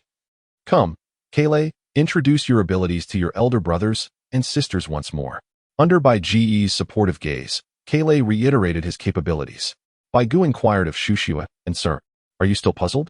Xu Shue furrowed her delicate brows, lost in contemplation, while Suar appeared utterly befuddled, adorned with 3 question marks above his head. Even Kayle found himself questioning his own understanding, wondering if there were hidden abilities within him yet undiscovered. After a span of 10 minutes, Baigu took a sip of the rum brought by the waiter and began to elucidate. Here is a hint. What are atoms derived from? As a top student, Xu Shue instinctively responded, molecules are composed of atoms, which means atoms are the result of molecular division. Wait a moment. A sudden flash of insight struck her mind like a bolt of lightning. Xu Shue widened her eyes in astonishment and turned to Baigu, as if seeking to confirm her hypothesis. Baigu, perceiving that the other party had comprehended his intent, smiled and said to Kulu, I have a bold idea. If successful, you shall become the most formidable damage dealer in the entire pirate world. No one would dare to stand alongside you. Sol, still struggling to grasp the situation, felt increasingly perplexed.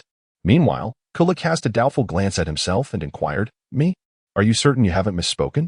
Why do you address me so formally? What era are we in? I am not your elder. We are teammates. You may simply call me by. Oh, this is Sol. And this is my half-sister, Xu Shue. Sol, with a sincere demeanor, greeted, Hello. I look forward to your guidance in the future. Xu Shue added softly. The first part of that sentence is unnecessary. Kulu responded with a slight confusion. By? Sol? Sister Shue? The group exchanged amused nods, acknowledging Kulu's address. Baigu gathered several individuals into a team chat channel, for the forthcoming discussion could not be conducted in public. Team channel. Allow me to elucidate my thoughts now. Baigu, firstly, Sister Xu Shue has just explained that atoms are formed through the splitting of molecules. Those who have studied science know that the process of atomic fission and fusion releases immense energy. Xu Shue, therefore, Kulu possesses the ability to directly manipulate atoms for fission and fusion. Do you understand now? Suar remained bewildered, while Kulu appeared to be somewhat enlightened. Xu Shue, exasperated by Suar's lack of knowledge, directly stated, Atomic bomb. Do you comprehend? Suar.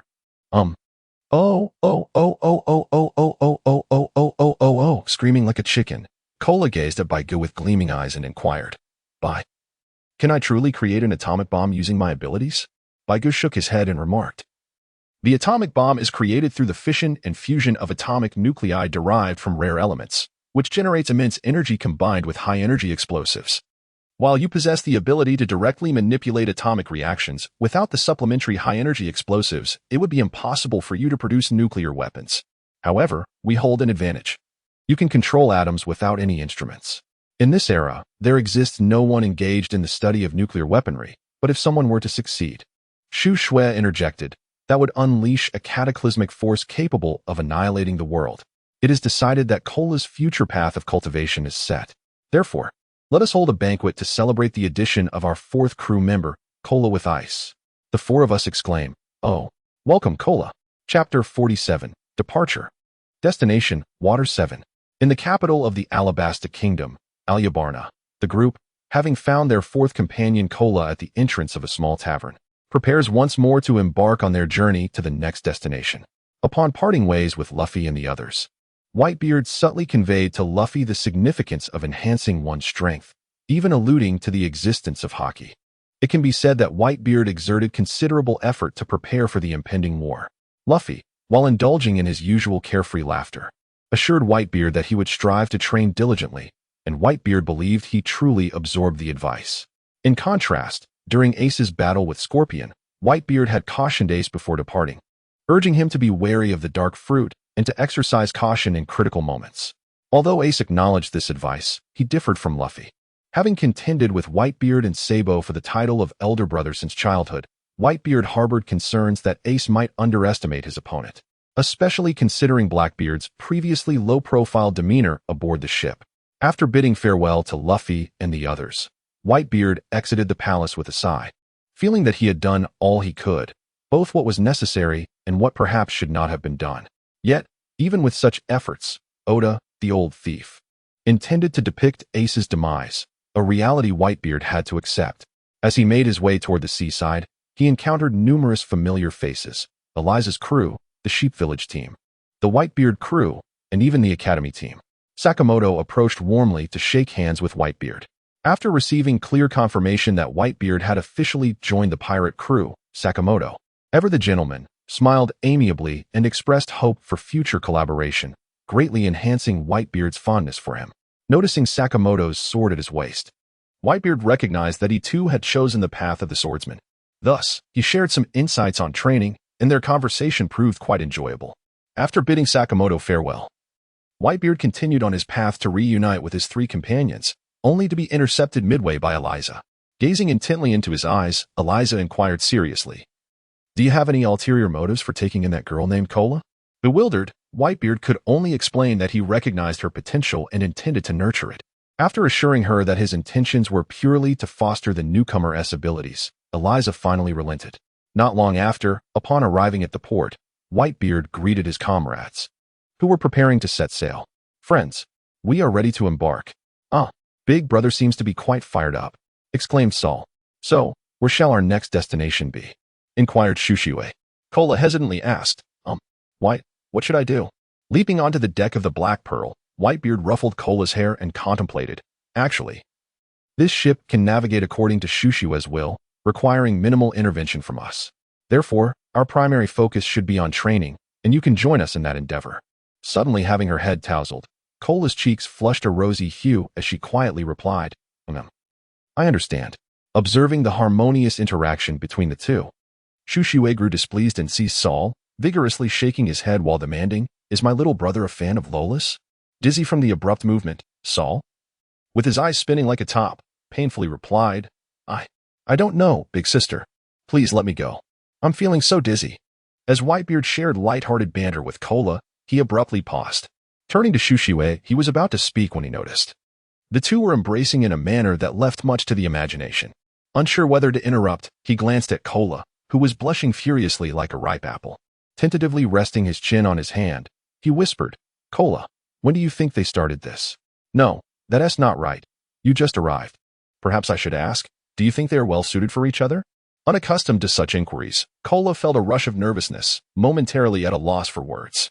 Just then, Shushiue concluded her interrogation of Saul and turned her attention to Whitebeard, only to be startled to find that the two were watching her intently. For a moment, she felt a pang of unease, reflecting on whether her earlier actions had been inappropriate. Alas, they were not merely inappropriate, they were downright crude. And to be seen. Little brother. Wait, I didn't mean to. I didn't do anything. Her desperate defense, perceived as feeble by the onlookers, confirmed their suspicions. Indeed, it was a solid case against her. Gu, stroking his chin in contemplation, mused, "It is quite unexpected that this Thor, with his pronounced brows and striking eyes, could actually captivate Shu Shui, truly a remarkable feat of salvation from peril." As he pondered, he noticed that Thor appeared dizzy, barely able to maintain his footing. Upon being released by Shu Shui, he had to lean against the wall to steady himself. Gu silently gave him a thumbs up, then remarked, "Good brother, you truly have endured much." As Sua Air, who had just regained his composure, noticed Bai Ji's gesture and heard such a statement, he was momentarily taken aback, unsure of how to respond. He could only awkwardly chuckle twice and reply, "I should do it." Gu, sensing that the conversation among his companions felt somewhat amiss, could not pinpoint the exact issue, and thus he merely joined in the awkward laughter. The esteemed figures around him were laughing, and he thought it sufficient to follow suit. Indeed, there was no fault in that.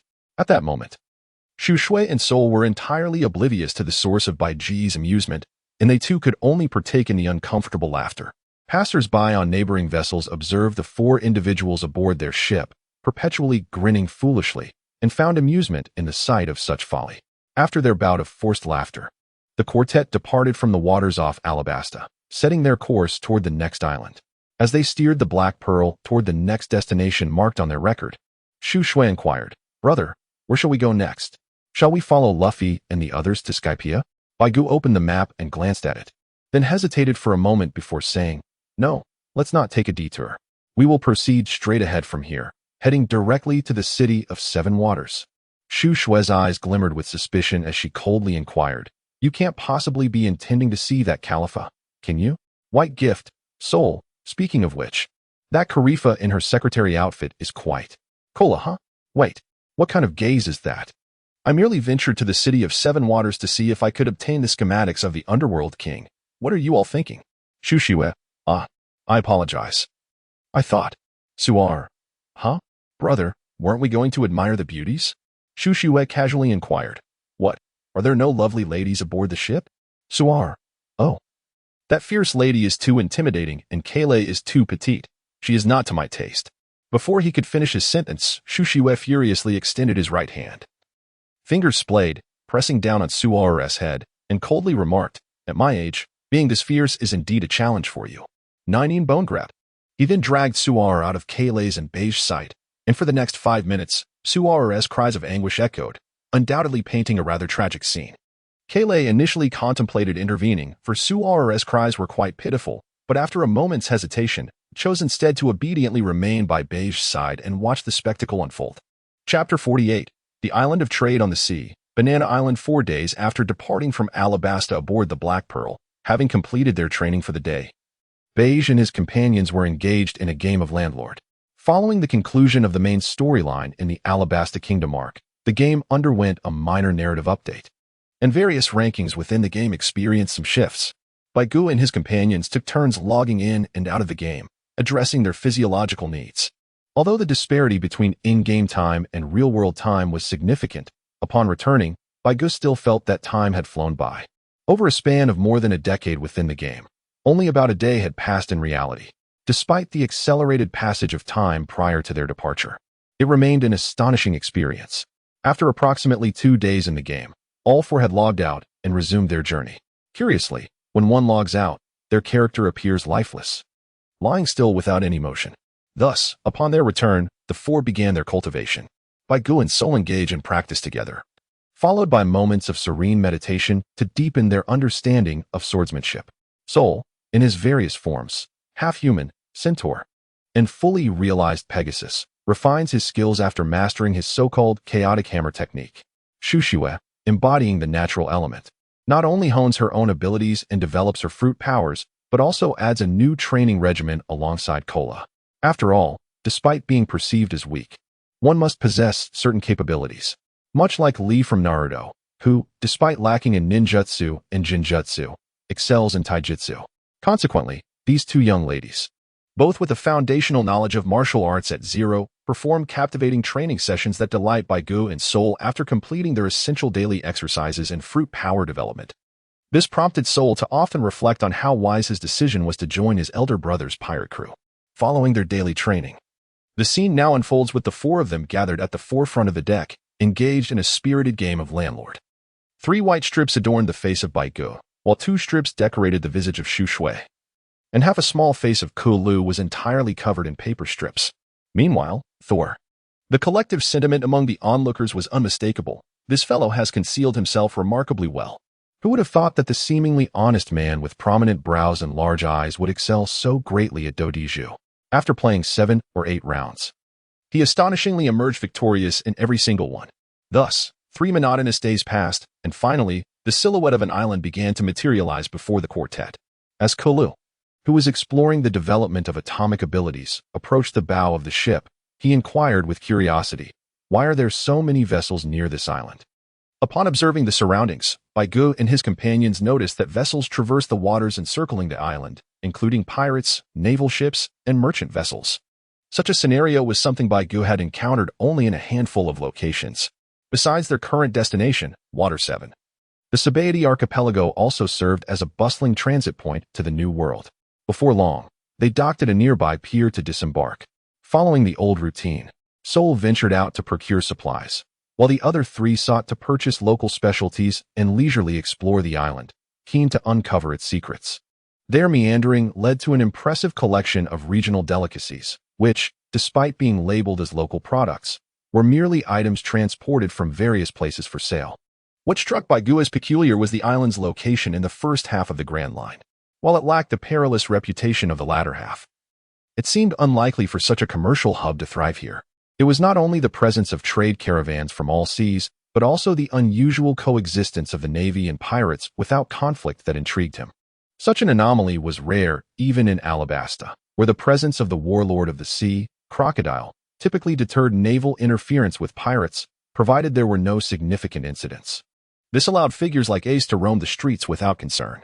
However, the absence of such formidable personalities on this island raised questions about what facilitated the peaceful coexistence of the Navy and pirates. The intrigue deepened as the trio continued their journey toward the island's center. They had been informed by a shopkeeper that an auction would take place shortly at the heart of the island, accessible to all. Thus, they resolved to witness the spectacle. Accumulating various purchases along the way, Baigu acquired a piece of exquisite wood, intending to craft a scabbard for the Victory Golden Sword himself. Kale, having purchased a new outfit, became more cheerful with the formation of the team, often sharing laughter and conversation with Shu Shui and Sol. This development greatly reassured Baigu, who had initially worried about her social interactions. Meanwhile, Shu Shui acquired several telephone bugs, having grown accustomed to the system's chat tools. She found this high-tech imitation of a mobile phone quite intriguing. During this time, Sol messaged Baigu, inquiring whether he wished to attend the upcoming auction. As he too had received news of the event, Baigu contemplated for a moment and decided to invite him along. As the items could be received in the system's backpack, since they were all companions, Sol volunteered to procure essential supplies. He was not merely a subordinate. When embarking on an outing together, it was only natural to go as a group. Thus, the 4 of them convened in a plaza at the heart of the island. Baigu presented Sol with a new garment and generously shared with him a local delicacy resembling a mango, which truly epitomizes the island's unique offerings. After some inquiry, it was revealed that this island is known as Guava Island, renowned for its abundant production of guavas, whose sweet and delectable flavor is cherished by both adversaries and visiting merchants. Over time, through trade with caravans and the development by the islanders, this isle has gradually evolved into the bustling commercial hub it is today. Baigu, however, harbored skepticism towards such tales. Could one truly thrive in the midst of the great route solely by tourism and local specialties? It was unlikely that pirates would not plunder such a place, and the Navy maintaining a constant presence here, with both parties remaining indifferent to each other, seemed implausible. With a disdainful curl of his lip, Baigu discreetly slipped a tip of 500,000 berries to the informant, nearly causing the young man's eyes to bulge in astonishment. In his entire life of selling goods, he had never encountered such a sum. Without hesitation, the young man accepted the money, stowed it away, and eagerly proclaimed, "You ask, and I shall share all that I know, leaving nothing unspoken. After acquiring the intelligence, the three of them proceeded to the auction site in the square to rendezvous with Sol. Sol mentioned that there seemed to be something noteworthy near the harbor, heavily guarded by numerous individuals, with a naval outpost further obstructing any approach. Based on the intelligence gathered from the street vendor, Baigu deduced that there must be something concealed near the port that pertains to their interests. This is likely the reason both the underworld and the legitimate world are shielding them. This object undoubtedly holds the key to the secret of how this island transformed into a commercial hub. Let us proceed to the auction house and see what treasures await us. The four individuals advanced towards the center of the square, where a throng of people had gathered, all seemingly here for the auction. As they maneuvered through the crowd, they arrived at a lavishly adorned hemispherical structure with a dual-person entrance leading inside. Two individuals clad in uniforms stood outside the passage, appearing to be staff members. The four approached them to inquire, only to be informed that entry to the auction required a ticket fee of 500 belly per person. At this, Sol, with a piercing glare, exclaimed, "What a ripoff. We haven't even set foot inside yet, and they demand 2,000 from us." The staff responded that if they were unwilling to pay the entrance fee, they were welcome to leave. Baigu contemplated the prompt that appeared before him. Proceed with payment? He clicked yes. After purchasing the tickets, the two staff members promptly cleared the path, allowing Baigu and his companions to advance towards the interior of the auction venue. As the four traversed the corridor, an unsettling sensation enveloped them, as if the path led deeper underground, evoking a sense reminiscent of a clandestine infiltration akin to that of a James Bond film. Within moments, they descended the steps and emerged from the passage into a space reminiscent of a cinema. However, instead of a traditional screen, each seat was accompanied by a numbered plaque and a button, while the stage lacked any cinematic backdrop, featuring only a relatively open platform and a podium positioned to its right.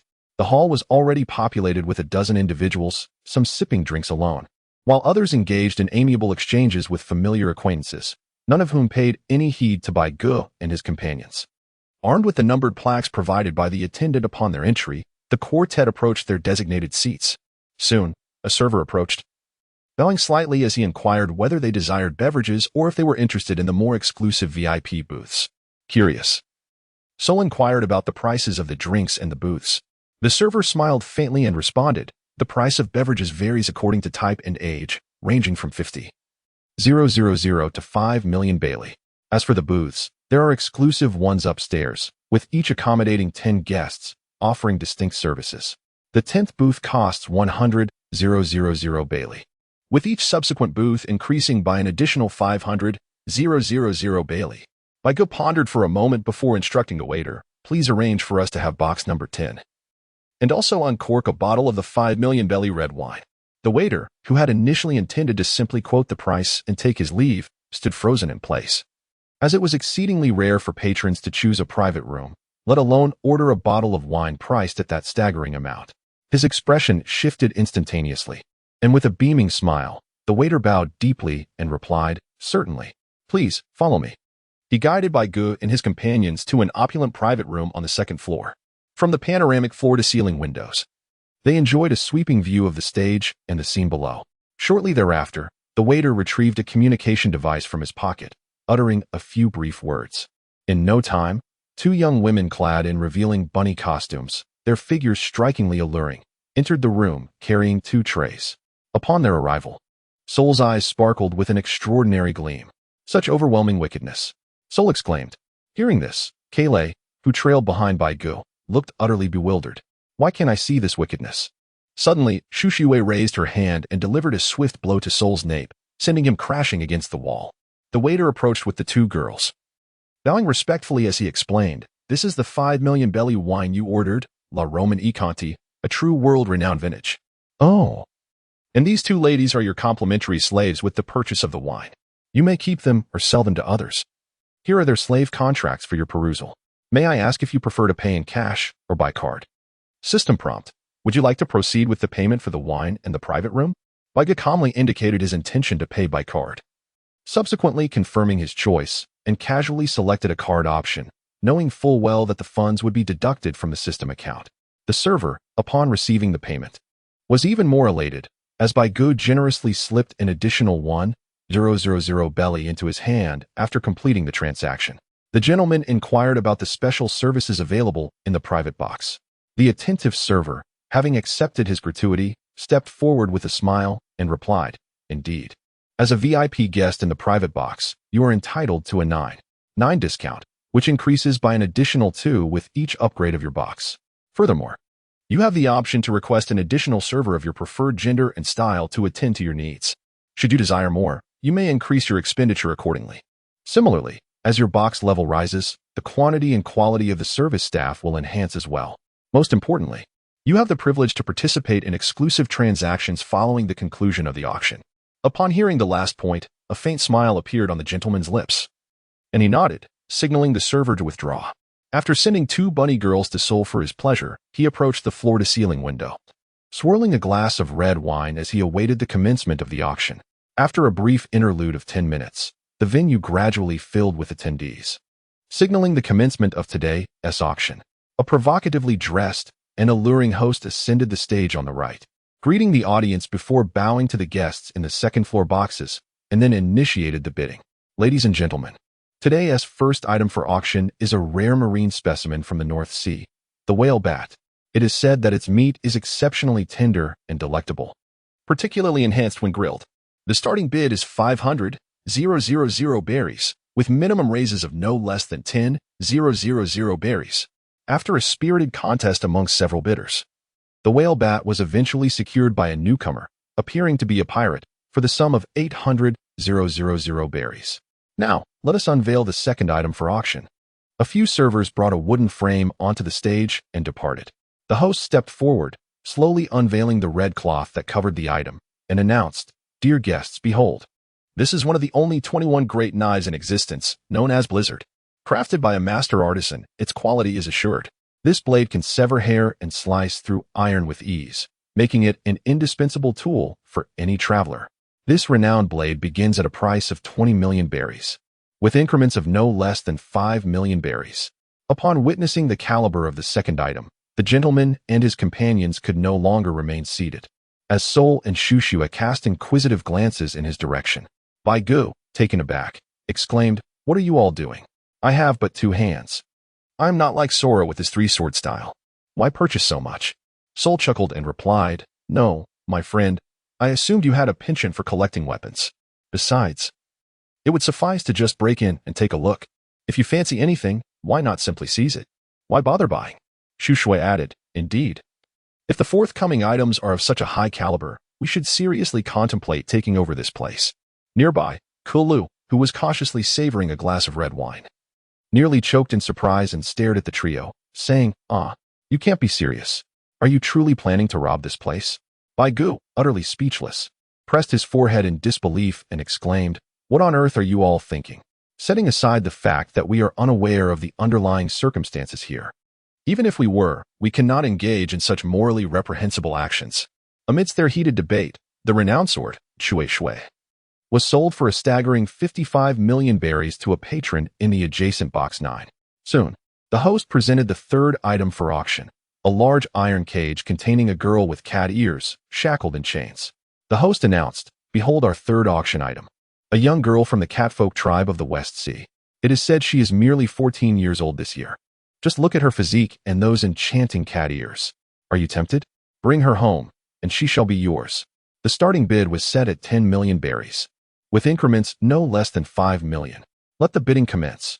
To everyone's astonishment, the bidding escalated fiercely, surpassing the previous sword's value, much to Sol's chagrin.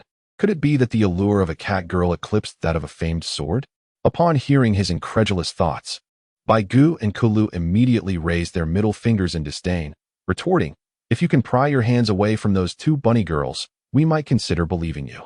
Unperturbed by their gestures, Shu Shui gazed at the helpless girl kneeling in despair within the cage, her head bowed. Unable to contain herself, she pressed the button in her hand. The host announced, "Oh, esteemed guests, a bid of 30 million berries has been placed from Box 10. Is there a higher offer?" "Yes. Box 9 bids 40 million berries." The occupant of Box 9 flashed a smug expression towards Box 10, initially regretting her impulsiveness. Shu Shui's mood soured at the audacity of such a display. "What are you looking down on? Trying to compete with me in wealth?" she shouted angrily, slamming the button once more. Behind her, Bai Gu, Sol, and Kulu trembled in fear, for as Sol remarked, the chief's aura is truly intimidating. Just how furious must she be to alter her self-reference? The host continued, excellent. Box 10 has now bid 60 million berries, accompanied by a series of derisive gestures towards Box 9. Wait. Box 9 raises to 70 million. Box 10 counters with 90 million. Box 9 increases to 95 million. Box 10 bids 110 million, 120 million, 130 million. Hold on. Guests, please refrain from excessive button pressing. The current bid stands at 130 million from Box 10. Once at 130 million. Twice at 130 million. Thrice at 130 million. Sold. Congratulations to the patron from Box 10 for acquiring this stunning young cat girl. As the series of announcements concluded, the host took a moment to catch her breath before maintaining her professional smile, stating, now, esteemed guests, we present the final and most anticipated item of today's auction. With a wave of her hand, two attendants brought forth a box to the center of the stage. The host approached, gingerly opening the box to reveal its contents, an apple adorned with swirling patterns. Guests gasped in surprise. Oh, is that not the fabled devil fruit? The host chuckled. Indeed, esteemed guests, this is the currently sold-out devil fruit. It is exclusively available on our Bale Island in the Sabaody archipelago. This particular fruit possesses the powers of the Zoan type, resembling a sword. The bidding starts at a base price of 100 million berries, with increments of no less than 10 million berries. In no time, the hostess' voice was drowned out by the frenzied bidding, rapidly escalating to an impressive 170 million berries. Observing the demeanor of Bai Gu and others, one could discern the underlying essence of this guava island. Bai Gu, with a furrowed brow and a wry smile, mused, what predicament are we in? Our protagonist group doesn't face such circumstances, do they? At the onset of the Grand Line, the 7 warlords had already been encountered twice. Kayleigh, still in a daze, blushed slightly and let out a hiccup, inquiring, when did we provoke so many 7 warlords? Sol, holding the now empty bottle of wine, appeared somewhat bewildered and asked uncertainly, did you consume this entire bottle? With a hint of embarrassment, Kayleigh nodded and confessed, well, it was quite delightful, reminiscent of grape juice. I inadvertently finished it all. Sol, Shushue, oh my, I didn't realize, Kayleigh. You truly are a little wine barrel, possessing the ability to drink countless cups without inebriation. We have previously triumphed over Crocodile and Old Shah, in addition to acquiring this artificial devil fruit. But what about the second Shichibukai?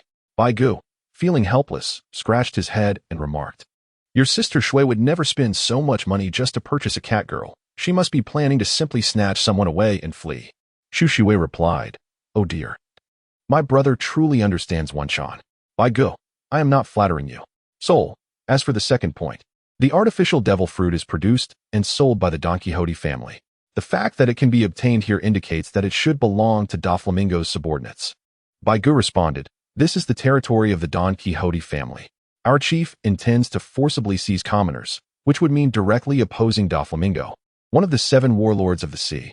Kola added, I just had a bottle of wine, and now my teammates tell me we've provoked one of the 7 warlords?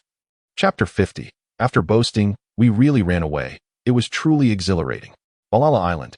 The auction house's private box. After the 3 individuals concluded their discussion, they each began to prepare for the forthcoming events, leaving the bewildered Kola to ponder his situation. Who am I? Where am I? Why have my companions suddenly decided to engage in conflict?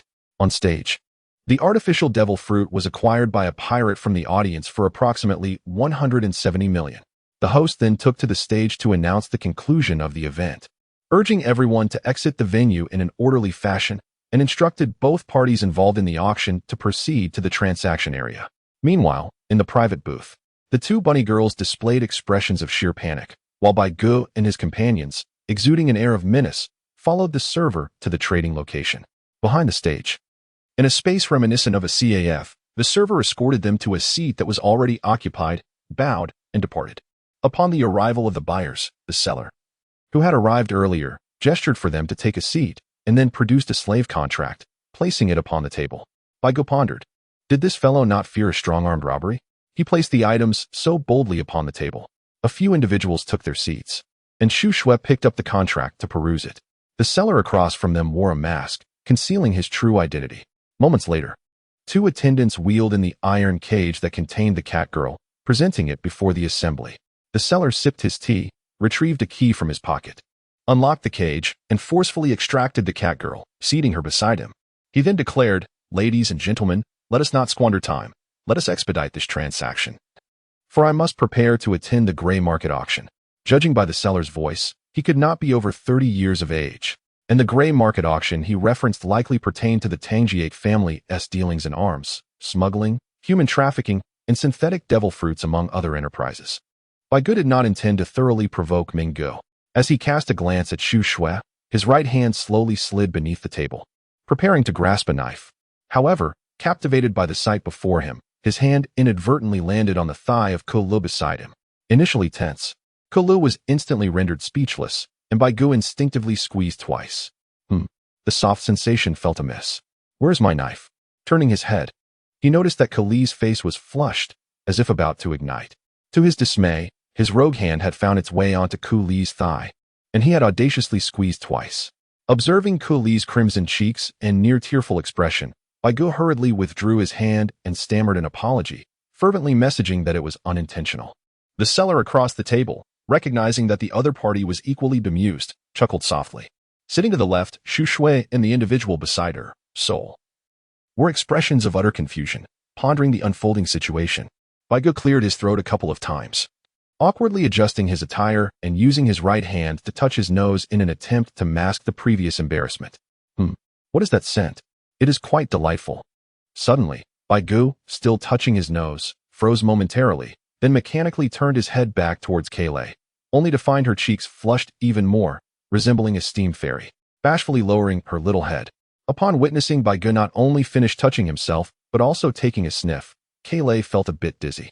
As he continued to gaze at her, she pouted her lips and softly murmured, "By H." A misunderstanding ensued.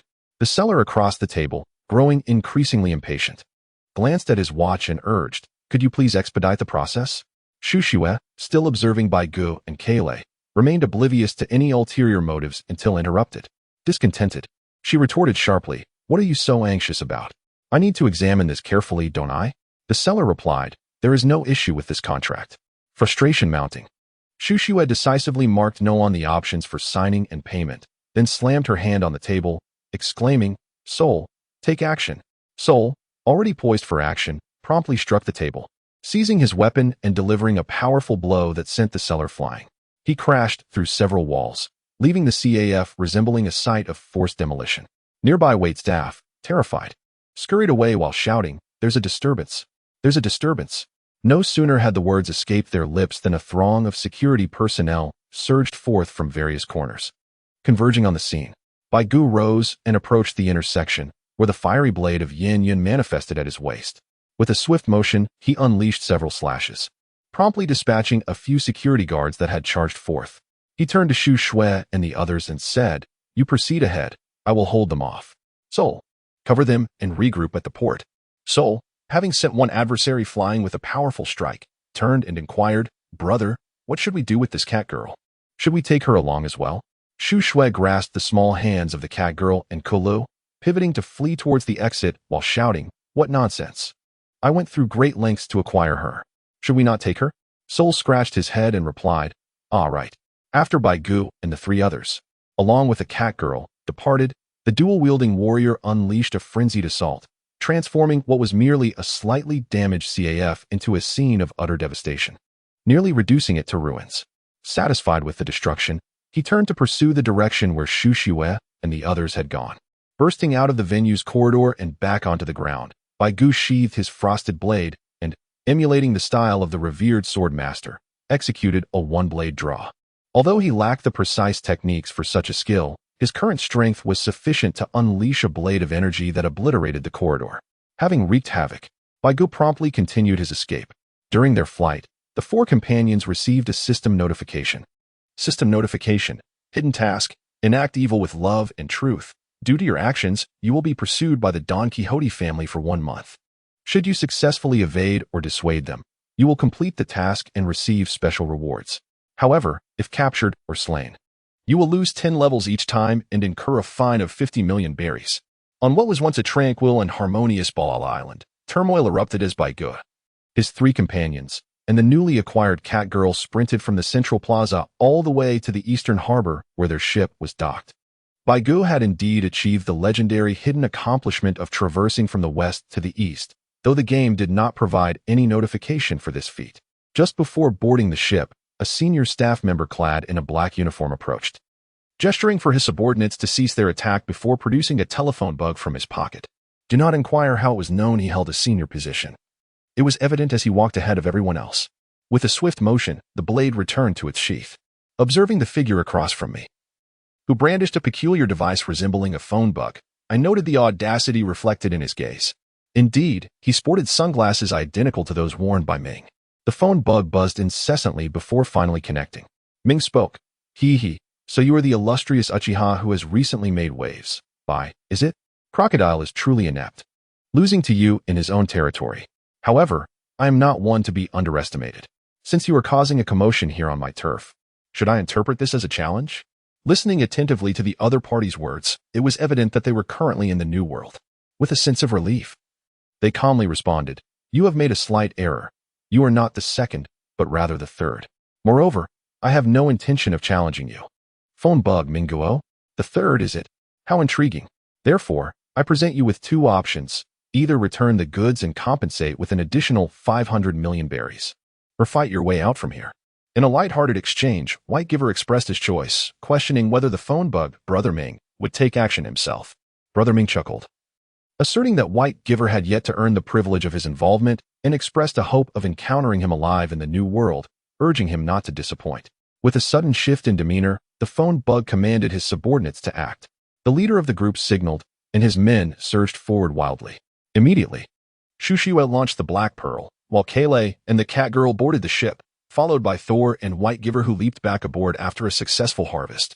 Upon returning to the ship, White Giver couldn't resist taunting Brother Ming, calling him a flamingo and expressing hope for their paths to cross again, playfully wishing that he wouldn't turn into an ostrich by then. Brother Ming responded with a mocking laugh, dismissing White Giver as ignorant and inviting him to come to the new world to meet his demise. As the Black Pearl sailed away from Balab Island, everyone sighed in relief and settled down to rest. Shushue and Kale attended to the cat girl, who was in tattered clothing, mindful of the two unruly individuals on board. Thor then inquired, Brother, have we perhaps gone too far this time?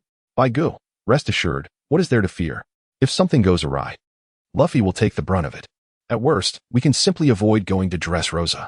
So, indeed, but it's exhilarating to act tough and then run away. In a whimsical tone, the dialogue unfolds as follows. Perhaps we could seize the opportunity to encounter the moonlight before heading to Xiangbidi? Suggested by Go. Moria replied, Don't be absurd. I was merely jesting. Chapter 51. The catgirl Tifa desperately seeks a third male guest on the morning following their departure from Balab Island. A series of urgent knocks echoed through the air.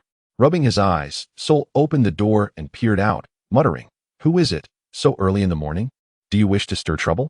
A rigid smile appeared on Shushue's face as she crossed her arms and cracked her knuckles, producing a series of sharp, cracking sounds that instantly jolted Sol awake. With an eagerness akin to a sycophant, he rubbed his hands together and exclaimed, if it isn't the esteemed leader, what can I do for you? Whatever you command, I shall brave fire and water. Before he could finish his enthusiastic declaration, Shushue waved her hand to interrupt him, stating, Enough chatter. Go wake your brother. Everyone needs to gather on the deck. And make sure to dress appropriately. With a glance of disdain at Sol, who was clad in nothing but his shorts, she elegantly turned and departed. Sol stood momentarily stunned, casting a glance at his own attire, muttering under his breath, What a rogue. Back in the cabin, as Sol returned to his bed, he contemplated slipping back into slumber. However, the memory of Shushue's command compelled him to succumb to her authority and don his clothes. He even took the time to rouse the drooling Baigu, who was sleeping with a sword clutched in his arms. Once they were both presentable, they exchanged glances and ventured out onto the deck to assemble. Then, in an exaggerated display of infatuation, Sol's eyes transformed into hearts. A fountain of blood gushed from his nose, and he fell to his knees, tongue lolling out in a most comical manner, utterly besotted. The scene before me is truly astonishing. It appears as though Sanji himself has possessed you. Nevertheless, what unfolds before my eyes is undoubtedly the most splendid reward that Thor has encountered during his long voyage at sea. Leading the way is Shushue. Adorned in a black lace bikini, followed closely by a little girl in a princess dress, none other than Kola, having shed her disguise. However, the sight of just these two is insufficient to provoke such baseness in Thor. Emerging behind them is a catgirl, elegantly clad in a black and white maid outfit. The garment fits her perfectly, accentuating her alabaster skin, while her cat ears twitch restlessly atop her head and her tail sways enticingly behind her. After much effort, Thor rises, desperately attempting to cover his nose, yet inadvertently catching another glimpse, causing a torrent of blood to gush forth once more. Beside him, Beige is in a state of panic. How could he manage with his teammate's health plummeting by 50%? Time is of the essence. However, one must admit, this captivating spectacle is indeed a rarity. For a moment, Beige neglects the bleeding Thor, wholly engrossed in the mesmerizing view. Once he has savored the beauty, Beige retrieves a special bandage from his backpack and tends to the fainted Thor, who lies on the ground, having lost too much blood. In no time, he wraps Thor up like a mummy, leaving only 2 eye holes and a mouth for breathing. Shushua, with a triumphant toss of her flowing hair, beams with pride and exclaims, "How do you like it, dear brother? Wani-chan has perfectly showcased the style of our female team. By Gu, before you speak, may I inquire why she is dressed like this?" "Shushua, who are you referring to? Tifa has already made the decision to join us. Right, Kola?" "Kola, indeed. Bye. Please show respect to your teammates. This is our new companion, Tifa, a name bestowed upon her by me and Sister Shue." At that moment, the maid catgirl behind them took a step forward, gently bowing to Bai Gu and saying, "Greetings, young Master Bai. My name is Tifa. I am profoundly grateful to you and the young lady, as well as the second young lady, for rescuing me. I willingly chose to become the maid of the young lady and the second young lady." Bai Gu stared intently at the swirling white halo before him, momentarily rendered speechless. On the ground, the nearly lifeless soul sprang to his feet, trembling as he exclaimed, "Tifa-san, what about me? What do you call me?" Tifa, who had been smiling, suddenly adopted a strange and cold demeanor, replying, "The young lady has instructed me to refer to you affectionately as pervert." It felt as if a bolt of lightning struck behind Soul, shattering his composure. He sank to his knees, despairingly pounding the ground, repeatedly murmuring, "What? How? Why is this happening?" Shushua declared, "From this day forward, Tifa will join us as our 5th member." As Bai Gu walked towards the perforated deck, he remarked, "All right, but we must act swiftly from now on. We need at least 8 people. Moreover, everyone should enhance their abilities during this period. Otherwise, we won't stand a chance against not only Brother Ming, but also the formidable Moria." He then addressed Sister Shushua, "I'll leave Tifa's training in your capable hands." Suddenly, he called out, "Kola, where are you going? Come here." While walking, Bai Gu did not forget to retrieve the sneaky Kola, bringing her along towards the bow of the ship, though they had yet to uplift the demoralized soul along the way. In the days that followed, aside from eating and sleeping, everyone on the ship engaged fervently in this grand training session. Particularly, Soul was invigorated, shedding the earlier despondency he had displayed. Each morning, his first act was to rouse Bai Gu, displaying an enthusiasm that belied his age. Eventually, Bai Gu learned that the girls had prepared workout attire specifically for training, and it was the allure of their presence that compelled him to train with renewed vigor.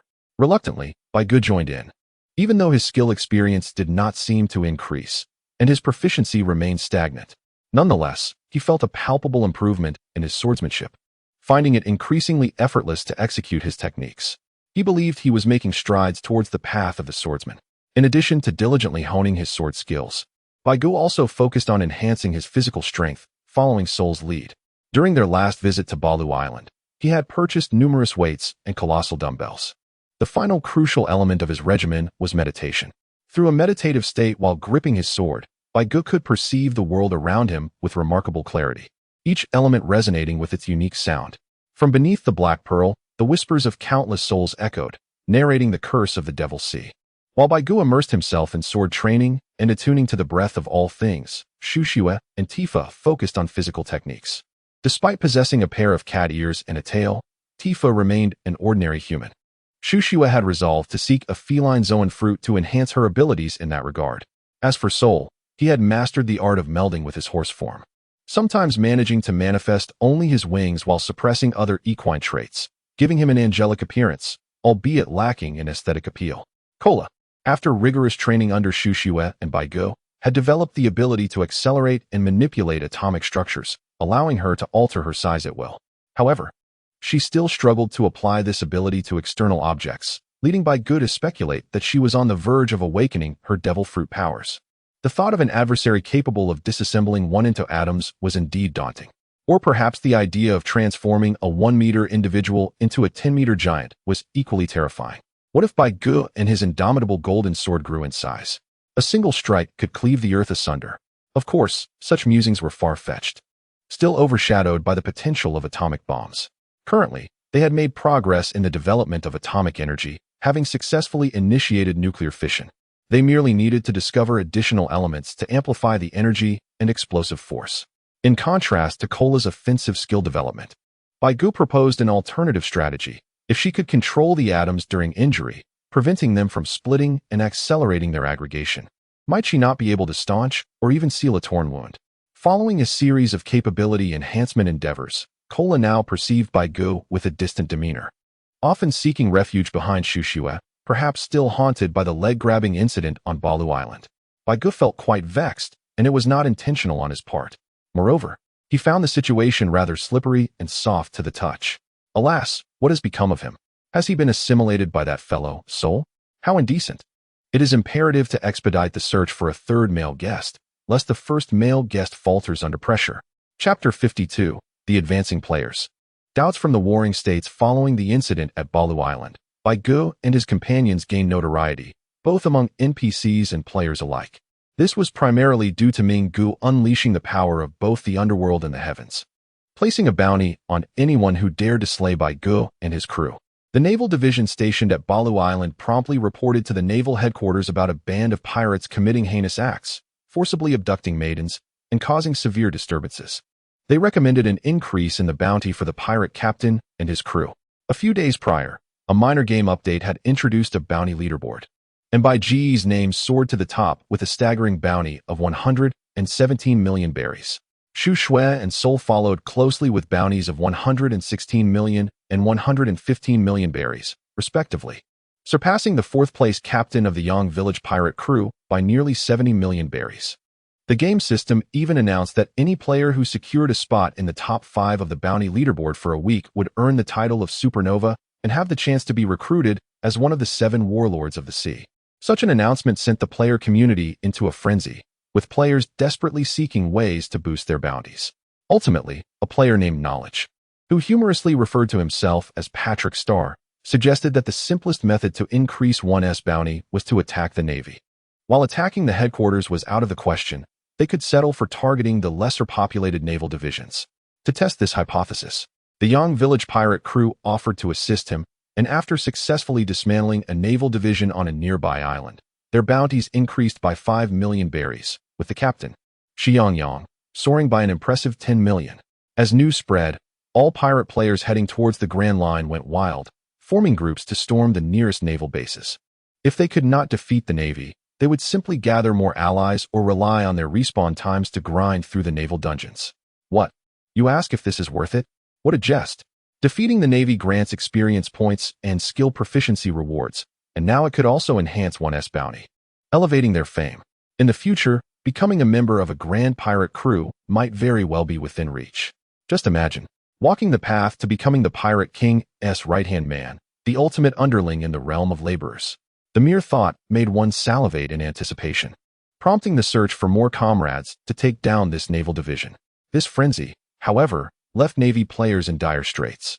They were inexplicably assaulted dozens of times a day, as these pirates displayed a reckless disregard for their lives, charging forward under heavy fire, trading blows for blows. Who could withstand such onslaught? Of course, this led to Navy players also gaining prestige when they successfully eliminated pirate players. One player, who humorously referred to himself as Rem, my wife, achieved an extraordinary 11 million in prestige, earning a promotion to Rear Admiral. He enjoyed the benefits afforded by the Navy headquarters, including 5 types of insurance, weekends off, 2 dedicated aides, and 15 days of annual leave, an extraordinarily generous package. Is this not more gratifying than being a pirate? Each day, one could simply sit on a warship, leading subordinates to hunt down pirates, enhancing their performance while also boosting their prestige. The Navy was not devoid of beautiful women, one must ask. Is there any better fortune than this?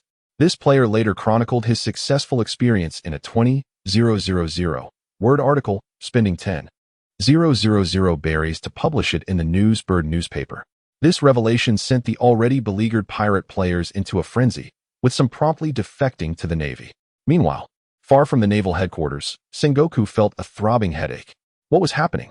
Gazing at the newspaper that had just arrived, he expressed his exhaustion. Why did the Navy have so many perks he had never seen before? As the fleet admiral, he had never enjoyed such luxuries as weekends off, let alone 15 days of annual leave. He had never encountered such benefits in all his years of service. Damn it, who concocted these Navy recruitment regulations? The welfare section was utterly nonsensical. Wait, not all of it can be dismissed as nonsense. It sees that apart from himself, only those rascals, Borsellino and Kazan, frequently enjoyed such perks, along with that old man Carp, who spent his days munching on sunbae. This was infuriating. A sudden knock on the door interrupted his thoughts. Come in. Report, Admiral. Here is the recent list of naval volunteers submitted by various divisions. Sengoku, who had just regained his composure, was stunned. What was this? This marked the third time this week that so many individuals wished to join the Navy. The naval officer entering with the list trembled. Who knew what these people were thinking? The number of applications was so high that he needed a cart to transport them. Rubbing his aching temples, Sengoku realized that these past weeks had been the most troublesome since he assumed command.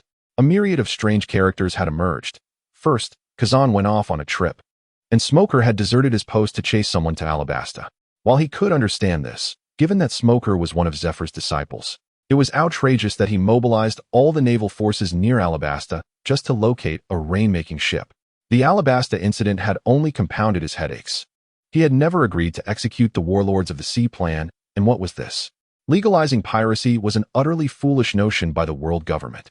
Ultimately, Crocodile had gone so far as to seize a kingdom, leaving the Navy to clean up the mess, if it weren't for funding. If only these troubles could end here. But just as he dealt with Crocodile's disaster, his subordinates reported rampant piracy, with open assaults on naval divisions nationwide. This was unacceptable.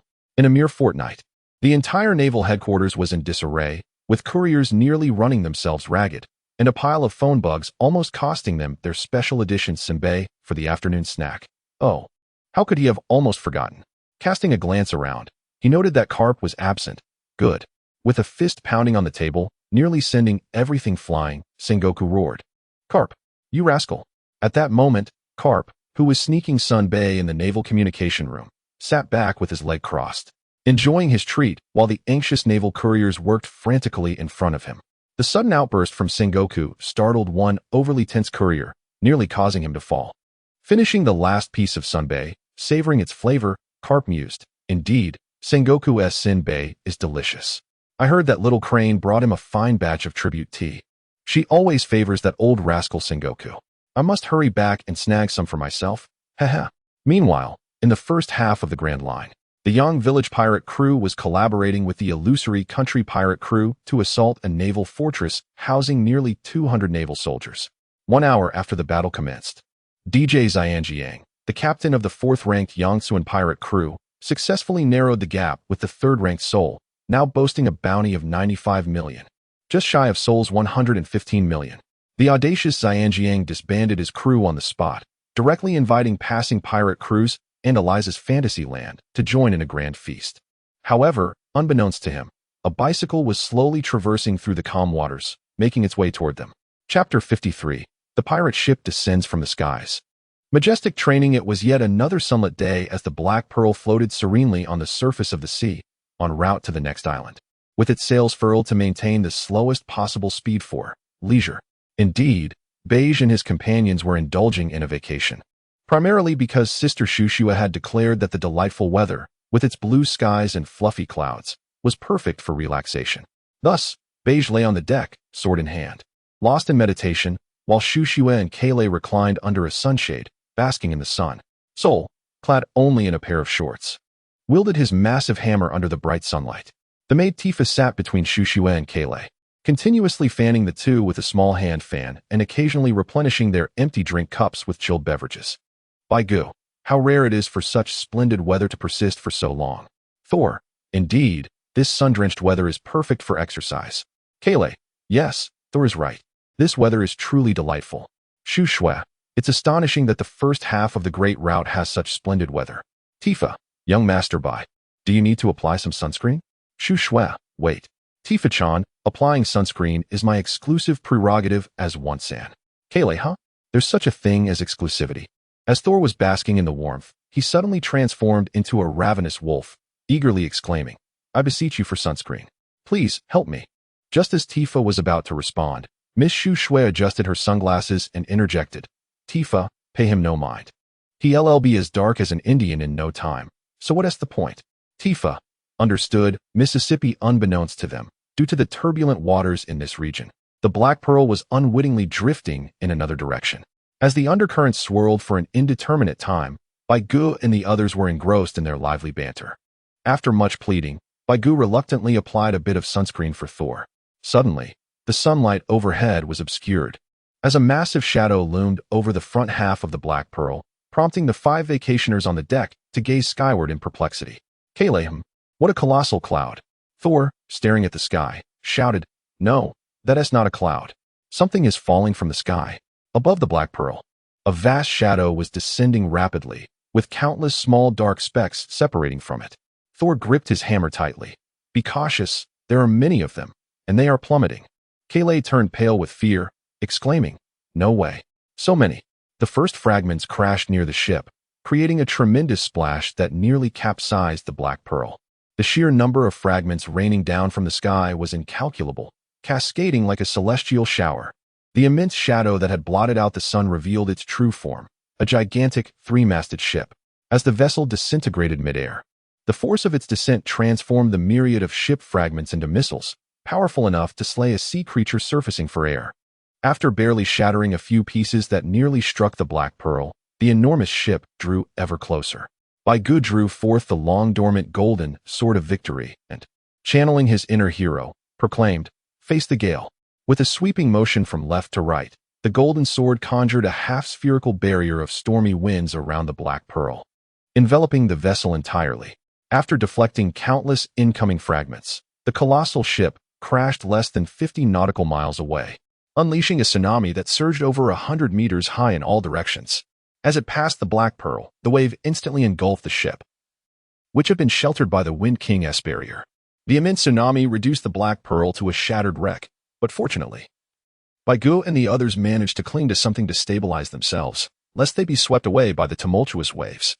Once the tempest subsided, the fortunate crew of the Black Pearl began to deliberate the sudden arrival of the ship from the heavens. Shu Shui. In the original tale, a ship descending from the sky should be. Kaylee. It must have fallen from Sky Island, right? Thor. But didn't Tiwi choose a different route? Why are we encountering the Sky Island incident as well? The dark undercurrents were unexpected, and their terrifying nature caught us off guard. Could it be that we were oblivious due to basking in the sun? Shu Shui retrieved the navigation pointer and directed it towards the Seven-Water City. Indeed, the pointer indicated a location far removed from our current trajectory.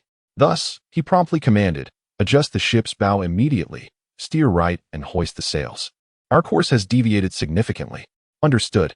Seeing the disintegrated fragments of vessels floating on the sea, Beige pondered whether a swift strike from Hawkeye could have resolved the situation effortlessly. It became evident that his training was insufficient. His conqueror's haki had only seen minimal enhancement. At this rate, he might struggle against Soul, let alone Hawkeye. Aware of his inadequacies, Beige retreated to a corner to commence his training, diligently concentrating his haki into his hands, only to disperse it and repeat the process. He endeavored to transfer the haki onto his weapon, yet progress remained elusive. As for the elusive observation haki, Beige had already acquired this ability during his meditative states. He often discerned various sounds and felt the movement of objects. He had mistakenly believed these sensations to be mere echoes of existence, having unconsciously activated the ability. The primary objective of their journey to the Seven-Water City was to procure a suitable fruit for Tifa and to explore opportunities to learn the Navy's 6 styles. This represented a direct pathway to mastering physical combat, as Beige and his companions lacked any significant martial arts, relying instead on sheer brute force and skirmishes. After several hours of navigation, they finally returned to their intended course, encountering an uninhabited island marked on the map, an ideal spot for rest. Though such islands were typically bypassed during the Grand Line's journey. After a brief respite, They resumed their voyage towards the Seven-Water City. Meanwhile, turmoil erupted across the world. World Channel player Qingtian, are you kidding me? Why can't this cyclist get past us? Player Princess of Illusion, haha, if I hadn't run fast, I would have been trapped by you lot. Player I am Whitebeard, you might not believe it, but I saw Akiji heading your way, and I couldn't stop laughing. Player I am DJ Happy, try to act human, will you? Player Audience Member 3-Eyed Ace, but seriously, have any of you been caught? Player Lazy Sheep from Silent Village, what do you think? We were enjoying a banquet, when suddenly a masked man shouted, "Great Dragon of Heaven." Wouldn't you be scared? Player Masked Beauty, that was terrifying, but he was so powerful. Player Worry 3-Stage Fan, huh, what an ominous statement. Player I took him down, can I ask, was he really that powerful? Player Born to Shine, well, I'm pretty formidable myself. Player I am Sakamoto, just now, while following the Straw Hats, we encountered a gigantic ship that fell from the sky. Player Icarus Falls, please, someone share the coordinates. Player on the 6th in Peace City, same request. Chapter 54, The Shining Seven-Water City, the Penguin Special Agent's debut. A week later, aboard the Black Pearl, Beige and his companions continued their individual training before logging off. The game still required players to take care of their physical needs, despite the slower passage of time within the game compared to reality. After attending to their affairs, they set off on the next leg of their adventure towards the Seven-Water City.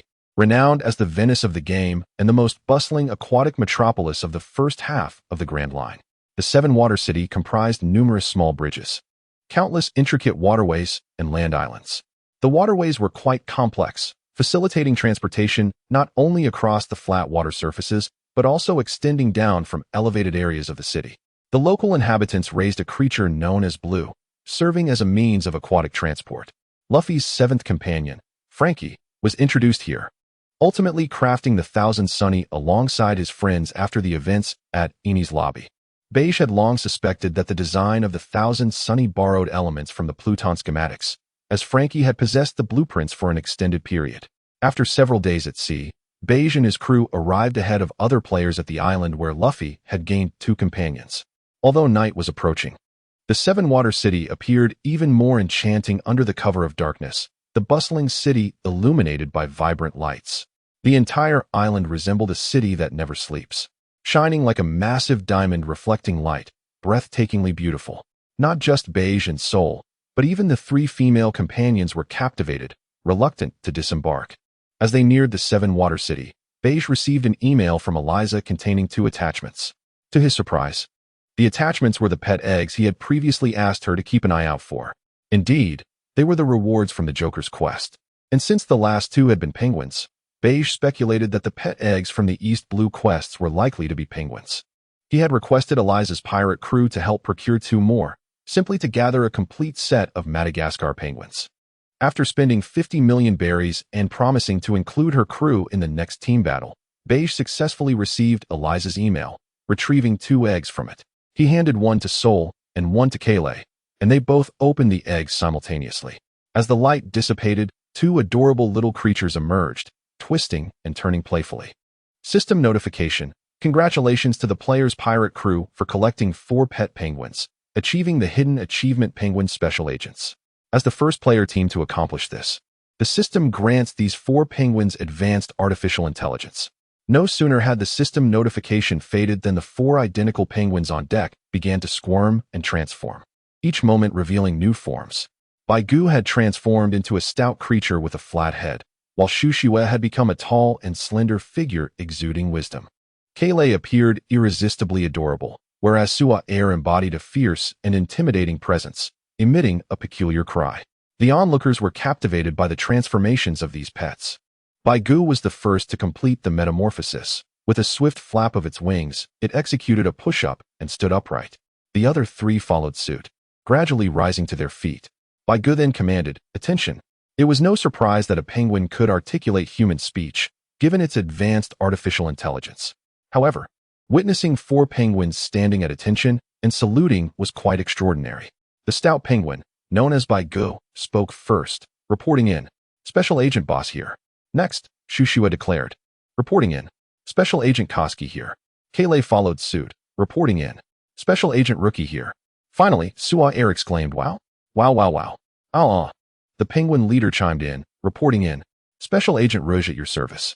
Rouge's vocal system has encountered a minor issue, so I shall translate for him. Upon concluding this, the four penguins promptly lined up, standing in perfect formation.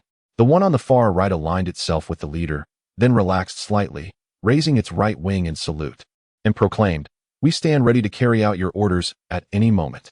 As the five individuals were momentarily lost in thought, Tifa gently interjected, "Apologies, miss. But I believe it is time for us to embark upon the island." Regaining her focus, Shushua swiftly surveyed the nearby waterways of the City of Seven Waters and declared, "All right, let us determine which route is closest to us and prepare to make our entrance." The City of Seven Waters, reminiscent of Venice, is characterized by its intricate network of waterways that serve as the primary thoroughfares, while the exterior boasts 7 principal channels that facilitate access to and from the entire island. Baigu and his companions chose the 6th option, allowing the currents of the sea to guide them into the City of Seven Waters. As they contemplated the unfolding events that awaited them, Baigu thoughtfully assigned a mission to the Penguin Special Forces, who were still surveying their surroundings. "White Gift, ahem. I hereby announce the mission." Penguin Leader, "Yes. Commander. Always ready." "Well done, my friend. From this moment onward, you are tasked with leading your team in espionage reconnaissance and intelligence gathering missions. We shall reconvene here, at the exit of the 6th gate, in 3 days. The objective is to obtain the design blueprint known as Pluto. Of course, if it proves elusive, it matters not. Your safety is paramount. Do you comprehend this?" The leader of the penguins immediately stood at attention, saluting as he exclaimed, "Understood, Commander. We shall fulfill the mission." Once the command was given, he swiftly turned to his 3 companions and declared, "All right, our mission awaits. Comrades, prepare for action. Let us depart." With a decisive order, under the leader's guidance, the 4 adorable penguins promptly hopped into position at the mouth of one of the cannons aboard the Black Pearl. Each squeezed into the cannon's opening, and before entering, the leader retrieved a large match from the belly of his comrade, Rig. Striking it against the ground, he ignited the cannon's fuse. With a resounding boom, they were launched into the air, landing gracefully on solid ground near the waterway. Turning back, they offered a salute to Baigu and the others. Then the 4 penguins formed a line and dashed forward, gliding as if on ice, disappearing into a narrow alleyway. This astonishing display left Sol and Kola utterly speechless. Had they misjudged the capabilities of their pets? How could they be employed in such a manner? As Bai was about to enlighten the 2 on the fascinating penguins of Madagascar, a system notification abruptly emerged. The notification read, "Congratulations, player Bai. I am Thor, the god of thunder. The Cola with Ice team has arrived first in Water 7, granting player by a level reward of 1 level and 50,000 berries. If the player's level exceeds 50, the level reward will convert into 1 million experience points. We encourage you to persevere and achieve even greater glory." Chapter 55. The appearance of CP9, Secretary Khalifa in a restaurant in Water 7. The group, indulging in the local delicacies, savored the tender and delectable water meat, which even Luffy praised for its exquisite tenderness, while gazing out the window at the fountain at the heart of the island. As the most renowned attraction of Water 7, the fountain soared towards the heavens, and many restaurants aligned their windows to face it, thriving in business as a result. Meanwhile, Luffy's crew, having just descended from Skypiea and recently endured a beating from Akiji, found themselves embroiled in various misadventures. As they traversed the area, they encountered a frog named Hekagai, who attempted to extort them by pretending to collide with the sea train. Luffy, taken aback by the frog's antics, repeatedly declared his disinterest in consuming it, prompting his companions to erupt in laughter and playful banter. Subsequently, they met with the elderly Kokoro and her companions, learning of the exceptional shipwrights in Water 7. Inspired, Luffy resolved to seek out a skilled shipwright to join their crew. After receiving a map from Kokoro, the group, having delayed their arrival by 2 days, finally reached this otherworldly Venice early on the 3rd day. With pocket money provided by Nami, Luffy and Usopp swiftly disappeared from sight, while Nami and the others decided to first search for a shipwright to repair their battered ship, the Going Merry. What followed was a memorable scene. As the group emerged from their meal, they unexpectedly collided with Mayor Iceberg and his secretary, Khalifa, leading to a series of comedic events that reunited Luffy and his companions with the group. As Whitebeard observed Luffy being kicked mercilessly by Khalifa, he couldn't help but laugh uncontrollably, to the point of pain in his abdomen. Luffy, feeling a surge of irritation at Whitebeard's amusement, dragged him back to the restaurant where they had previously dined, where he vented his frustrations by giving Whitebeard a good thrashing. During their meal, Luffy introduced his new companion, Robin, to Whitebeard, who greeted the child of the devil with a smile. He also introduced Cola and Tifa to Luffy and the others. Naturally, Sanji's gaze transformed into that of a twisted pervert upon spotting the three beautiful ladies. After their meal, Whitebeard departed with Shushue and the others, while Luffy was seized by Nami and taken to the shipyard to repair the Going Merry. Meanwhile, Robin, Chopper, and Zoro went to procure supplies.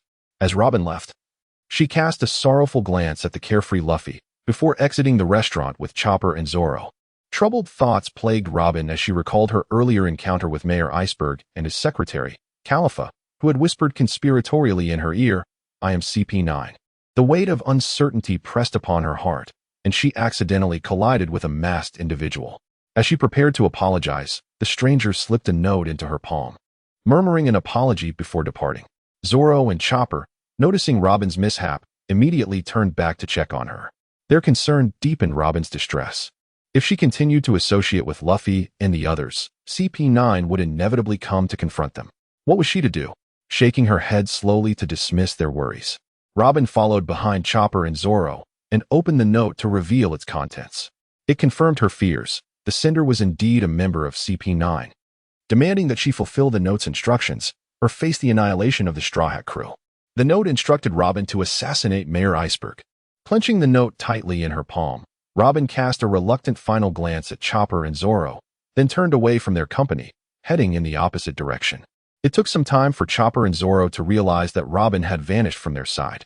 Anxiously, they retraced their steps, but their search yielded no results, compelling them to return to the rendezvous point to see if Robin had returned. At that moment, Califa, having abducted Robin, remained oblivious to the fact that her arduous 5-year undercover mission had been compromised. The design of Pluton, one of the 3 ancient weapons, had been snatched away. Indeed, the plans, which had been safeguarded by Iceberg, had been taken. To be precise, it was not merely taken by anyone. The situation unfolded as follows. Iceberg, returning home as usual, intended to change his attire when he recalled Califa's earlier remark about the influx of strange individuals on the island. While he surmised that most were likely pirates or tourists visiting Water 7, he feared that some had come for Pluton. This was not the first time such a situation had arisen, but for reasons unknown, Iceberg felt an unusual sense of foreboding. To ensure absolute security, he retrieved an item entrusted to him by his mentor, Tom, intending to give it to his disciple, Frankie, for safekeeping, while he himself would serve as bait to attract the pursuers. Just then, 4 penguins emerged from beneath the sofa, swiftly sliding before him and launching a flurry of punches so rapid that he could scarcely perceive them.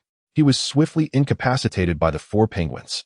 As Iceberg lost consciousness, their leader commended his brothers before seizing the plans for Pluton from Iceberg's grasp. After a moment's thought, he instructed Swige to produce a camera, capturing an image of the plans.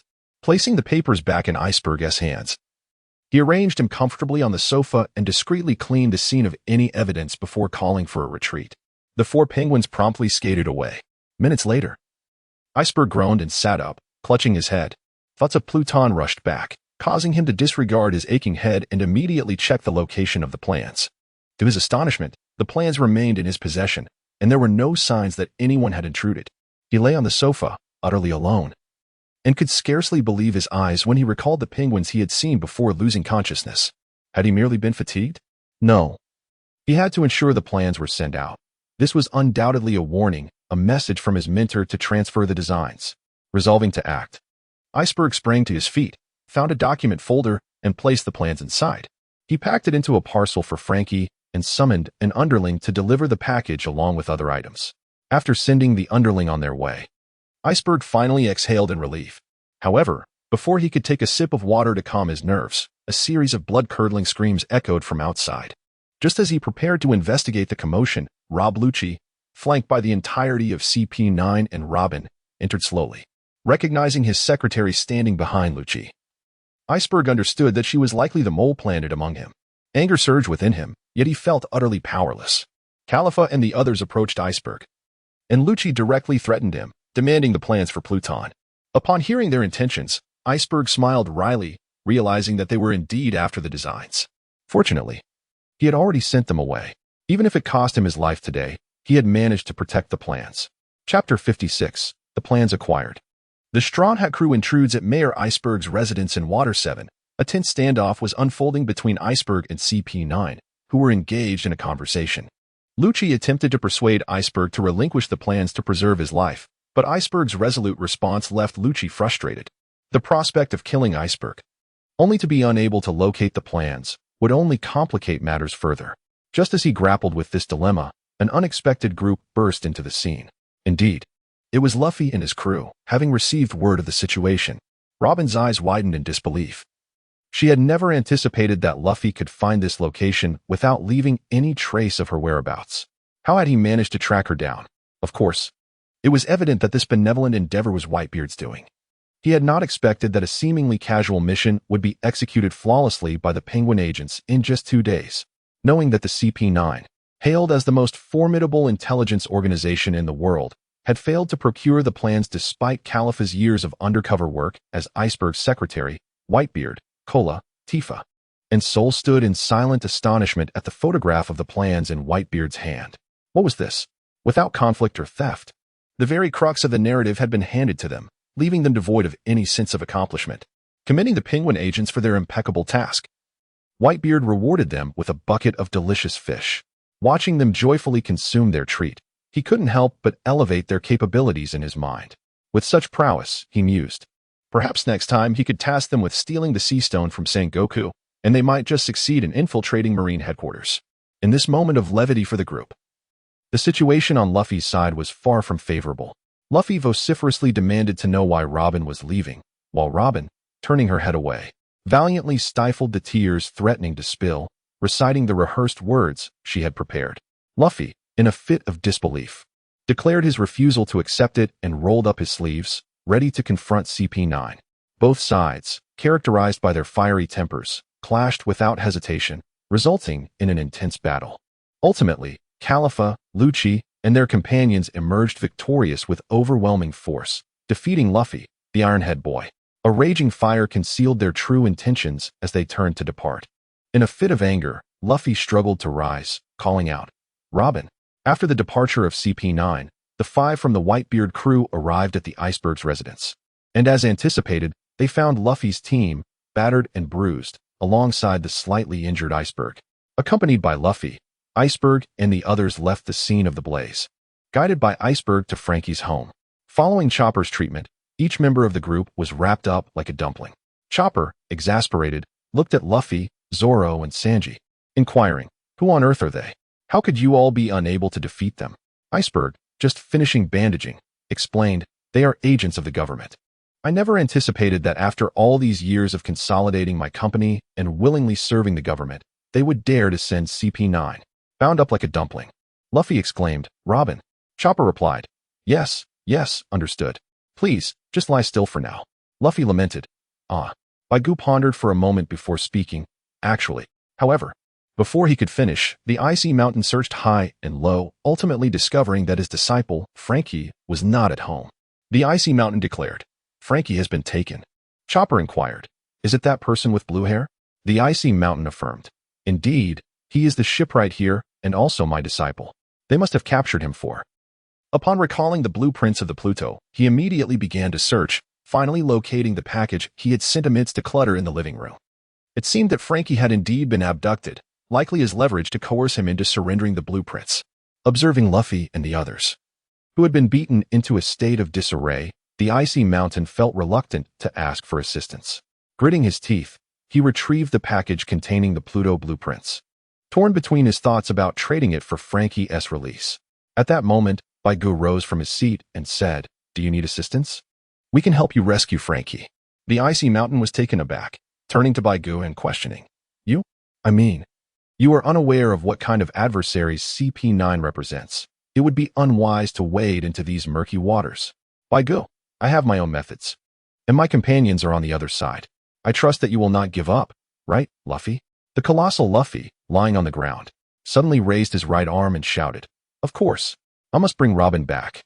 Receiving Luffy's affirmative response, Baigu smiled and turned to Ice Mountain, saying, "Mayor Ice Mountain, rest assured, we will rescue Franky." After Bai Ji's repeated assurances, Ice Mountain hesitated for a moment before responding. Very well, if you ultimately fail, I shall have to go myself. System notification, main quest triggered, target Judicial Island. The player has accepted the commission from Mayor Ice Mountain. Should you successfully bring back your disciple Frankie from Judicial Island, you will gain the friendship of Ice Mountain and others, who will assist in modifying and significantly enhancing your ship. Failure will result in Ice Mountain's disdain, leading to a permanent loss of favor. Upon seeing the quest notification, Bai Gu smiled and called to his teammates. Now, it is our turn. Sol, wielding his hammer, exclaimed, my mighty hammer has been thirsting for action. Shu Shui and Kola exchanged disdainful glances, and then, slamming the table, stood up to shout. Sister will go and take them down. Kola, let me go and smash them. Bai Gu, enough, Kale. You've been corrupted by Sister Shu Shui. You were not like this before. Return my innocent and adorable Kale. Kale, what are you talking about? Bai. One must admit that Chopper's medical skills are indeed remarkable. With just a few deft movements, he expertly bandaged the bloody Luffy, restoring him to his vibrant self. This prompted Bai Gu to ponder whether they should also seek a ship's doctor. As the last bandage fell away, Luffy clenched his fists and turned to the polished black-shoed Zoro and Sanji, exclaiming, all right, let us go retrieve Robin. The group responded with enthusiasm. Oh. As Robin had been captured and taken back to Enies lobby by CP9, they resolved to board the sea train to reach the Judicial Island. The outer perimeter of Enies lobby is encircled by iron bars, and the island can be divided into 4 distinct sections: the front island, main gate, the main island, the Judicial Tower, and the Bridge of Hesitation. Additionally, at the far end of the island lies the Gate of Justice.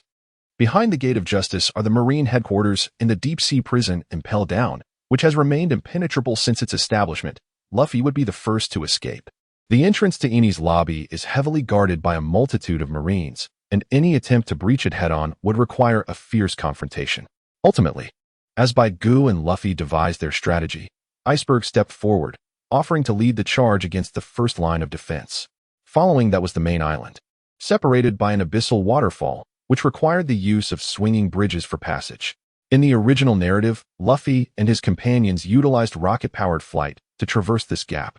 The final key to their operation lay atop the main island, within the Judicial Tower.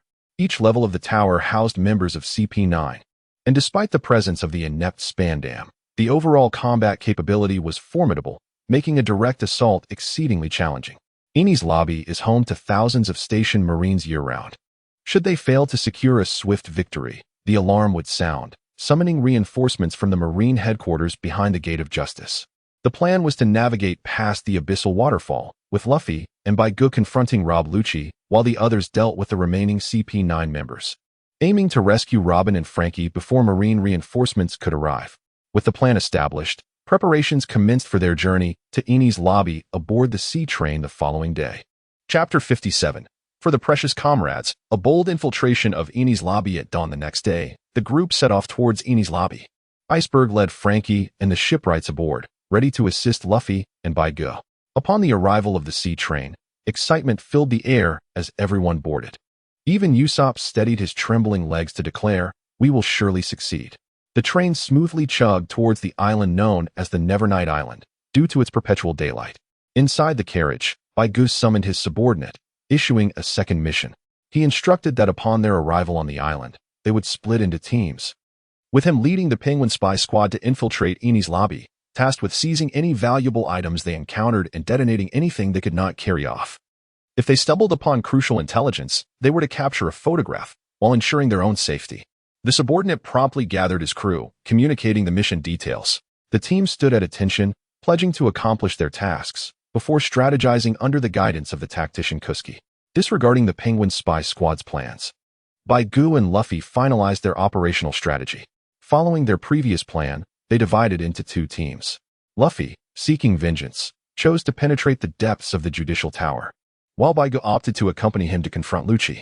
Chopper, Nami, and Kale teamed up to locate the captured Frankie and Robin, while Zoro, Sanji, and Sara were entrusted with handling the remaining members of CP9. Before long, the sea train arrived at the outer gate of Enies lobby, where Marine guards conducted inspections, questioning their purpose for entering the Judicial Island.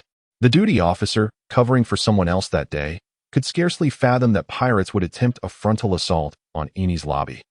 especially with the Marine headquarters situated directly behind it. Yet, that was precisely their intention.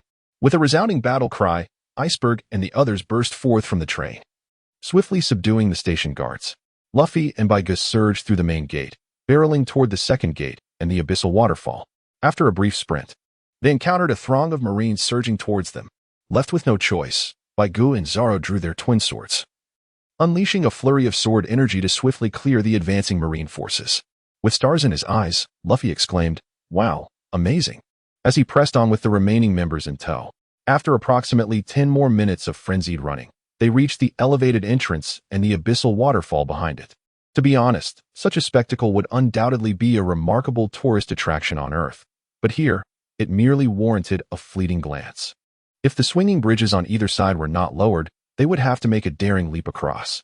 Without hesitation, Luffy seized the 2 anchor points, extended his arms, and shouted, "Let us go," propelling himself and his companions forward like a rocket. With a sudden twitch of his eyelids, Baiga turned and called out to Sol, who nodded in response. The Pegasus, carrying several individuals, soared safely through the air.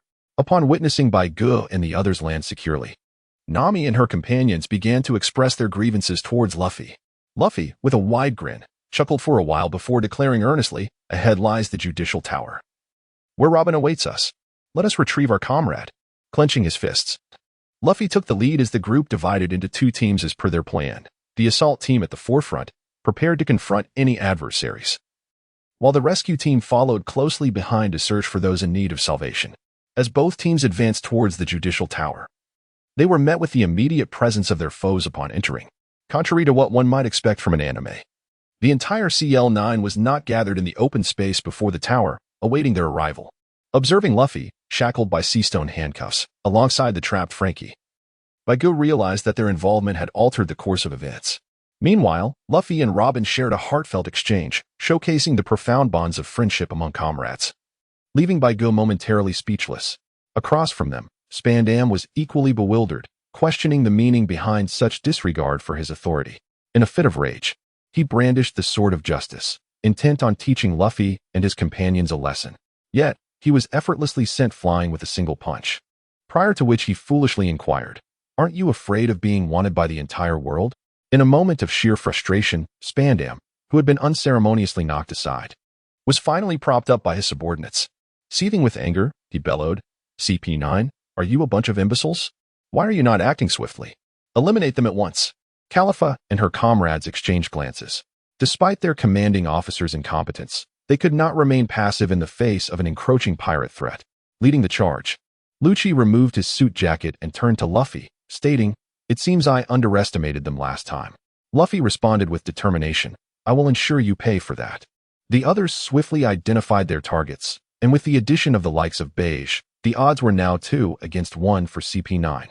However, due to prior preparations, a significant number of naval reinforcements had been dispatched.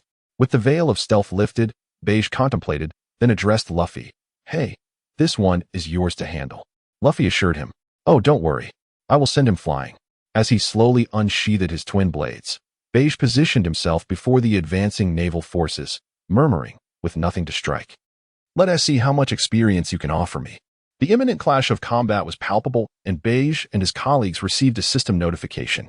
System notification. Due to player intervention in the main storyline of the Judicial Island arc, a mandatory quest has been activated.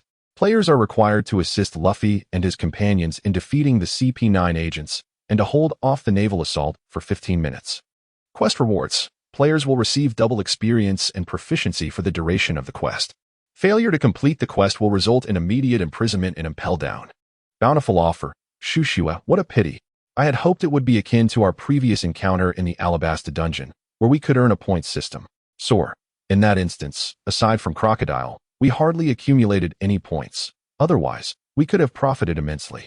Kale, in truth, we are already quite affluent. Reflecting on our last point's redemption, nearly everyone opted for swordsman experience and ability user experience. Compared to the uncertain lottery and other rewards, these 2 options provide the most stable and effective enhancement to our strength. This time, even Kale faces CP9 without a trace of anxiety, revealing the extent to which this group has grown in confidence. As the battle commenced, Rob Lucci engaged Luffy in a fierce confrontation. with their clash transitioning from the open space outside the judicial tower to the first pillar supporting the tower itself. Amidst the chaos, the coordination between Shushue and Keilei's peculiar abilities, combined with the defensive prowess of CP9, momentarily placed them at a disadvantage without Lucci as their primary attacker. Spandam, supported by his subordinates, was utterly aghast. In his eyes, the invincible CP9 was struggling against a mere handful of pirates. Setting aside the sheer numbers and diverse abilities on this side, how could they possibly contend with that solitary figure who single-handedly halted thousands of Navy reinforcements? Amidst the turmoil of battle, no one noticed a dark line darting through the corner, swiftly entering the judicial tower. Chapter 58. The Final Showdown with CP9. Bountiful Offer takes on Rob Lucci. Water 7, Judicial Island. First pillar outside. The battle raged fervently, with Luffy and Lucci showing no signs of yielding. Their exchanges seemingly balanced for the moment.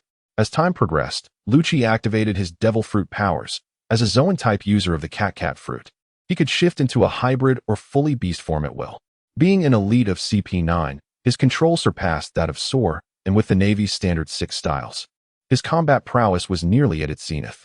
Similarly, Luffy, having activated his second gear, was not to be underestimated either. The vibrant pink aura enveloping him suggested divine assistance. The two engaged in a frenzied battle, neither side gaining the upper hand. In a surprising turn, Lucci began to taunt Luffy mid-fight, employing various verbal jabs to distract him and seek out weaknesses.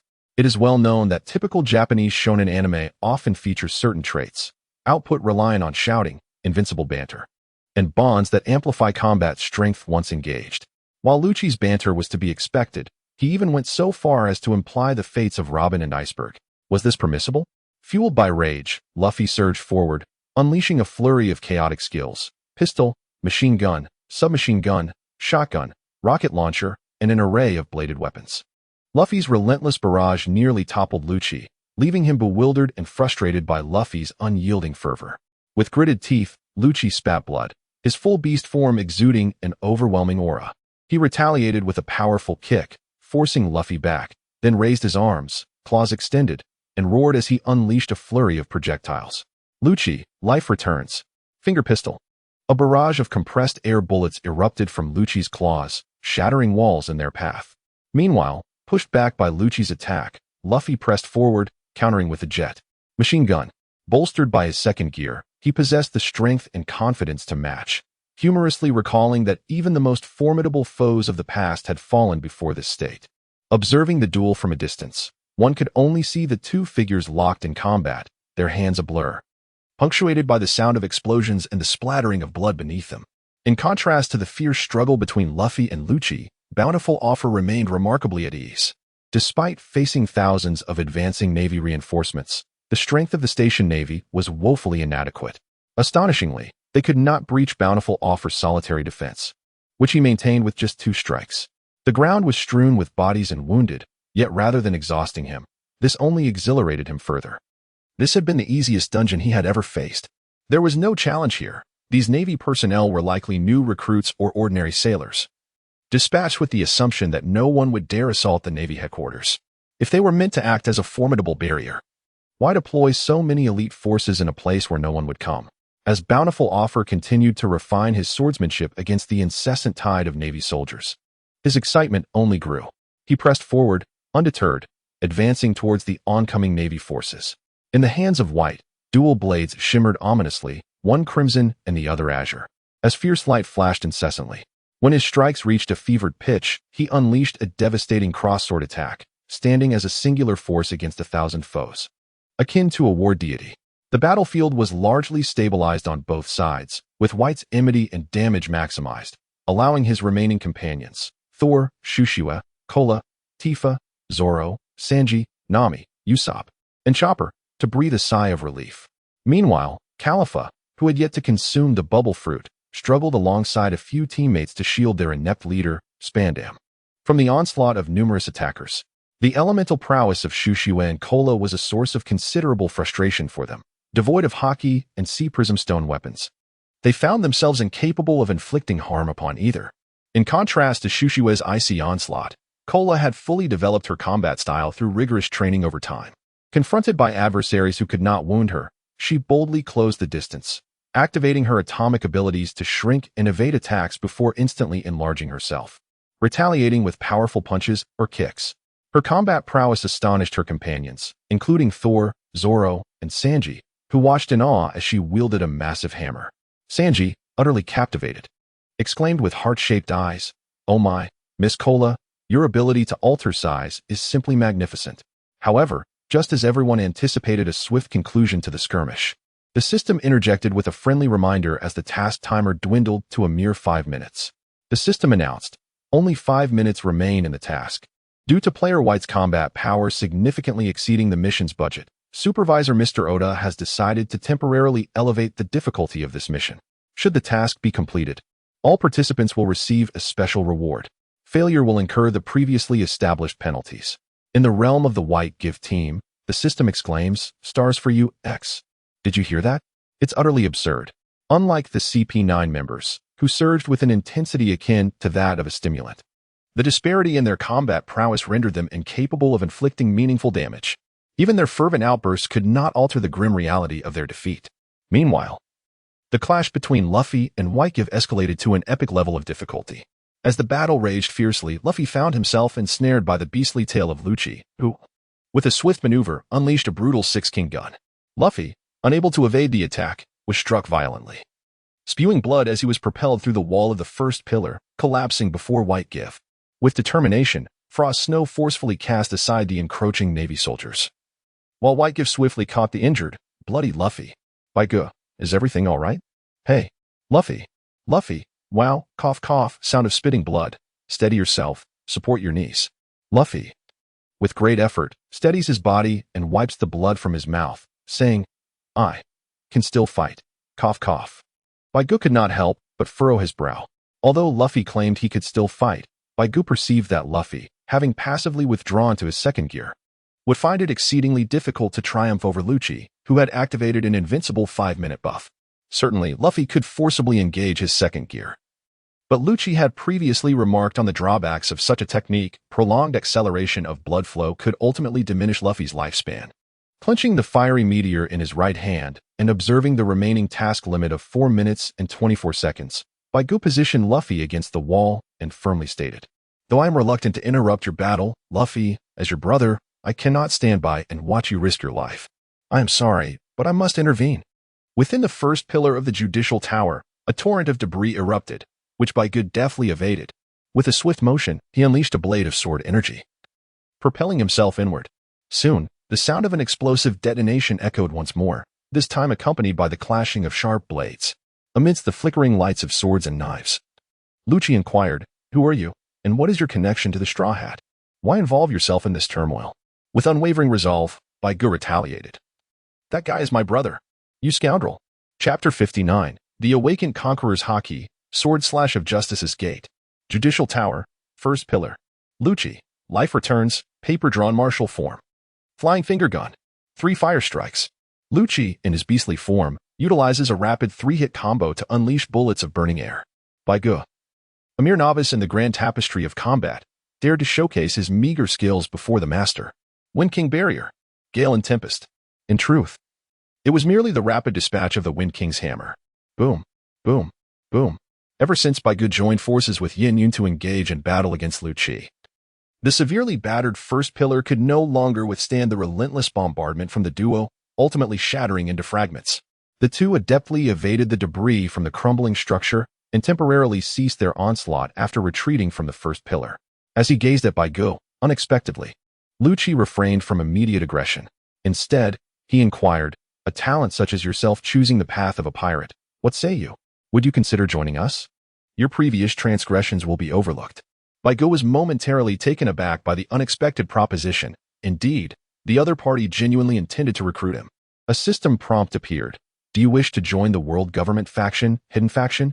If you accept, all current goodwill with the Straw Hat crew will be erased, and you will become a reserve member of the Covert Intelligence Organization, CP9. Yes or no?" Was there even a question? The answer was a resounding no. With a forthright rejection of Lucci's invitation, Baigu cast a glance at the remaining 3 minutes and 27 seconds on the countdown, sheathed his sword, and slowly grasped the hilt behind him. "Baigu, you have beaten my brother to this extent, and now you expect me to join you?" Lucci, it is truly unfortunate. It appears that today I must leave you here alongside them. The outcome depends on the prowess of your cat, Igo.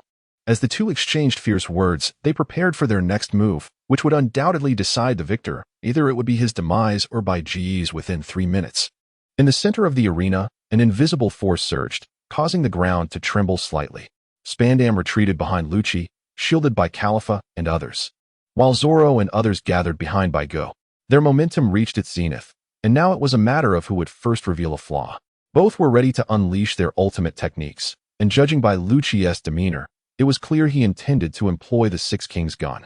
Without hesitation, Baiga chose to counter with the meteor slash, as there was insufficient time for prolonged charging. Otherwise, it would merely be a curry stick attack. Spandam, nearly defeated, regained his composure and shouted in exasperation at a nearby soldier, "What are you doing? Hurry and call for reinforcements. Directly contact headquarters." The soldier seized the silver special Din Din Mushi he tossed. Why yes. At the Navy headquarters, Sengoku nearly hurled the Din Din Mushi away upon receiving the call, his entire body trembling with rage. He slammed his hand on the table, pointing at the munching carp, and yelled, "It's your family again. Your son rebelling against the government is one thing, but now your grandson has joined in. How dare you attack Judicial Island?" A panting Navy officer rushed to the office and announced, "Report, Admiral." Upon verification, aside from the Straw Hat Kid, a pirate named Uchiha has also appeared on Judicial Island and is currently confronting CP9. Hearing this, Carp, who had been calmly munching on Sabe, couldn't he contain his laughter. "Ahaha, those two little rascals. I didn't expect Bai to be here too, ahaha." Sengoku slammed the table in fury again and shouted, "Carp, you scoundrel. How can you still laugh at a time like this?" Akaino, radiating anger, forcefully pushed aside the soldier in front of him and addressed Sengoku. "Such wicked pirates should be eradicated on the spot. That is the only way to uphold absolute justice. I propose we initiate the Demon Slayer Order." Sengoku responded, "Initiate the Demon Slayer Order?" Carp added, "Are we really going to initiate it on Judicial Island?"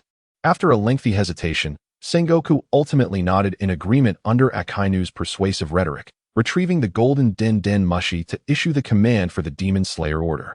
The messenger remarked, "But there is still the bridge of hesitation behind the Gate of Justice." Sengoku interjected, "Open all the gates of justice.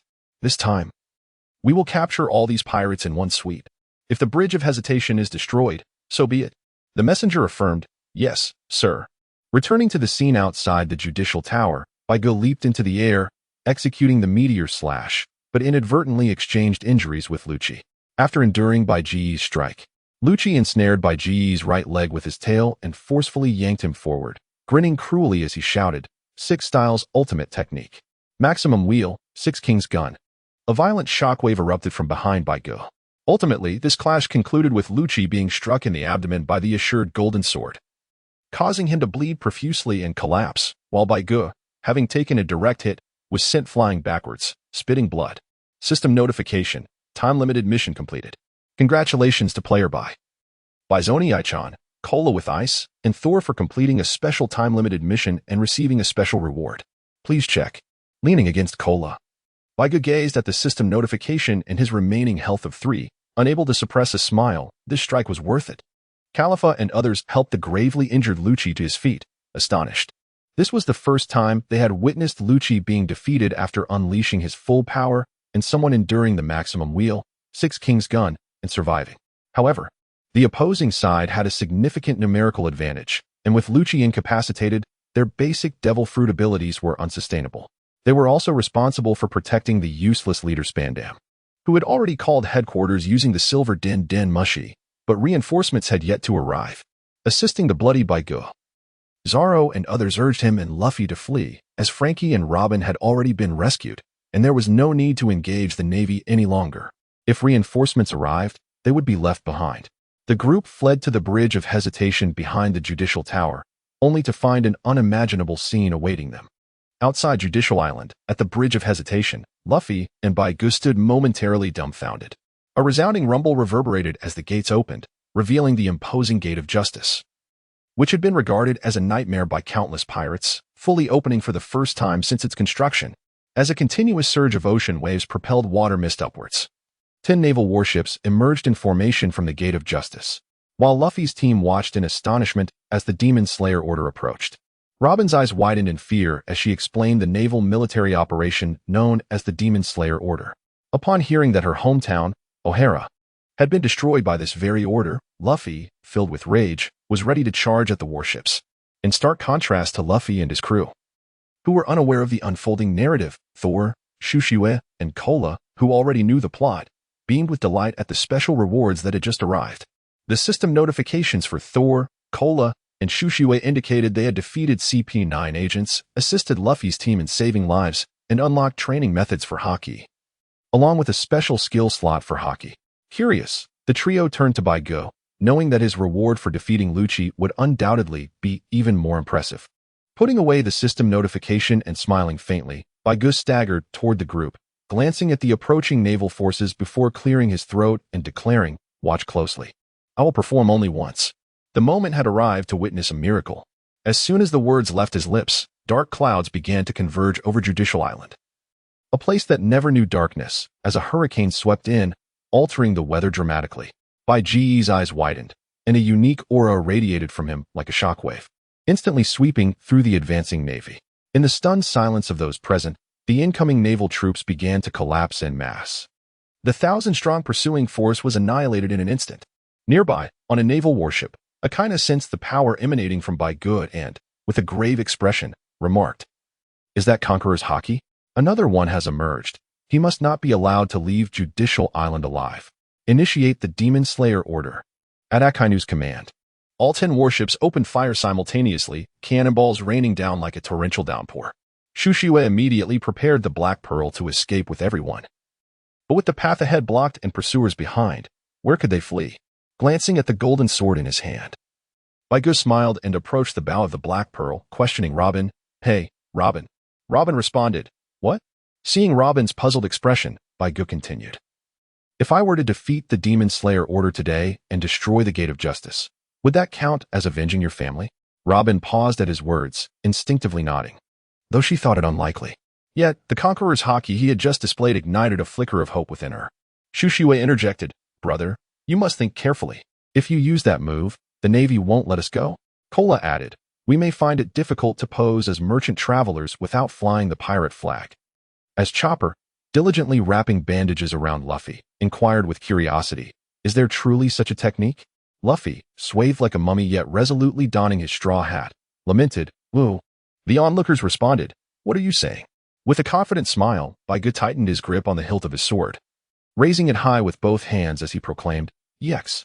Instantly, his physical strength transformed into magical energy, infusing the sword's blade. Baigo nearly faltered, yet he steeled himself, determined to maintain the Fade. As the magical energy surged, the golden sword began to emit a dazzling radiance. Lifting it above his head, Baigo shouted, "Curry stick."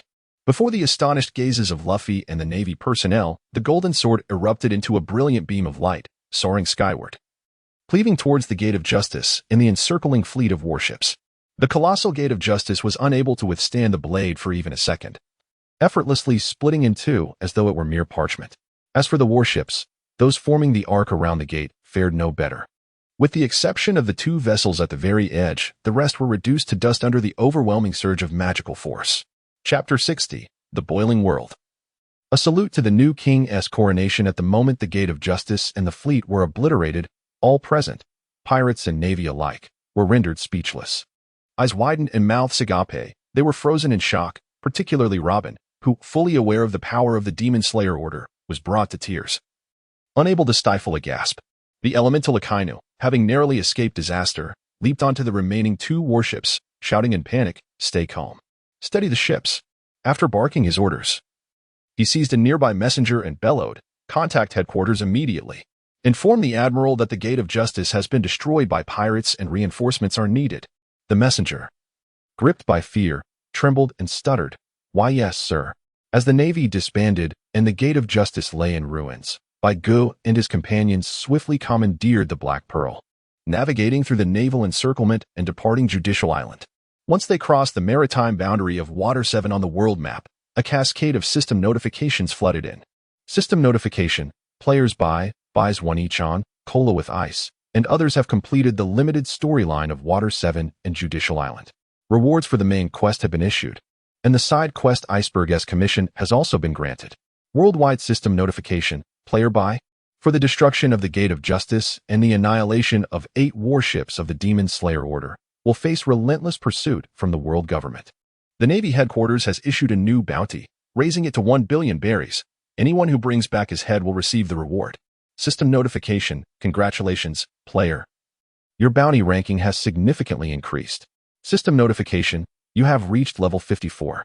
After several successive notifications, the group began to regroup, tending to wounds, eating, and resting.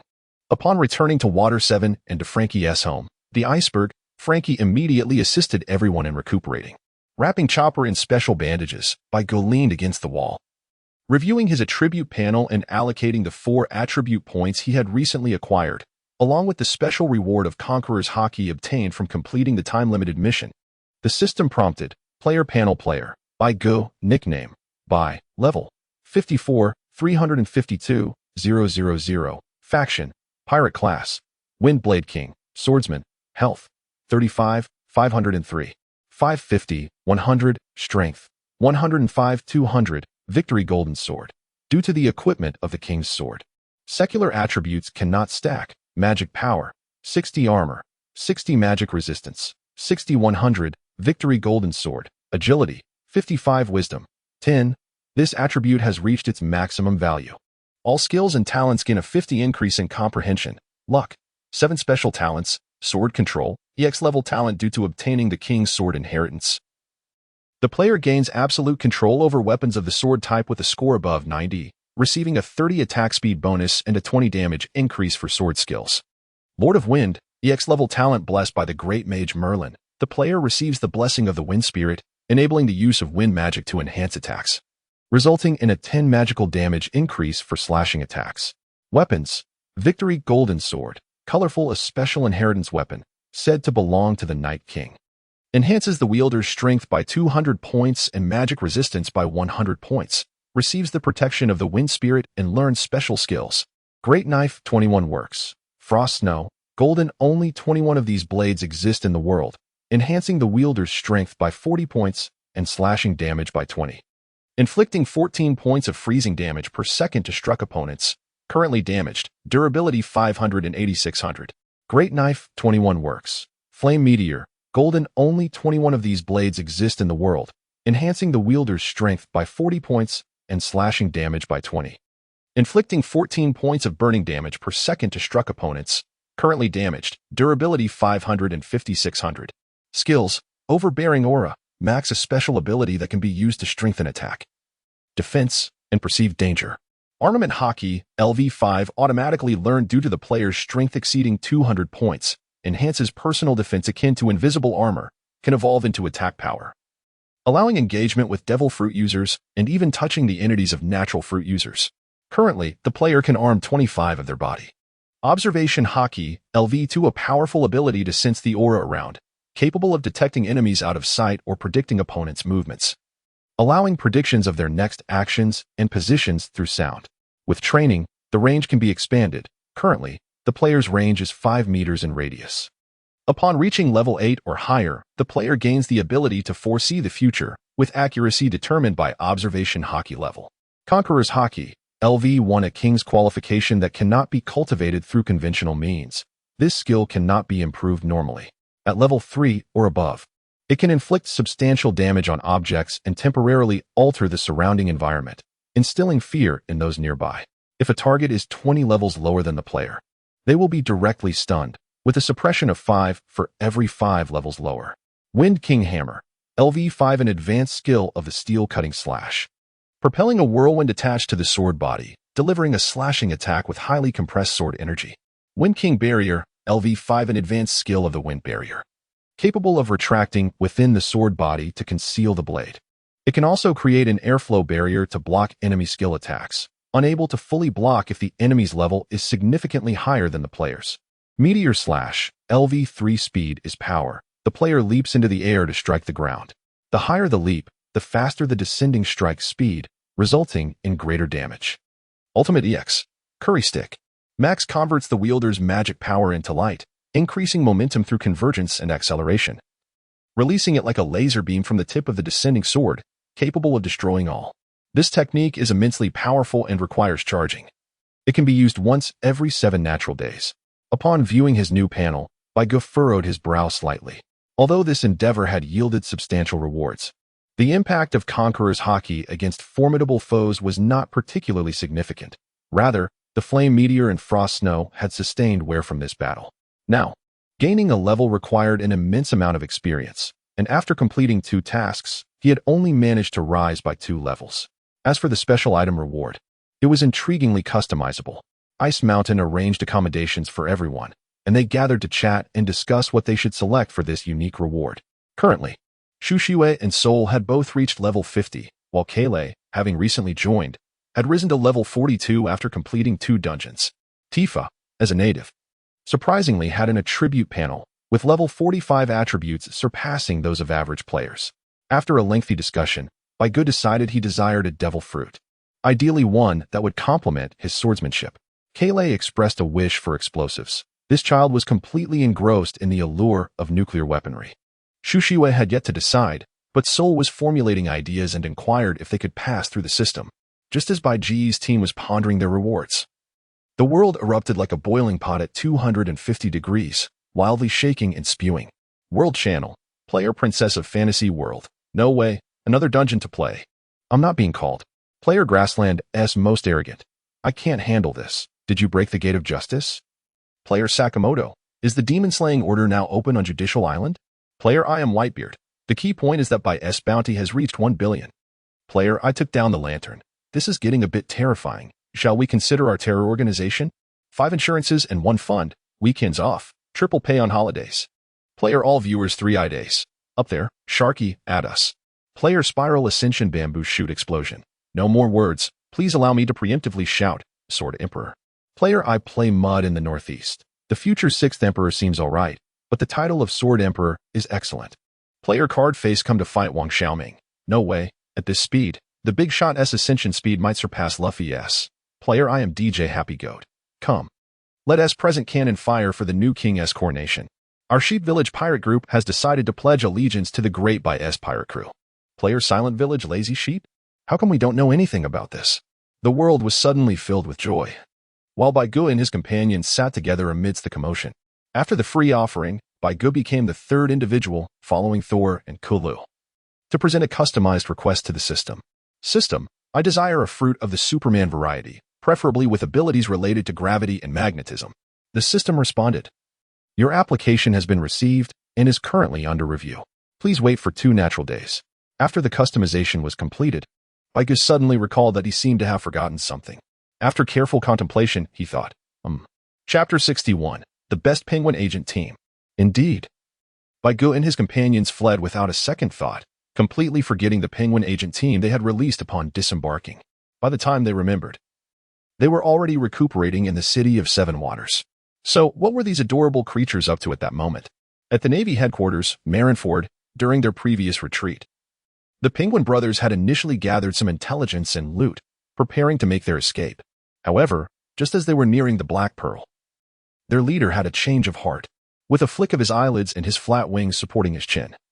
He pondered for a moment before silently leading his 3 brothers towards a different ship. That ship was none other than a naval vessel coming from the Navy headquarters to provide backup. The scene was chaotic, with soldiers in disarray. And given that Baigu had just cleaved open the gate of justice, everyone was fixated on that spectacle, completely oblivious to the 4 little creatures sneaking onto the ship. Thus, the leader and his companions rode the favorable winds, eventually returning to their destination, the Navy headquarters at Marineford, aboard the warship after the battle had concluded. To be honest, upon receiving the leader's report, Baigu nearly tossed his walkie-talkie in disbelief. What on earth? You actually made it to the Navy headquarters? Wait, didn't Tia kinda notice you? Walkie-talkie, leader. That guy glanced at us and then started cursing, saying something about Kazan planning to turn the headquarters into a zoo? Over. Walkie-talkie, Baigu. Then, adapt to the situation and evacuate immediately. Safety first, find an opportunity to board a ship. And we'll rendezvous at the Sabaody archipelago. Over. Walkie-talkie, leader. Understood, commencing the mission now. Over. As he put down the walkie-talkie, Baigu couldn't help but rub his temples. It had been too long since he had been offline, and his head was pounding. Returning to Marineford, The leader and his three little brothers began to stroll nonchalantly through the Navy headquarters, due to Kazan frequently escorting penguins around. Their presence went unnoticed as they roamed the premises. Navy personnel went about their tasks, occasionally stopping to pat the penguins, exclaiming how adorable they were, before continuing on their way. Along the way, the encounters with Navy soldiers were mostly met with such reactions, leaving the leader to complain to his companions about the supposed high security of the Navy headquarters. Before long, they passed various offices, signal rooms, training grounds, conference rooms, secure rooms, and Navy dormitories, eventually arriving at a place called the Admiral's office. Inside, it was quite lively. Sengoku was trembling with rage, vehemently berating a subordinate reporting on their duties, showering the unfortunate soldier with spittle. After dismissing the soldier, Sengoku stormed out of the office, prompting the leader and his companions to sneak inside. What they encountered inside Sengoku's office was a goat. The leader and his companions were momentarily taken aback. The goat was chewing on a pile of reports handed to it by Sengoku, and upon seeing four black and white figures slide into the office, it froze, forgetting to chew. They stared at each other for a while until the goat could no longer contain itself and bleated, seemingly asking, "What are you looking at?" The leader raised an eyebrow, noting the goat's audacity, and exclaimed, "What are you looking at? Goat, do you know who I am? You must be new here." Leader, "Well, sorry. We're not just new, we're intruders. Brothers, prepare for action." With the leader's command, Rue, already equipped with ropes and smelly socks, let out a peculiar cry and pounced alongside Koski and the rookie. In no time, the unfortunate goat was bound up like a large dumpling, with the rookie adorably tying a pretty bow around it. Now free of obstacles, the leader began rummaging through the office. Papers and reports flew about in a whirlwind. Suddenly, the rookie shouted, "Look at what I found." The other three rushed over, and upon seeing what the rookie was holding, the leader delivered a swift smack to the back of the rookie's head. Koski looked at the rookie in disbelief and stated, "We need something useful for our masters, not snacks." "Rookie, is this a snack?" "Koski, this is called senbei, a type of human snack." Scratching his head in confusion, the rookie pulled out another item from the drawer, a folder marked with confidential documents, and asked, "If this is just a snack, why is it hidden in a secret drawer beneath confidential documents?" The other three gathered around again, and the leader pondered aloud, "Too cunning. They must have disguised vital tools as snacks." "Rue, take this back with us." Rue exclaimed and promptly stuffed the senbei into his mouth. After another round of chaotic searching, they gathered all useful materials and documents, filling Rue's treasure stomach, and stealthily slipped out the door, vanishing without a trace. 20 minutes later, Sengoku returned to the office after the meeting. Suddenly halting, his expression turned grave. Someone had entered his office while he was away. He forcefully pushed open the door and rushed inside, immediately spotting the goat bound with a bow, with a forehead adorned with exclamation marks. Sengoku furiously yanked the rope to free the goat, shouting, "Call for backup. There are intruders. Lock down the entire Navy headquarters. Conduct a thorough investigation for suspicious individuals." Subordinate, yes. With Sengoku's command, the Navy headquarters erupted into chaos, patrol teams swarming the hallways, and heavy defenses were set up at all exits, determined to seal off the entire headquarters. Yet, they were destined to remain oblivious to the fact that the intruders were not human at all. In a certain drainage passage, the leader and his companions pried open a manhole cover and made their way from the headquarters to the docks, seeking a ship to Sabaody. They fortuitously overheard two Navy soldiers exchanging shifts, one mentioning he was headed to Sabaody next. Upon hearing this, the Penguin agent team resorted to their old tactic, tossing a stone to create a commotion and stealthily boarding the ship while the soldiers were distracted. In this manner, they departed as quietly as they had arrived, taking with them a substantial haul of supplies, valuables, and a stack of documents from the warehouse. What infuriated Sengoku the most was that even after confirming the intruders had left the headquarters, no trace of their presence was found. He had no idea who had penetrated Marineford so stealthily. The esteemed Navy headquarters had been thoroughly ransacked, suffering losses exceeding 30 billion berries, 2 devil fruits, 3 fine swords, 1 large sword, and even the pending documents from various divisions were completely taken. Fuming, Sengoku sat back in his chair, burying his face in his hands, and ordered an immediate lockdown on the matter, forbidding any dissemination of information. If this were to leak, it would be an utter disgrace for the entire Navy. He was utterly exasperated. Quickly take out the treasured senbei that has been cherished for a long time to calm the nerves. Fortunately, I dispatched that rascal Carp yesterday to capture my grandson. allowing me to relieve my worries while safeguarding my precious Senbei. Truly a win-win situation. It's only fitting for me. With this thought, Sengoku couldn't help but feel a slight surge of joy, only to find that his hand met emptiness as it delved into the drawer. The moment his previously bright expression darkened, he exclaimed in frustration, "Damn it. Don't let me find out who it was."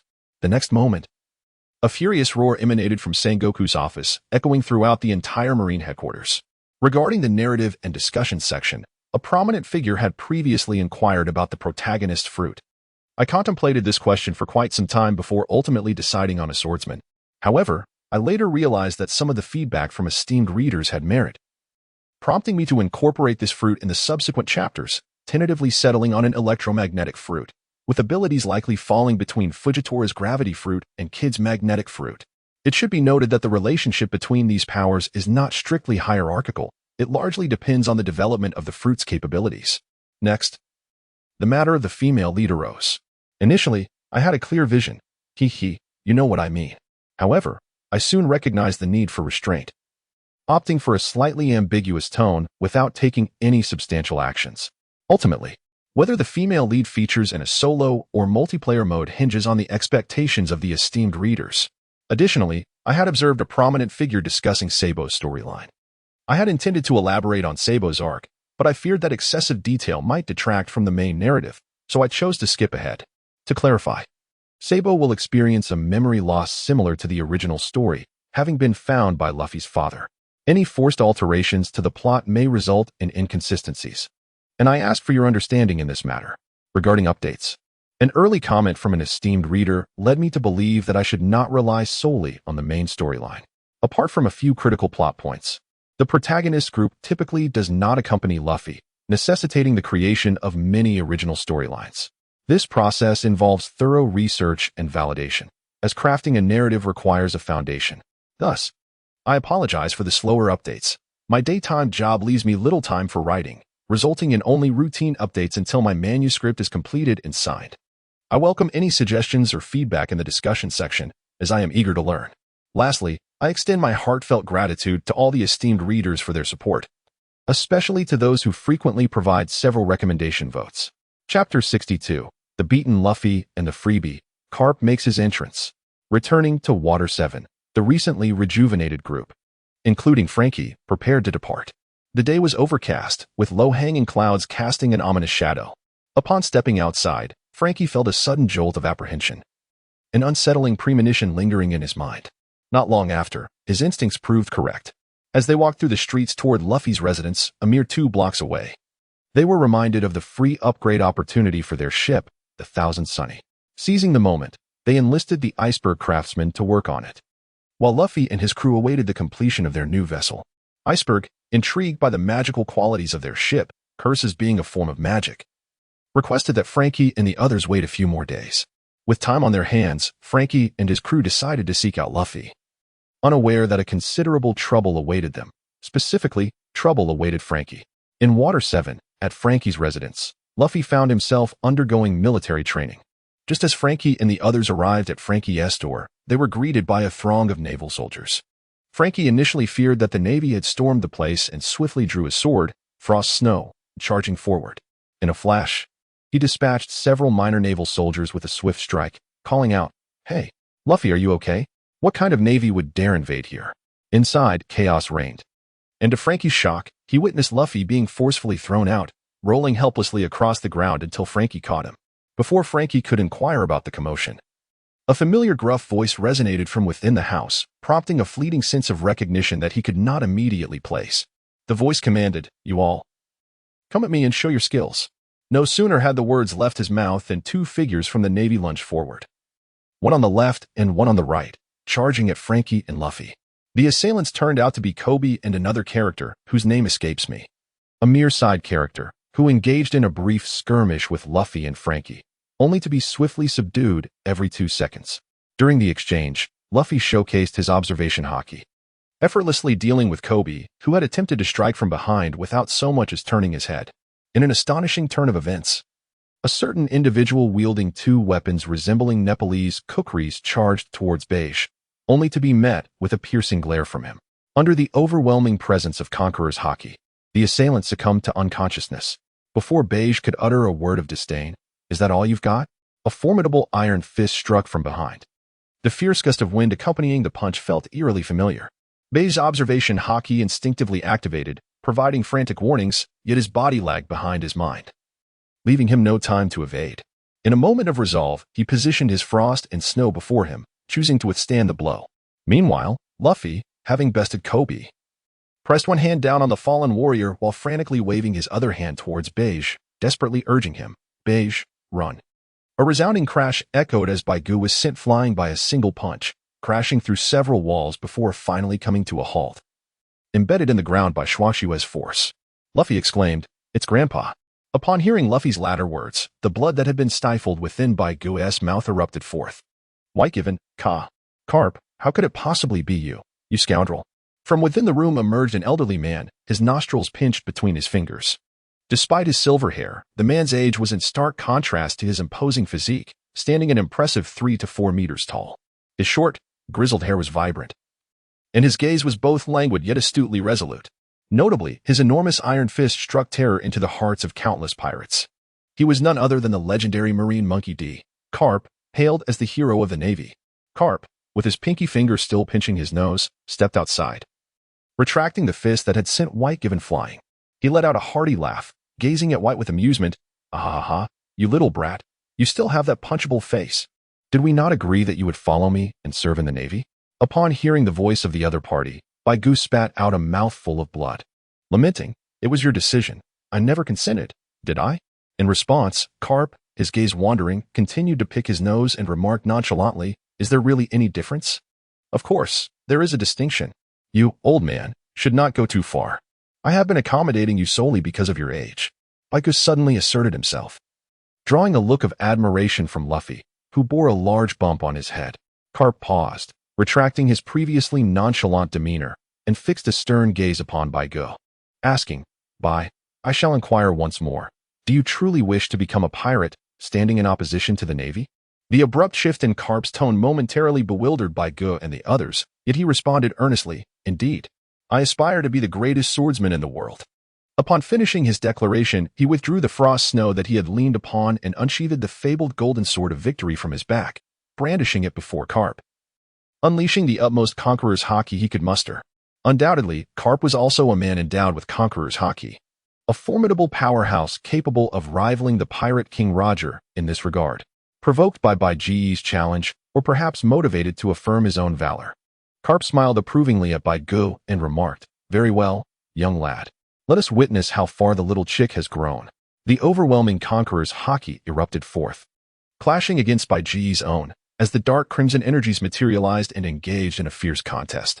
For every 2 seconds of stalemate, the tide shifted, leading to a sudden defeat.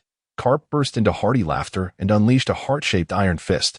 5 minutes later, Baigu, his head adorned with bumps, sat cross-legged within the room, a dejected expression upon his face, while beside him sat Luffy, equally disheartened and sporting his own collection of bumps.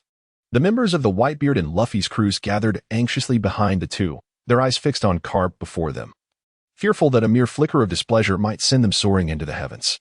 However, the reality was that Carp approached the gaping hole he had created, pointing at his naval subordinates and commanding, "You lot, hurry up and fill this hole." The Navy soldiers lamented, "Had we known we would have to repair it after breaking it, why did we even do it, General Carp?" Hearing their complaints, Carp did not react with anger but instead chuckled sheepishly, scratching the back of his head. I thought it would be a more impressive entrance." One soldier retorted, "You jerk. You should join us in the repairs." Carp replied, all right, I got it." Following this, all the Navy personnel, including Carp himself, busied themselves with the task at hand, carrying wood and nailing it in place, completely disregarding Whitebeard and Luffy, leaving Luffy's companions utterly astonished. Subsequently, during a casual conversation, Carp inadvertently revealed a shocking piece of information. The revolutionary dragon was, in fact, Luffy's father. Everyone was left in stunned silence, and Whitebeard, resting his chin on his hand, remarked, "Carp, old man, just look at how you've raised your child. Your son has become a revolutionary, and your grandson is determined to be the pirate king." TSK. Carp paused, momentarily taken aback, his hammer falling still in his hands as he lowered his gaze, lost in thought. Chapter 63. Whether the sea is chaotic or not, I call the shots. Part 1. Faced with the silent, brooding carp, everyone else fell mute as well. Su Shui even sent a private message to Whitebeard, questioning whether his comments had been too excessive. Bai Gu shook his head softly and addressed the group. You are all still too young. The others were momentarily taken aback by his words, their expressions reflecting a profound confusion. Observing their bewilderment, Bai Gu shook his head again and elaborated. You are far too young to grasp the true nature of this old man. The crowd was left puzzled. Then, Bai Gu stood up and grasped Luffy's hand, gradually extending it in reverse. Amidst the curious gazes of everyone, he finally released Luffy's elongated arm. Bai Gu, ever so considerate, called out for Luffy. Rubber, rubber. Luffy responded with a spirited, pistol. His arm, propelled backward, immediately swung towards the retreating figure of Carp with the force of its recoil. It was only at that very moment of release that everyone comprehended Bai Ji's intentions, especially Luffy, who, as the weapon in question, was taken aback and hurriedly attempted to retract his arm. However, as the fist drew nearer, tension mounted among the onlookers, all fixated on the impending impact with Carp. The somber Carp paused, abruptly lifting his head and turning to exclaim, "Oh dear, I accidentally dozed off." Everyone gasped in unison. You were asleep? Carp, now alert, noticed the fist flying toward him from behind and instinctively extended his right hand to grasp it. Luffy. The crowd. Bai Gu, I had a feeling you were all too young to believe that old man was affected by my words. Zoro. Well, bye. That's not the crux of the matter, is it? Sanji. Although I am quite surprised, this is not the time to discuss that. White given, Coke. White, hands. Bai raised his hands to examine them before glancing at Kayleigh and asking, what is wrong with my hands? Luffy, with a face full of terror, struggled frantically and shouted, No, Bai, it's my hands that are the problem. Bai Gu suddenly realized, oh, so it was your hand. Wow, Luffy, you were quite something. You actually dared to strike against old man Garp. I believe Ace and Sabo would be greatly pleased to witness this. Luffy, gradually sinking into despair, replied with vacant eyes, Is that so? Bai Gu raised his thumb and, with a broad grin revealing his teeth, exclaimed, Of course. Let us not forget that you aspire to become. Upon hearing these words, Luffy was once again invigorated. He lifted his unrestrained left arm and shouted, Oh, I am destined to be the Pirate King. Opposite him, Garp, who had a firm grip on Luffy's right hand, listened to their exchange. With a twitch of his mouth, he forcefully pulled Luffy towards him, delivering yet another affectionate punch. Bai Gu let out a hearty laugh, and then, a shadow darted past. Bai Gu was momentarily stunned, only to see Carp appearing before him, saying, Since you are brothers, let us together embrace the affection of this old man. Bai Gu, with a large bump on his head, sat cross-legged on the ground again after 2 minutes, watching Carp educate Luffy. He was imparting a lesson, claiming that Luffy had been poisoned by that scoundrel Shanks, daring to shout at his grandfather. Bai Gu let out a sigh, yet secretly reveled in the thought. Ah, Luffy, you have managed to evade the old man's beatings over the years. Otherwise, you would not have engaged in such absurd antics. Gradually rising, he summoned his companions, and together they ventured to the poolside for a delightful barbecue and merriment. During this time, they discussed the matter of Luffy and his crew's new ship, as the Mary had reached her limits, even beginning to show signs of fracture. Consequently, upon their return to Water 7, they had no choice but to bid her farewell. At the site of the Mary's cremation, Bai Gu acquired a golden object known as the soul of the ship's spirit, the effects of which remain unknown. By the poolside, the girls gathered, sipping Sanji's specially crafted beverages and enjoying succulent meat skewers grilled to perfection. In a captivating duel between Beige and Zoro, the encounter concluded in a stalemate, facilitated by Beige's decision to hold back. Observing the two swords in Zoro's grasp, it became evident that one of his blades had succumbed to damage amidst his three-sword style. After a moment of contemplation, Beige resolved to take action. With a flourish of his right hand, he sheathed the Inferno Fallen. In a swift motion with his left hand, he extended the hilt of Frost Snow towards Zoro, who gazed in astonishment. Trembling, Zoro inquired, Hey, Beige, what does this mean? Bai Gu earnestly responded, Hasn't it been broken? Take it. I have two, which is more than sufficient. I seldom use it anyway. Rather than allowing a renowned sword to gather dust, it is better to bestow it upon a swordsman who will cherish it. You will treasure it, won't you? Sensing the affirmation and kindness in Bai Ji's tone, Zoro smiled and shook his head, saying, Bai, you rascal. All right, since you insist, I shall temporarily keep it for you. Baigu smiled and said, I shall temporarily entrust it to you. Once I have triumphed over Hawkeye, you may use it to challenge me. Zoro exclaimed, what? If there is to be a challenge, I shall be the one to confront him first. Baigu, you are still not up to par. And I have a premonition that we shall soon encounter him once again. Zoro, what? You scoundrel. Observing the escalating quarrel between the two, everyone else felt rather helpless. Continuing with their own activities, one indulging in food while the other engaged in play. Meanwhile, the group, led by Eliza, which had been silent for a considerable time, was now en route to Judicial Island. Thanks to Baiji's actions, the plot had advanced, transforming Judicial Island into a formidable naval fortress dungeon. Numerous large pirate crews were returning to take on the challenge, as successful completion would grant their captains a world-renowned bounty notice akin to Baiji's. This presented an exceptional opportunity to enhance their fame. Consequently, the prominent pirate crews began converging towards Water 7. Most arrived at Judicial Island without incident, while a few unfortunate ones encountered the recently retreated Akainu's forces along the way, leading to their brutal annihilation along with their ships. An amusing incident subsequently occurred, which reached the Navy headquarters, leaving the recently beleaguered Sengoku in a state of dismay. This incident transpired at the entrance of the Judicial Island dungeon, where only one entry point existed, and due to the destruction of the gates of justice, Navy reinforcements arrived swiftly. Thus, entering Judicial Island now required a 30-minute cooldown period. This predicament incited fierce competition among various pirate crews, including the Sheep Village, Eliza's Fantasy Realm, Sakamoto's Academy Society, the Naruto Enthusiast First Team, and the player-created Whitebeard crew. The stakes were high, driven by the allure of substantial rewards and the chance for recognition, compelling them to refuse to concede to anyone else.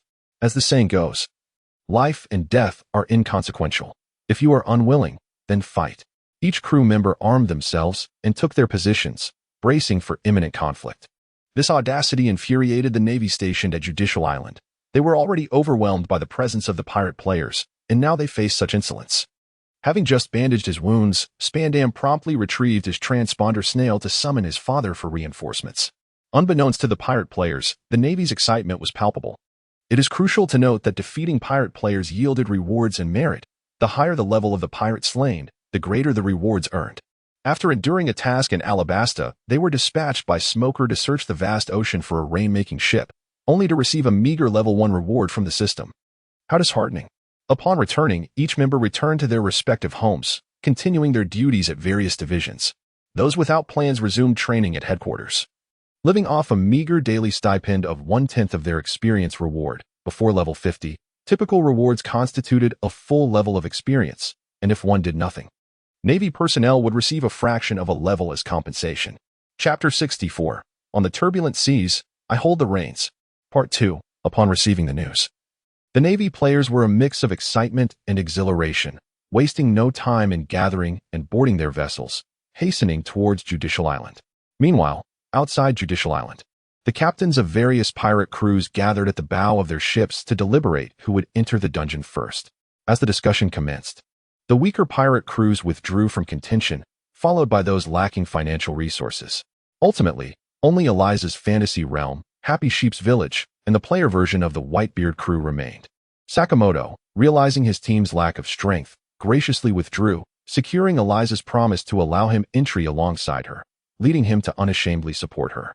The Naruto enthusiasts, however, were undeterred and resolved to challenge Judicial Island with their mere 7 members.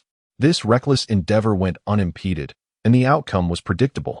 Within 5 minutes, they were utterly decimated. After acquiring valuable intelligence at a steep price, the competition commenced among the 3 remaining crews, Sheep Village, Fantasy Realm, and Whitebeard. Each of these formidable factions boasted a vast number of members, rivaling that of a fleet. However, such large-scale pirate crews, if mismanaged, could easily succumb to chaos. Indeed, players of lesser quality had already begun their verbal assaults, unleashing a barrage of insults, as if they were on a grand stage of confrontation. Before long, an unarmed conflict erupted, spiraling out of control. The captains, known for their fiery tempers, could not tolerate the insults hurled at them and soon joined the fray. Eliza, you worthless fools, step aside from me at once, or I shall obliterate you in an instant. Do you believe me? I am Whitebeard, huh? Don't make me laugh. Who doesn't know you are a mere novice now? Come at me. Do you dare to face me? Audience, Ace, whoa, whoa, whoa. Brother, Calm down. We are a civilized group. We cannot resort to foul language. I am DJ Happy Sheep. Indeed, it appears none of you are serious individuals. Master Healer Marco, why waste words? Do you believe I won't send you to your doom right here? Lazy Lamb of Silent Village. Is that all you have? With your lame skills? Lemongrass. Princess, please refrain from waving your arms about. That is the switch for the main cannon. Ace. Happy Sheep. Whitebeard. Lazy Sheep. Just as Miss Lemon finished speaking, an enraged Eliza, trembling with fury, impulsively slammed her hand down on the launch button. In an instant, the main cannon of the princess ship unleashed a devastating shot directed at the flagship of Sheep Village. Witnessing their leader's action, the subordinates shouted, "The captain has struck. Let us attack as well." Thus, a deluge of bullets and shells erupted forth. Having just suffered a hit, Sheep Village found itself under renewed assault, and the ever-resilient Happy Sheep wasted no time rallying his comrades to retaliate. And so, a chaotic exchange ensued, with cannonballs flying in all directions. Accidental strikes on one another led to further escalation as aggrieved parties joined the fray. The entrance to the Judicial Island instance became a battleground, where numerous pirate crews clashed fiercely, their cannon fire resembling a torrential downpour of bullets. The intensity of the conflict rivaled that of the Demon Slayer Order. After more than half an hour, the arriving Navy players were left speechless at the aftermath before them. Debris from shattered pirate ships littered the area, while the bodies of unconscious players drifted upon the waves, awaiting their respawn after a 5-minute interval. The chaotic scene left the Navy players perturbed. What on earth are you doing? Can't pirates coexist peacefully? We haven't even arrived. And you're already having a grand time. Is it so easy to scrape together a little extra coin? Amidst the tumult, the primary players from various teams continued to engage in their skirmishes. One player under Eliza's command spotted the approaching Navy fleet at Judicial Island and hurried to inform her. Upon hearing of the Navy's impending arrival, Eliza quickly initiated discussions with the leaders across from her. Within 5 minutes, orders were issued to cease hostilities. While brawling was all well and good, preserving their dignity before the Navy was of utmost importance. On the other side, within the Navy fleet, an NPC with the rank of Major rushed to a reclining figure, saluting with a report, "All fleets are prepared. Should we engage the pirates?" The figure, reclining comfortably, adjusted their eye patch and squinted at him before rising slowly. "Ah, must we be so disagreeable? It is such a lovely holiday." The Major replied, Admiral Akiji, you have been absent for over 10 days this month. Aside from Admiral Kazuru, you have the lowest attendance in the entire Navy headquarters." Akiji responded nonchalantly. Meanwhile, Eliza stood at the bow of her ship, shouting, "Charge! Let us demonstrate the might of our pirates. Show these Navy scoundrels our strength." The pirates cheered in unison. "Oh," Whitebeard exclaimed, "that's not right. Why should we heed this woman's words? Brother, now is not the time for such discussions." Ace interjected. On Elisa's ship, observing the surrounding pirate crews, the atmosphere surged with excitement as the players seemed eager to confront the Navy. Elisa, with a proud smirk, nudged Lemon and said, "What do you think? Am I not impressive? It isn't mere boasting. With a single word from me, the seas could turn into a tempest of blood and chaos. The state of the ocean is dictated by my command." As Elisa flaunted her confidence, Lemon anxiously glanced around, murmuring, But why do I have an ominous premonition?" Elisa reassured, "No worries. With me around, I will ensure they come, and never return." Just then, a figure appeared on the flagship of the opposing Navy fleet. Upon seeing him, Elisa, in a fit of rage, forcefully slammed her firearm onto the ground and shouted, "Are you kidding me? Why is it him again?" Meanwhile, on the side of Sheep Village, Happy Sheep and Lazy Sheep were taken aback upon recognizing the man, lamenting, "What terrible luck we have. Why does he seem to follow us everywhere?" On the side of Whitebeard, he and Ace had not yet noticed the situation, excitedly calling their brothers to charge towards the Navy. Eliza and the others were left dumbfounded, exclaiming, "Brother, are you out of your mind? Don't drag us into your death wish." Meanwhile, the Navy players were also unaware of who was aboard their ship, only knowing that a prominent figure was leading the vessel, utterly unprepared for the revelation that it was that man. Indeed, the one dispatched to support Judicial Island was none other than one of the 3 Marine admirals, Kazan, who had just returned from vacation. It was quite the coincidence. Ever since the mishap at Reverse Mountain orchestrated by Whitebeard, Eliza, Happy Sheep, and Whitebeard had frequently encountered Kazan, though the outcomes were rarely pleasant. Chapter 65, Kazan Strikes. Leaving no survivors. In the sky, the sun shone brilliantly upon the Cerulean Sea, and the sea breeze was particularly refreshing. Yet, inexplicably, Eliza felt a chill in her heart. On the opposing warship, Kazan, adjusting his eye patch, asked in a daze, "Why do these people look so familiar?" A major glanced at the pirate flag of Eliza and her crew, promptly reporting, "Admiral Kazan, those individuals were previously captured by us. But they managed to escape before we could detain them." Kazan replied, "Then let us ensure they remain here this time." No sooner had he spoken than Kazan vanished from the bow of the warship, reappearing above the ship of the Sheep Village pirates. High in the air, Kazan called out, "Ice Age." Extending his right hand, a torrent of frigid air surged forth, transforming into a swift iceberg that charged towards the Sheep Village pirates' vessel. As it merely brushed past, the ship was instantly encased in ice. The iceberg then dove towards the nearby Whitebeard pirate's ship. Ace, undeterred by Kazan, leaped into action, igniting his body with blue flames and countering the iceberg with his signature ghost fire attack. The two collided mid-air, resulting in an explosion of ice, extinguishing Ace's flames while Kazan's iceberg continued its relentless advance towards the main ship of the Whitebeard pirates. Whitebeard, ever the formidable figure, sprang into action, using his own body to intercept the diminished iceberg amidst the desperate cries of his crew. As the player version of Whitebeard was transformed into an ice sculpture, the ship of the Whitebeard pirates narrowly escaped calamity. Yet, Kazan was not inclined to relent. He summoned a chilling aura from his hands and, with a downward thrust of his arms, unleashed his ultimate technique, Ice Age. "Look out! It's Admiral Kazan's ultimate move," shouted a marine. "They can't escape now." Amid the shouts from behind, the sea froze at an astonishing speed, quickly transforming the vast ocean in front of Judicial Island into solid ice. Eliza's fruit abilities had yet to awaken, preventing her from utilizing the slippery fruit's powers on the ship, leaving them trapped in the ice along with Kazan's incantation. In a critical moment, Miss Lemon, in her sprite form, soared into the air to grasp Eliza, allowing them to narrowly evade disaster. However, they were surrounded by the sea. If Lemon faltered or could not maintain her powers, they would face certain doom. For a fruit user, falling into the sea was akin to signing one's own death warrant, and both were fruit users. Just as despair began to set in, a distant horn echoed.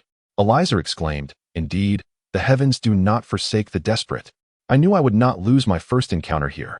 Lemon interjected, "Sister Princess, your first was not with the Joker King." Eliza retorted, "Be quiet. Fly faster." On the warship, the Major noticed two escaping pirates and promptly reported to Kazan. Hearing the news, Kazan smiled and said, "Since they've evaded this attack, it seems fate has spared them. Let them be. We shall return to headquarters." The Major replied, "I suspect you're simply too lazy to pursue them." The Major then inquired, "Admiral Kazan, what about these pirates? Should we eradicate them on the spot or take them back to Impel Down?" Upon hearing this, the frozen players erupted in frantic cries, "If you have the guts, kill me. In 5 minutes, I'll be back as good as new. Come on, do it." They realized that being killed merely meant a 5-minute wait for revival. However, being captured and taken to Impel Down was a far graver fate. Ordinary prisons meant just a few days, but in Impel Down, congratulations. You might languish there for an eternity, stalling your game progress and possibly meeting your end within its confines, only to revive there again, truly despairing. Meanwhile, on the side of Water 7, after regrouping, Whitebeard and the others bid farewell to Luffy and his crew, continuing on their respective journeys, with plans to meet up at Sabaody and head to Fishman Island together. As they slowly departed the port, Whitebeard and his crew gathered on the newly upgraded Black Pearl, discussing the current game intelligence and player activity. During this period, everyone became aware of Eliza and her companion's encounter with Akiji, which nearly caused Sol and Shushua to burst into laughter. Subsequently, they examined the various leaderboard rankings. Level leaderboard. Only the top 10 players are displayed. 1. By level 54, 35, 200, 000, special profession. First transition swordmaster, 63, 2. Buys 1 each on level 50, 12, 510, 000. First transition ability user, 64, 3. I am Thor, level 50, 1, 210, 000. First transition ability user, 54, 4. Green Lemon, level 47, 240, 000. First transition ability user, 66, 5. Princess of Jinsokyo, level 47, 110, 000. First transition ability user, 53, 6. Cola with Ice, level 45, 440, 000, first transition ability user, 35-7. I am DJ Happy Sheep, level 45, for 130, 000, first transition swordmaster, 34-8. Audience member Santiao AC, level 45, 20. 000, first transition ability user, 37-9. A bag of rice carrying several floors, level 44, 290, 000, first transition ability user, 31-10. I am Whitebeard, level 43, 310, 000, first transition ability user, 36. Weapon leaderboard. Only weapons of purple grade and above are displayed. 1. Victory Golden Sword, holder, by 2. Great Blade 21. Flame Meteor, owner, by 3. Great Blade 21. Water Spray, owner, Sakamoto, 4. Great Blade 21. Flying Electric, holder, Shali's Flying Knife, 5. Player Crafted, Hammer of Thor, holder, I am Thor, 6. Player Crafted, Captain America Shield, holder, Lazy Sheep of Silent Village, item leaderboard. Only the top 10 players are displayed, including Devil Fruits. 1. Animal type, Mythical Beast, Human Fruit. Spirit Form Development Level 66, holder, Green Lemon, 2. Nature type, Snow Fruit Development Level 64, holder, buys 1 each on, 3. Animal type, Horse Fruit, Pegasus Form Development Level 54, holder, I am Thor, 4. Paramecia type, Slippery Fruit Development Level 53, holder, Princess of Jinsokyo, 5. Nature type, Phosphorescent Fire Fruit Development Level 37, holder, audience member Santiao AC, 6. Paramecia type, Meat Fruit Development Level 36, holder, I am Whitebeard, 7. Black Pearl, holder, buys 1 each on, 8. Special Bucky Egg, holder, I am Thor, 9. Treasure Map containing Devil Fruit, holder, unknown, 10. Smoker Cigar, holder, audience member Santiao AC, wealth leaderboard. Only the top 10 players are displayed, calculated in game currency, excluding real-life assets. 1. Unknown, 19, 736, 300. 000 berries. 2. Unknown, 16, 573, 620, 000 berries. 3. By consortium, 14, 599, 880, 000 berries. 4.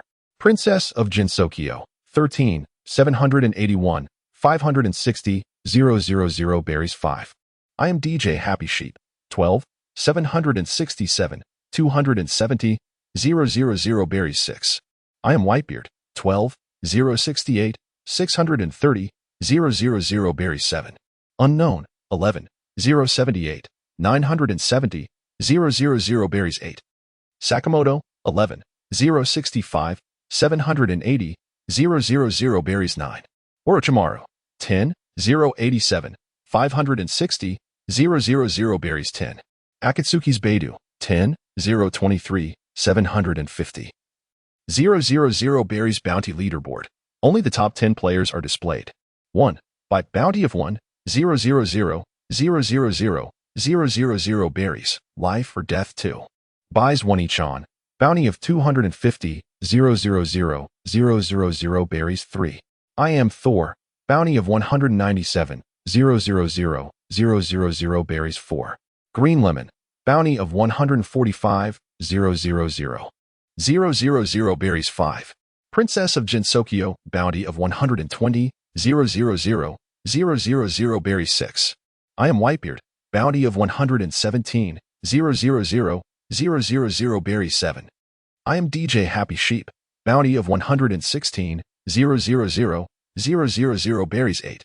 Sakamoto, bounty of 115, 500, 000 berries. 9. A bag of rice carrying several floors, bounty of 114, 000, 000 berries. 10. Green Pastures, I am the most arrogant, bounty of 112, 000. 000 berries. Soul laughed heartily, remarking, ha ha ha, our level leaderboard is almost entirely dominated by us. Cola then inquired, by the way, why is Frost Snow absent from the weapon list? The gift has been bestowed upon Zaro. As it stands, we not only find ourselves ahead of the main cast, but we have also taken a significant lead over all other players, provided we master the various forms of hockey before venturing into the new world. We shall maintain our advantage. Baigu pondered for a moment before reopening the system's email to review the information regarding the customized service application he had previously submitted. The correspondence indicated that it would require several more hours to be finalized. Baigu eagerly anticipates the arrival of his customized devil fruit. Although it may render him vulnerable to seawater, the advantages it offers for his personal growth undoubtedly outweigh the drawbacks. Particularly, the application of electromagnetic forces is of great interest. Simply reversing his own magnetic field would allow him to soar through the air. Moreover, the formidable attractive and repulsive forces of both positive and negative magnetism cannot be overlooked. Ultimately, if he combines his existing mastery over magnetism with electricity and then employs repulsive magnetic forces, the resultant object would undoubtedly achieve speeds and power akin to that of an electromagnetic cannon. The anticipation was palpable. Baigu, feeling slightly awkward at the puzzled expressions from his companions, managed a sheepish smile and proceeded to elucidate his thoughts. Upon hearing this, Sol erupted in laughter, exclaiming that Bai was truly a genius for making such a request to the system. Meanwhile, Xu Shui contemplated the feasibility of this idea with utmost seriousness, ultimately discovering that Baigu's notion possessed considerable viability. Kola also finalized her custom reward and sought the opinions of her peers for further insight. Observing that everyone had their own aspirations, Xu Shui felt a pang of distress, as she could not envision what she truly desired. In terms of fruit abilities, her snow fruit still had ample room for development, making the exchange for experience and abilities a waste of her customized reward. Yet, aside from fruit abilities, what else could she possibly need? A supreme greatsword? Setting aside whether the system would even grant such a request, she knew she would not utilize it. Trading for experience? An even greater waste. Thus, the question loomed, what did she genuinely require? Noticing Xu Shui's predicament, Baigu and the others exchanged knowing glances, eventually prompting Kola, being the only other female, to approach Xu Shui in an attempt to offer solace, though its efficacy remained uncertain. A day later, the rewards requested by everyone were announced. Given that these were custom rewards, they were largely aligned with individual desires, albeit with potential discrepancies, as the system could not fulfill overly extravagant demands without disrupting the game's balance. Ultimately, Sol's request for Mjolnir, Baigu's electromagnetic fruit, and Kola's high-explosive powder all passed the review process. However, the most significant source of frustration was not that their desired items had been diminished. Rather, it was the opposite. The items they sought adhered to the principles of game balance, and the system graciously delivered precisely what they had requested. Yet, with a twitch at the corner of his eye, Bai gazed at the system notification, a throbbing pain echoing in his head. The message read, System notification, Player Bai. Your customized reward application has been approved. Please proceed to Stardust Sea's Starry Island to collect your reward. Continue to strive towards your dreams. And may you enjoy your gaming experience. What on earth is this? Do I really have to claim it myself? Before he could finish his complaints, Thor over there erupted with a stream of expletives. The dog coin system. A gift from the heavens. Coke. What on earth did Thor see? Xu Shui, perhaps. He designed the hammer to resemble a radish? The truth of the matter is that the system prompted, Congratulations, player. You are now Thor, the god of thunder. Your application for the customized reward, Mjolnir, has been approved. The reward has been granted. Please proceed to the summit of the divine mountain on Sky Island to claim it. Continue to pursue your dreams, and may you enjoy your gaming experience. Baigu furrowed his brow as he glanced at the system prompts for himself and Thor, soon grasping the implications of the system's message. Essentially, it conveyed that while assistance could be offered, it must not be given freely. One must procure it independently, thus rendering the discovery their own and avoiding any disruption to the game's balance. This self-deceptive maneuver was executed with remarkable finesse by Baigu. Yet the rather audacious notion of requiring players to retrieve their own rewards was unprecedented. Even for someone with years of gaming experience, it was indeed rather distasteful. Fortunately, the system had provided navigational charts and recorded pointers to the target island's location. Otherwise, relying solely on one's own efforts to locate, it would render the game unplayable. What truly drove Thor to despair was not the necessity of claiming the rewards himself, but rather the outrageous demand made by Kola. This mischievous girl had the audacity to request the system to waive the requirement for high explosives, asserting that as long as energy was generated through atomic fission or fusion, she could unleash explosions at will, dictated by the magnitude of the energy produced.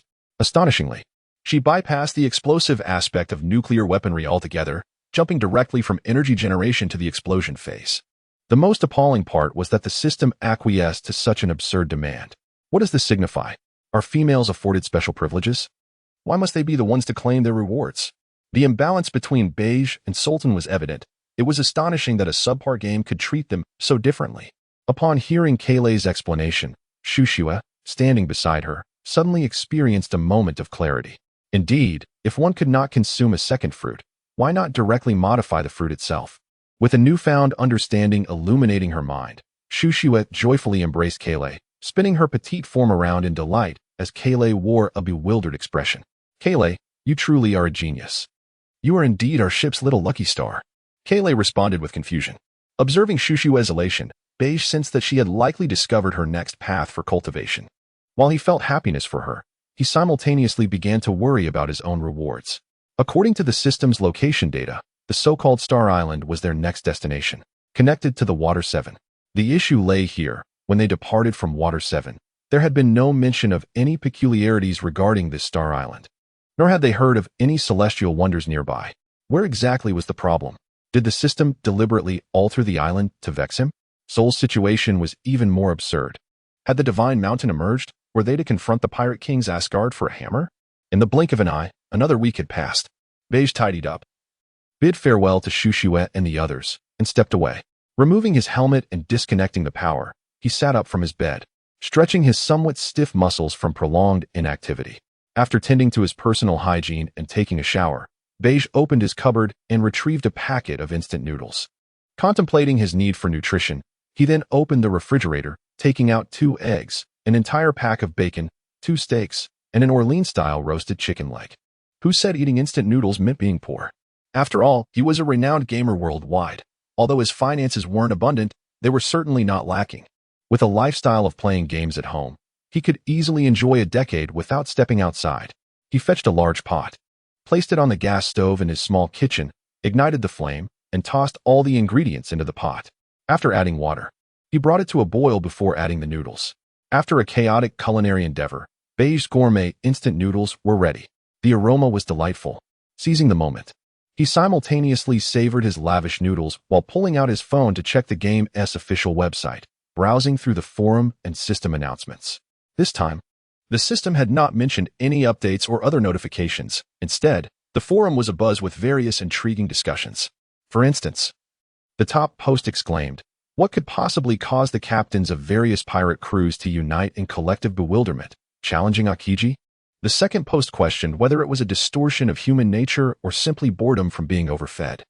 The third post speculated that the Judicial Island dungeon was a conspiracy by the Navy. The fourth post debated the mightiest intellect. As the princess from Jinsokyo incited several pirate crews to launch suicidal attacks against the Navy's admirals. By go! What an utterly tedious group of individuals. Never mind, I shall hasten to prepare for the online session. They are awaiting my presence. After finishing my meal and tidying up, I logged in, while others began to log out in succession. Half an hour later, Bai Gu and the others regrouped to set sail once more, heading towards the next island. Starry Sky Island. Although the true meaning of the stars and the sea remains elusive, it seems they are indeed on a journey toward this metaphorical expanse. Chapter 67. I am merely a passerby encountering a card face. I beg your pardon, esteemed individuals. May I inquire if anyone knows the way to the location marked on this map? A few oddly dressed individuals traversed the mountain path, and upon being questioned, turned to glance back. Upon seeing the questioner, they hesitated momentarily before turning away and continuing on their way. The questioner, momentarily taken aback, exclaimed, "Am I truly that intimidating?" Bai Gu, covering his face, remarked, "Do you not have any awareness of how frightening you are?" I suggested that Kayleigh should inquire. And now look what has happened. People have been scared away. Indeed, the individual who had previously posed the questions was Soul, accompanied by the Bai Gu team that had departed from the city of Seven Waters. They had been on this peculiar and expansive island for 4 hours. The pathways on the island branched out in every direction, dotted with structures resembling small towns. However, the towns were nearly deserted, and the compass and recording instruments were erratically oscillating. During this time, when Soul gallantly approached the scant few passers-by with a map in hand, they too had silently turned and fled. Thus far, they had frightened away 3 groups of people since their arrival on the island, and if this continued, they feared they would not find their way before nightfall. Kayleigh, anxiously fidgeting with her fingers, murmured, "We've been on this island for quite some time. Why do we scarcely see anyone? Those few individuals we encountered were dressed so oddly, as if..." Observing Kayleigh's hesitance, Shu Shui interjected. "As if they were modern people, correct?" Kayleigh replied, "Yes, it is exceedingly strange. I can hardly discern where the game ends and reality begins." Bai Gu observed his surroundings, reflecting on the peculiar individuals he had just encountered. Their movements and behaviors were undeniably strange. Initially, he had not paid much attention, but after several waves of such encounters, it became apparent that although they donned human attire, they exuded an essence that was anything but human. Rather, they resembled puppets. If they were indeed puppets, then where had the actual inhabitants of this place vanished? Did they not acknowledge the presence of strangers arriving on the island? Conversely, if they were mere puppets, it would elucidate why, despite Soul's attempts to contort his features into a more amiable visage, those individuals simply turned and walked away upon seeing him. Bai Gu glanced around, and then shared his thoughts in the team channel. Upon reading his ideas, everyone was momentarily taken aback, clearly having never anticipated encountering such a phenomenon as puppetry in this world. After all, this is not the realm of Naruto. In the entirety of One Piece, instances or abilities akin to puppetry are exceedingly rare, with the most sophisticated example being Doflamingo's string fruit. Furthermore, the modern attire worn by these individuals suggests that the inhabitants of the island might resemble people from reality, or perhaps it is merely a whimsical jest by Oda. Just as they were lost in contemplation, a figure strolled out from behind them. With hands tucked into pockets, the person approached and inquired, "What brings you here?" Upon hearing the voice, the 5 individuals immediately turned, their expressions shifting to one of vigilance. Both Soul and Bai Gu instinctively grasped the handles of their weapons, prepared to act at the slightest hint of danger. Observing their tense demeanor, the newcomer smiled and waved his hand, saying, "All right, I understand. Since you are not robots, you must not belong to this island." He continued, "Allow me to introduce myself. I am Minya Shur, a traveler traversing various worlds, merely passing through this realm." Initially, he had not paid much attention, merely finding the attire of the others somewhat familiar. However, upon hearing the stranger speak, Bai Gu and Soul were left momentarily stunned. Bai Gu, unable to believe his eyes, glanced at his companions. Noticing the puzzled expressions of everyone else, he saw that only he and Thor shared a mutual understanding. Bai Gu then inquired, "Hey, Thor, do you also know who he is?" Thor, with a look that conveyed disbelief, turned to meet Bai Ji's earnest gaze. A look that encapsulated a romance only men could truly comprehend. He promptly nodded in affirmation, saying, "Indeed, be it his voice or attire. If he were to produce that particular item, he would undoubtedly be." In unison, they exclaimed, "Brother Xiaoming, Kayleigh, Shu Shui, Tifa."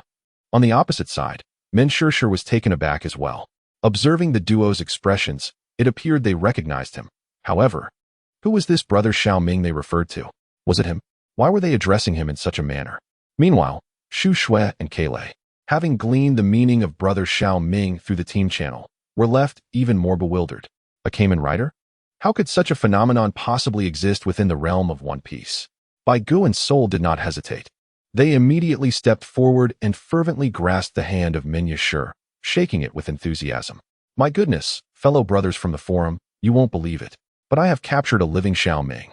Minya Shur, slightly taken aback, inquired, "Do you know me?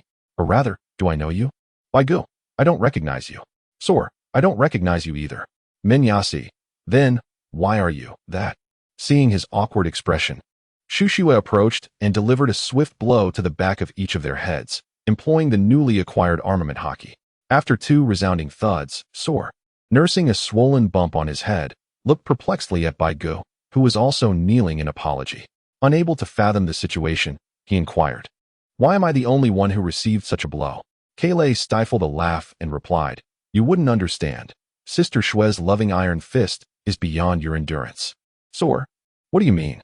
Having dealt with the 2 troublesome individuals, Shu Shui stepped forward, performing a standard Japanese bow, which momentarily stunned Minyasi, who instinctively returned the gesture. Over the next 5 minutes, Shu Shui successfully communicated with Minyasi and ultimately uncovered the truth about the island. According to Minyasi, he had arrived in this world 3 days prior. Coincidentally, the very day Bai Gu formally submitted his customization request to the system. From his observations over the past few days, he discovered that the island's magnetic field was utterly chaotic, with some areas so disordered that they were inverted, causing large sections of the ground to float in midair. Since arriving on the island, he had encountered a dozen or so individuals, whom he referred to as puppets. They appeared at designated locations on the island each day, as if clocking in for work.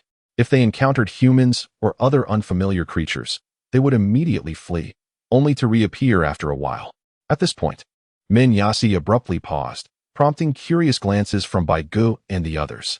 He smiled and shook his head, saying, "Such entities will appear. Look, just a short distance behind you." Bai Gu and the others, filled with confusion, turned to follow the direction indicated by Monya.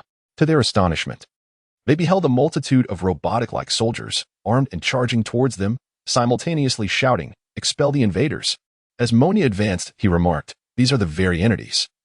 They may lack strength, yet their numbers are overwhelming. Should they be discovered by the previous employees, such security forces would swiftly appear. In any case, I have yet to encounter any living souls here apart from you." No sooner had he spoken than he casually stepped forward and retrieved a pink metallic object from his pocket. "Bai Gu and Sua Air, he is coming, he is coming. Kele, Shu Shui, you both have had enough." Before them stood Min Yashur, who positioned a metallic box in front of his waist. With a click, a belt sprang forth from either side of the box, encircling his waist in a seamless loop. A card holder materialized on his left hip. He elegantly opened it, and with his right hand, he drew the metallic box open. From the card holder on his left, he retrieved a card, tossing it nonchalantly into the metallic box. Min Yashur, transformation. As he uttered the words of transformation, he pushed both hands against the open box at his waist. The metallic box snapped back into place, and in a burst of light, an inexplicable BGM erupted, enveloping him in a cascade of card-like objects. Suddenly, he was shrouded in darkness, with a pink card descending from above, transforming him into a figure clad in peculiar pink armor. Min Yashur, I must clarify, this is Magenta. Shu Shui and Kele, having never witnessed Kamen Rider, were momentarily bewildered by the extravagant transformation effects. What on earth is this? Wasn't I playing One Piece? Who cares what shade of red it is? The dynamics between White Give and Soul were distinctly different. At the moment when Kamen Rider Decade, Kamanashi Tsukasa, completed his transformation, both of them excitedly mimicked each other, exclaiming, "Han Xing, card face, come and face Decade." Rubbing his hands together, Kamanashi Tsukasa, now fully transformed, felt a growing curiosity towards White Give and Soul. Despite this being their first encounter, they seemed to be familiar with his name and the transformation process involving the driver. Nevertheless, he decided to set aside his thoughts and focus on the immediate situation. Drawing the card case from his left hip, he swiftly snapped it open, and with a flick of his wrist, the case transformed into a sword, which he then charged at the enemy before him. Chapter 68. The intruding Otsutsuki clan and the origins of Starry Sky Island. Shortly after Brother Xiaoming unsheathed his sword, the security personnel dispatched to drive them away were swiftly dealt with. Upon returning to his companions, Wang Xiaoming reverted to his normal form and said, "Follow me. I will take you to a certain place." With that, Brother Xiaoming led the way in the direction from which he had appeared. After exchanging glances, White Give and the others decided to follow him. As in the world of Tokusatsu, Kamen Rider Decade is considered a hero. As they arrived at the location of his emergence, Brother Xiaoming, noticing their presence, smiled and asked, "Aren't you worried that I might be a villain? Or rather, it seems you are already familiar with me?" Bai Gu nonchalantly shrugged his shoulders and gestured with open hands, explaining, Your tale has circulated in our world. You must be the legendary Kamen Rider Decade, correct?" "Indeed, I am Kamen Rider Decade," replied Gady Itoshi. "You claim that stories of my exploits are known in your realm? How intriguing. My memories seem to be fragmented. If the opportunity arises, I shall visit your world. Now, we must first depart from this place." With that, he tucked his left hand into his pocket and waved his right hand slightly. A translucent, distorted veil of light followed the motion of his hand, advancing from behind him towards Bai Gu and his companions. In a brief moment, it enveloped all present, causing them to vanish without a trace. In a mountainous forest on the island, outside a small mine, the distorted veil of light reappeared, swiftly passing through and bringing along the previously taken Xiao Ming and the 5 individuals with Bai Gu to this new location. Bai Gu surveyed his surroundings and found the environment rather peculiar, with certain rocks inexplicably floating in midair. Wang Xiaoming led the group into the cave, taking the opportunity to introduce the mine and share his recent discoveries. During this time, everyone introduced themselves. Establishing a semblance of familiarity with this prominent figure of the Heisei era, Minyashur remarked, "We are located at the northeastern edge of Saizo Island, which is considered one of the relatively safe areas. Currently, there are hardly any living beings outside of our group on Saizo Island." He elaborated, "This cave is a mine, and the magnetic field here exhibits unusual properties compared to the rest of Saizo Island. The rocks within the cave seem to respond to the island's magnetic field, defying gravity as they float above the ground. I have arranged some tables and chairs for you to rest. Shortly, I will provide you with further details." After briefly outlining the conditions of their mine, Minyashur settled onto a hovering stone chair and continued, "You have likely noticed the towering mountain at the center of this island? Upon our arrival on the island, we immediately noticed its towering height, significantly surpassing that of the surrounding mountains. At the summit of that mountain lies a palace, home to a nefarious organization comprised of peculiar individuals with white hair and crimson eyes, who refer to themselves as the Tsutsuki clan." Otsutsuki clan. Minmo was taken aback by their expressions and then inquired, "Are you aware of this?" By Gu and others, "No, it's just that this name is quite peculiar." Ignoring their startled reactions, Min Shur continued, "Previously, I mentioned that there are no other living beings on the island besides us, and this is related to them. As far as I know, they have captured all the inhabitants of the island, but I am unclear about their intentions. About a day ago, I infiltrated that palace and engaged in combat with them. Aside from a few skilled individuals, the others do not seem particularly formidable. However, there are indeed those robots you refer to as puppets, and their numbers are quite overwhelming. If we were to be besieged, it would be exceedingly challenging. Shu Shui, have you discovered the whereabouts of the island's residents?" Min Shur. "Ah, I have managed to grasp the structure of that building. It comprises 4 levels. The first level is akin to a grand hall, while the second level serves as a gathering place for the robots, resembling a hangar. The third level seems to harbor something significant, as the fluctuations in the magnetic field become increasingly pronounced as one approaches it. I suspect the anomalous magnetic phenomena on the island are related to whatever exists in that third level." Suair stroked his chin and interjected, "What about the 4th level?" Min Shur. "This is the most troublesome aspect. The 4th level is located directly beneath the 1st level, essentially underground. This level is controlled by the 3rd level. And there is a metallic door that I found exceedingly difficult to open with brute force, although it is not visible. There are indeed voices and a multitude of living beings responding from behind that door." Kaylee, big brother, don't you have that transparent wall? Can't you just go through it directly?" Upon hearing Kaylee's inquiry, Bai Ge nodded, having also pondered this question. If it was known that there were people behind the door, why wouldn't Xiao Ming simply use the dimensional wall to pass through? It was well understood that this power involved spatial manipulation, enabling almost any location to be accessible to Wang Xiaoming. After considering their words, Xiaoming paused momentarily, his expression grave as he responded, "The most troublesome aspect is precisely this. There is a man in that organization who wields dual blades and calls himself Otsutsuki Shinigami. He is incredibly powerful. I once pierced his heart with a single strike, yet he appeared unfazed, his wounds healing almost instantaneously. He possesses an ability known as gravitational turbulence, which, once activated, prevents me from utilizing my powers in his vicinity." After speaking, he turned to Bai Ge and the others, asking, "I can sense that you are not foes. May I inquire about your purpose in coming here? Or could you assist me in rescuing the inhabitants of this island?" System prompt. Player has activated the hidden quest World's Destroyer. Special narrative character Min Shur, Wang Xiaoming, requests your assistance to help him reach the summit palace of Starry Sky Island and rescue the indigenous people. If the quest is successfully completed, you will receive an experience reward of 20 million, 100 million berries, 2 opportunities for special item draws, and an additional customized reward. If failed, you will lose the opportunity to trigger this quest. All rewards will be rendered void, and the customized reward will be reclaimed. Will you accept this quest? Yes, no? Was there even a need to ask? After all this effort, wasn't it precisely for the sake of obtaining the customized rewards? Without hesitation, he selected yes and inquired if the others had received the quest prompt. Aside from himself, everyone's tasks were quite similar. However, the penalty for failing the quest would be 30 of their current total experience. Upon seeing this, Bai Ge couldn't help but furrow his brow. The penalty for this quest seemed rather steep. Yet, upon viewing their rewards, he felt a sense of relief. What the hell? Why were their rewards 40 million experience, 300 million berries, and 3 chances for draws? Just because of my customized reward? So they slash my experience and pocket money?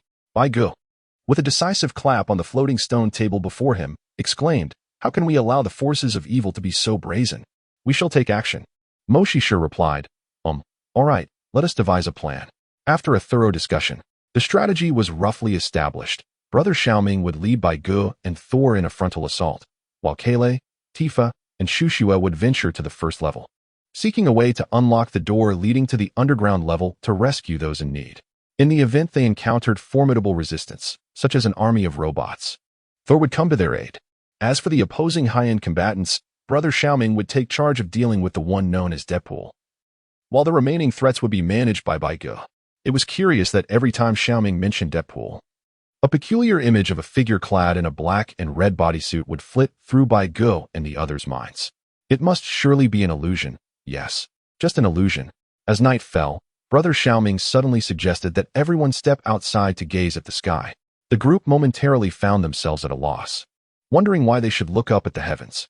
However, upon stepping outside, they were greeted with a breathtaking sight. Thor remarked, "I did not expect to find such beauty beyond Asgard." Kale, with sparkling eyes, exclaimed, "Wow, how romantic." Shushua, blushing, turned to Baigu and shyly urged, "Brother, hurry. Now might be the moment when One-chan will agree to you." Baigu turned away in disdain, refusing without hesitation, "Thank you for your kindness, but I must decline." Men Sure smiled as he exited the tunnel. This is the reason this island is known as Stargazing Island. Come nightfall, the entire sky above is adorned with stars. Chapter 69. Eliminate all who behold me, and that shall mark the success of my infiltration. A night passed in silence, with Baigu's soul and Xiaoming taking turns to keep watch while the others rested. At dawn, Xiaoming led Baigu and the others toward the mountain summit. They exited the mine in the same manner as before, simply waving their hands, and the dimensional wall parted, transporting them from the cave to the mountain's peak. After marveling once more at the practicality of spatial abilities, they proceeded towards the nearby palace according to their assigned tasks. Curiously, whether or not the Otsutsuki clan from Naruto had intruded here, the architectural style was indeed quite moving. Do extraterrestrials truly favor such bizarre structures? The palace before them perched atop the peak, merely a few hundred meters away from Baigu and his companions, loomed grandly, already visible to the naked eye. To avoid detection, Xiaoming utilized his powers to transport them here. As they drew near, Baigu and the others could clearly discern the palace's appearance.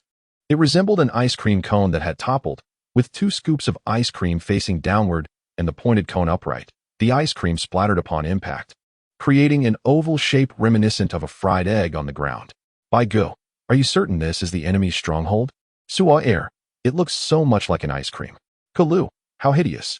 Shu Shui, typically, in such places, the enemy is either exceedingly repulsive or exceptionally formidable. Xiaoming approached, casting a serious glance at them, and said, "What you perceive is merely superficial. Do not be deceived by appearances. Exercise caution, for the enemy possesses an array of peculiar abilities, including the capacity to absorb elemental attacks and reflect them back." After succinctly reiterating the enemy's capabilities, the group organized themselves and began to advance towards the enemy base under Xiaoming's guidance. Before long, they circumvented 3 patrols of the Otsutsuki clan and successfully infiltrated the palace. Inside, compared to the bizarre exterior, the environment seemed considerably more normal, featuring high-tech electronic doors, elevators, and an identity verification device positioned at the elevator entrance. A group lingered not far from the elevator, and Xiaoming quietly reiterated, "Let me be clear. The primary objective of this operation is to rescue. If we find ourselves outmatched, we must retreat immediately. Understood? White Gift, did you hear that, Thor? I'm talking to you. Don't lose your head." Thor, looking utterly bewildered, scratched his head and replied, I. Kola stifled a laugh, covering her mouth. "Thor, don't lose your head. Haha." Shushua then spoke earnestly, "All right. According to the plan, Tifa, Kola, let us set off." Tifa responded, "Understood, young lady." Xiaoming took out the decade driver and secured it at his waist, pulling out a card with a smile. "All right. Let us take action and draw the enemy's attention. Transformation. DDDD decade." After a familiar sound effect, the flamboyant Xiaoming made his grand entrance. Thor and White Gift, brimming with excitement, drew their weapons, the flame meteor and a hammer, one in each hand, striding boldly alongside Xiaoming, leaving behind their previous hiding spot. The trio walked through the grand hall, and it wasn't long before a patrolling member of the Otsutsuki clan spotted them, rushing towards them while shouting, "Enemy attack!" As Baigu and his companions seized their weapons and charged at the group, the clash of battle erupted instantaneously, descending into chaos. One of the Otsutsuki clan members, unable to withstand the onslaught, was sent flying by Thor's hammer, crashing into the wall and spewing blood. Just as he teetered on the brink of defeat, he defiantly retrieved a device resembling a mobile phone from his pocket and pressed a button with fervor. The blaring of alarms erupted immediately, prompting the trio to exchange glances before nodding in agreement, rallying towards the elevator. In a matter of moments, they reached the elevator door. Xiaoming swiftly seized another Otsutsuki member, pressing his face against the elevator switch to activate it, and the three ascended to the third floor. Meanwhile, in the grand hall on the first floor, a throng of Otsutsuki clan members gathered, surging towards the elevator, leaving the hall nearly deserted. Concealed in the shadows, Shu Shui and her companions cautiously emerged, stealthily approaching the few remaining Otsutsuki members. As they neared their unsuspecting targets, Shu Shui activated the powers of her snow fruit, freezing them before they could react. Tifa and Kaylee then took their turns, employing their armed hockey-imbued strikes to eliminate the foes. 5 minutes later, the hall was strewn with corpses, the last few Otsutsuki members having been dispatched in the trio's ambush. Kaylee, gazing at the gruesome scene and the frantically flashing alarm devices on the walls, felt a surge of panic. With trepidation, Kaylee turned to Shu Shui, asking, "Sister Shui, weren't we supposed to focus on infiltrating and finding an opportunity to open the door to rescue the others? Why? Why did we engage first?" Shu Shui's lips curled into a slight smile as she affectionately ruffled Kaylee's hair, replying, "Oh, Kaylee, you're so naive. If we eliminate all the enemies who see us, doesn't that count as infiltration? No one will know we were here. Thus, our infiltration is a success." Kaylee's face reflected confusion as she hesitated to voice her thoughts again. "Is it really like that? But I can't shake the feeling." Shu Shui clasped her small hand, interrupting her, then called out to Tifa, and the trio began searching for a way to access the underground door within the grand hall. On the other side, Baigu and his companions encountered trouble in the elevator ascending to the third floor. Due to the alarms, the elevator was forcibly halted at the second floor, which, according to Xiaoming, housed a hangar filled with steel dams. This predicament was quite awkward, as they had not escaped their pursuers but instead plunged headfirst into the enemy's encirclement. As the elevator doors opened, they were met by a legion of one-eyed robots wielding sharp blades, causing Thor to shiver in fear, nearly prompting him to turn and flee. Baigu furrowed his brow and cast a glance at Xiaoming ahead, inquiring, "What shall we do? With so many adversaries, even if we engage them, once their main force arrives, we shall find ourselves in a precarious situation." Xiaoming, displaying a touch of humanity, rested his hands on his hips and pondered for a moment before responding, "In that case, let us boldly ascend to the third floor. The ceilings between these levels should not be excessively thick. Does anyone among you possess experience in demolition? I merely mean to breach this ceiling." In a moment of uncertainty, Baigu and Sol exchanged bewildered glances, unsure of how to respond to him. The experience of dismantling buildings was something that most individuals did not possess. Observing the two men's confusion, Min Shishir opened the card holder at his left waist for the first time, removing the second card and inserting it into the device before him. As the card was placed, a series of sound effects emanated forth. "Come forth, Dragon Knight." A surge of flames erupted from thin air, enveloping the body of Di-Chi, transforming him into a brand new knight. Kamen Rider Ryuki made his grand entrance. Without pausing, Xiaoming continued to draw cards, extracting one emblazoned with the Ryuki emblem and effortlessly inserting it into the device. Ultimate attack. The dragon descends. Upon the card's insertion, another sound effect blared, this time more ferocious, as the ceiling above shattered, and a crimson dragon burst forth from the opening, spiraling around Xiaoming. He then declared, "You all go ahead." With a mighty leap, he soared high, accompanied by the spiraling dragon that exhaled flames, delivering a powerful kick towards the encroaching robotic army. The dragon's flames swept through the air, executing a stylish rider kick that left Baigu and Sol, who were ascending, envious of the display. How cool that bastard. Chapter 70. The deluxe upgrade of the Little Rascal, Otsutsuki Deadpool arrives. However, despite the playful banter, retreat was still imperative. Without further ado, Baigu and Sol turned and dashed toward the ceiling that the dragon had shattered, swiftly reaching the third level above. To be honest, this peculiar structure surprisingly retained the original layout of a typical building, with its distinct layers clearly defined, which was rather strange.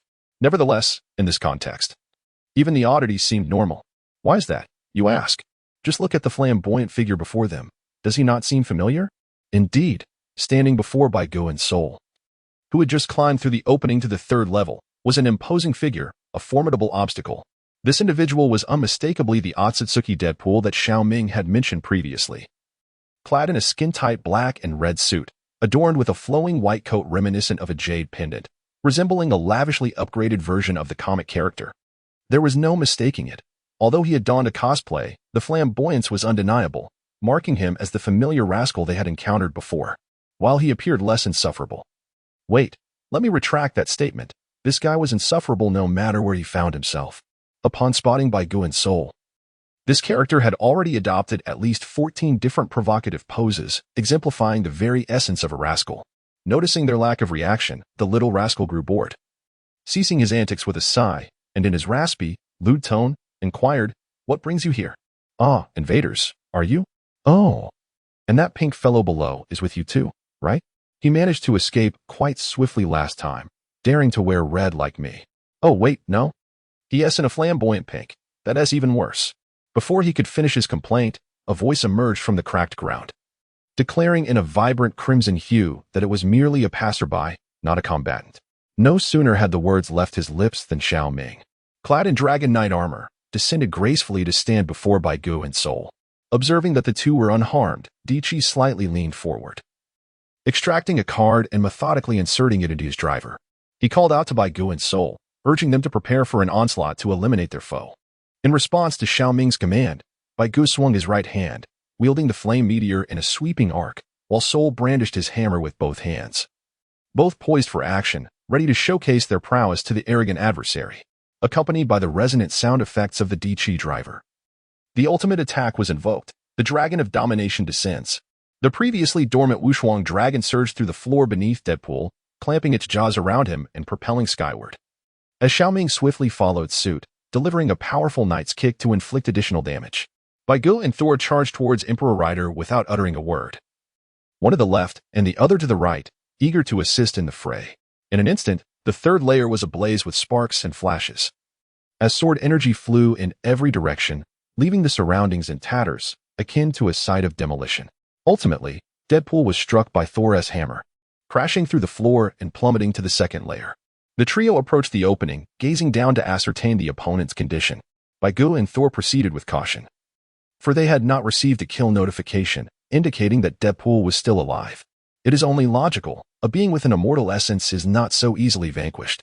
This individual's abilities bear a striking resemblance to Haiden of the Akatsuki from Naruto, as he remains impervious to death regardless of the injuries inflicted upon him, rapidly regenerating even when dismembered. Furthermore, he now seemed to have acquired powers akin to the Otsutsuki clan, as the 5 elemental jutsu, wind, fire, water, earth, and lightning are, in theory, elemental attacks. According to Xiao Ming, this individual is immune to elemental assaults, suggesting that Emperor Rider had previously engaged him in battle while utilizing the mage form, which proved ineffective against this formidable foe.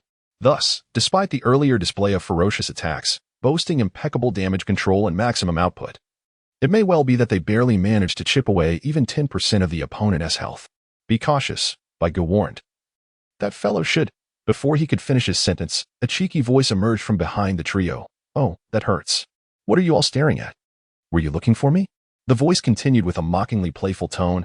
"I must tell you, that kind of attack is exceedingly perilous. What if you had accidentally taken me out? Could you possibly exercise a bit more caution?" The three immediately turned to see the source of the voice. And to their surprise, it was none other than Deadpool clad in a snug black and red suit, casually standing there and jesting with them, showing no signs of injury whatsoever. Xiao Ming's expression turned serious as he remarked to Baigu and the others. "This guy is proving to be even more troublesome than I had anticipated. Baigu, do you have any solutions, Xiao Ming?" "Min sure, are you calling me, Xiao Ming?" Upon witnessing Xiao Ming's perplexed expression, Baigu felt compelled to enlighten him about the origin of the name Wang Xiaoming. After hearing the explanation, Xiao Ming found himself somewhat bewildered. It was merely due to his penchant for collecting cards that he had been whimsically dubbed with the name Li Xiaolang. The male protagonist from a shoujo anime, into mistranslation by the translation team, had transformed him into Wang Xiaoming. "Min sure, Well, might this be a tad hasty? With an awkward smile, Beige remarked, well, if the opportunity arises, I shall certainly speak on your behalf in the forum. Beside him, Sol interjected. Even if you're the emperor in the game, I reckon if you say that on the forum, you'll likely be criticized, right? There's no evidence for the door incident.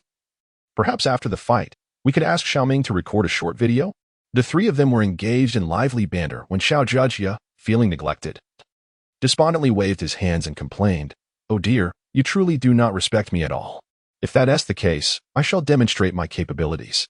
Amidst his chilling laughter, Deadpool swiftly removed his white overcoat, revealing a black and red bodysuit adorned with two blades on his back, gripping the hilts of his dual swords.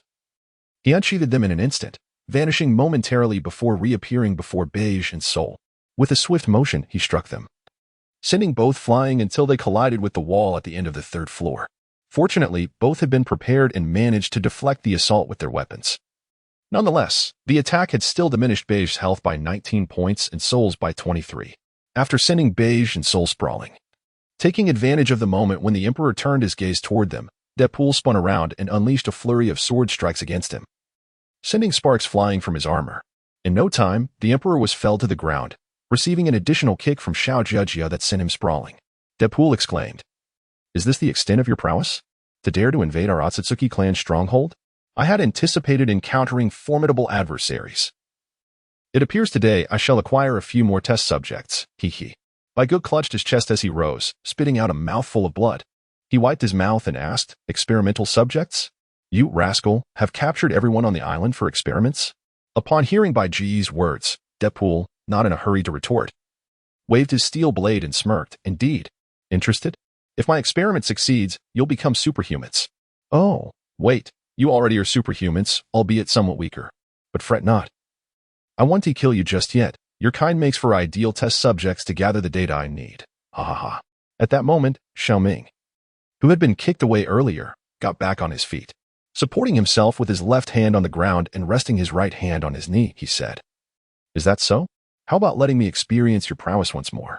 Without waiting for Deadpool's response, Xiaoming produced a device resembling a belt driver from seemingly nowhere. Chapter 71. The God Emperor Rider vs. Deadpool. Seizing the electromagnetic fruit, Xiaoming held in his hand a device reminiscent of a driver, akin to a PS3 console. As he slid his fingers across it, the screen lit up with symbols representing various Heisei Kamen riders, accompanied by their names and sound effects: Kuga, Agit, Ryuki, Fuise, Blade, Hibiki, Kabuto, Deno, Kiva. After the names of all the symbols were announced, the device emitted a sound proclaiming Final Kamen Ride. Beneath the dimensional veil, a card representing Emperor Rider appeared above his head, symbolizing the pinnacle of the Rider world, the Crown of Kings. A series of Heisei Rider final form cards manifested from his shoulders to his chest, while the driver at his waist shifted to the right side. Finally, as the device connected to its original slot, Emperor Rider transformed into his most powerful form, the God Master Card mode. In this God Master Card mode, Emperor Rider's combat prowess surged dramatically, reaching near the apex of the Kamen Rider universe, akin to a divine warrior, with his spiritual essence enveloping him, and his body adorned with the legacy of his ancestors. The transformation was complete. Xiaoming rubbed his hands together and turned to face Deadpool, who was still dazed from the transformation, saying, let our second round commence. Behind him, Baigu and Thor cheered enthusiastically, thrilled to witness Emperor Rider in action.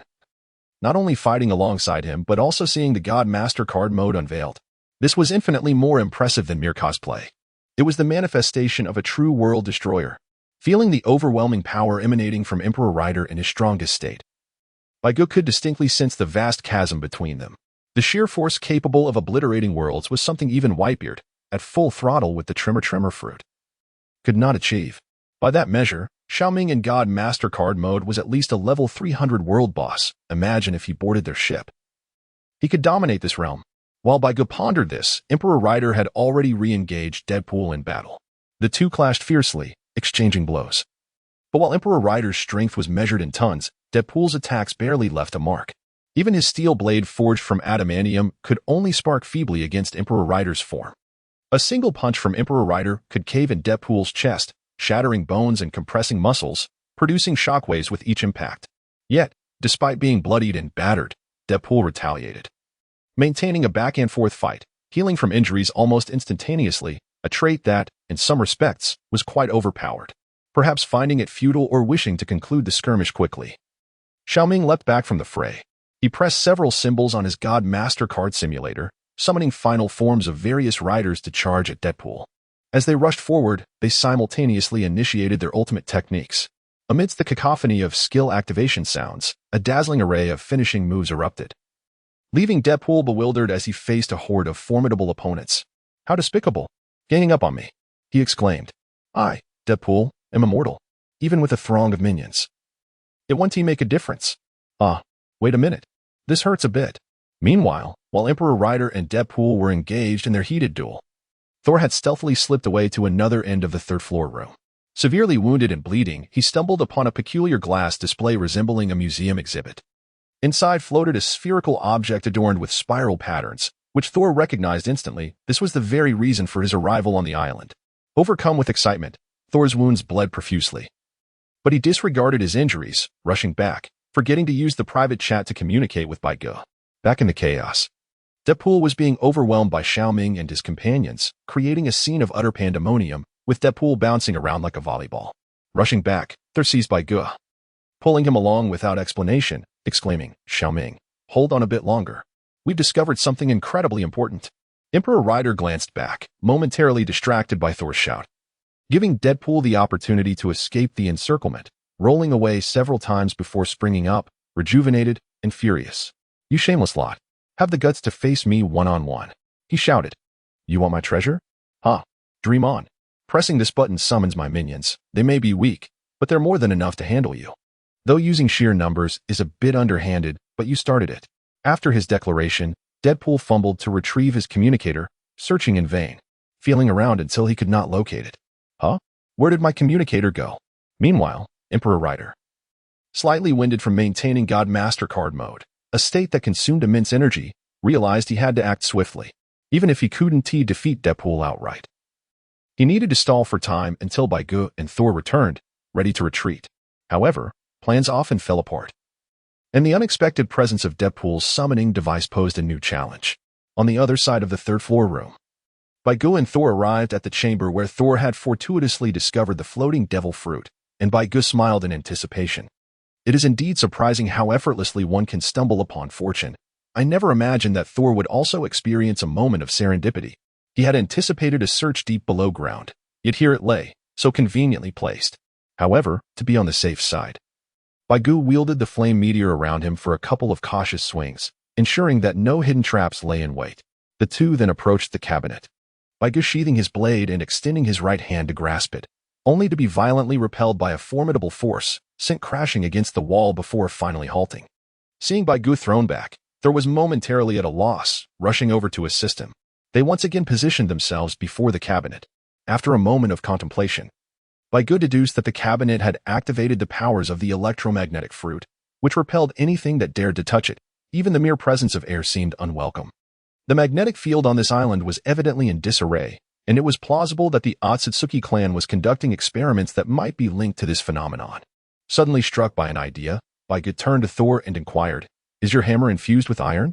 Thor was momentarily taken aback by this unexpected question, instinctively responding, "Yes." Indeed. With Thor's affirmation, a peculiar smile spread across Baiji's face. He then seized Thor's hammer and, amidst Thor's bewildered gaze, extended it towards the electromagnetic fruit encased within the cabinet. What followed nearly caused Thor to lose his composure. The hammer met no resistance as it made contact with the cabinet's transparent exterior. Gradually, the fruit within began to draw closer, pressing against the transparent barrier with a deliberate slowness. With a firm grip, Baigu struck the showcase with the hammer, shattering its exterior in an instant. He then pulled the hammer back, drawing the fruit towards him. The electromagnetic fruit, having lost the ability to emit energy, fell from midair and landed perfectly in Baiji's other hand. A subtle smile curved his lips as he turned to Sol, declaring, "What do you think? Impressive, right?" Sol remained silent. Chapter 72. The finest ingredients are often best enjoyed in the simplest manner. Ignoring Sol's speechless expression, Baigu examined the dark purple fruit in his hand, curiously stroking its skin. It felt remarkably similar to a mango, yet he was uncertain about how to consume it or what the taste might be. The color, however, raised a concern. Would eating it lead to poisoning? Wait, there was one right here. Moreover, Among their team of 5, 3 were fruit users. A simple inquiry would yield answers. Chiding himself for his foolishness, Baigu tapped his forehead and turned to Sol, asking, "Sol, how do you eat this? Do you bite into it with the skin on?" Sol, still absorbed in the spectacle of Baiji's recent feat, was momentarily taken aback by the question about how to consume the devil fruit. However, he quickly regained his composure and animatedly replied, "Let me tell you. The devil fruit is a gift from nature, a top-tier delicacy. Though the flavor may not be exceptional, it could be due to our method of consumption. I highly recommend you enjoy it as I do, in the most unpretentious manner possible." Baigu was momentarily taken aback, wondering how this had turned into a discussion about the sour on the tip of the tongue. What a dramatic fellow. Nevertheless, he decided to indulge himself first. With this thought, he grasped the fruit, which was akin to the size of a small watermelon, and swallowed hard. After a brief hesitation, he took a decisive bite. The sensation upon tasting it was utterly astonishing. No wonder those who had tried it claimed it was inedible. It was not merely unpalatable. It was a degree of distaste that left Baigu utterly speechless. To echo the sentiments of others who had tasted it, consuming this was akin to devouring excrement. He firmly resolved never to touch another one, even if he were presented with 2. Absolutely not. However, a predicament arose, having just taken a bite and swallowed it. What was to be done with the remaining bulk of the fruit? Although he was aware that merely one bite would grant him abilities, what if consuming more intensified the effects? Better to believe in its potential than to dismiss it entirely. With this in mind, Baigu, with great difficulty, closed his eyes in front of Thor and began to gnaw vigorously at the remaining fruit, leaving not even a leaf behind, and swallowed it down with force. Curiously, while it had a distinct texture and a palpable chewiness, the moment it was swallowed, it seemed to dissolve into a liquid that swiftly made its way into his stomach. Baigu then felt a peculiar sensation coursing through his body, as if something was stirring within him. Perhaps this was the essence of power. Unaware of Baiji's thoughts, Thor, witnessing the fervent consumption, was utterly astounded. He swore he had never seen anyone so wild. How could one derive such joy from something so horrid? He recalled how he had only taken a small bite and had been left nauseated for quite some time, setting aside everything else. This sheer tenacity was certainly worthy of the man he had chosen to follow. Meanwhile, Baigu, having finished the cursed fruit, felt as though he might perish. Was this game truly toxic? Did the devil fruit need to replicate its horrific taste so faithfully? And why, oh why, did it have to trigger such visceral responses in my taste buds? I can't take it anymore. I feel nauseous. Just as he was grappling with his revulsion, Baigu received a system notification. System notification. Congratulations. Player Bai has gained the powers of the electromagnetic fruit from consuming the superhuman devil fruit. You can control electromagnetic forces based on the fruit's activation level. The primary abilities and techniques must be developed by the player. Baigu initially sighed in relief, grateful that he had not consumed anything so repulsive this time. He had successfully acquired the powers of the electromagnetic fruit, although he had transformed into a landlubber. It was of little consequence. After all, the majority of formidable fruit users in the sea outnumbered those like him, who possessed both fruit abilities and swordsmanship. The few who did were all exceptional figures dominating the oceans. Baigu firmly believed that with ample time for growth and development, he would undoubtedly secure a place among the future emperors of the sea, once his fruit abilities awakened, granting him the capability to exert magnetic force beyond his own body. He envisioned several formidable powers: the electromagnetic cannon, Shinra Tensei, universal pull, and the earth-exploding star, all of which could become a reality. With the combination of these abilities and the sheer strength of a great swordsman, who could rival him in the world of One Piece? Perhaps that old coin, Blackbeard? Should the opportunity arise, he would gladly send him on his way during the Marineford War. While Baigu and Sol were lost in their respective thoughts, a tremendous explosion resonated from outside their room. The walls were violently breached, sending dust and debris swirling through the air, obscuring their vision. As they waved their hands to disperse the cloud of dust, they were horrified to discover that the source of the chaos was none other than the now reverted ordinary mode of Emperor Rider Xiaoming. Struggling to rise from the rubble, he steadied himself against the ground and, upon seeing the two, managed to ask weakly, "Have you found what you were looking for?" Baigu quickly nodded and said, "I found it. Thank you for your hard work, Brother Xiaoming." Sol raised his hammer, alert, and inquired, "What about that guy?" Brother Xiaoming struggled to stand, clutching his chest, and replied breathlessly, "He's coming. Be careful. Rest assured, we..." Before the sentence could be completed, the wall on the other side was shattered, and a creature with horns sprang into the room. It appeared to be that insufferable little brat from before. But what had caused such a transformation? He looked akin to a maddened Tsutsuki Kinshiki. At that moment, Deadpool was in tatters. His once magnificent trench coat lay in shreds, and the majority of his black and red suit was severely damaged. His face, typically masked, was now exposed. Long white hair cascaded disheveled over his shoulders, and his eyes glowed white, encircled by dark markings resembling a mask. In the center of his forehead, an upright eye stared peculiarly at them, with two curved horns jutting skyward on either side of his brow. The adversary now appeared to have unlocked extraordinary power, effortlessly overpowering Xiaoming, forcing him back into his original form. Baigu and Thor hastily drew their weapons and rushed to Xiaoming's side. If their opponent seized the opportunity to strike him down, they would be in dire straits. Fortunately, their objective for venturing into this wretched place had been met. Upon acquiring the electromagnetic fruit, the system had already notified them of their possession of a devil fruit. Thus, even if they were to perish here, it would not be of great consequence. Nonetheless, it was preferable to avoid death, so a fierce battle loomed ahead. Having braced themselves for the worst, there was an upside. Battling against such a formidable boss would swiftly enhance their skills in swordsmanship, and Baigu could conveniently test the abilities of the newly acquired electromagnetic fruit. Bai, with a grave expression, whispered, "Can Xiaoming use his abilities now? Should we leave this place directly?" Struggling to maintain his composure, Wang Xiaoming replied wearily, "No, this individual has imposed a spatial blockade here. To escape, we must first defeat him."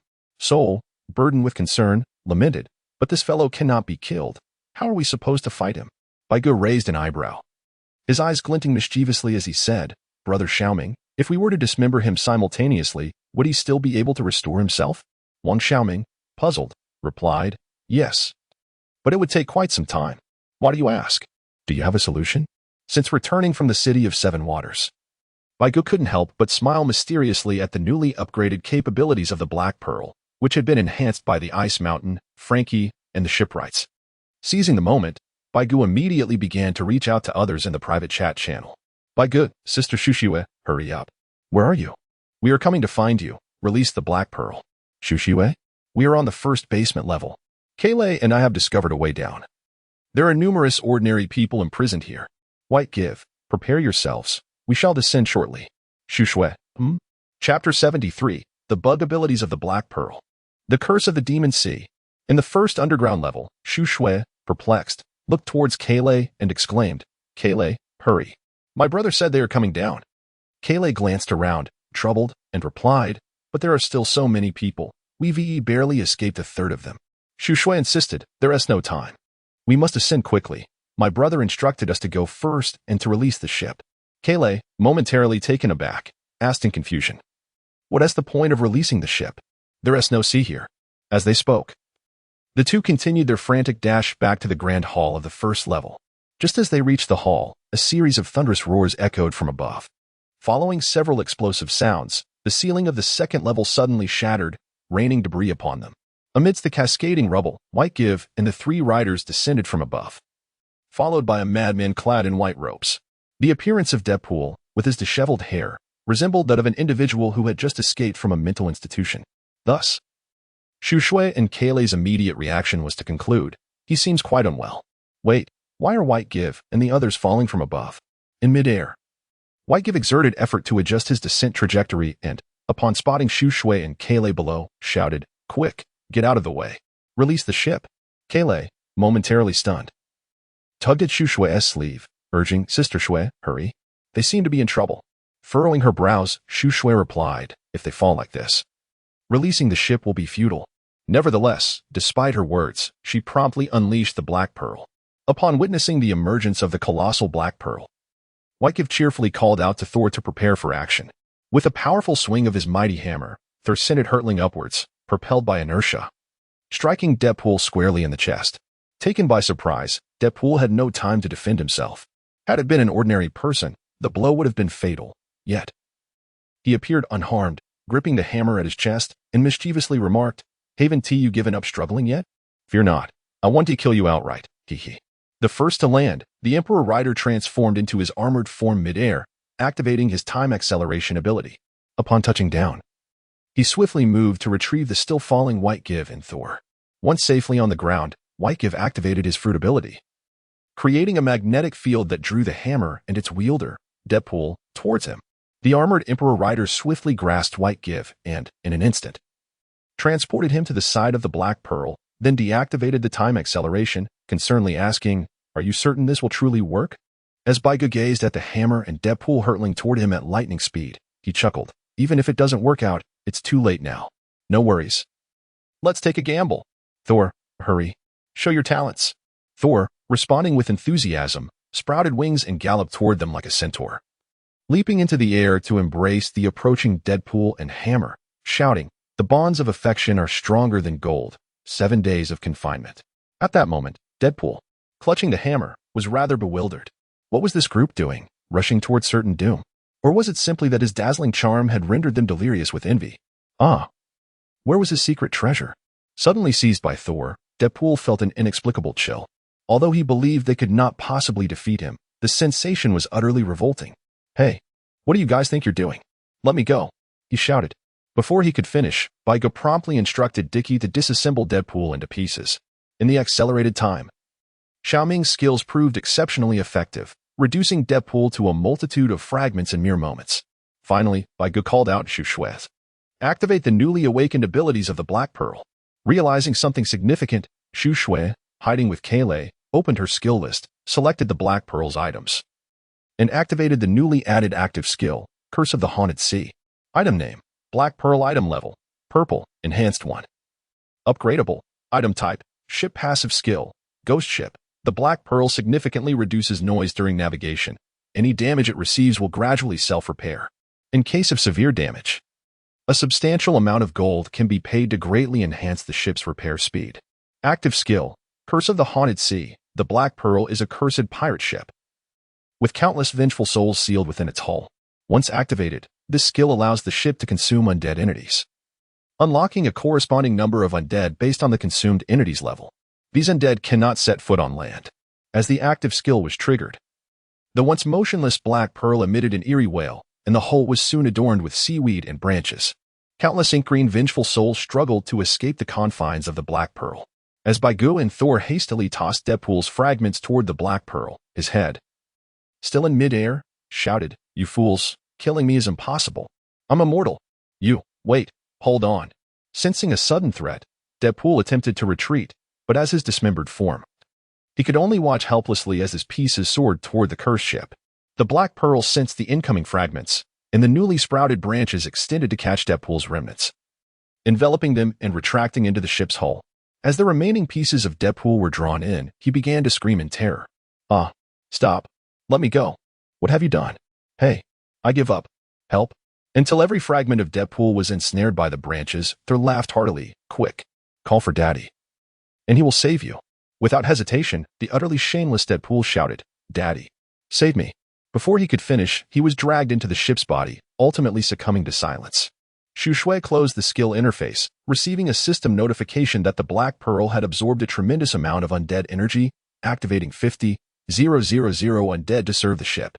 This delighted her. With so many new allies, the previously mundane tasks would no longer burden Tifa.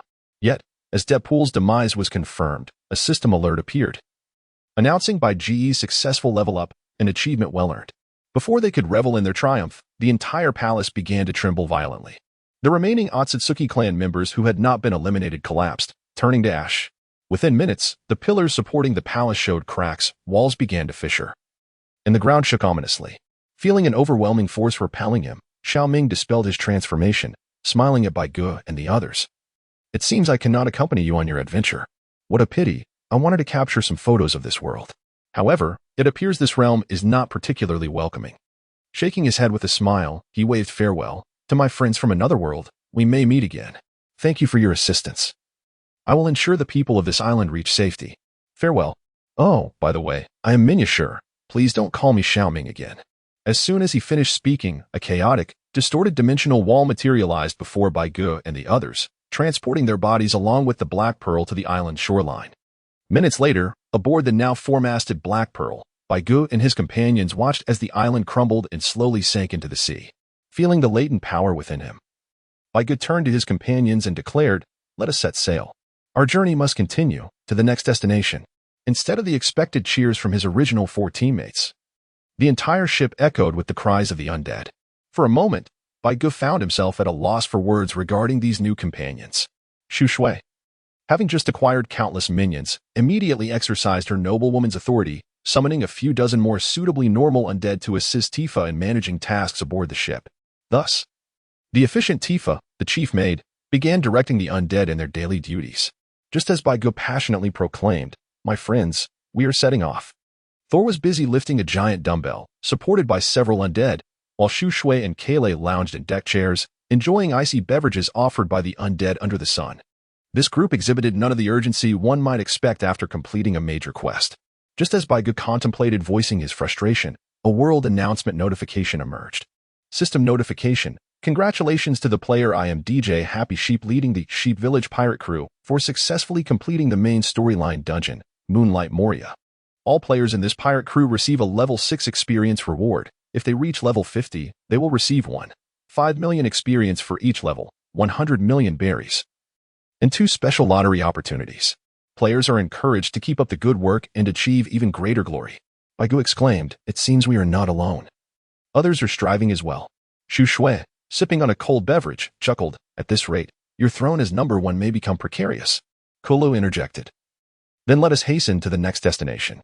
So Air, drenched in sweat, raised his head and shouted, "Is it my turn? Is it my turn now?" Chapter 74. Dear Elder, we have come in search of a hammer. Following the completion of their quest on Starry Sky Island, Bai Ge and his companions resumed their journey toward the next island. This would mark the final island of the first half of their Grand Line adventure. Upon passing through this island, they would reach the boundary between the first half of the Grand Line, known as Paradise, and the latter half, termed the New World. Or rather, the terminus of the first half's 7 routes, the Shambadi Archipelago. Of course, Bai Ge's vessel possessed no capabilities for submersion, flight, or autonomous navigation. Nor did its hull contain sea prism stones, rendering the crossing of the windless zone impossible. They could only obediently coat their ship in Shambadi and then dive to Fishman Island. The day after leaving Starry Sky Island, Bai Ge and his companions were aboard the Black Pearl, indulging in an exquisite breakfast served by the immortal staff. After breakfast, they gathered together to partake in their customary entertainment, the thrilling lottery segment. Adding to the previous draws, everyone had accumulated approximately 4 or 5 chances, with the likes of Xu Shui and Kulu boasting 6 or 7. Thus commenced the lottery game. Non-lucky players, please close your eyes. Very well. We see approaching us first, the towering team tank, Thor. All right, the contestant Thor begins the lottery. He is off with a streak of 4 consecutive draws. Completely unfazed by the peculiar gazes of his 3 teammates, he boldly opted for an all-in. All right, the prizes are revealed. First, 2 item draws. And the reward is, oh my, a blue Deadpool costume. How utterly revolting. The second item is regrettably another blue, a display case for the Muscle Man? What utter nonsense. This is rather underwhelming. Let us not dwell on the items. They are purely random. The focus should remain on the skills. As long as there is. The temporary commentator Bai Ge had yet to finish his thought when he instinctively closed his mouth because Thor's subsequent 2 skill draws were equally disappointing. Although one was a purple skill, where Goddess Arya, its effect was rather troublesome. It required the caster to sing a song of no less than 2 minutes before the battle commenced, granting them a shield of 30 maximum health and a 15% damage reduction. Excluding the triggering condition, this skill was certainly a tank-esque divine ability. Yet the prerequisite was quite off-putting, especially given Thor's lack of musical talent and absence that was even more daunting than incompleteness. The second skill was a standard blue skill, Stellar Embrace, which also had its drawbacks. The skill's effect was, for every star visible in the night sky during combat, the player received a 0.1 increase in both physical and magical resistance. This skill appeared somewhat lackluster, but what if the battle occurred at night, and the stars were dazzlingly bright? Having concluded our examination of Thor's abilities, it is evident that his battles are indeed formidable. Now, let us welcome our next contestant, the charming Miss Kola. Shyly, Kola waved her hand and said, "Oh, Bai, do not speak carelessly. I. In an unexpected turn of events, the charming young lady, under the guise of innocence, stealthily activated the gotcha machine while my attention was diverted. Remarkably, she opted to unveil all the items and skills in one go. Let us now observe the fortune of this delightful little creature. Firstly, we have 4 items to unveil. The first one. My goodness, a dull gray. What kind of luck is this? A pair of Deadpool's stinky socks. Aside from that wretched Elisa, I seem to be the only one afflicted. Before I could finish my thought, I was swiftly brought to the ground by a powerful punch from Xu Shui. Xu Shui, speak plainly. Oh, certainly. The second item is a blue-grade prop, known as the colorful sky.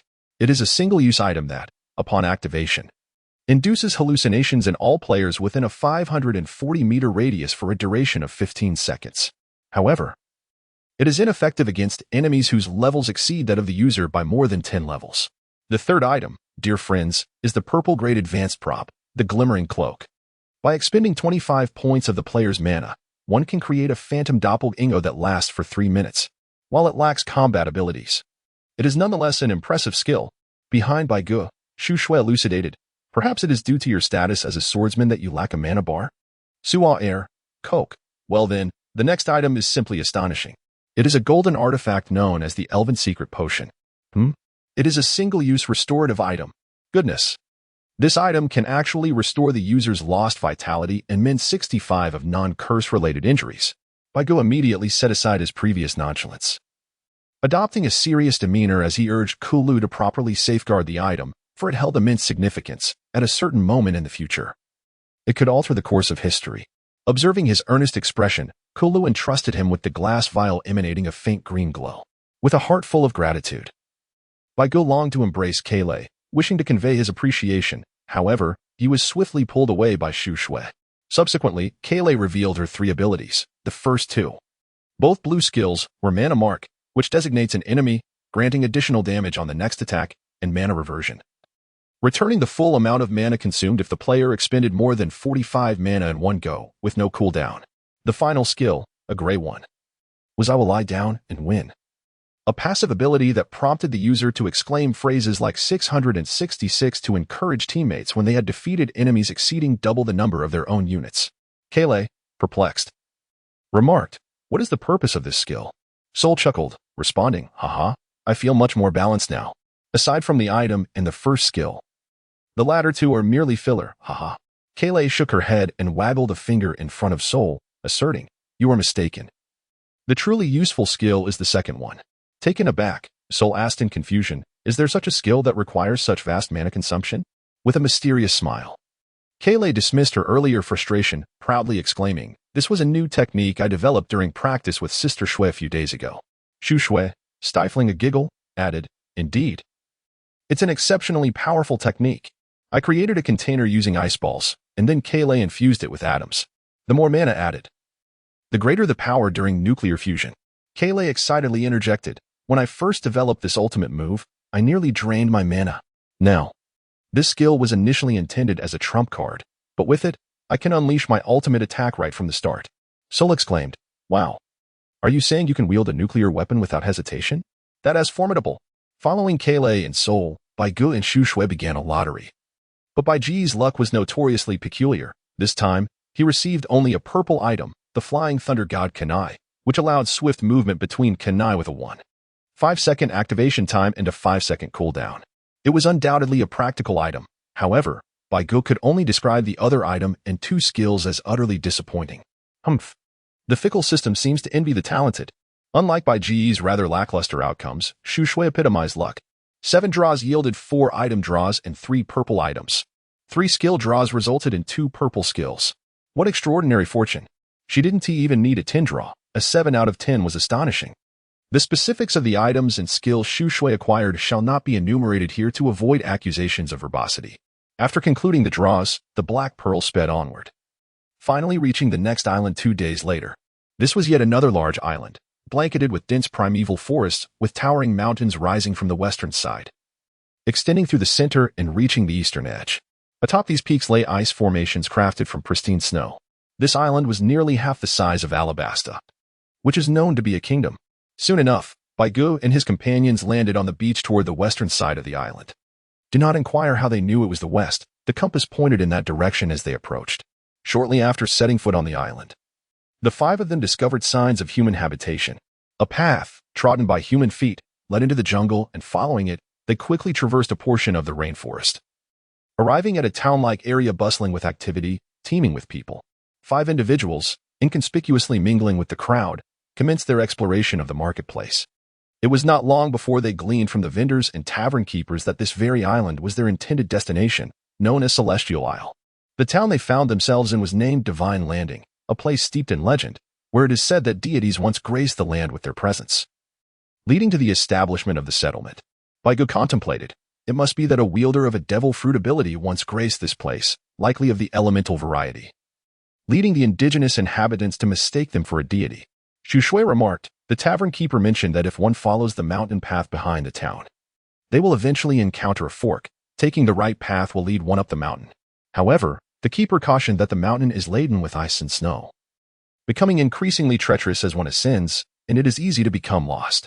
As Thor drew ever closer to his hammer, he was overwhelmed with excitement and seized an elderly passerby, inquiring fervently, "Good sir, we have come in search of a hammer. May I ask?" Before he could complete his question, the leisurely paced elder let out a terrified scream for help and then turned to flee, sprinting faster than a seasoned athlete. Thor, Coke, White. Do you not have a sense of the situation, Thor? Xu Shui inquired. Surely, you do not truly believe that the previous incident was the fault of the robot? Chapter 75. The Grave of Adventurers. Atop the divine mountain, the atmosphere grew exceedingly awkward, and Thor scratched his head, offering an embarrassed apology. My dear leader. I was mistaken. I simply became a bit anxious. Right? Is that not so? Kayleigh. With a bewildered expression, softly asked White, what is there saying?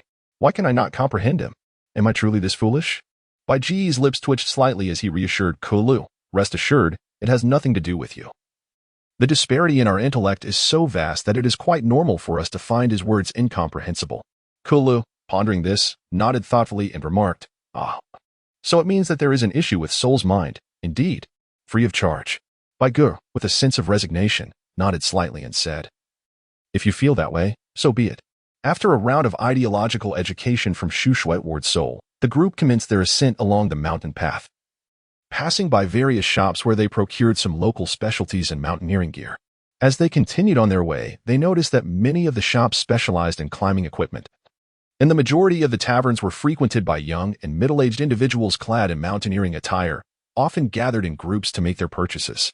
Kola, feeling intrigued, inquired of the proprietor of a climbing gear shop. The owner, smiling, replied, young folks, you must be new to this island. Are you pirates? The boss nodded slightly in response to Bai Ji's acknowledgement. Seeing his nod, the boss refrained from elaborating further and directly explained.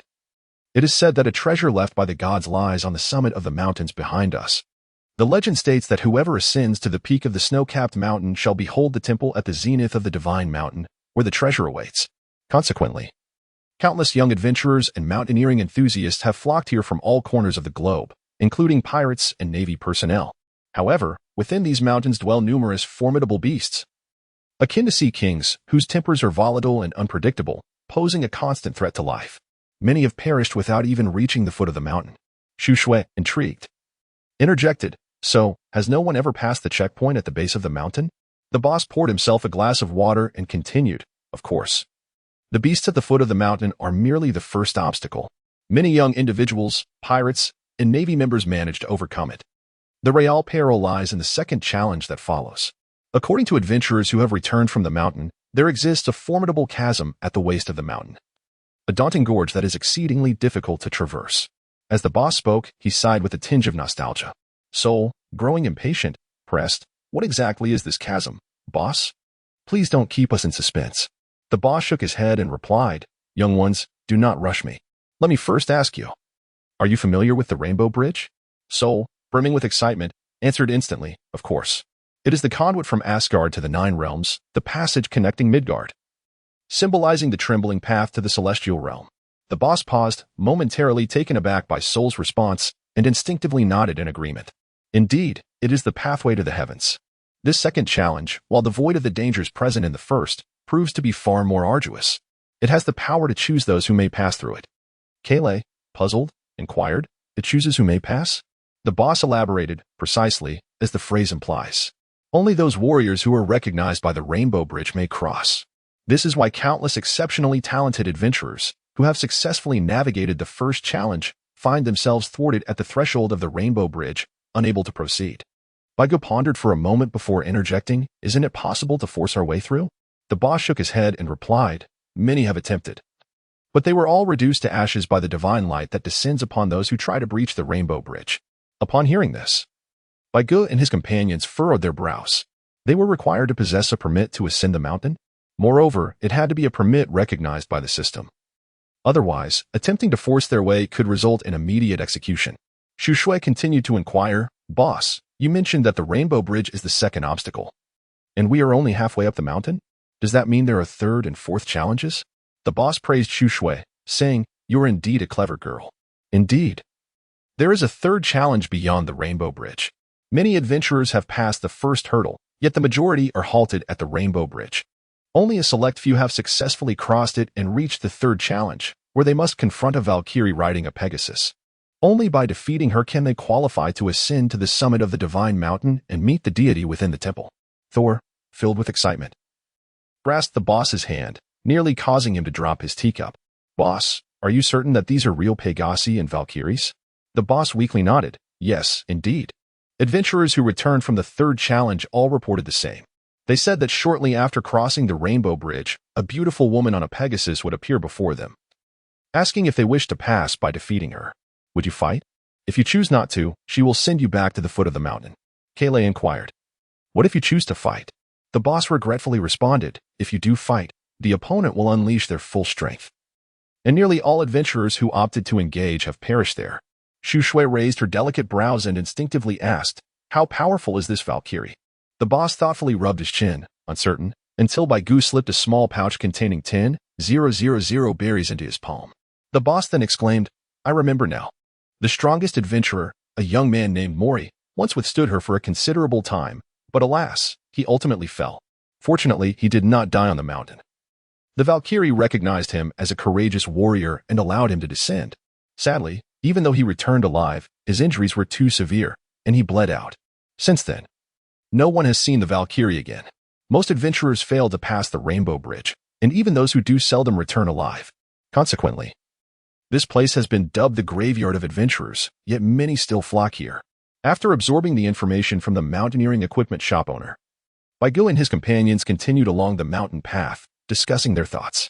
Ultimately, they agreed that if they could not defeat the Valkyrie, Kayleigh should deploy a nuclear weapon. Jokingly, they reasoned that with sufficient magical power, they truly believed they could sink this island. Before long, the five of them exited the town, making their way toward the mountains beyond. Along the journey, Bai Gu received a private message from Alicia, inviting them to participate in the Hell Difficulty Magic Duck Moria dungeon. Unfortunately, they had significantly deviated from the Straw Hat Crew's route and could not backtrack to find Moria. Furthermore, with Thor's weapon still unaccounted for, it was even less feasible to go. After declining Alicia's invitation, Bai Gu curiously asked her what it was like to collide head-on with Akiji. Alicia angrily replied with a series of garbled characters before abruptly ending the conversation. Looking at the garbled text in the private chat, Bai Gu sighed, thinking, "It seems she is experiencing an early midlife crisis. She might even be on her period, given her irritability. Regarding the Marineford War, I seek the opinions of the esteemed leaders. As for the Marineford War, I previously concocted a bottle of Elven secret potion. Clever friends might have guessed its purpose. For those who haven't, allow me to spoil it. Bai Gu will soon seek out Whitebeard's Moby Dick. An intact Whitebeard truly is a force to be reckoned with. I trust it will be sufficient to challenge Akainu and Blackbeard. Moreover, let us confirm the narrative direction. Luffy and his crew arrived at Sabaody ahead of Bai Gu, as depicted in the original story, where they confronted the celestial dragons, only to be surrounded by the navy and ultimately defeated by Kizaru. The Dark King Rayleigh came to their rescue, and ultimately, Luffy's crew was sent away by Kuma's devil fruit ability. Upon receiving news that Ace had been captured and sentenced to execution at Marine headquarters, Bai Gu and his companions arrived at Sabaody, encountering the Whitebeard pirates, who were there for a coating. They then boarded Whitebeard's Moby Dick to rescue Ace, marking the commencement of the Marineford War. Simultaneously, players received a system notification. The significant narrative event, the Marineford War, is about to begin, during which players may choose to participate or abstain. Players who join the battle will earn points based on kills and story progression. Let me think. Also, regarding the players previously captured by Akiji and imprisoned in Impel Down, they received a hidden quest to escape alongside Luffy and parachute into Marine headquarters. I've calculated it. I should be able to stretch the Marineford War arc for at least 20 chapters. Chapter 76, Kin of the Sea Kings, the Earth King species? At this moment, having departed from the town, Bai Gu and his companions began their ascent toward the Divine Mountain. After gathering all essential supplies, They set off toward the first challenge as described by the mountaineering shop owner. Interestingly, as they walked, they discussed what the Earth King species might resemble. Is it a creature as formidable in its realm as the Sea Kings are in the ocean? As they ventured deeper into the mountains, the vegetation along the roadside became noticeably more abundant. Towering forests and various magnificent and peculiar flora flourished around them. Kale, with wide eyes, looked around and exclaimed, "Isn't this the world of Digimon?" Thor, puzzled, asked Kale what Digimon were, and Shushue laughed, explaining, "It's an animated series from our side, quite an old one." At that moment, Baigu mischievously turned to Shushue, saying, "Sister Shui, you've just revealed your age." The next instant, a hockey-infused iron fist struck Baigu on the head, causing his health to plummet. Tifa kindly approached Baigu and gently rubbed the spot where he had been hit. Thus, the five of them continued their journey towards their destination, engaging in light-hearted conversation along the way and gradually encountering numerous adventurer teams challenging the Divine Mountain, some clearly pirates, others disguised as Navy personnel, though most were ordinary adventurer groups. Baigu meticulously analyzed the details of these individuals, thoughtfully stroking his chin while assessing their combat prowess. Kola, standing beside him, was taken aback, gazing at Baigu with admiration and exclaiming, "Wow, Bai, you are truly remarkable. You can discern their backgrounds with just a glance? How do you accomplish that?" Sol scratched his head, pondering for a moment before tentatively suggesting, "As for the pirates, it's likely due to their crude behavior and menacing glares. The Navy, on the other hand, appears to be dressed similarly to other teams. But their actions are strikingly synchronized, which must stem from military training. Their conduct is exceedingly regimented." Upon hearing Sol's analysis, not only Kola but also Baigu, Shu Shui, and Tifa were left speechless. Kola, in particular, exclaimed, "Has Sol become this astute as well? I truly feel like I'm holding the team back." Shu Shui regarded Sol with newfound respect, praising, "Not bad at all.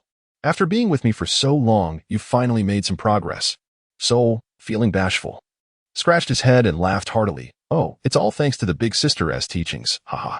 After 2 more hours of travel, the once sparse forest gradually thickened around them. Baigu and his companions had reached the same position as the first team of adventurers at the foot of the sacred mountain. According to the boss, as they approached the base of the mountain, they would encounter the Beast King, a formidable creature that would obstruct adventurers from entering the mountainous region. This was the first obstacle. As their large group slowly approached, a path leading up the mountain revealed itself.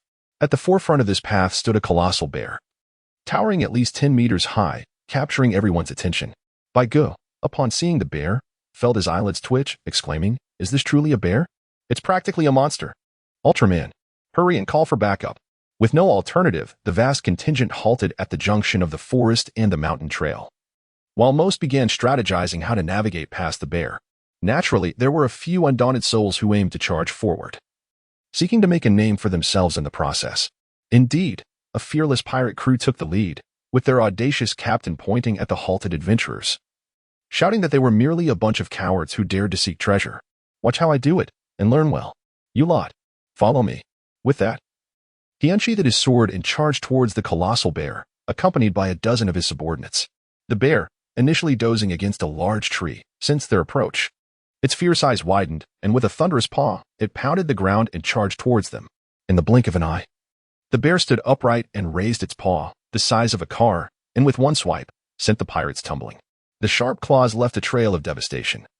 Resembling a blade's edge, anything caught in their path, be it human, tree, or rock, was obliterated in an instant. In less than 2 minutes, the once boisterous pirate crew was utterly annihilated. The captain, who had boasted so loudly, was now left in a daze, sitting on the ground and drooling in shock from the bear's roar. With such a cautionary tale before them, subsequent teams grew increasingly wary, waiting for the next brave soul to attempt to find a way to circumvent the Beast King. Baigu and the others glanced at the time. It had been 9 hours since their arrival on the island. The sky was nearing dusk, and they had squandered a considerable amount of time. They could not afford to be stalled at the first hurdle. Decisive action was imperative. After a discussion among Baigu and the others, they ultimately decided to leave one person behind to confront the bear while the others seized the opportunity to proceed. This strategy was also suggested by the mountaineering shop owner as a means to safely navigate the first hurdle, to find a formidable teammate to block the imposing Bear King, allowing the rest to hastily advance. However, unlike other teams, Baigu and his companions were eager to take on the responsibility of confronting the Bear King. "White Give, I suggest you all proceed first. I shall follow shortly. Thor. No, this is my mission. You are here to assist me. How can I allow you to undertake such arduous labor? Kola. Yet? The experience of this bear should Shu Shui. I believe it would be better for me to take responsibility for the rearguard.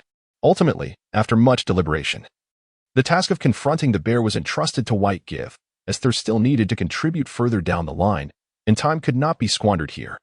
Several minutes later, White Give ambled out of the main camp, making his way towards the colossal bear, with Shu Shui and the others closely trailing behind.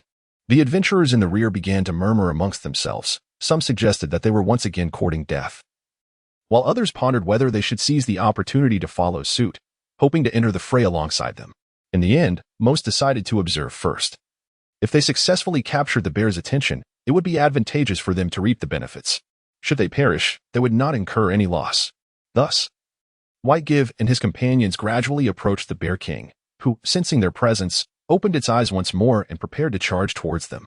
Baigu initially contemplated drawing his sword, but suddenly recalled that in the original text, he placed his right hand on the hilt without unsheathing it, instead widening his eyes as he glared at the Bear King.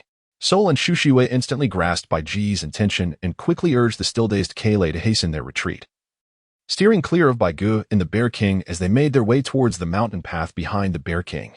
Kayle, bewildered, wanted to inquire about their actions. But in the next instant, an overwhelming aura erupted from Baigu, and under the immense pressure of his will, the charging Bear King collapsed, eyes glazed, into an unconscious heap.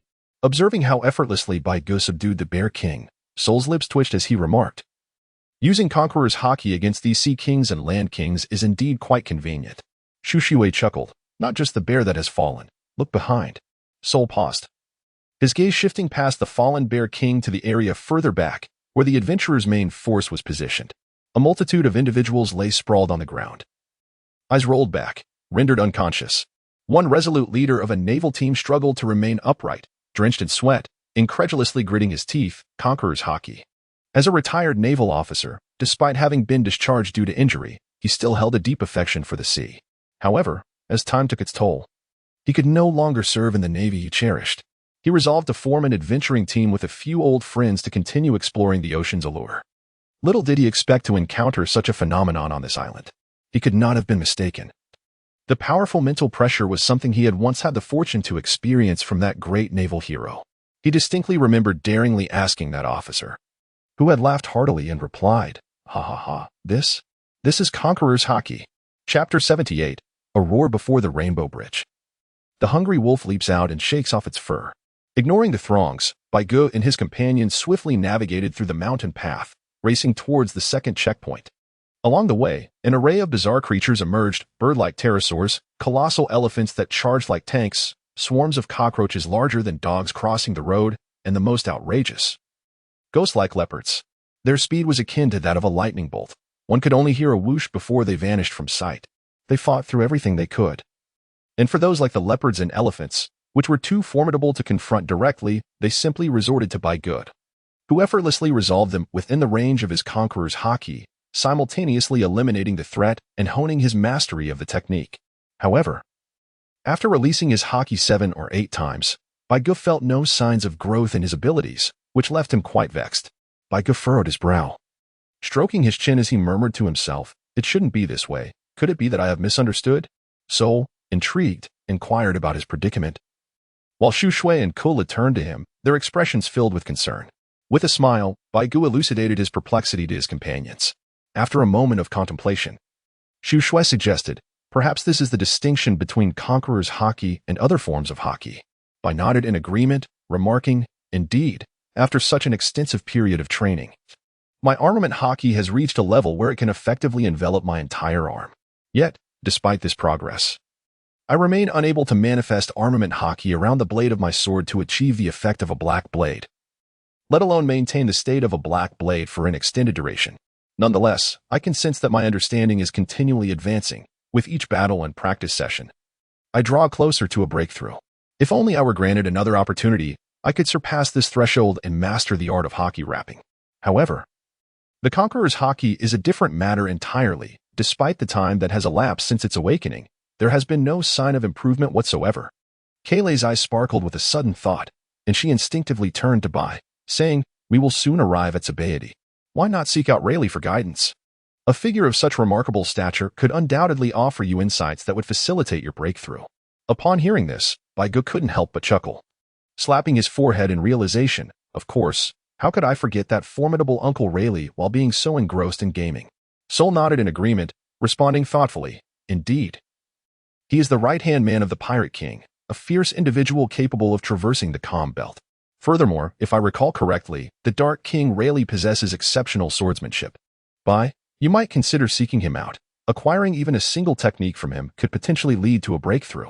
At that moment, Tifa, who had been trailing behind the group, interjected, Young master, ladies, it seems we have reached an impasse ahead. As Baigu and the others regained their senses, they were momentarily stunned. The two girls, Shushui and Kulu, gasped in unison, exclaiming, Wow, so beautiful.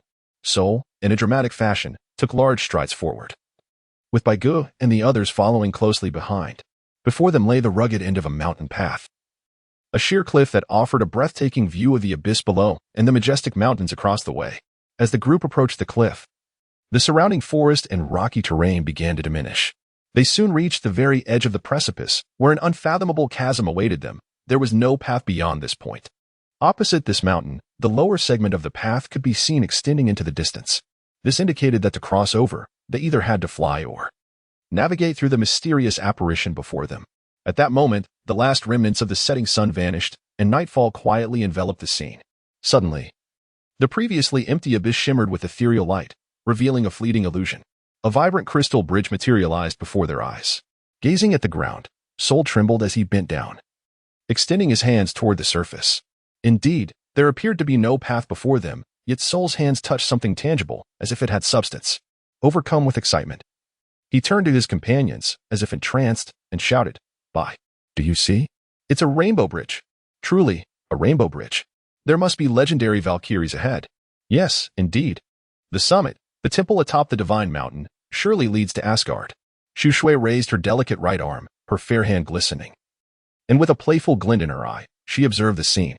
In that instant, a large bump appeared on Sol's forehead, restoring him to a more normal state. Kulu and Baigu, startled, huddled together, cautiously retreating a step. Shushui, still recovering from their earlier skirmish, covered her mouth and chuckled softly. Oh dear. Have I frightened you? Baigu and Kale immediately shook their heads like rattles, exuberantly exclaiming, Sister Shui, you are simply magnificent. They praised Sister Shushui for her impressive performance, while expressing their disdain for that ruffian, Thor. Following the farcical events, Baigu and his companions began to approach the fabled path to the heavens, yet they did not hastily step forward. Instead, they exhibited caution akin to Thor's earlier demeanor, crouching down to touch and ascertain the tangible substance of the mythical road. With a flourish, he enveloped his right arm in a cloak of armament hockey and struck the vibrant, shimmering surface of the bridge. Regrettably, aside from a dull thud that echoed in the air, nothing transpired. The bridge bore no marks of his assault. Baigu gradually revealed an expression of intrigue. This time, he unsheathed the long-neglected yin yun from his waist, and with a swift motion of his right arm, a torrent of sword energy surged forth, wreaking havoc upon the bridge's surface. After a brief moment, Baigu exerted all his might and drove the blade into the bridge, producing a distinctly crisp sound of metal colliding. The tip of yin yun struck the bridge, sparking a shower of flames. System notification, Great Blade, 21 works. Yin yuns were diminished by 2. With a frown, Baigu sheathed his sword and turned to his companions, stating, It should be safe. Regardless of whether this is the mythical rainbow bridge, its hardness alone surpasses that of ordinary metals. We can attempt to cross. Who will go first? Upon hearing this, Thor immediately sprang to his feet, exclaiming, I shall lead the charge. Without waiting for a response from the others, he dashed forward without hesitation. 5 minutes later, Thor had successfully traversed the rainbow bridge, which extended nearly 2 kilometers without displaying any reaction, as if anyone could pass through it effortlessly. In the team channel, Baigu inquired whether Thor had received any notifications. Thor replied that shortly after departing, he received a system prompt. You will undergo an attribute assessment. If any of your 5 fundamental attributes exceed 100 points, you may cross the rainbow bridge. Upon hearing Thor's response, Baigu and the other 2 immediately understood that the rainbow bridge was selecting warriors through an attribute assessment if one did not meet the criteria. Passage was impossible. It's as simple as that. This made things easier. Currently, among the 5 of them, Baigu had surpassed the strength attribute requirement, while Xu Shui and Kulu, bolstered by their fruit abilities, had also exceeded the 100-point threshold in their magical power attribute. Thus, the three of them, like Thor, crossed the Rainbow Bridge safely, leaving Tifa with no choice but to remain behind and wait for them. Seeing his companions safely pass, Thor excitedly shouted, "Valkyrie, where are you? Come out. You are surrounded. Cease your futile resistance and surrender at once." After his shout, Thor, still unsatisfied, was about to call out again when suddenly a massive black wolf leaped onto the path before them. It bared its teeth menacingly, exuding a palpable aura of menace, clearly intending to make them its next meal. Chapter 79. What can you do against the one who calls himself grand? By Good and his companions halted in their advance. Logically, they had already surpassed the second checkpoint, and it seemed improbable for a creature of the first level to emerge, unless this ravenous wolf was no ordinary beast of that tier. The massive wolf glared menacingly, its mouth lined with sharp teeth, droplets of saliva intermittently falling from its maw. It fixated intently on the five, shifting back and forth as it sought the opportune moment to strike. At such a juncture, an obstruction on their path was already a vexing predicament. The adversary appeared to have them at a disadvantage. However, it must be noted that this group was far from meek. They were a cadre of fierce individuals who had bested the Clown Emperor and delivered powerful blows to the seven warlords. Baigu approached with a languid grace, his half-closed eyes gradually widening. An invisible aura of lethal intent surged forth, bearing down upon the colossal wolf before him. Yet, just as Baigu and his four companions anticipated that the mighty beast would succumb to the overwhelming pressure of his domineering presence, an unexpected turn of events unfolded. The giant wolf merely recoiled a few steps in fear, before once again boldly advancing, testing the waters with renewed vigor. Baigu furrowed his brow. Contemplating the situation, it appeared to be somewhat troublesome, and action was imminent. Xu Shui, without hesitation, cautioned everyone, "Be careful, this fellow is not right." The little girl, Kula, looked excitedly at the vigilant Xu Shui and exclaimed, "Sister Shui, can I?" However, before Kulu could finish her sentence, Xu Shui firmly interrupted her, resolutely stating, "No, if you take action here, we may very well be eliminated together." Kula pondered for a moment and then replied, "Then, can I use a weaker skill?" With a mocking smile, Sol retorted, "You little sprite, your skills are either powerful strikes or mere scratches. If you weaken them, what use would it be? Better to save your mana and watch your older siblings deal with the monsters." Just as Sol reveled in his own bravado, Xu Shui raised her right hand, prepared to deliver a slap. Yet, Sol seemed to have anticipated this, swiftly turning his head to evade the strike, which only fueled his arrogance. "Ah, I knew you would come to the little one's aid, big sister. I saw this coming. Thankfully, I dodged quickly." Sol had only spoken halfway when a delicate, pale hand rose behind him, causing both Xu Shui and Kulu to freeze in surprise. Sol chuckled. "Big sister, your and Kuli's acting is quite commendable. What do you have behind me? Don't think you can deceive me and launch a sneak attack. After all, Tifa wouldn't join in against me, would she?" To his astonishment, the jade hand struck unhesitatingly at the back of his head with a merciless blow. A sharp crack echoed, leaving Baigu in a state of disbelief. What was this? An NPC actually struck Sol?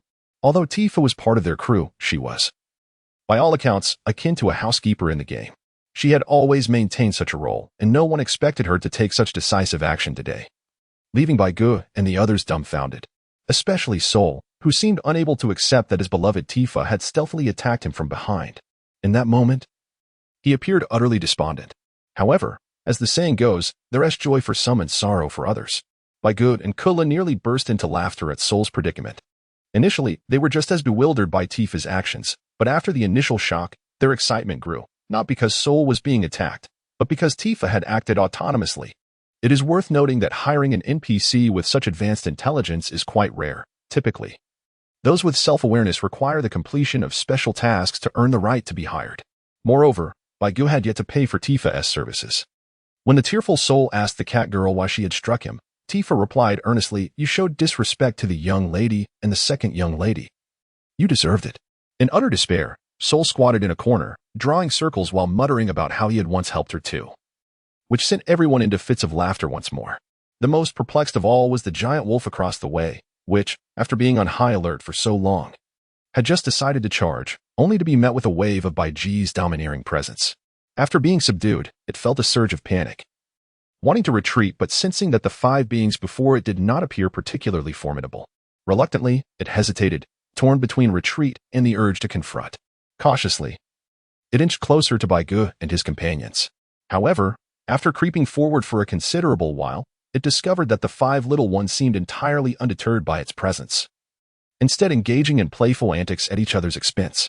This was intolerable. The giant wolf king howled in fury, disregarding the potential threat posed by its adversaries, and lunged directly at Baigu and the others. In a swift reaction to the sudden attack, Beige drew his fiery blade from his waist, unleashing a flurry of shurikens. Several sword energies surged forth, hurtling towards the colossal wolf suspended in midair.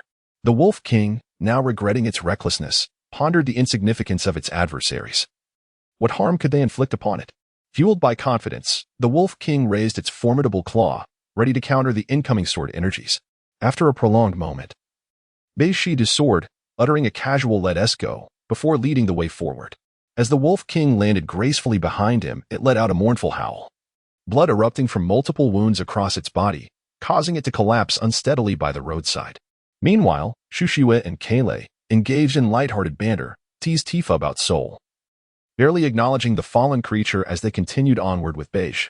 In a corner, Sol wiped non-existent tears and called out, "Hey, wait for me," hastily pursuing the direction taken by Beige and the others. Passing by the fallen Wolf King, he felt a surge of compassion. Perhaps it was sympathy, or perhaps a sense of shared plight.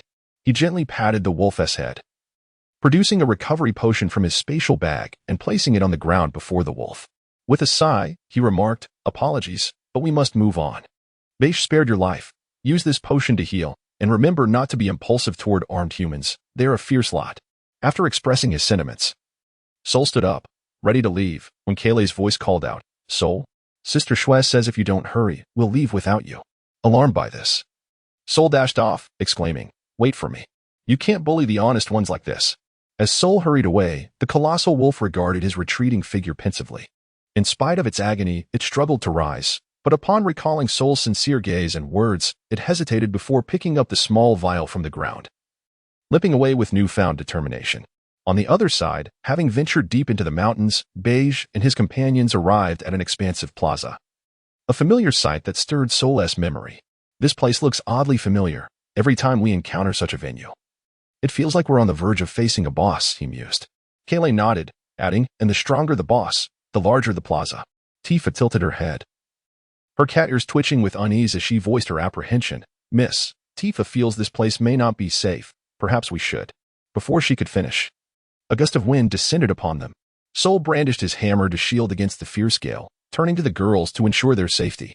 All 3 shook their heads, affirming they were unharmed, as Beige stepped forward, vigilant, standing alongside Sol to survey the sky. Above, a winged horse hovered, with a young girl clad in silver armor perched atop, wielding a gleaming sword directed towards them.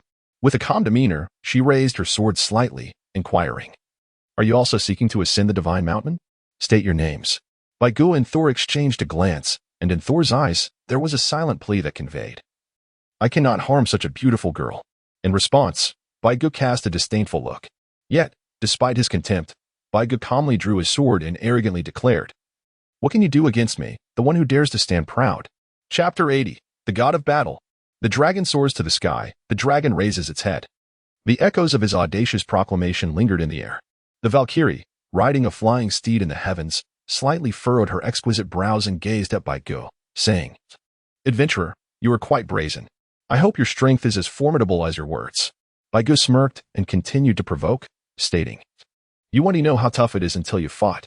But do you truly consider yourself a deity? A Valkyrie, perhaps, but not quite a god, I presume?" With her blade angled towards Baigu, the Valkyrie replied coldly, "Even if I am not a god, it suffices to deal with you ignorant mortals." As soon as she finished speaking, she flicked the reins in her hand and shouted, "For the glory of Asgard," charging her steed directly at Baigu. Noticing the evident agitation in her demeanor, Baigu smiled subtly.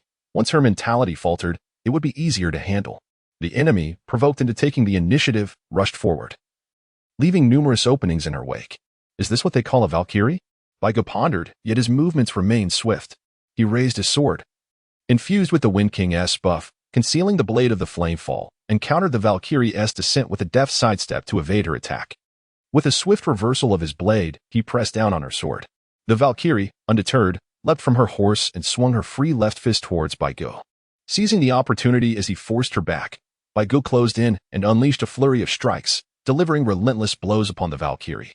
Having lost her aerial advantage upon landing, the Valkyrie struggled to fend off Bai Ji's concentrated onslaught, sustaining numerous wounds as her health plummeted below 65. Finally regaining her composure after being struck back by Bai Gu, the Valkyrie summoned her flying steed, leaping back into the air. After catching her breath and replenishing some energy, she gazed down at the motionless Bai Gu, her expression no longer one of calm assurance. The realization struck her that he far surpassed her in both swordsmanship and agility. Not to mention that weapon with an unseen blade and the terrifying battle instinct that seemed to predict her every move. On the ground, Bai Gu, feeling exasperated by the Valkyrie's refusal to descend, lamented his earlier ferocity that had driven her away. Little did he know what thoughts occupied the mind of the beautiful maiden soaring above. Had he been aware, he would have scoffed. What a ridiculous notion of battle instinct. Just a novice, really.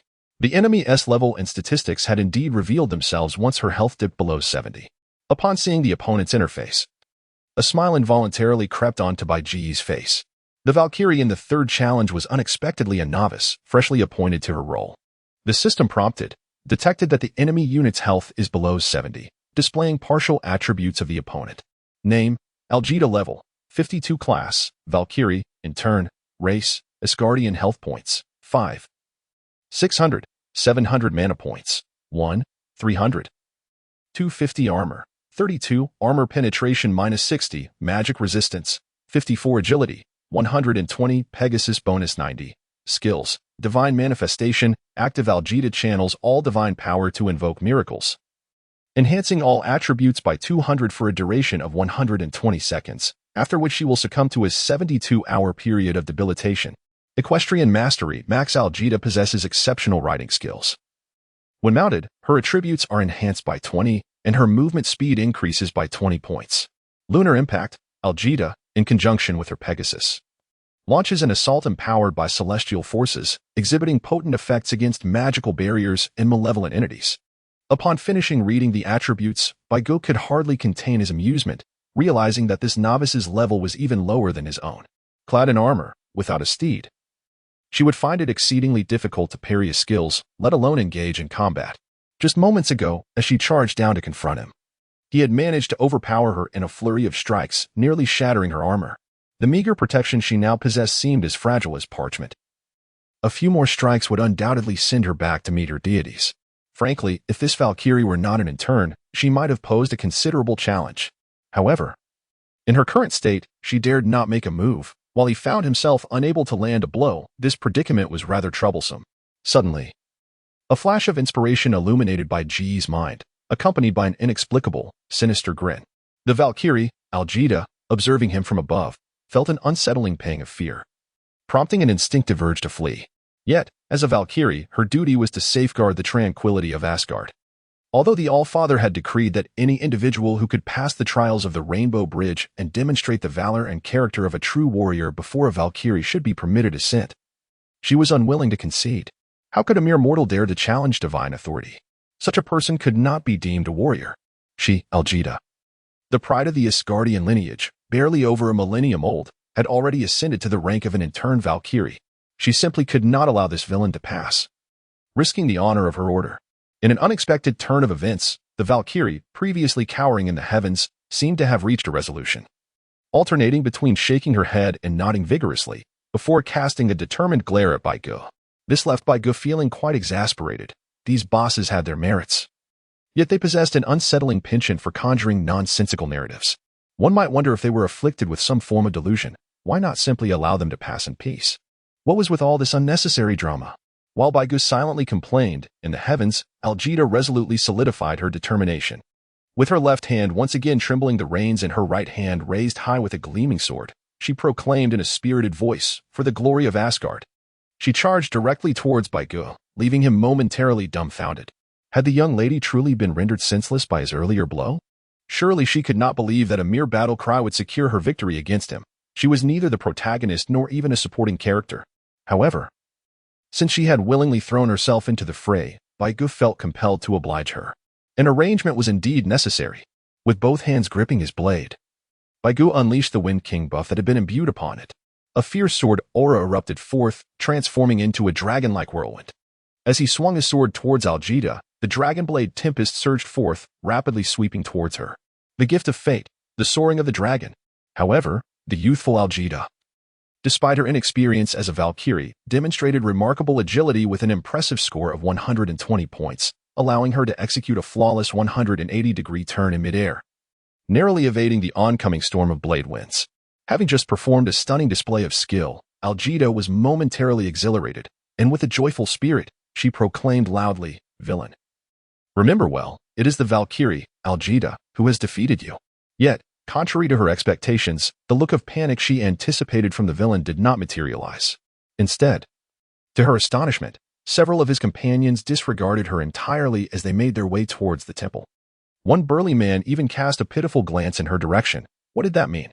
Wait, why did the villain sheath his weapon? Was he surrendering? Before she could fully comprehend the situation, a sudden, furious sound of slicing wind surged from behind her. Algida instinctively turned to evade. But when the storm of sword energy transformed into a dragon, there was no stopping it. Had there been anyone present to witness? The footage would have undoubtedly sparked a frenzy across online forums, with a flurry of dragon emojis illuminating the screens.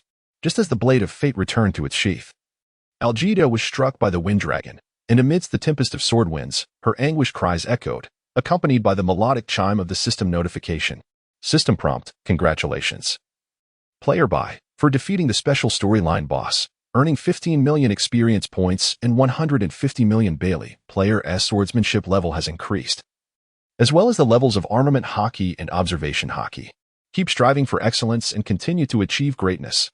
Baigu gradually approached the bloodied and battered Arjada, who lay on the ground, and softly inquired, "Valkyrie, is this all there is?" No sooner had the words left his mouth than Arjada, already teetering on the brink of consciousness, fainted in a fit of rage upon hearing them. Chapter 81. On the practicality of electromagnetic fruits. The arrival of one magnetic after effortlessly vanquishing the third-tier trainee Valkyrie, Arjada, Baigu and his companions pressed onward. Before them lay an untraveled path, entirely dependent on their own resolve. Yet, the group advanced with unperturbed confidence, racing up the trail toward the mountain summit. The weather was peculiar, while the base of the mountain basked in the warm afternoon sun. By the time they reached the Rainbow Bridge, the sky transformed into a night adorned with auroras. It had been a clear midday when they battled the Valkyrie, but now, as they neared the peak, an inexplicable blizzard began to rage. Initially, the few who had never encountered snow found it novel, with the three women even exclaiming how romantic it was. However, as time progressed, the word romantic fell silent from their lips. For upon entering the blizzard, they continuously lost 5 health points per second, although it seemed minimal. Their natural health regeneration was only 1 point per second. Thus, since the onset of the storm, they were effectively losing 4 health points each second. At first, it was manageable, but as time wore on, the situation became increasingly dire, especially for the two mage-type individuals, Shushiwei and Kale, whose health was already low and magical resistance even lower. The damage from this magical blizzard became intolerable with each passing moment. Despite donning the thick winter coats they had purchased before ascending, the garments offered little solace. In less than half an hour, they had already lost over 400 health points, all while desperately munching on bread and taking potions to enhance their recovery speed. With a furrowed brow, Shushiwei clung to Kale for warmth, exhaling puffs of breath as she complained, "Isn't this the snow fruit? Why am I afraid of snow? This is ridiculous." Sol stroked his chin thoughtfully and remarked, "Perhaps this is magical damage. Isn't that your unique ability?" Kale, her cheeks flushed from the cold, rubbed her small hands together and asked, "What difference does that make? When will we be able to escape?" The cat girl Tifa, with her half-beast physique, clearly exhibited greater resilience than the two women. Nestled behind them for warmth, she pondered aloud. Could we have wandered into some kind of trap or barrier? In my homeland, there exist similar enchantments within the holy grounds. Baigu stood with his arms crossed, contemplating Tifa's words, appearing utterly unaffected by the raging blizzard. Meanwhile, Sol, shivering uncontrollably beside him, looked on with envy. From the moment they realized the blizzard posed a threat, Baigu had insisted he was fine, which left the other 4 feeling quite dejected. This fellow was truly insufferable. His unwavering confidence stemmed from the potent magical resistance of the invincible golden sword strapped to his back, which inadvertently granted Baigu immunity to such formidable magical harm. However, this situation was not sustainable. They were still quite far from the mountain summit, even if they managed to rely on potions to endure until they reached the top. Encountering enemies along the way would render their efforts futile. With no time to waste, Baigu spent a considerable time pondering and finally articulated his solution. Through days of exploration and experimentation, he had begun to grasp certain abilities of the electromagnetic fruit, one of which was the control of magnetic fields. He could directly reverse the magnetic poles of himself and the Earth, allowing him to fly using the repulsive force of the negative pole if the repulsion was strong enough. He could soar as swiftly as a missile. Yet, this ability had its limitations. Without the fruit's awakening, it could not affect non-magnetic objects, which was quite awkward. Nevertheless, having proposed this method, Baigu devised a workaround. 5 minutes later, a bemused Shushiwei and Keilei exchanged glances, observing the magnets affixed to various parts of their bodies, and skeptically inquired, "Is this really your solution?" Keilei remarked, "Isn't it rather unsightly?" Sol, clutching his hefty hammer, chuckled, "There's no choice. The snow is too heavy. And I can't fly for long. We must rely on Baigu." White sensed the magnetic fields of his 4 companions and, upon confirming their presence, activated his abilities. With a whoosh, he shot skyward like a missile, drawing the others along with him through electromagnetic attraction. They soared through the tempest of wind and snow. White and Thor, having previously experienced flight, remained unfazed. In contrast, Shushiwei and Keilei clung to each other, too terrified to glance below, fearing a fall. Minutes later, upon reaching the summit of the Divine Mountain, they beheld a serene sky and a breathtaking landscape reminiscent of a garden. Keilei, in a moment of distraction, pinched Thor playfully, asking, "Does it hurt?" Thor, exuberantly scanning the surroundings, paid no heed to Keilei's playful assault, as it was inconsequential. The path to the summit was starkly different from the one they had ascended. It felt as if 2 realms were separated by an invisible line. One side was engulfed in snow and wind, while the other basked in glorious sunshine, a truly wondrous phenomenon. Upon reaching the pinnacle, they not only admired the enchanting scenery but also remained focused on their primary objective. After a thorough search lasting several minutes, they successfully located the temple nestled deep within the mountaintop. It bore a striking resemblance to the Temple of Athena, surrounded by an array of structures that exuded divine elegance. The buildings, adorned with exquisite designs and opulent grandeur, resembled a royal palace, rendering the term temple entirely fitting. As the 5 approached the temple's perimeter, 2 Valkyries riding white steeds descended from the horizon, brandishing their gleaming blades. "Halt! Who dares to trespass into the domain of the gods?" they demanded. Bai, feeling helpless and ready to draw his sword, was approached by Keilei, who curiously whispered beside him, "Bai, why don't you soar up like you did earlier and engage them in battle? Was it the same before?" Baigu twitched the corner of his mouth, speechless, as he pinched the soft little face of Kulu, retorting, "Do you really think a passenger plane could engage in combat with a fighter jet?" After finally wriggling free from his grasp, Kulu mumbled in a voice filled with grievance, "How was I supposed to know you were a passenger plane?" In contrast to the murmuring of the 2 behind him, Sol stepped forward, bowing respectfully before the 2 Valkyries. He introduced himself with utmost courtesy, "Esteemed goddesses, I am Sol, an adventurer. These are my companions. We have passed the trials of the King of Gods and have journeyed from the foot of the mountain to the summit of the divine peak, hoping to receive the King's blessings." Upon hearing Sol's words, the 2 Valkyries were momentarily taken aback. For 2,000 years, since their days as apprentice Valkyries, they had heard tales from their predecessors about such feats, yet they had never encountered anyone who could ascend the divine mountain from the base. The ferocious blizzards alone were enough to deter any ordinary soul. To traverse and scale the mountain was nothing short of miraculous. Exchanging glances, one of the Valkyries nodded and turned to Baigu, saying, "Please wait here while I seek divine counsel. If the King of Gods consents, you shall be rewarded as warriors." With that, she turned and soared towards the temple behind her. Baigu, unable to engage in combat, once again wielded the power of his fruit ability, allowing himself to float gracefully in midair, reclining as he awaited further news. This spectacle left Keilei envious, his eyes sparkling with admiration as he lay beside Baigu, exclaiming, "Bai, your fruit ability is truly convenient. If only mine could be utilized in such a manner." Shushiwei chuckled softly and remarked, "Does this mean we could perhaps change your brother's nickname to Magnetic Bai in the future?" Freely given, in the presence of several individuals. The remaining Valkyrie was taken aback to see Baigu ascend into the air as if by magic. Startled, she nearly drew her sword, mistakenly believing he was about to attack. However, upon realizing that Baigu was merely reclining there to rest, her action ceased, replaced by an inquisitive gaze. In her extensive millennia-long existence, she had never witnessed such a phenomenon, an individual soaring through the skies without divine power or steed. Indeed, she perceived this as a form of magic, as the concept of a devil fruit was incomprehensible to her, in a certain sense. Could one not argue that a devil fruit is an unconventional type of magic? Chapter 82. The King's Treasure, an invitation from Doflamingo the hovering Valkyrie, consumed by curiosity. Hesitated for quite some time before she could no longer restrain herself, and posed a question to Baigu. Mortal, no, I stand corrected.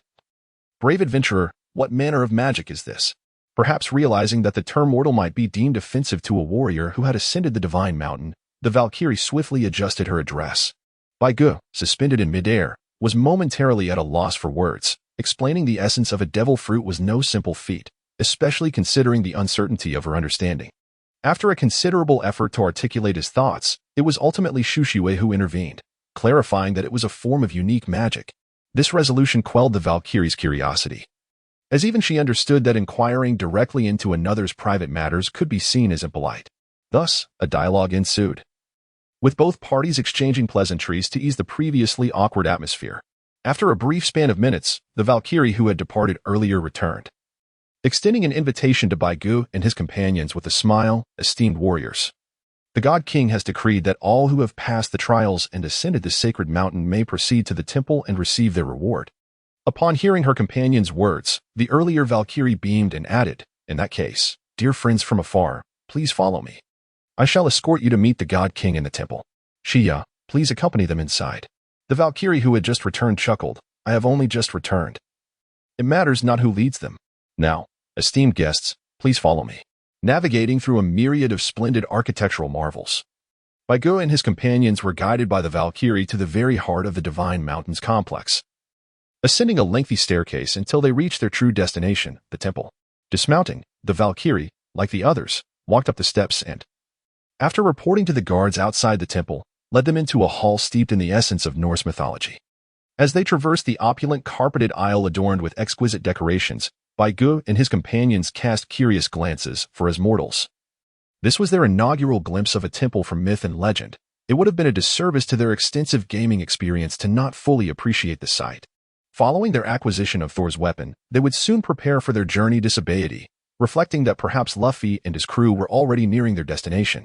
After several twists and turns, they finally heard the Valkyrie leading them announce cheerfully, we have arrived. Before us lies the main hall of the temple, where the great God King awaits. Please be mindful of your words and actions. With a brief mention of etiquette, the Valkyrie led Baigu and his companions up the steps to the main hall. Upon stepping through the grand doors, they were greeted with an expansive chamber, a crimson carpet leading directly to the inner sanctum. Flanking the carpet stood sentinels clad in golden armor, brandishing ceremonial spears, with officials of various divine ranks positioned behind them. At the terminus of the carpet, a throne loomed, where an elderly man draped in robes of gold and silver regarded them with a gentle gaze. Approaching the throne, the Valkyrie knelt respectfully, her right fist pressed to her chest as she addressed the elder, great God King Odin. These are the valiant warriors who have ascended the divine mountain. I, Valkyrie Karina, have been entrusted to present them before you. The elderly figure on the throne, with a benevolent smile, nodded and raised his right arm in a gentle gesture, kindly stating, you have done well, Karina, you may take your leave now. I wish to converse with these warriors. Karina acknowledged with a nod, yes, my lord, and gracefully retreated a few steps before turning to depart. Odin's gaze shifted to Baigu and his companions, starting from the far left with Thor, then to Kola, Tifa, and Shushiwei, finally resting upon Baigu, specifically the gleaming sword of victory behind him. Moments later, Odin snapped back to attention, smiling at the group. My apologies, dear friends. My advanced years often lead my mind astray. I am Odin, the current God King of Asgard. Your tireless journey, marked by courage, wisdom, and indomitable will, has brought you here. I shall honor my promise. You may visit the treasury of Asgard and select an item of your choice as a reward. Baigu and the others were taken aback, never anticipating that Odin would be so accommodating, dispensing the rewards without any superfluous conversation. After speaking, Odin shifted his gaze back to Baigu, rising from his throne and approaching him, saying, young warrior, may I have a look at your sword? Baigu, heeding his words, unfastened the sword cloth from his back and retrieved the resplendent golden sword of victory, presenting it to Odin. As he caressed the elvish inscriptions upon the blade, Odin remarked with a sense of nostalgia, after millennia, it is remarkable to discover that there are still contract holders in the realm of the gods. Young man, your journey is far from over. Seemingly lost in reverie, Odin chuckled softly, shook his head, and returned the sword to Baigu, then leisurely made his way back to the throne, gesturing for an attendant to escort Baigu and his companions to the treasury. As they traversed the grand hall, Thor and his companions engaged in lively discourse about Odin's approachability and the magnificence of the temple. The attendant, visibly pleased by their admiration for Asgard and Odin, shared tales of the treasury's history and the legendary exploits of the former god king across the 9 realms. Soon, they arrived at the treasury's entrance, which was heavily guarded. Upon presenting Odin's command, the captain of the guard saluted and granted them entry. Once inside the treasury, the attendant reiterated, "Brave warriors, you may select any item within. But I must remind you that most treasures possess divine attributes. You must earn their recognition to claim them, otherwise, they shall remain beyond your grasp. Each of you is permitted to select only one treasure. After they completed their selections, the items would be automatically transported to them. I shall not intrude further. I wish you all the best of luck," he concluded. Grateful for the attendant's guidance, Baigu and his companions eagerly delved into the treasury to choose their treasures. A system notification appeared. "You have entered the special map of Asgard's treasury. You may select one item to leave, but you must obtain the item's recognition." Kale chuckled to Baigu and Shushiwe, exclaiming, "Who would have thought we could snag something while Thor takes his pick? How fortunate." Shushiwe shook her head in response, saying, "It's not that simple. I secretly checked Odin's profile earlier. Even his level is marked with question marks, indicating a world lord. All other attributes are similarly obscured. Given such a being, I fear that acquiring any item from this treasury may prove exceedingly difficult." Upon hearing this, Kayle's expression darkened. She carelessly picked up a dagger from a nearby rack, only to receive a system notification. "You do not meet the qualifications to use this item. Please select another." Frustrated by the message, Kayle muttered under her breath that Odin is quite cunning, that old rascal is up to no good. It is quite normal, after all. He is an old fox with thousands of years of experience. It is not so easy to just waltz into the treasury and take whatever one pleases. Let us take a moment to observe the treasures and see if anything piques our interest. If something cannot be taken, we might as well exchange it for something else. And at the same time, keep an eye out for the whereabouts of that hammer. It is rather frightening to consider that most other people's treasuries or hidden caches are typically confined to small spaces. However, Odin is different. Having waged war across the 9 realms throughout his life, he has amassed an innumerable collection of treasures. His entire treasury is as expansive as a football field, with items meticulously arranged upon a variety of shelves and tables. The entire treasury is a kaleidoscope of colors, with an array of treasures